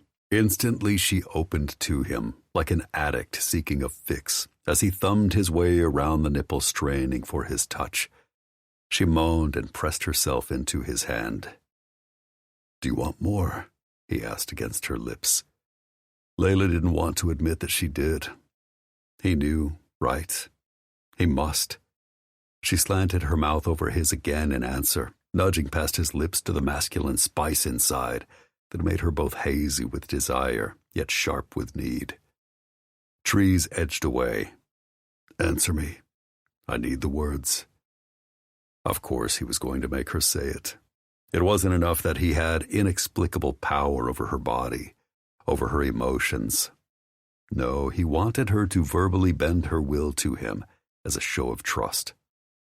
She couldn't do that before he produced proof that he wasn't the mole. Even then, was it really smart to give him so much dominion over her body? Should she really let him create and stir this need for his touch? Layla tore away from him, panting hard. Red. Trees froze, then gritted his teeth. But he withdrew his hand, pulled away, and stood, putting distance between them. Instantly she felt cold. Why did you use your safe word? He demanded. How were you physically or mentally in pain? The way he asked that, it didn't sound as if being overwhelmed by her own fears counted. He scowled. Are you testing me again? I was scared. He sighed, and his voice softened. I won't hurt you. I'll only ever make you feel good. She knew that, but at what price? Her soul? Every time he kissed her, he threatened to steal it. Before anything, I must see your proof. Show me you did not endanger my family. She should have demanded that all along. His eyes narrowed. Is that really why you stopped me? No, and he was too smart not to realize it. Layla looked away. I need to know. All right. I promised you proof. Come to the kitchen. He was angry. No, that wasn't true. He hadn't raised his voice, accused, or threatened. He hadn't behaved as if he was furious. Like before, he was disappointed. She was too. She hated to lie. But the truth gave him too much power.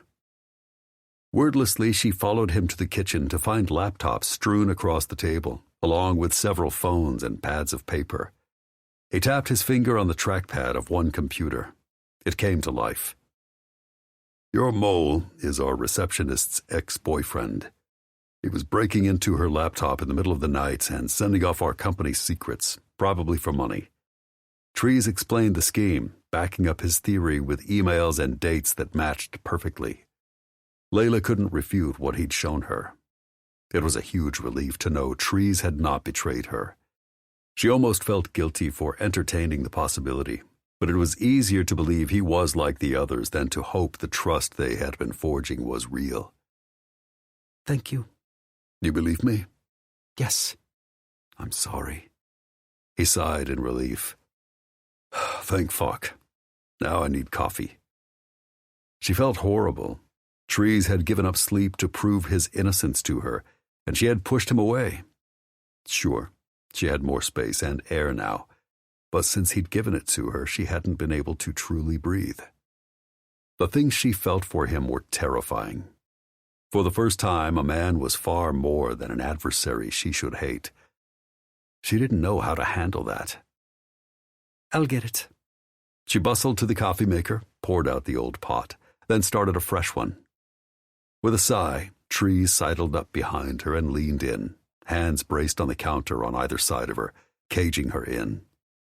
She felt his hot breath on her neck, the warmth of his body against hers, which still ached from his touch. She trembled. How could she be afraid of desire so sweet? But how could she surrender herself to something potent enough to enslave her? Layla turned and stared into his solemn eyes. Against her, she felt his erection. Her body answered with a pang and a cramping of her womb. Talk to me, Layla. I have nothing to say. Not until she'd worked these feelings out in her head. She wasn't making any sense. That's bullshit. What happened will not happen again. It shouldn't, anyway. Trees was so dangerous to her peace of mind and her heart. Where he was concerned, she was weak. She ducked under his arm to escape, then stopped short when she caught sight of Zai and a beautiful blonde watching them from the edge of the kitchen. Why were they here? When had they arrived? Hello, she said, horribly aware she was barely covered. The pretty woman gave her a kind smile without any judgment at all. Hi, Layla. I'm Tessa. The receptionist whose ex-boyfriend had betrayed them? Layla shook her hand. Nice to meet you. Excuse me. She all but ran past Zai and the gorgeous blonde, dashing down the hallway for her clothes. As she left the room, she heard the murmurings of their conversation. What did you do? Zai asked. Zip it. Trees sounded mad. Dude, don't dude me. You're no saint either. What did Trees mean by that? Fine, Zai snapped back. I need your help locating Tessa's ex. We have to find him ASAP. Yes, and hopefully they would make him pay for what he had done. As Layla brushed her teeth and dressed, she tried to clear her head, but it was still filled with trees and all the danger swirling around them. Hopefully, coffee would help. When she returned to the kitchen, Trees, now fully dressed, turned to her with a groan. Oh, this outfit again. She crossed her arms over her chest self-consciously, covering what she could of her pale pink tank and her Florida-appropriate shorts. Nothing else is clean. I can bring you some things, Tessa offered. No, thank you. I already tried, Zai said. She's too proud, Trees groused. Layla glared his way. You know I refuse to owe anyone for anything. Trees rubbed at his head as if it was aching. Can't you consider some different clothes a favor, just this once? I did not ask for this favor. Trees sighed. I'm asking you as a favor to me. No. Trees shook his head. You are a stubborn, stubborn woman. I have had to be. To her surprise, Tessa laid a gentle hand on her shoulder. How about as a favor to me, Layla? My baby is missing, time is running out, and Trees can help me. But he needs to concentrate. Her child? Layla's heart froze. She worried about her family's safety, yes, but Tessa was dealing with her beloved little one actually being taken. I am so sorry. I will help in any way I can. Tessa looked relieved. Would you be willing to put on a coat or wrap yourself in a blanket for a bit? She didn't think twice. Of course. Thank God, Trees muttered as he grabbed her hand. I'll find you something. Come with me. Trees led her to his bedroom. It brought back memories of being in his bed, under his body. She glanced into his bathroom and couldn't get the steamy memory of him self-pleasuring out of her head. He handed her a big green sweatshirt from one of his dresser drawers. Here, put this on. Layla pulled the garment over her head, not surprised it swallowed her from her neck to her knees. Then he returned to the kitchen. She followed, rolling up the 2 long sleeves as he sucked down a mug of black coffee, then got down to the business of locating Tessa's ex. With no other way to help them, Layla started making breakfast. As Trees was pounding away on his laptop, Zai's phone buzzed. He scowled. Why is 1 Mile calling me on a Saturday morning? Layla perked up. He was smart, shrewd, and seemingly honorable. Hopefully he was calling to help. Trees peered at his screen. I hope all hell isn't breaking loose. Hey, Walker, Zai answered. Trees listened, then sidled close to murmur in her ear. He's calling about the guy who took Tessa's daughter. The stranger threatened Tessa earlier this week. Did Walker know something? Or had they found the little girl? But what about Tessa's traitorous ex-boyfriend? Does he know this guy's name? Or where to find him? Zai asked. Keep going. Another pause. Yeah, and? This lull was even longer. Then Zai motioned to Trees for a pen. Tessa lunged for one on the far side of the table, then Zai scribbled a name. Johnson. Thanks, I'll run with it. The man from the parking lot is named Johnson? Tessa demanded once the call ended. Apparently. 1 Mile has been researching. He showed the guy's picture from our security footage around a police precinct this morning and got a hit. Someone arrested him a few months back for petty possession and remembered the belligerent SOB. Hope lit Tessa's face. That's great. If we can find him, he has Hallie and... Not necessarily. But if not, we'll see what light he can shed as soon as I hunt him down. It would be fucking helpful if we had a first name. Layla's heart went out to the woman.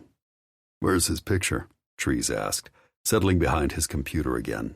Along with the last name, I might be able to get something while the scan to find your ex-douche is working in the background, Tessa.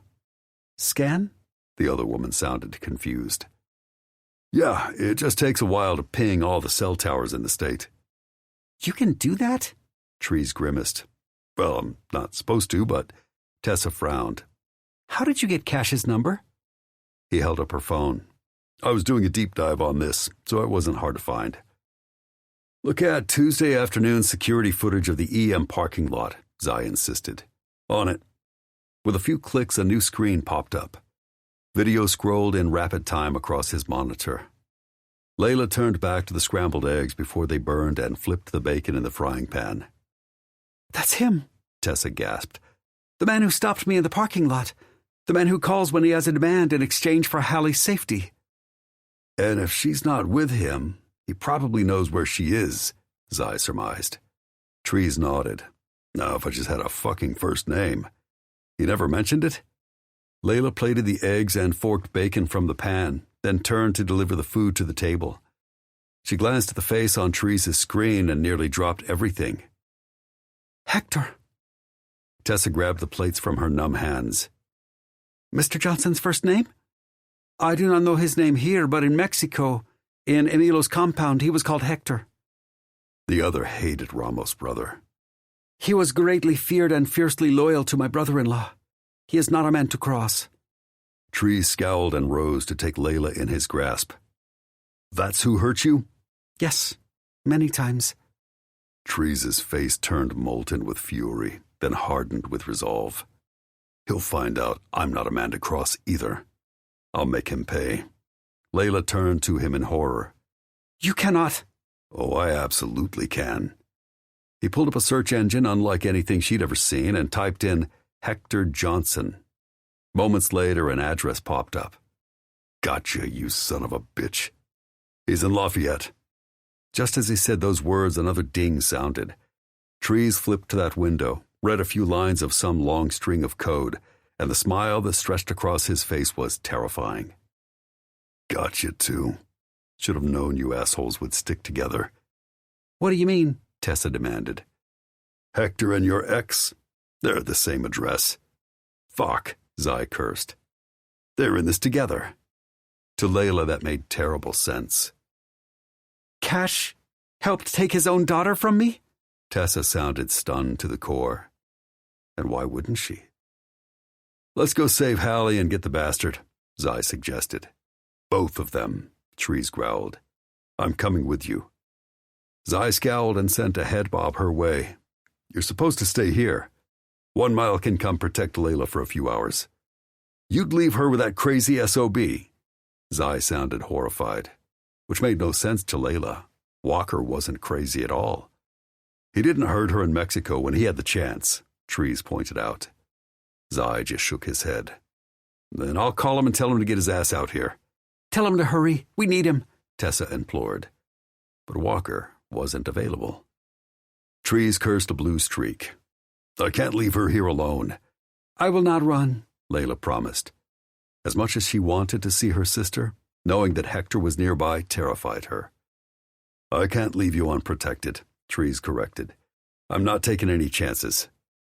Zai nodded grimly and poor Tessa looked impatient. Of course she was. The terrified woman wanted her daughter back. Suddenly, Trees took her hand. Come with me. Layla didn't have time to reply before he led her to his bedroom again, this time shutting the door. What are you doing? Trees' face tightened. Promise me you won't freak out. That set her on edge. Those words scare me. You'll be fine, I promise. I'm not shutting you in the dark. But he was shutting her up somewhere. I'm a man of my word, Layla. You should know that by now. She did. It was her fears that made her belly flip and her breath feel short. But out there was a baby in Hector's brutal hands. She needed to get a hold of herself. All right. Layla watched, heart racing, as he opened his closet, shoved clothes aside, and punched in a 4-digit code. She heard a click, then saw a rectangular section of the wall and the shadowy space separate, forming a door. Her eyes widened as Trees pushed it open. I built this as a panic room, a place to hole up if my place was ever invaded or there was large-scale civil disturbance. There's about a year's worth of preserved food and water here, along with meds, weapons, and ammo, and some other necessities. Everything is packaged and stored along one wall. Being prepared didn't sound wrong, so why did he look nervous? Okay. He reached in to flip on a light, illuminating a set of stairs. The rest of the space... I fucking didn't want to have this conversation in a rush. I'm a dominant. Do you know what that means? She'd heard of such things, but... I do not understand. I was afraid of that. Look, this space doubles as a playroom. I'm in the process of moving equipment here for... That's not important right now. It might look intimidating. It might scare or worry you. Just ignore it. We'll talk about it later. He nudged her toward the stairs. Then she realized what he intended. Are you leaving me here alone? He nodded. I have to help Zai and Tessa. The clock is ticking for Hallie. Of course it was. And it seemed the underground space had more than adequate lighting. That didn't alleviate her worry. How will I get out if you are hurt, or... Layla couldn't bring herself to finish that question. The only way Trees wouldn't come back for her was if he couldn't. I'll give you a way to communicate. Hang on. He rushed into his bedroom, then returned with a sleek silver tablet. As he handed it to her, he told her the passcode. There are games, movies, TV shows, puzzles, the whole internet. If you get panicked or need help, you can call the police, or Walker, or me. He was trying too hard to make sure she was okay when he had a bigger responsibility. She needed to swallow back her own fear. Thank you. I will be fine. But the thought of never seeing him again distressed her far more than she would have fathomed even days ago. More than she could process. So you're okay? Yes. I am strong and resourceful. Rescue the baby, but be careful. Hector, like his brother, Victor, is more dangerous than you know. Yeah? So am I. Trees searched her face, then pulled her against him. He took her mouth in a rushed, passionate press of lips. It felt like a promise. Then he was gone, shutting the door behind him and leaving her alone in his most private space. Chapter 12. Trees cursed as he locked the house behind him and headed for his Hummer. Zai was right behind him, Tessa gripping his hand as they headed for her nondescript sedan. Once he helped her into the car, Trees grabbed Zai's arm. Have you thought about the implications of Cash and Hector being together? Yeah, I didn't want to say anything in front of Tessa. Same. But if the intel from Layla is as solid as I think it is, then we've just narrowed some shit down. Exactly. If Hector and Cash have Hallie, it means they don't have Kimber. Right. Geraldo probably does. And he hated to say she likely wasn't even in the country, but that was reality. If that's true, the bosses are going to lose their shit. Trees nodded. If that was someone you loved, wouldn't you? 100%. But we shouldn't tell the bosses anything until we know we're right about Hector having Hallie. Agreed. Zai looked reluctant to say what was on his mind. Look, if Geraldo Mantilla is holding Kimber hostage, the Edgingtons will be even more insistent about using Layla as bait. Trees had already thought about that. It was also considering murdering the first one of them who suggested it again. We'll deal with that later. Right now, Tessa looks ready to come out of her skin. Zai glanced back at the receptionist. She was his woman, whether he still wanted to admit that or not. He was in deep. He was risking his life and his livelihood for her. Yeah, let's go. They pulled out and Trees focused on the morning ahead. Rescuing Hallie had to come first, and if he had to leave Hector alive long enough to get the baby's whereabouts from the asshole, he would. After that, game on. If he could do anything to help end Layla's suffering, damn straight he would do it. Mental violence filled the 30 minutes into town. Closer to the target, Trees dialed Zai's digits so they could solidify their plan. Trees hated doing an op so blindly. Normally he and Zai would case the place, get schematics, do hours of legwork, and plan for every possibility. Then they would go in, using whatever tactic made the most sense. This fly-by-the-seat-of-the-pants shit felt reckless, and he hated that the urgency of the situation didn't allow for strategy. Rushing was often a recipe for disaster. Zai answered his call. "Talk to me, buddy. Why don't you cruise past the entrance? This is a mobile home park. A small one, apparently. I'll call you as soon as I've gone in and scoped around. Hang tight." "You got it." Zai overshot the entrance, pulling under a big tree to wait. Trees turned into the neighborhood full of newish mobile homes and modest cars, searching for Hector's place. He found it, one of the 20-something unremarkable residences in the community. It was still early, barely past 8. With any luck, he could catch Hector half awake and unaware. He cruised to the far side of the neighborhood, parked, then started trekking back to the target's location, dialing Zai again along the way. "What you got?" his buddy answered. "Nothing visible from the street. House looks closed up, like maybe they're still asleep." He no sooner got the words out than he saw movement in the kitchen. "Wait, I spoke too soon. The front blinds just opened. I see someone in there. There's too much glare to make out a face or an outline, but the place isn't empty. And there's a truck in the carport. I'm running the plate now. I don't want to know how you're doing that, buddy. You don't. It's illegal as fuck. Give me a second." And what do you know? The truck is registered to Hector Johnson. So he's probably there. Oh yeah, and the son of a bitch probably wasn't braced for the fact vengeance was coming to his door. Anticipation zipped through Trees' veins. "How do you want to play this?" Zai went on. Normally Zai would go in one side, Trees from the other.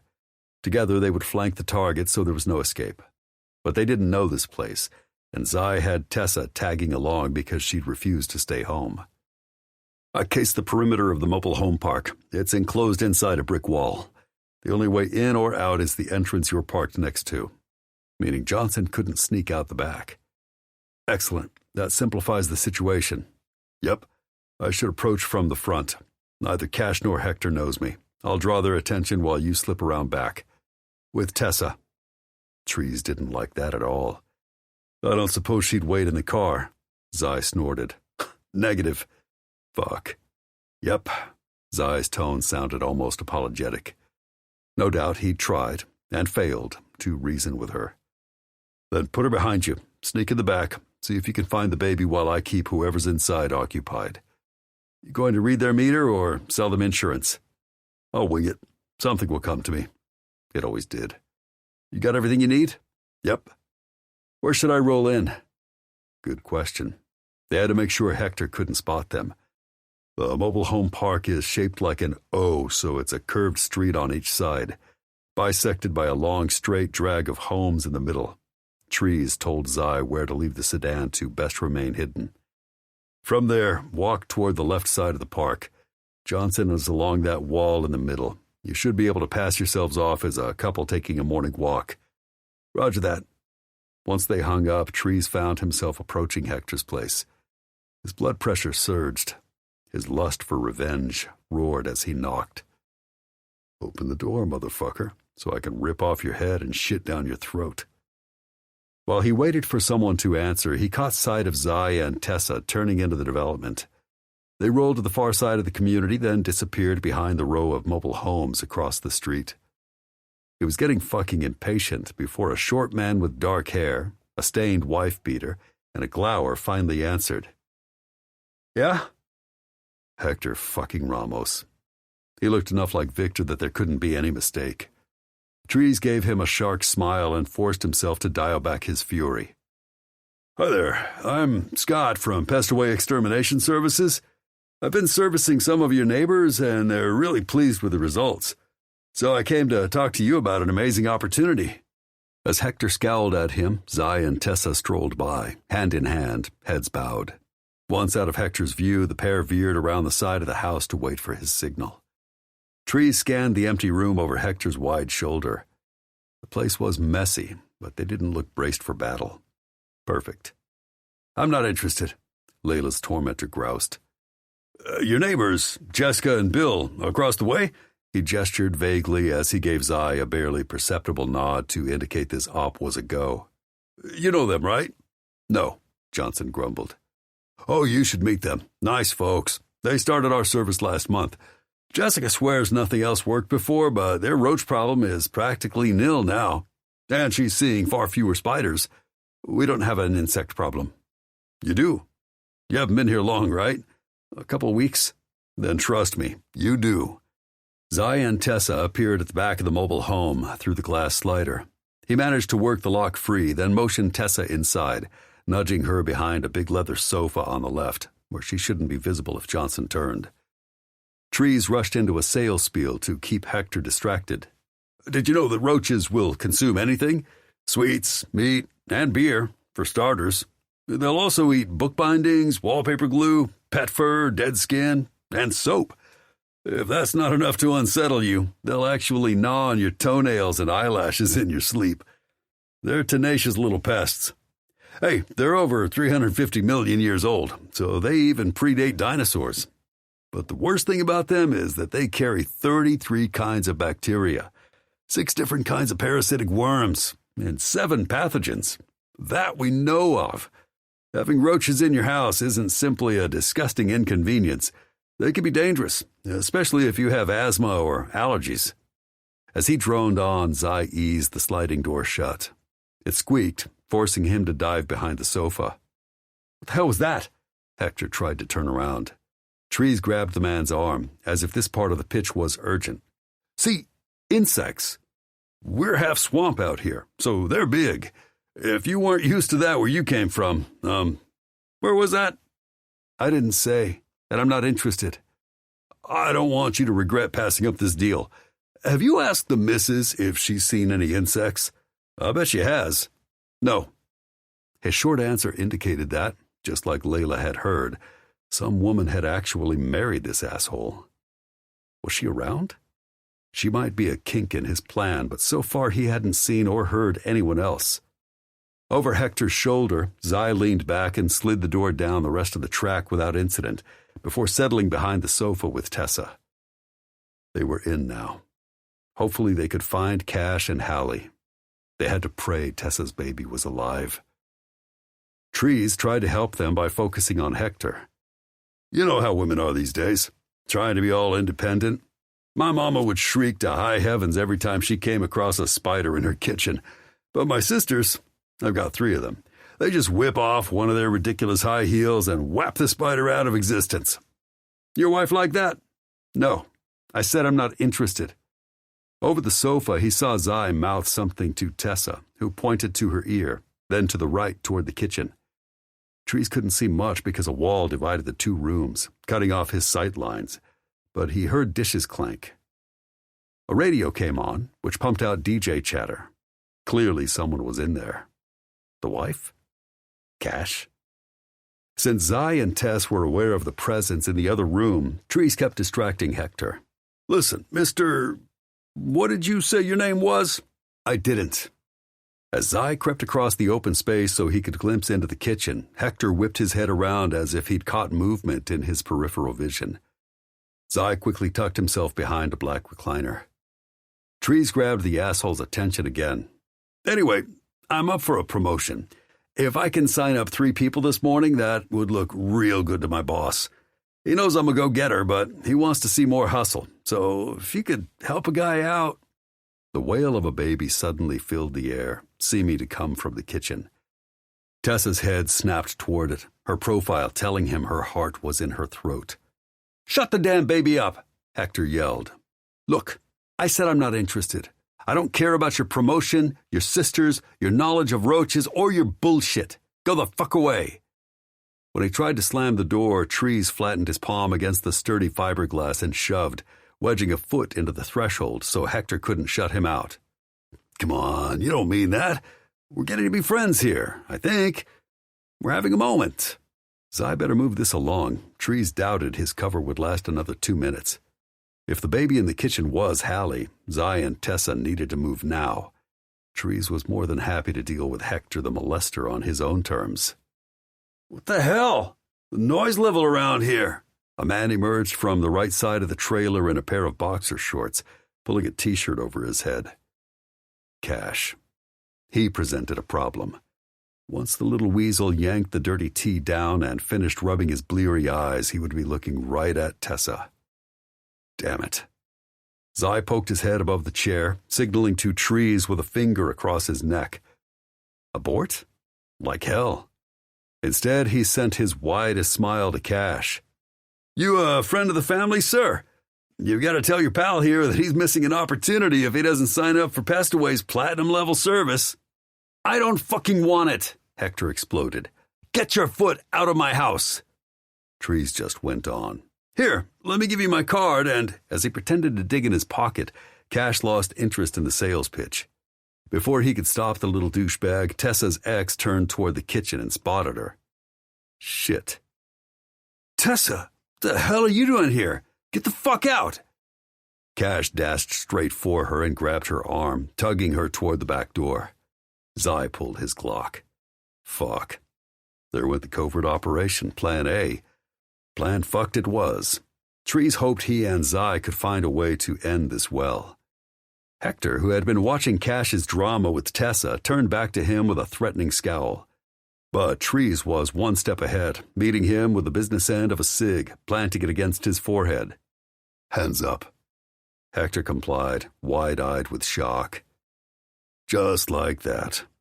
Now step back, motherfucker. Nice and slow. The asshole retreated to the middle of the living room. Trees kicked the door shut behind him, never taking his stare off Hector, while Zai emerged from the corner and aimed his barrel straight at her ex's face. Let her go. Fuck you, Cash glowered. You don't want to give me a reason. I'm already half inclined to blow your worthless brains out. Wisely, Cash stopped running his mouth and released Tessa. Now get your hands up, Zai insisted. Muttering curses, Cash did. Tessa, in my back pocket are a couple of pairs of cuffs. Get them out. You, Zai told Cash while she retrieved the cuffs. Get to the middle of the room by your buddy Johnson. No, you can walk with your hands in the air. Trees nudged Hector toward Cash until they bumped into one another. Stand back to back, now. Zai motioned Tessa to his side and took the cuffs from her. Then he handed her his gun. If either one of them moves, aim in their general direction. This sucker is loaded with hollow points, so whoever you hit, they're taking maximum damage. Okay, she nodded, looking resolute as she took the weapon and aimed it at the two scumbags. You're doing great, he told her in a low murmur. I'm going to cuff them. Then they could start asking questions and find out if the baby in the next room was Hallie. No, you're not, said a woman appearing from the kitchen. Let them go. Motherfucking son of a bitch. The woman was Aspen. She balanced Hallie on her bony hip and pointed a Glock against her defenseless little head. At the sight, Tessa looked ready to unravel. Hallie, baby girl. The little one caught sight of her mommy and started wriggling and screaming, kicking and bowing her back. Stop it, Aspen hissed, shaking the baby. Tessa's expression turned murderous. Zai rushed in to de-escalate the situation, approaching the other woman slowly with his hands in the air. All right, let's not be hasty. You don't need the kid. You need information, right? Aspen scowled suspiciously. Yeah. Okay, let's make a trade. Zai turned to glance past Cash and Hector, brow raised. Trees met his friend's stare. The fuck was Zai doing? What do you mean? Aspen asked. Give Tessa her daughter. A baby doesn't belong in this situation, and I know you don't want to kill her. The woman screwed up her face like he was an idiot. I don't give a shit. She's just a whining, crying kid. But Hallie can't give you information. I can. I know everything you want to know. Every single thing. So let the baby go, and I'll come with you in her place. Tessa gasped. Zai. It's okay, baby, Zai said to Tessa, laying a reassuring hand over his heart. Zai intended to trade his life for Hallie's? Fuck no. Not if Trees had anything to say about it. Tears rolled down Tessa's face like her heart was breaking. Zai. Shh. Why should I take that deal? Aspen grabbed a squirming Hallie viciously and poked the side of her head with a barrel again, her finger dangerously close to the trigger. Instinct kicked in and Trees started game planning. No one was dying here today, except the fuckers helping the cartel. Because it's a good deal, Zai argued.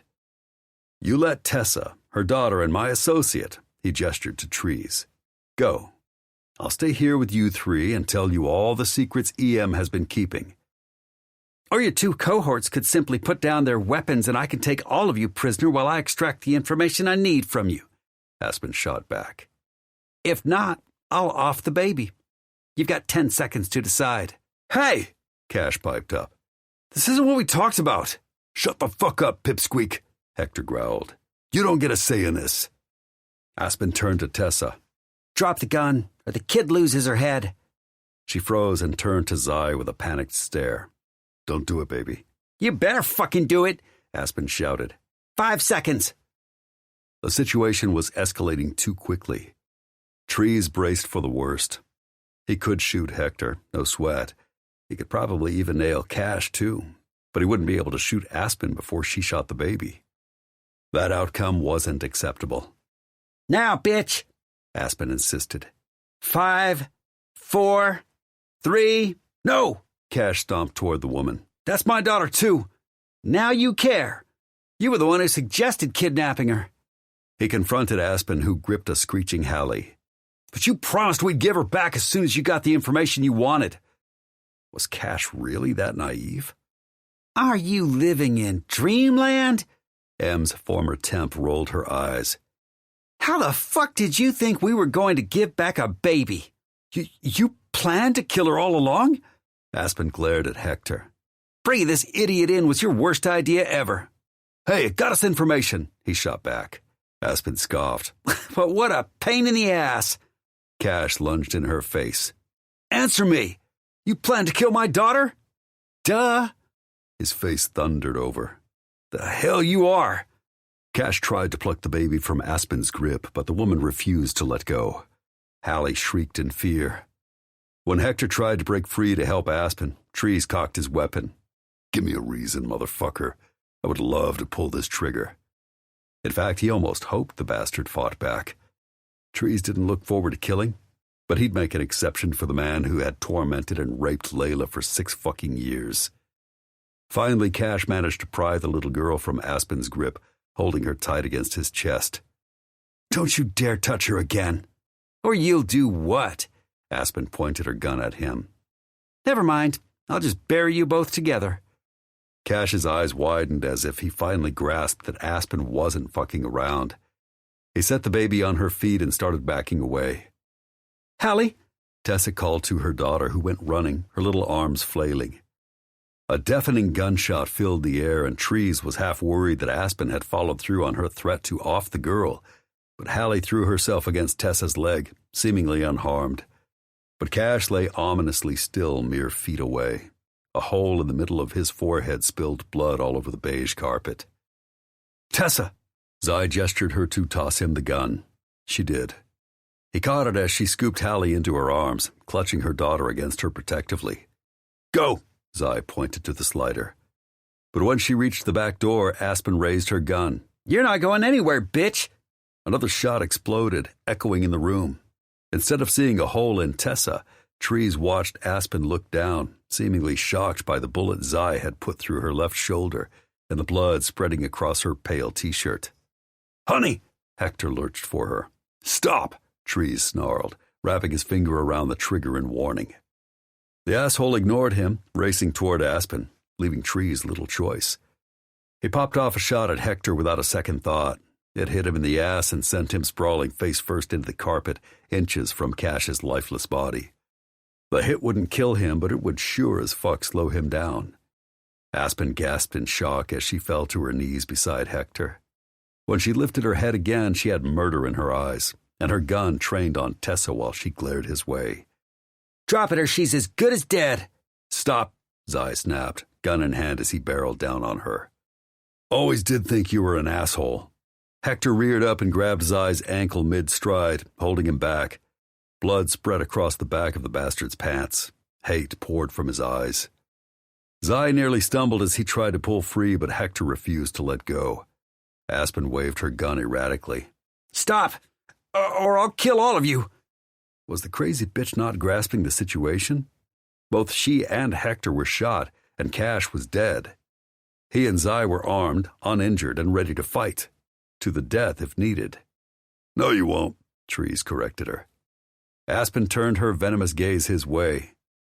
Before I kill you, I'll shoot your balls off for shooting my husband. Your husband is a rapist, Trees spat. Let go, Johnson. It was a fitting name for this tool. Predictably, Hector didn't listen. Fuck you, the asshole growled, lurching up for his wife's gun. No, fuck you. Trees aimed, stared down the barrel, and looked right at Hector. This is for Layla. Nothing felt better than pulling the trigger again, straight at Hector's head, and watching his shocked expression freeze. The bastard went limp, deader than dead. Trees roared in revenge, with relief. But he didn't have time to celebrate before Aspen shot at Zai, plugging him in the arm. On his way down, his pal aimed and squeezed his trigger, hitting Aspen right between the eyes. Then Zai fell to the carpet, gun falling from his lax hand. With a snarl, Trees kicked Hector's body to make sure he was dead, then did the same to Aspen, as Tessa dropped to her knees, holding Hallie against her, and applied pressure to his best friend's wound. Zai! She sounded panicked. He didn't answer. Fuck. Had Aspen actually hit something vital?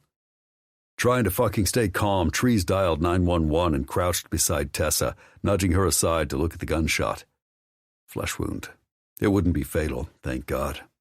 Had Zai fainted? If so, Trees would totally rib him about that later, as soon as he hugged the bastard. He's going to be okay, Trees promised Tessa. You have your daughter back. It's over. Tessa nodded, still looking terrified. He soothed her with a palm across her back, but his thoughts turned to Layla. How would she react once he told her that Hector couldn't hurt her, or anyone, again? After a grim chat with the police about the gruesome scene at the mobile home and a wait in the ER with Zai, who seemingly had a mild concussion from his head hitting the table on his way to the floor, Trees drove for home. Along the way, he called Hunter, Logan, and Joaquin and advised the bosses that Hallie was safe again with Tessa. On Zai's behalf, he also asked them why the fuck they had never once considered that their receptionist might be affected by the danger the team dealt with.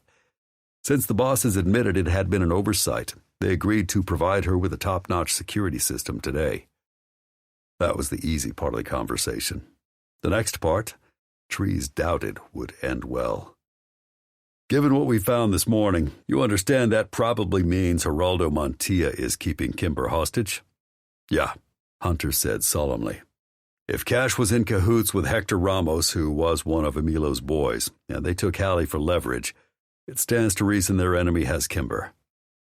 Except, here's what I don't get, Logan jumped in. The note with the lipstick that Kimber's kidnappers gave Dad as a warning?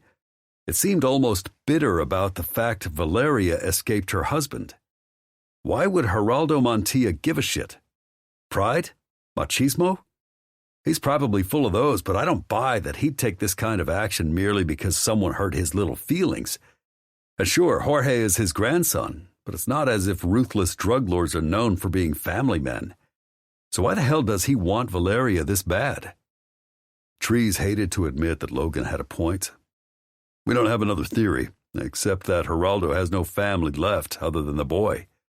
As theories go, it's thin. Can you think of some other reason for Geraldo Montilla's behavior? Trees challenged. I mean, maybe Emilo's former goon squad splintered and started vying for power amongst themselves, rather than banding together to overthrow Geraldo, but that would be stupid and suicidal, Logan sighed. Then again, people have been known to be both. True, and Trees suddenly realized a way they might settle this point. We haven't made any progress in identifying the 3 dead bodies left in our parking lot yesterday. Have the police? No. Most were either missing fingers or had their prints burned off. It's going to take dental records. That takes time. Can you give me the pictures of the Vicks from the crime scene? I have a hunch. He didn't mention that Layla might know something. They would only find other ways to make her useful to their cause. A hunch, Logan scoffed. You mean a petite Latina you're trying to keep out of this? Is there something going on between you and Layla? I'm just saying I can research this digitally. But he should have known they wouldn't buy his deflection. Uh-huh. I've heard you don't want her used as bait to draw out Kimber's kidnappers. Won't have her used as bait, he snapped. Let's be clear. Last I heard, she was open to the idea. And last time I checked, you don't own her. Do we need to remove her from your place? Trees didn't have any illusions. They would do it. And he'd be terrified for her safety every moment. God damn it, you're going to get her killed. But I guess you think it's okay to sacrifice her for your sister. No one will miss Layla. She's not important or anything. That's not true, and we're not fucking amateurs, Hunter snarled. We'll do everything in our power to keep her safe. Everything in your power isn't a guarantee of her safety. You know what is? Leaving her at my place. I will protect her with my life, and son of a bitch, Logan groused. You're in love with her. My feelings, whatever they are, have nothing to do with my ability to protect her. Bullshit. You're compromised, Joaquin butted in. You're wrong, he snarled. She finally feels safe for the first time in 6 years. You can't imagine what she's been through. Hell, even Trees couldn't because she hadn't trusted him with her deepest, darkest secrets. But he had no doubt what she'd endured had been brutal. Yet you want to use her, put her at risk again, by dangling her like a tasty treat in front of the very kinds of people who once abused and raped her. But I'm the misguided one. There was a long pause. In the background, he heard a ringing phone and some mumbling. We have to go. That's Matt. He has an update. We'll be in touch. To try to take Layla from him. Fuck that. Trees stabbed at his phone angrily and floored it out to his place as the sun began to set. There was rarely anyone on these bumpy country roads, and the Hummer could take the beating. What mattered was Layla. He shaved 7 minutes off what should have been a 20-minute drive and pulled up to his place with a slam on his brakes and a kick-up of dust. Then he ran to the back door, opening it and disabling his security system just long enough to let himself in before he locked up and set the alarm again. He'd been praying that Layla was all right. Had she felt safe in his secure, fire-resistant panic room? Or terrified because it doubled as a dungeon full of equipment she was likely to misunderstand? Trees tore into his closet, punched in the code to his underground lair, then breathed a sigh of relief when the door popped open and Layla appeared at the bottom of the stairs. You're back, she sounded relieved. She looked fucking beautiful, standing there in his overlarge sweatshirt, which made her look as if she wore nothing else except a pair of his 2 big tube socks and a smile. Yeah, he sprinted down to her. She met him halfway. You are safe. Layla had been worried about him. Not a scratch. Zai has a flesh wound and a mild concussion. Tessa got her daughter back, and they're both fine. And Hector? He's dead. Layla gaped. Are you sure?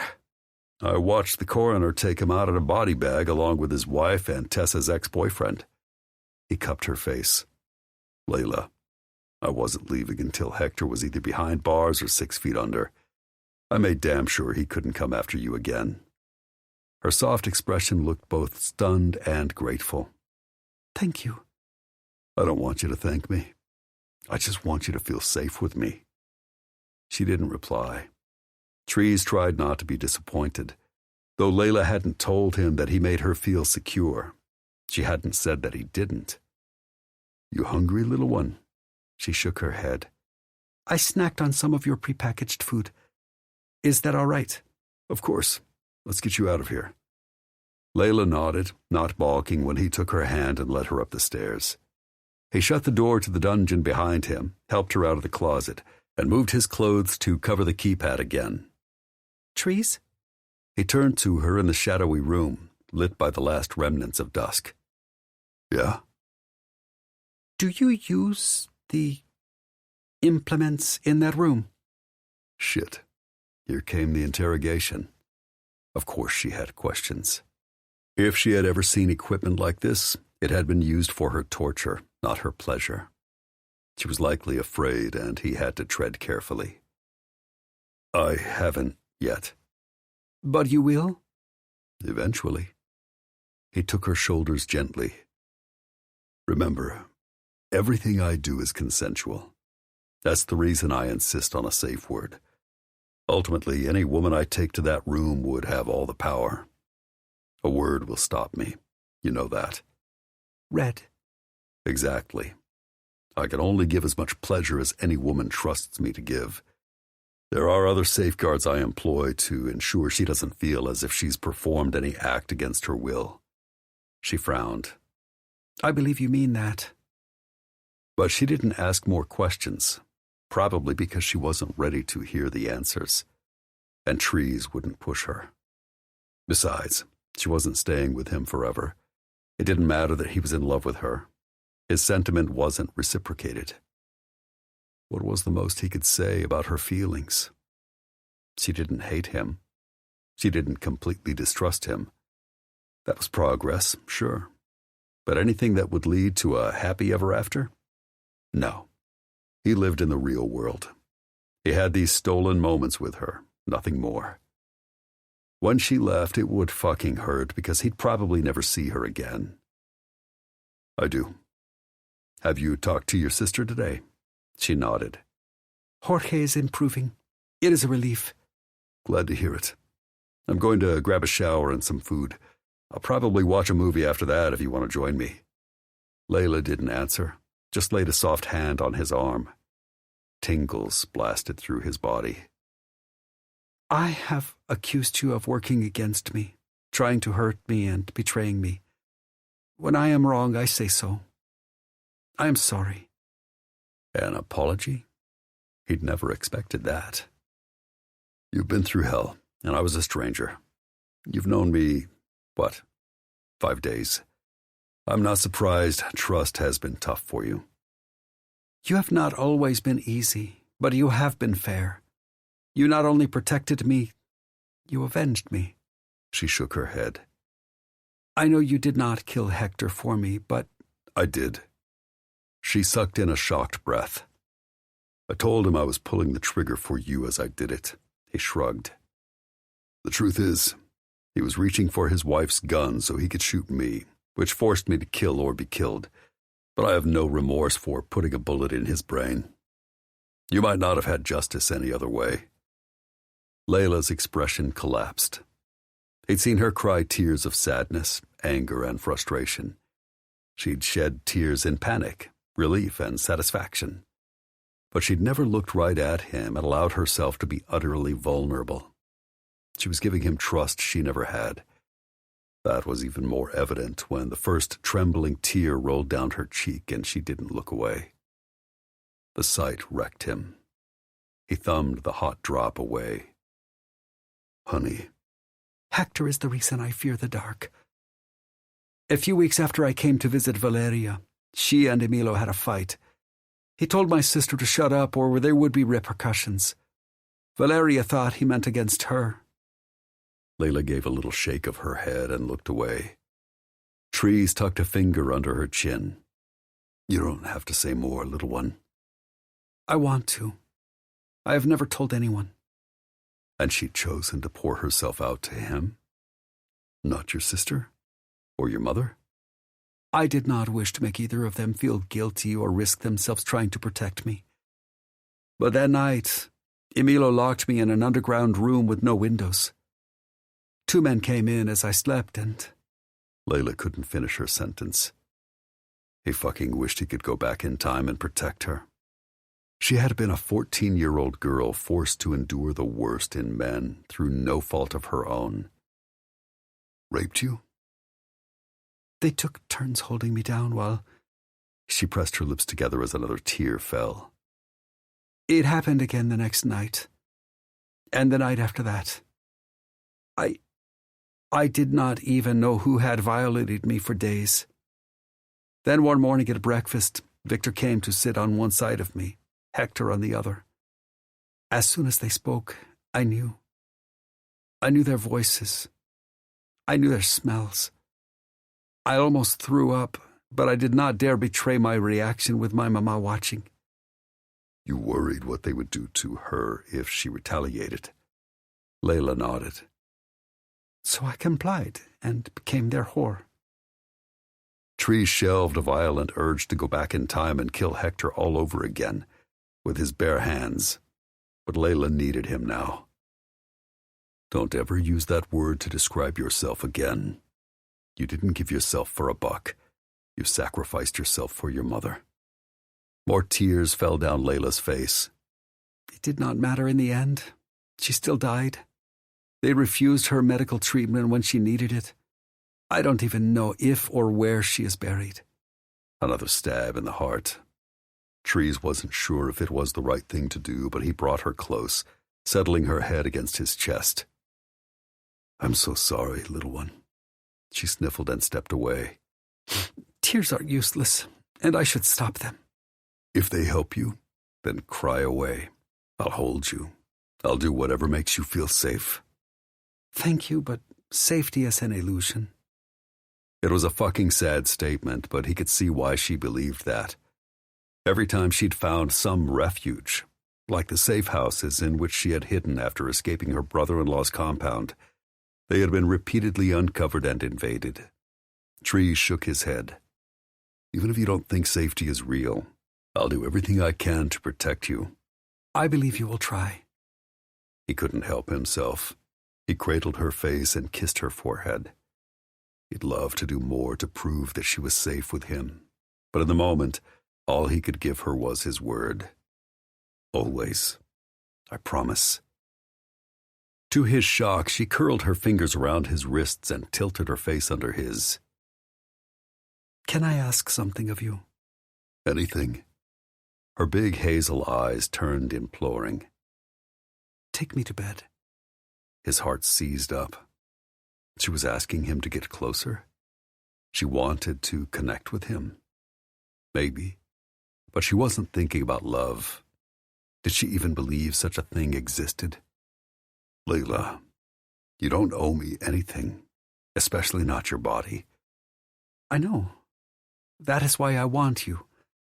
For the first time, I will know what sex without hate, force, or desperation is like, where the only motive is pleasure. Will you show me? Jesus. He couldn't say no to that. But he didn't just want to give her a good time. He wanted to give her his love. Are you sure, honey? You know I want you, right? How I feel about you isn't much of a secret, but I am sure. She rose on her tiptoes and guided his face down to hers. Trees groaned and covered her mouth with his own. Her pillowy lips parted, cushioning his entry. As she curled her hand around his neck, her tongue met his shyly. Her breasts pressed to his chest, and she exhaled with him, into him. Desire gripped Trees, choking him with need. After making herself so emotionally vulnerable, she seemed ready to open herself sexually. It was far more than he'd ever expected. He pulled back and thumbed her swollen lower lip, his heart jacked up on more than desire. I'm going to make love to you, honey. I'm going to lavish every bit of pleasure I can on you. Tell me when you've had enough. She nodded and reached for the hem of the sweatshirt. He gripped her wrists. Let me do that. Obediently, Layla dropped her arms to her sides. Trees tucked his fingers under the baggy fleece and slowly lifted it over her head.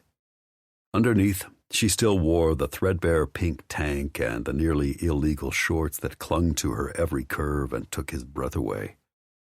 He swallowed as he reached for her thin top, deliberately lifting it to give Layla 100 opportunities to object. She said nothing, just affixed her darkening stare on him. He swallowed as he shed the tank and tossed it to the floor. Next, he popped the button at her waistband. Her zipper followed, a sensuous scratch of noise in the quiet room. Then he peeled the shorts past her hips, eased them down her thighs, and let them drop to the hardwood floor. His breaths turned harsh. In the winter chill, she shivered, nipples beating inside her plain cotton bra, but she made no move to cover herself. His gaze swept over her every petite curve and soft swell. Yeah, he wanted her, of course. but not just because she was beautiful or his type. The way she was giving herself honestly made his desire surge. She had no hidden agenda to escape him, test him, or work him over. She simply wanted him. "You okay?" He skimmed his knuckles over the swell of her breast. "You still want this?" Yes. She reached behind her back and unfastened her bra. The tiny scrap of cotton fell between them. Suddenly his view went from leaving little to the imagination to leaving nothing at all. "Layla." His stare swept down the heavy hang of her breasts and tight rosy brown nipples, then scraped the valley of her waist, finally setting on the lush curve of her hip, interrupted by soft beige cotton. It had to go. He needed her bare. You have seen me naked before. You get more beautiful every time I do. Pretty words are not necessary. Trees braced his hands on her hips and brought her against his cock, which filled and throbbed for her. I'm horrible with pretty words, but I'm really damn good with the truth. Now that's what I'm telling you. Then he didn't waste more time talking before he peeled away her underwear. He knelt as she stepped out of them, then tossed the little garment aside. That left him with a face full of her gorgeous pussy. The memory of her taste made him eager to get her on his bed, plant her on her back, and settle his shoulders between her legs again. Later. Right now he wanted to merge himself with her. She'd asked for pleasure, but he'd given her that once. He suspected Layla was aching for more, so he intended to tell her he loved her without saying a word. Tree stood and lifted her against his body. Automatically she wrapped her arms and legs around him, tilting her head for his kiss. She felt so fucking perfect in his arms as he closed the distance to the bed and laid her across the mattress. He followed her to the fluffy comforter, never breaking their kiss. She opened wider to him, her lips soft and sweet. Trees burrowed into her mouth, sweeping in to tell her silently how beautiful she was, how much he desired her, to promise her that, even after she left, she would always be in his heart. Beneath him, she parted her thighs, trailing her hands down his back, then under his shirt. Her fingers on his spine made him shudder. Layla slid the tea up his torso until it gathered around his chest. He had no patience for it, or anything else, coming between them, so he yanked it over his head, breaking their kiss only long enough to tear off the shirt. Then he swooped down to take her lips again, not giving a fuck where he tossed the garment. Skin to skin, he pressed against her with a groan. Her breasts plastered against his chest so tightly he could feel her heart thundering. Her fingertips gripped his shoulders, her nails pressing in as she broke away to trail her lips across his jaw and up his neck with rough little pants. Trees. There's no rush, little one. We have all night. Tomorrow would be a different story. The bosses would likely be up in his business about Layla by morning. But goddamn it, between now and sunrise was theirs. I ache for all of you now, but I want it to last forever. Holy shit. That was the closest she'd come to expressing feelings for him. Had he managed to steal into her heart more than she'd let on? I'll do everything I can to make tonight feel like a lifetime. He sealed that vow with a kiss, falling deeper into her mouth as he felt deeper under her spell. Layla was wide open to him. She wrapped her arms around him and melted against him with a breathy sigh. He skimmed the curves of her torso, feeling his way down to her hips and anchoring her under him. She writhed against his hard-as-hell cock, tearing her lips free to skim them along his neck.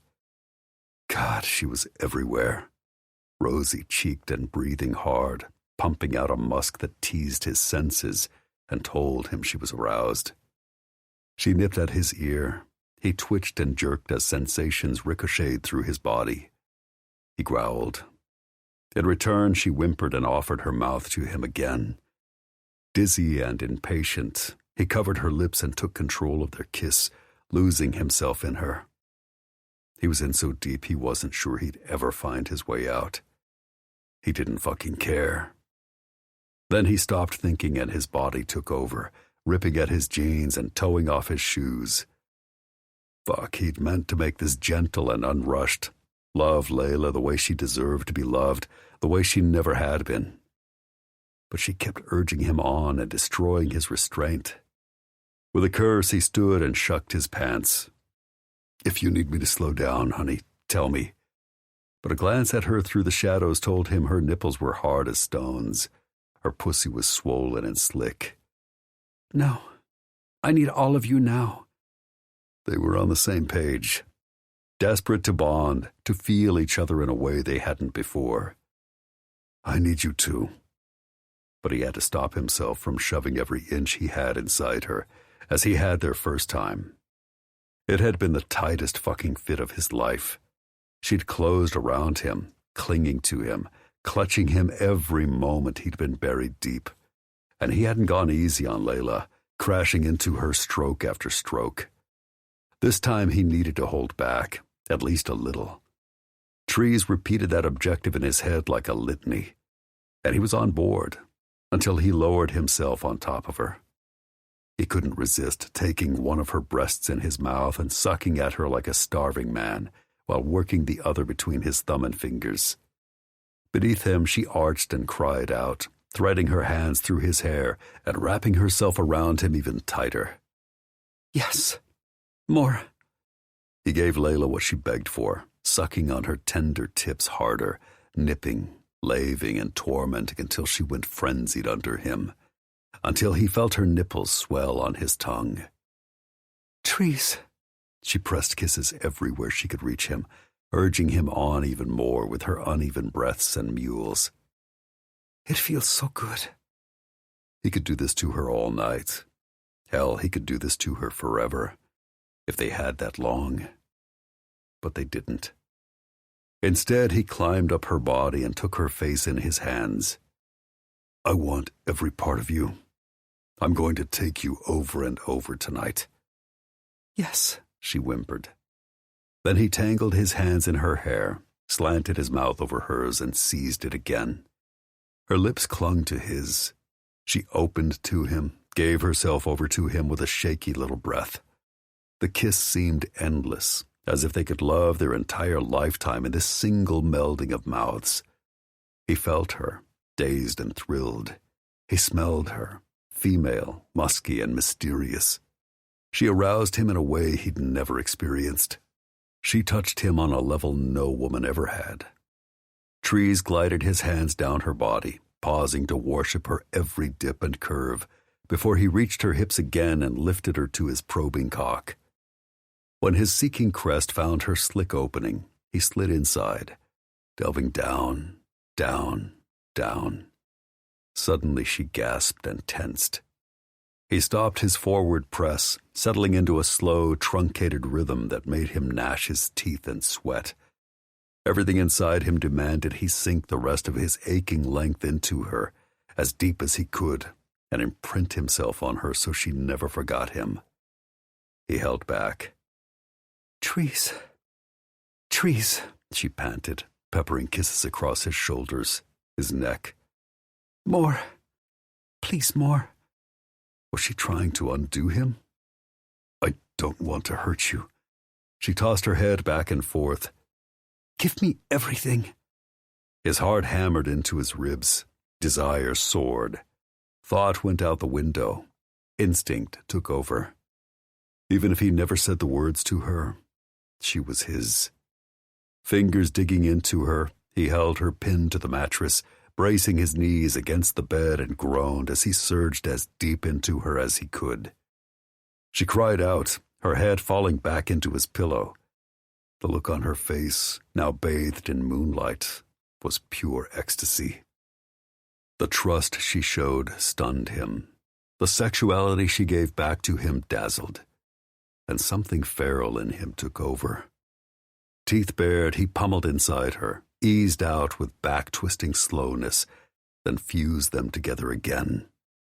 Her teeth sank into his shoulder, her nails dug into his back.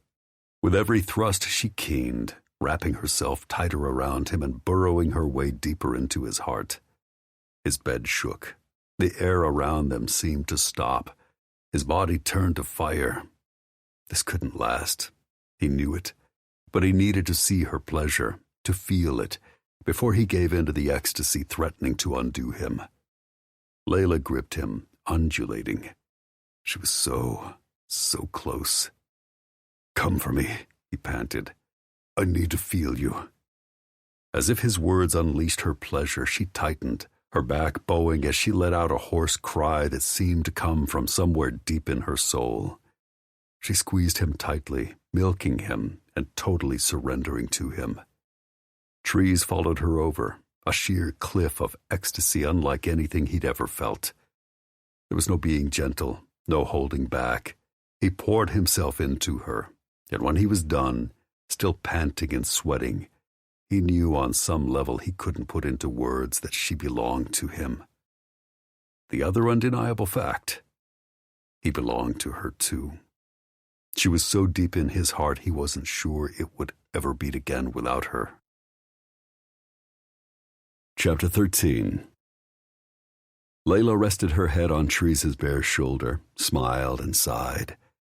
She had only enough energy left to skim her palm across his naked chest, down the ridges of his abdomen, and back again. If his house caught on fire, she would just have to burn with it because he'd completely wrung her out. And she loved it. He caught her hand drifting down again and settled it over his penis. Despite the fact he'd taken her 4 times last night, he was erect again. Knowing he wanted her now flooded her veins with more drugging, addicting desire. Yet more than hunger compelled her. They had chased pleasure for hours, as tightly tangled as 2 people could be, and she still wished she could spend all day giving herself over and over to Tree's demanding passion, but not merely for the orgasms. She loved being close to him, his scent, his strength, his compassion. Wrapped in his arms was the one place she felt as if safety might not be an illusion. Closing her fingers around his shaft, she stroked him slowly. "Good morning." Her voice sounded rough, husky, like she'd been screaming for him half the night, mostly because she had. He groaned. "Sun's not up yet. Until then, it's still night. And you're still mine." Some part of her worried she would always be his, and it had nothing to do with her vagina. Instead, it was the organ in her chest that now beat and ached for him. That terrified her, but the truth was undeniable. She had feelings for trees. "Yes," she breathed. "Yours." As soon as the words were out, he rolled on top of her and pressed her into the mattress with his kiss. "You haven't had enough yet?" "Not even close." "No." He grinned but didn't waste more time talking. She parted her lips and her legs, welcoming him. His tongue invaded her mouth as his hard inches made their way inside her again. Her nipples beaded so tight the painful sensation was a pleasure all its own. Her sex was hypersensitive. With every molasses slow pull out, she tingled. With every deliberate stroke in, she ignited. "You're not too sore?" He eased back, gritting his teeth in restraint. "Not enough to say no." She lifted her hips, inviting him even deeper. He didn't accept.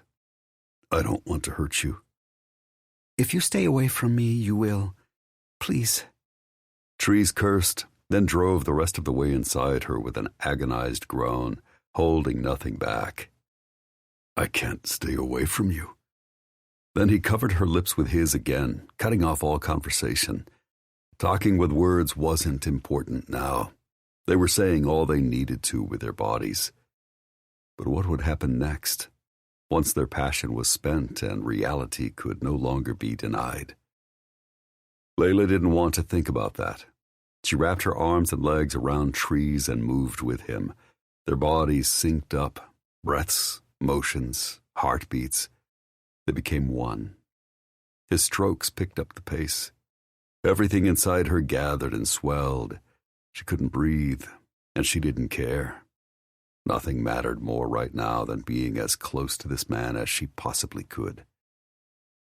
But soon, pleasure began unraveling her and spinning her into a realm where he ruled her, body and soul.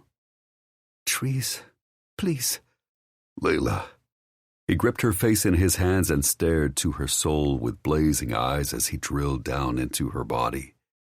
Every part of her surrendered to him as his lungs worked like a bellows, as his pounding strokes inside her quickened, as his erection thickened, as a growl escaped his throat, as he fisted her hair. Come for me. She couldn't stop herself. The ecstasy swirled and swelled in white-hot pleasure, overwhelming her. She gave herself over, opening her entire body, relinquishing every part of herself to him in an explosion of consuming, unabashed bliss. Layla ached to give him more than pleasure in return, to prove that she trusted him, to tell him how unshackling that felt, and to convey how much she loved it. His heart thundered against hers as he crashed into her over and over, his bed rattling and shaking. His body tensed, then he roared and flooded her womb, shuddering from head to toe. She clutched him against her with every shred of energy she had left, praying this moment would never end. Layla had never felt closer to another human being in her life. His expression was full of gravity, something solemn and steadfast she had never seen. Had he fallen in love with her? She stared back, blinking and feeling tears burn her sleepless eyes. Trees brushed damp strands of her hair from her face. He said nothing. No words were necessary between them. Or maybe, like her, he simply didn't want to spoil the moment. The outside world had no such compunction. An alarm suddenly blared from his phone and echoed across the house from some unseen corner, spoiling their paradise. He jackknifed up, cursing and scrambling for his phone, in full warrior mode. Get dressed. She sat up, clutching the sheet. What is it? The perimeter around my property has just been breached. Her heart lodged in her throat. Had she been discovered again? Is it Victor? If he learns that you killed Hector, he will come after you with a vengeance. He doesn't have to come after me. I'm looking for him, and I won't let him get away. Trees stared at his device, then sighed. But it's not Victor. It's my goddamn bosses. Put some clothes on. This is going to get ugly. Layla couldn't pretend she didn't know why. They had decided to use her as bait in a hostage exchange, her for her sister. It scared her, but if such a ploy ensured her family stayed alive, of course she would do it. Trees hopped into his jeans and boots. He dragged on a tight black tee, slipped on a gun holster that crisscrossed his wide back, then grabbed a pair of semi-automatics from his nightstand. Don't leave this room until I tell you. They came to talk to me. He shot her a glance full of protective fury. They'll have to come through me first. Then he was gone. Worry washed through her. She loved that Trees wanted to protect her, but he could not. She'd risk everything, even her life, to keep her sister and her nephew safe. Layla heard beeping as Trees turned off the alarm, followed by the slam of the front door. Barney barked. As she scrambled into her bra and underwear, an engine rumbled up, then cut off. Car doors closed. Since she had nothing else to wear, she tossed on her tank and shorts. As she secured the final button, she caught sight of herself in the mirror above Trees' dresser and winced. Her hair was tousled, her lips were swollen, her cheeks were still rosy from arousal, and her neck patchy and red with obvious whisker burns. She looked like a woman who'd had a lot of sex. And with every step, the friction of the flesh between her legs protested. Still, if Trees wanted her again, she would say yes. The front door opened, and she heard the timbre of deep voices as they entered the house. Taking a bracing breath, Layla let herself out of the bedroom and faced the men. Predictably, Trees looked furious that she hadn't stayed put. The other three, all big and dangerous, complete with steely demeanors, stared at her, taking her in from head to toe. None of them said a word. but their disapproving gazes settled on Trees. They knew what the two of them had been doing, and they were definitely not happy. Finally, the oldest approached. He had blonde hair, a sharp gaze, a chiseled jaw, and a whip-like mien. "Hi, Layla. You may not remember me. I was there during your extraction. I'm Hunter Edgington." When he stuck out his hand, she took it reluctantly, trying to avoid Trees' disapproving gaze. "I remember, and I know why you have come." "Straight to the point, huh? Then let's talk," said the one with dark hair and the same blue eyes gleaming in his hard face. "I'm Logan, Hunter's younger brother." "Yes," she remembered. "And I'm Joaquin Munoz," said the big one at the end, who offered his hand next. She heard a hint of an accent in his tone. "Se habla español?" A little smile tugged at his mouth. "Yeah, I speak Spanish, but it's not great." Too bad. She would have liked to ask some questions of the man without Trees objecting, but like everything else, she would have to get her answers the hard way. "I understand." "Layla, I told you to stay put until I came for you," Trees reminded. His voice sounded even, but she was too connected to him not to feel his worry. No, his panic. He also knew why the trio had come. "Would you like me to make everyone coffee?" She offered to avoid answering him directly. Hunter shook his head. "It's not necessary. They won't be staying that long since they weren't invited," Trees snarled. The older brother cleared his throat. "Layla, why don't you sit? We'd like to talk to you, show you some pictures, get your thoughts." Logan pulled out a chair at the kitchen table for her. As she crossed the room to them, Trees seized her arm. "Don't do this." She glanced up, wishing she could comfort him with her touch. "I have to." Then she sat. The other three did the same. Trees stood at the head of the table, arms crossed over his wide chest, glaring at the men he worked for. "This is bullshit. You came onto my property uninvited and unannounced to take away my sense of safety I've managed to give Layla. You have no idea what she's been through, and that's enough." Hunter spoke quietly, but with such menace, Layla flinched. "Fuck you. You're not risking her death to get your sister back. Right now, we just want to ask her a few questions. We've spoken to Valeria, but since Layla was in the Tierra Caliente compound a few months ago, her information is fresher." "I will help however I can." She wanted them to know that, not because she owed them. Her sister paid them handsomely with the money she had taken from her late husband before fleeing. She would help them because it helped her family. Then, as far as she was concerned, she would be happy never to see EM security again, with the exception of Trees. But what came next for them, if anything, was unclear. "We hoped you would say that." Logan whipped out a tablet from a backpack she hadn't noticed earlier. He turned it on and swiped a few times. "This picture and the next couple are the best we have of the 3 bodies dumped in our parking lot 2 days ago. We haven't been able to identify them. Neither have police. Your sister didn't recognize them. There's not a lot left to identify, so brace yourself." They had no idea the kinds of things she had seen in Emilio Montilla's compound. Whatever they had to show her should not be any shock. "All right." The younger Edgington brother glided the tablet across the table to her. "Have you seen these guys before? Can you shed any light about why their corpses might have been dumped near our office?" The photos were brutal. Layla gasped aloud. Logan hadn't been kidding. There wasn't much left of the mutilated bodies to identify. She wanted to turn away, but she didn't have that luxury.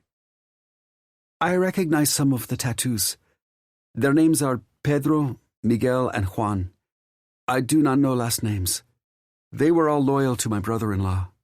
After his death, they probably served Emilo's nexts in command, Victor and Hector Ramos." Hunter slanted a glance up at Trees. "Didn't you kill Hector yesterday?" "Yes." "And I have warned him that Victor will retaliate," Layla added. Trees scowled. "You'll have to find me first." Before she could argue that Victor was not merely persistent but vengeful, Logan cut in. "We'll get back to that. What else can you tell me about these bodies?" Layla knew almost nothing else of the men, their backgrounds, or lives. It no longer mattered that Pedro had enjoyed watching one of the Ramos brothers forcing her to perform acts against her will, often masturbating to the sight. Or that Juan and Miguel had peeked in on her showers under the guise of watching over her all the time. Very little, except the reason they may have been left in your parking lot. Geraldo Mantilla surely knows you protect Valeria, Jorge, and me. He was telling both you and the Ramos brothers, with one vicious act, what will befall you and your loved ones if you do not comply. Joaquin swore in Spanish, proving he grasped at least the dirty parts of the language. Logan took the tablet back and tapped out a message. We suspected that. He has your sister, does he not? We're almost positive. She sent him a sympathetic expression, but didn't give voice to all the terrible atrocities Kimber was probably enduring right now. No good could come of it. Besides, they probably knew, too. Do you know Geraldo Montilla's hideouts? No. I was beneath his notice. My sister visited at least one of his homes when Emilio was alive. Ask her where it is. We did, and we investigated it. Empty. That did not surprise Layla. Men like Geraldo were shrewd enough to stay one step ahead of those eager to take them down. I know nothing more. All right. We'd like to talk to you a bit more about what comes next, but first we brought you something we thought might cheer you up. Trees, would you open the door? He glared. The fuck are you up to now? Reminding Layla of the most important things in her life? After a faint knock, Trees opened the door with a grumble and a glare over his shoulder at his bosses that promised violence. Then he stepped aside. To her shock, her sister stood on the porch with her son anchored on her hip. Kane backed her up, wielding a gun and hovering over them with a watchful demeanor. Valeria! Jorge! Layla leapt from her chair and went running. Lalita! A smile broke across her sister's face. Tia! Jorge lunged for her, arms outstretched. She reached them both and wrapped her arms around them, eyes closed, breathing in her sister's petite strength and her nephew's baby smells. It felt so good to be with them, to be holding her family close once more. Are you well? She asked Valeria, then turned to the precious boy beside her, tears streaming down her face. And are you feeling better? We are. Jorge started improving yesterday. He is sleeping and eating well again. We seem safe where we are, at least for now. What about you? Valeria eyed Tree's stark utilitarian home. Fine. What else could she say? Her feelings for her protector were a huge tangle she couldn't put into words. It is very quiet here. Layla, I'm sure you and your sister want to have a little privacy so you can visit. Why don't y'all chat in your room? Hunter gave her a benign smile. She didn't believe it for a minute. Trees' bosses had brought her family here as a reminder of all she stood to lose. Those men wanted the women and children out of the room so they could talk or threaten Trees into relinquishing her to help them rescue Kimber. The fact they allowed Valeria and Jorge out of hiding to visit her said a lot about their desperation. Layla had no illusions why they had chosen her for this mission over Valeria. She was no one's widow or mother. She meant nothing to anyone, except her family. And maybe Trees. Of course. She led Valeria to the bedroom she hadn't used last night and shut the door. Her sister raised a brow at the crisply made bed, then looked her up and down. Do you know what you are doing with that man? He is big and dangerous. He can overpower you. You do not need to be concerned. Layla frowned. Valeria didn't look comforted. The last time I saw you, you were terrified of that man. You have spoken very little about him since, except to say that he has not hurt you. And now you look... How can I say it? Since you have never been one to hold back, I'm sure you will tell me. You look like you spent all night having sex with him. Layla's cheeks flared with heat. If I had, why would it matter? Caring about you and your welfare is not something I can simply stop, like a bad habit. Unless... Did you enjoy it? If I did, will you judge me? Jorge got fussy, so Valeria set him down to roam and sighed. I do not know everything that happened to you in my husband's compound, except that much of it was bad. For that I am more sorry than you know.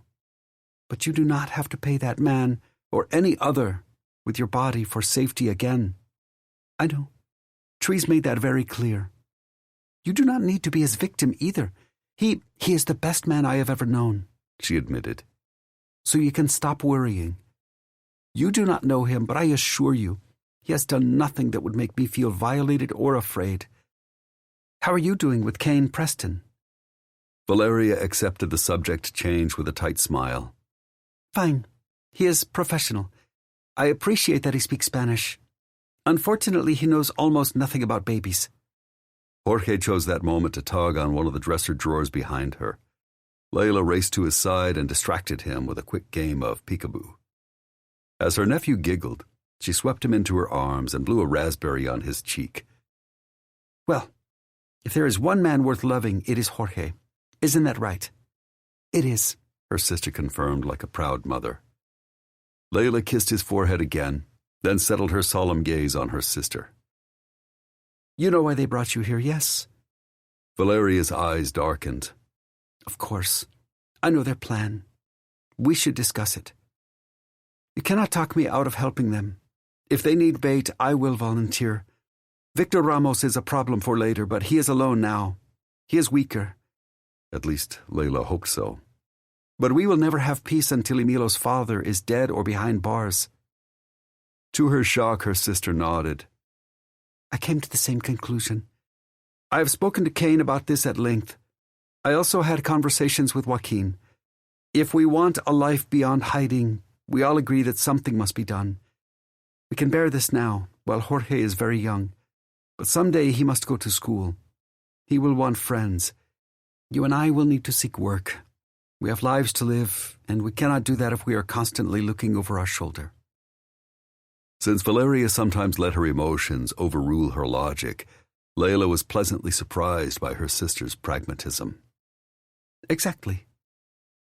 When I first heard this plan, I volunteered. But after some debate, they convinced me that their version of the scheme works better. I'm sorry there are no better options. Layla wondered what the debate had been, but she wouldn't risk asking questions that might change Valeria's mind. They both understood that her sister needed to stay with Jorge. I know. They passed the rest of the time making small talk, playing with Jorge and simply enjoying these unexpected moments together. They hugged, they laughed, they teased one another as sisters often did. If EM Security's plan went well, they could do this every day for the rest of their lives. Layla wouldn't go so far as to trust the trio of warriors who ran this business, but they knew who paid them. If anything happened to her, well, since becoming a mother, Valeria had become both cautious and vicious. Her sister would avenge her. But she truly counted on Trees. Somewhere over the past few days, she had learned to trust that he would never let anything happen to her. Of course, he did not want her to risk herself at all. Despite her bedroom door being closed, she heard raised voices. Trees, for sure. Logan's followed. Then Joaquin entered the verbal fray with a growl. She couldn't hear the exact words, but she couldn't miss their tone. This wasn't a simple disagreement. "Then fucking fire me," Trees roared. "I don't give a shit, but you aren't using Layla as bait, and that's final. Now get the hell off my property, and don't fucking come back." The following night, a sharp pealing from both his alarm panel and his phone jolted Trees awake. He sat straight up in bed and grabbed his cell from his nightstand. Fuck. Someone had opened a door or window around the house. Since he hadn't received any warning about the perimeter of his property being breached, that meant one thing. Layla was trying to leave him. That fucking hurt. Trees vaulted out of bed and disengaged the alarm before hopping into sweatpants and steel-toed boots. Without bothering to lace up, he grabbed the Benelli by his bed, just in case, and a pair of cuffs from his nightstand, then pocketed the nearby flashlight. Trees prowled across the house until he reached Layla's bedroom. He wasn't surprised to find the door closed. After her sister and his bosses had departed yesterday morning, he and Layla had spent hours arguing. She insisted on being the decoy for Kimber's rescue. He swore he'd let that happen over his dead body. Apparently, he was the bad guy for not letting her put herself in harm's way, because she'd barely spoken to him since and insisted on sleeping in her room, alone, with the door locked. She thought that would keep him from her. Ha! Trees had her door open in a handful of seconds. Sure enough, her bed was empty. Her window was shut, but the air was chillier in here. She had obviously opened the window, set off the alarm, hopped out, and darted away. Son of a bitch. He doubled back through the house to the front door, plucked his jacket off the nearby hook, and shoved it on over his bare torso as he hauled ass onto the porch. Thank God he had a pair of thermal night vision binoculars in his coat pocket. Trees lifted them to his face and found Layla in seconds. She was alone. Sure, he was grateful someone hadn't tried to take her from him, but he was beyond pissed she was so willing to risk her life. Stubborn woman. Stupidly brave, too. If she put herself in Geraldo Montia's path, she might not get out alive. Surely she knew that. Why didn't she value her goddamn safety? Because she valued her family more. Trees refused to let her go on this suicide mission. There had to be another way. Cursing, he bounded off the porch and ran after her. He'd catch up to her quickly for 4 reasons. First, she had nothing on her feet but flimsy flip-flops. Second, it was 37 degrees, and she was covered only by her itty-bitty tank top and those damn short shorts. Third, since he was 6'8", he had hella long legs, and her soft curves proved that, unlike him, she didn't run a few miles a day. Fourth, and most important, she might want to leave him badly enough to brave the elements at 3 o'clock in the morning, but he was far more determined to keep her under his roof. Hell, he'd do almost anything to keep her in his bed, in his heart, in his life. Time to drag Layla back, put his foot down, tell her exactly how things were going to be, as soon as he came up with another fucking plan. She wouldn't budge otherwise. It didn't take him long to catch her. He saw the flash of her sleek, naked legs in the moonlight, along with the puffs of her breaths in the cold. Layla had no idea he even chased her until he was practically on top of her. She whipped her gaze over her shoulder just as he hooked an arm around her waist and lifted her from the ground. He yanked her kicking, writhing form into his arms and against his body. Her flip-flops went flying. Let me go! Nope. Despite her struggles, he managed to retrieve her shoes and shove them in his pocket. The vixen did her best to wriggle free, even biting him. But, as his mother would have said, bless her heart, every attempt Layla made to get free was both ineffectual and pointless. You cannot keep me against my will. Watch me, he said as he headed back toward his house. I've already done it once. My sister and my nephew need me. To put yourself in danger? No, they don't. They are in danger. And you putting yourself in a drug lord's crosshairs isn't going to help. You're not going anywhere. I do not belong to you. I'm happy to fix that right now. Want to get married? Layla gaped at him. What? You heard me. You've gone insane. She turned away and went stubbornly mute. Actually, he'd been serious, but as proposals went, it hadn't exactly been romantic. Or practical. He got it. But the silent treatment? Fine. 2 could play that game, and she'd figure out quick that he could get his point across without uttering another word. Trees contained her wriggling form, bypassed the front door, then headed around to the back before flipping on his chipper shredder. It made a god-awful rumbling in the dead of the night. Thankfully, he didn't have any neighbors who might wake. No! She screamed in terror, scratching and clawing, scrambling to get away from him as if her life depended on it. What the hell? Did she think he intended to feed her into it? Calm down, honey. I'm not going to hurt you. She looked at him with wary eyes. Then what? He didn't bother to explain, simply plucked her flip-flops from his pocket and fed them into the machine, watching a pile of pink rubber emerge on the ground. Then he flipped it off. Making sure you can't run. Are you crazy? Those are my only shoes. Were. They're not shoes anymore. Let's go." He hoisted her farther up his body so her feet never touched the wintry ground, banding his arm around her tiny middle. Gasping, Layla clung, wrapping her arms and legs around him to ensure she didn't fall. Being so close to her made him instantly hard.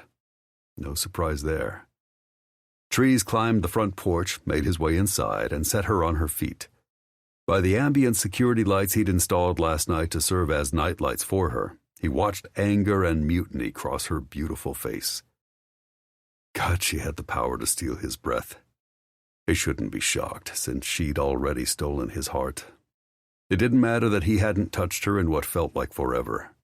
He hated the fact that, right now, she was hating him. Everything was a fucked-up tangle, but no one would risk her, even Layla. He intended to make damn sure of that. "I needed those." She stomped her bare foot.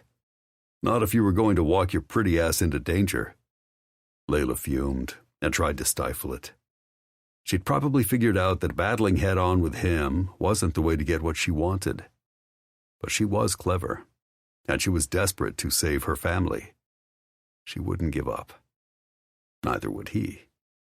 He took her by the arm, hauled her to the kitchen table, thrust her into the first chair, then wrapped his meaty hands around her shoulders. "What we have here is a failure to communicate."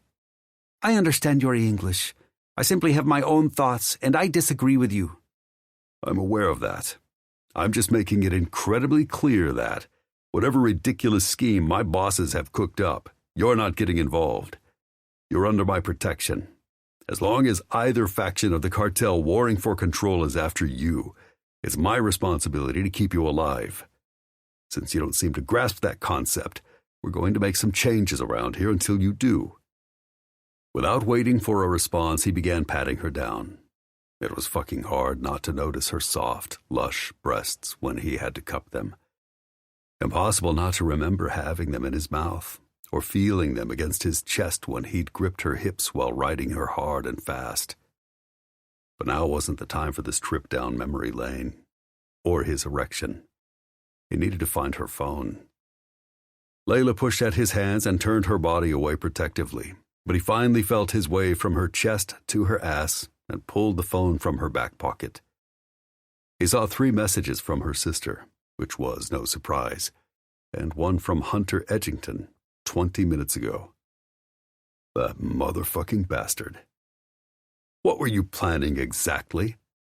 Stubbornly, she pressed her lips together, crossed her arms over her chest in a way that made her tits look even more luscious, and jerked her stare out the window. Damn it. How the fuck could he get her to talk? Turning her ass red and stripping the starch from her attitude sounded great. But he'd never tested her trust that way, and they were both too angry for a consensual spanking now, even if she needed it. Hell, did she even trust him to protect her anymore? Undeterred by her silence, Trees waved her phone in front of her face until it unlocked. Then he started prowling through the device. "No!" She lunged out of her chair and reached for it. Trees merely held it at eye level, kind of amused as he watched her jump for it.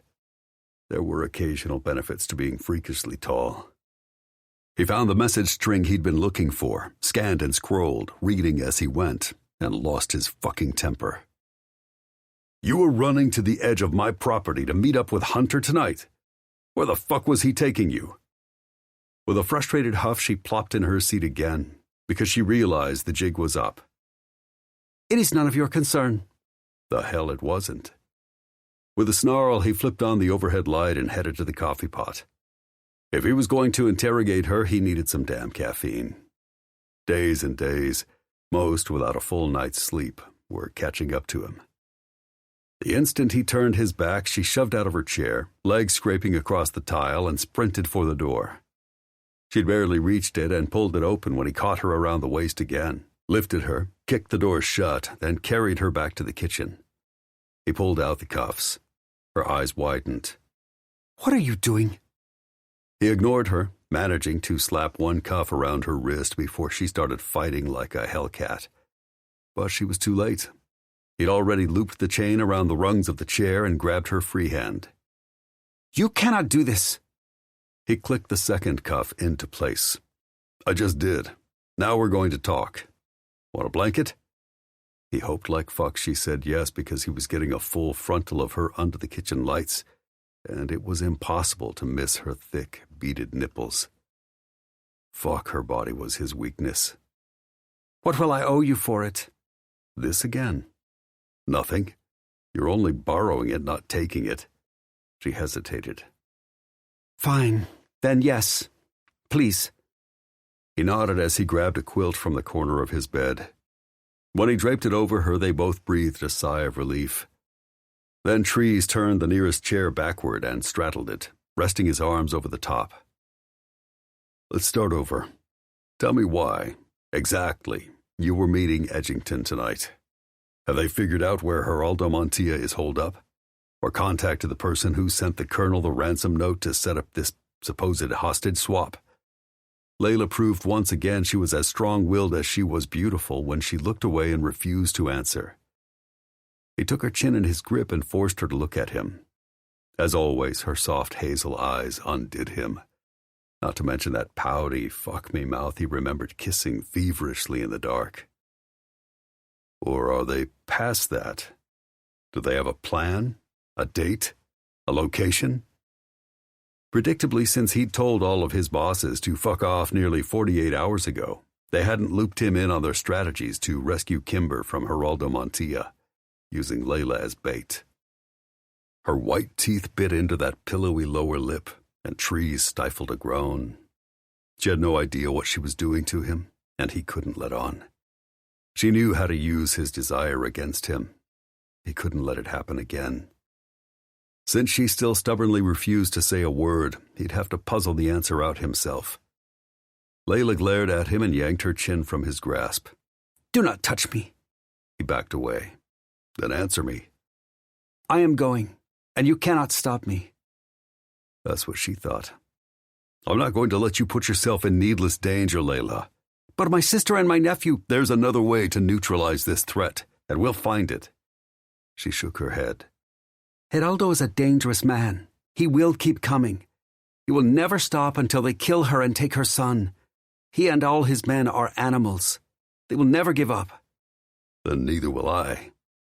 I can be an animal too, and I'll prove it. That clearly worried her. What will you do? Tell me what's going on first. Have they come up with a plan? Layla pressed her lips together, saying nothing for a long moment.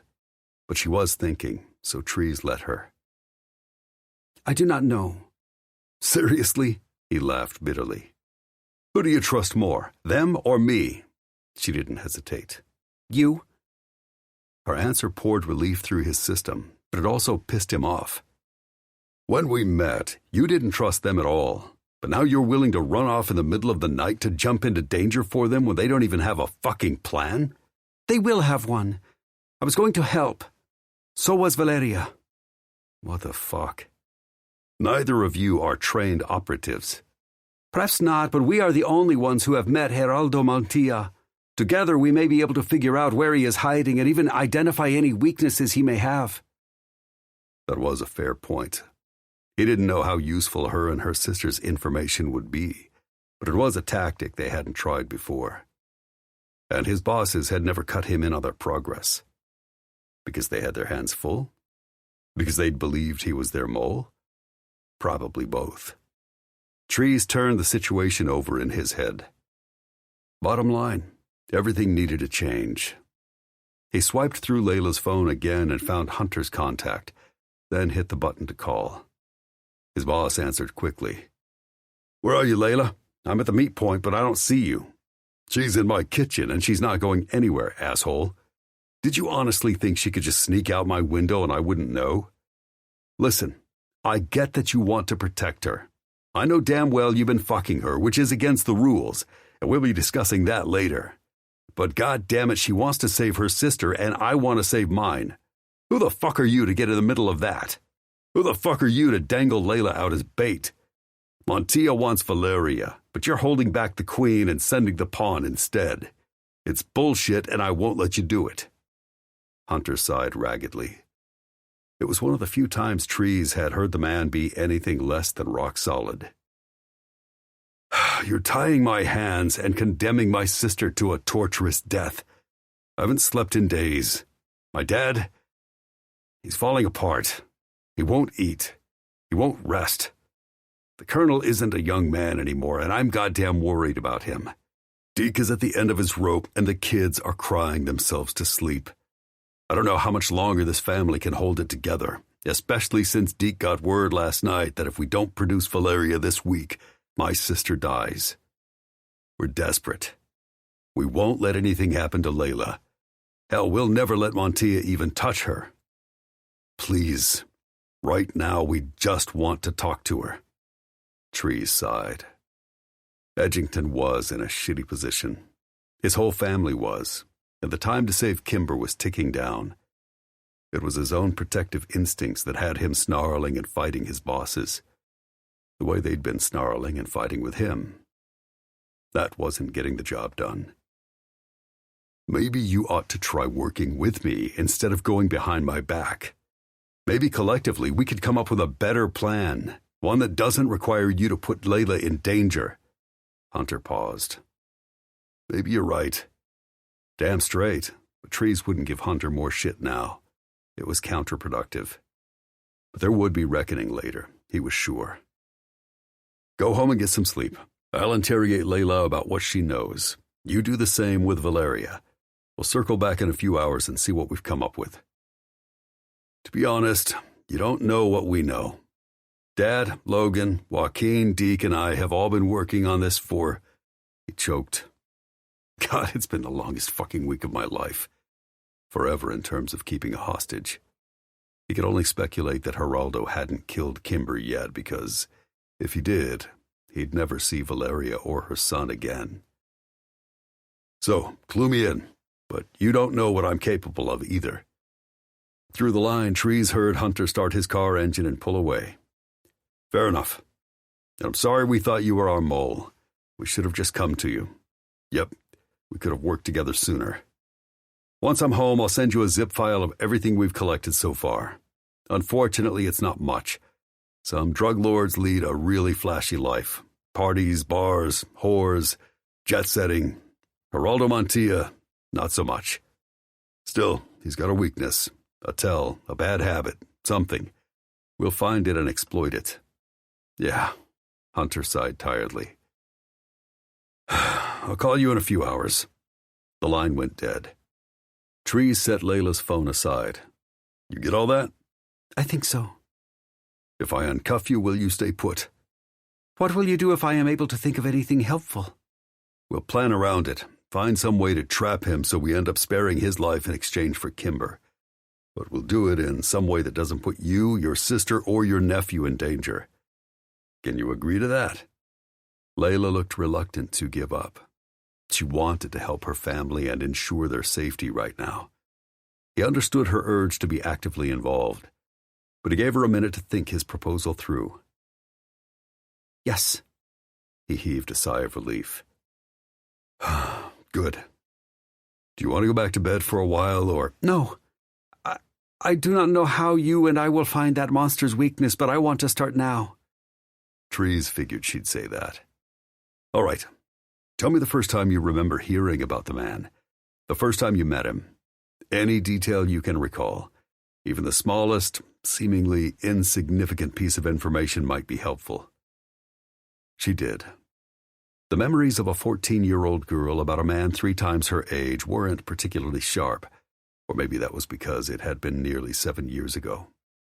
His facial hair, his style of dress, his entourage, not really helpful. But they kept talking as Trees read through the files Hunter sent. His boss was right. They didn't have much to work with. So he kept asking Layla questions. Through sunrise, through breakfast, through the slow crawl of the sun up the kitchen window until somewhere in the afternoon when the sun began its descent through the living room window on the opposite side of the house. Together, they made a late lunch, touched base with her sister to talk through other memories. They netted almost nothing. It was hard to find a clue when no one was even sure what the fuck they were looking for. But Trees didn't give up, despite feeling wiped out. Neither did Layla. Finally, After a shower and some hot popcorn around 10 that night, he tapped away on his keyboard, scouring search engines far more powerful than Google and coming up with a lot of scary chatter about Montia's past violence, when Layla sighed. The last time I remember Geraldo coming to visit Emilio was shortly after your team rescued my sister. He railed at his son for being so stupid and careless. Then he asked me questions. But I knew nothing. Even I had been shocked to wake up the morning after Valeria's disappearance to find her gone. He barraged me with questions for hours, until he got frustrated and left. The last time I was with him, I looked out the window as he drove away in his flashy classic sports car. I remember thinking that I hoped never to see him again.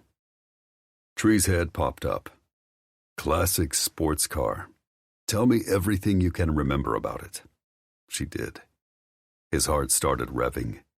They might be getting somewhere. He tapped furiously on his keys, looking through bills of sale, pictures, auctions, and car shows before he finally found an image that brought it all together for him. A little more cross-checking later, and he pounded his fist on the table. Motherfucking bingo. I got you, you son of a bitch. Are you sure? Layla sounded afraid to hope. Oh, yeah. He reached for his phone and dialed Hunter. Are you ready for some good news? Because I know exactly where Montia is going to be in 2 days. All we need is a plan. Chapter 14. February 4. Tree stood by the front door at dark 30 in head-to-toe camo, a backpack hanging from his left shoulder, and frowned. I should be back in 12 hours. Are you sure you don't want to spend the day in my panic room? Layla shook her head. I will be fine. Since Trees had drafted the plan to corner and grab Montia with Hunter and the rest of his bosses, Deke and the Colonel had blessed the scheme. Together they'd put all the pieces in place. The mission required each and every available man, and everyone had a role. Time had been precisely accounted for to ensure Geraldo would have no escape. Trees was locked and loaded and ready to go, but he worried about Layla. Then you won't run. No, since you can save my sister and theirs without me, I have no reason to leave. By the time your head hits the pillow tonight, you and your family should be safe.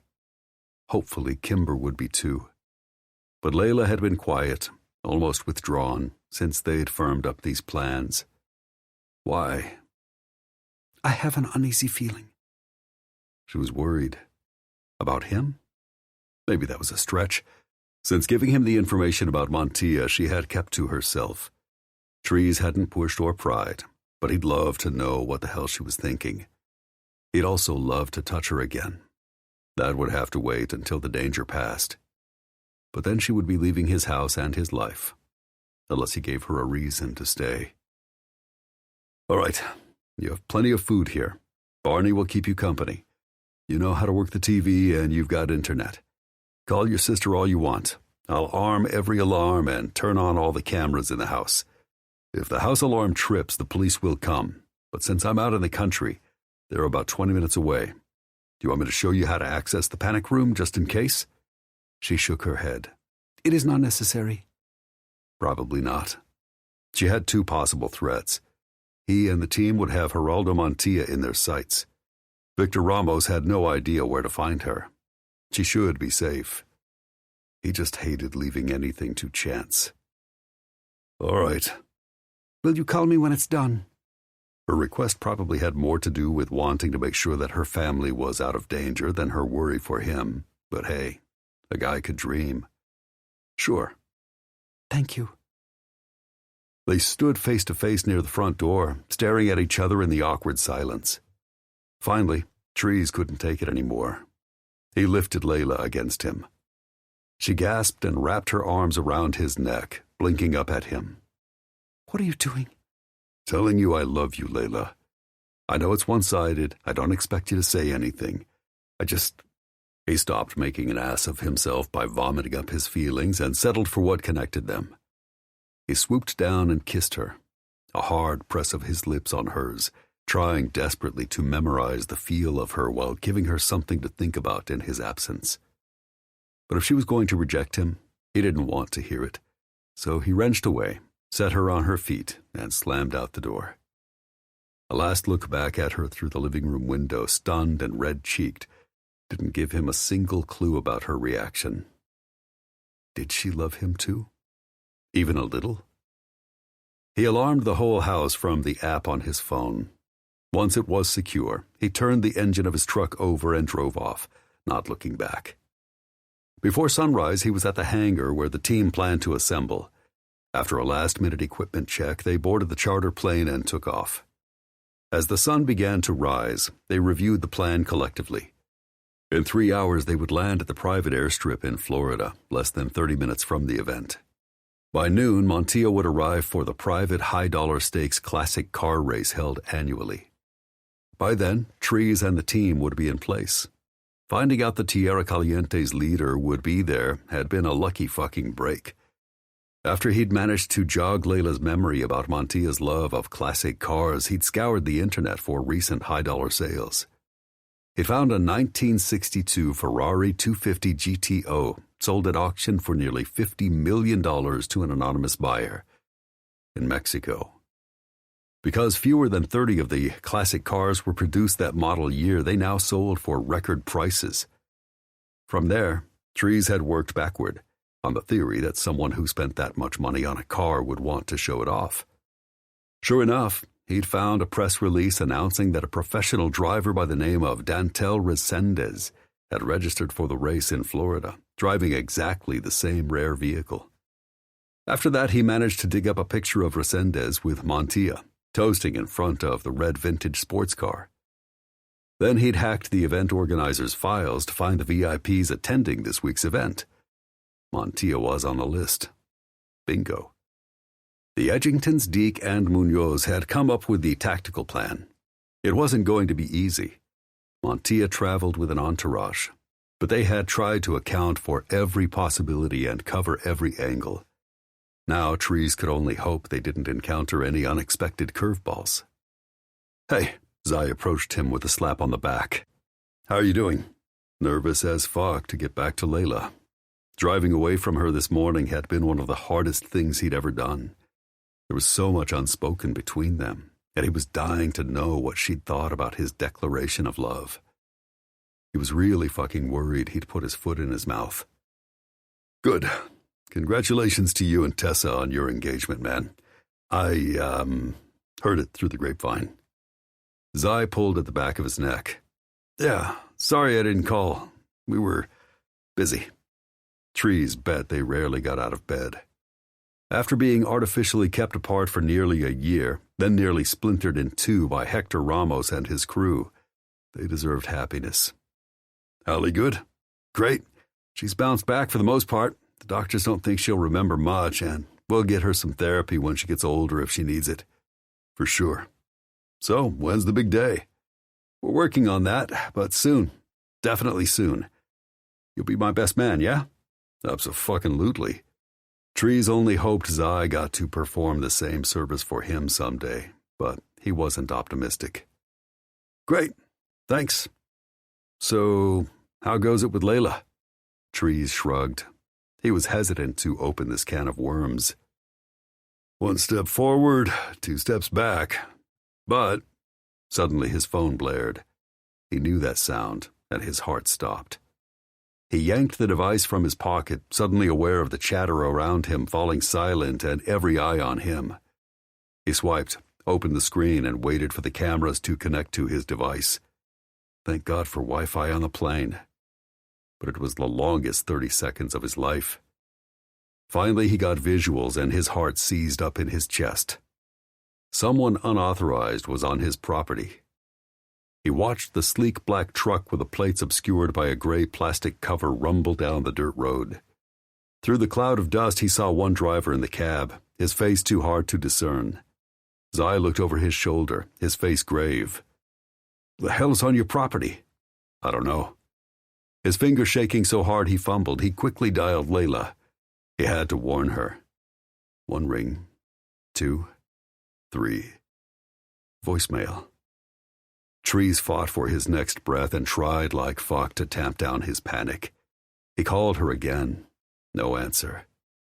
"Hey, everyone. Hunter shouted to the operatives on the plane, his voice grave. "Just got an update from the event organizer. The Ferrari pulled out of the race. Montia is no longer on the VIP guest list." Shit. So where was the bastard now? Was that who had driven onto his property? He and the team had been trying to surprise the drug lord and take him hostage, but had the wily old bastard played them instead? The camera from his porch picked up the black truck rolling to a stop.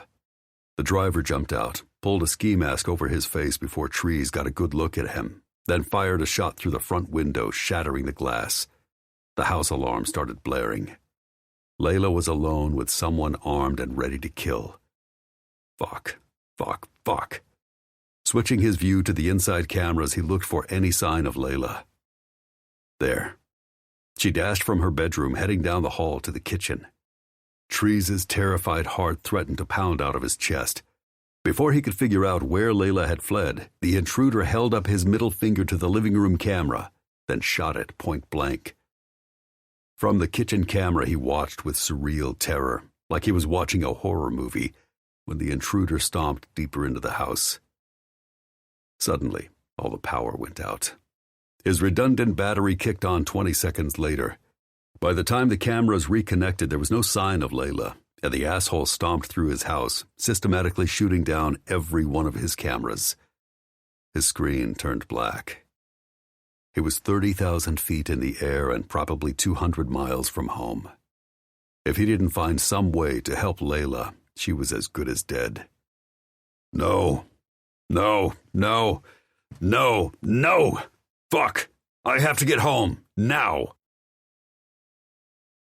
This concludes Wicked as Seduction by Shayla Black, narrated by Troy Duran. Copyright 2022 by Shelley Bradley, LLC. This unabridged audiobook is published by arrangement with Shelley Bradley, LLC, care of the Whalen Agency Limited, and was produced in the year 2022 by Tantor Media Incorporated, a division of Recorded Books, which holds the copyright thereto. Please visit Tantor.com for more information on our growing library of unabridged audiobooks.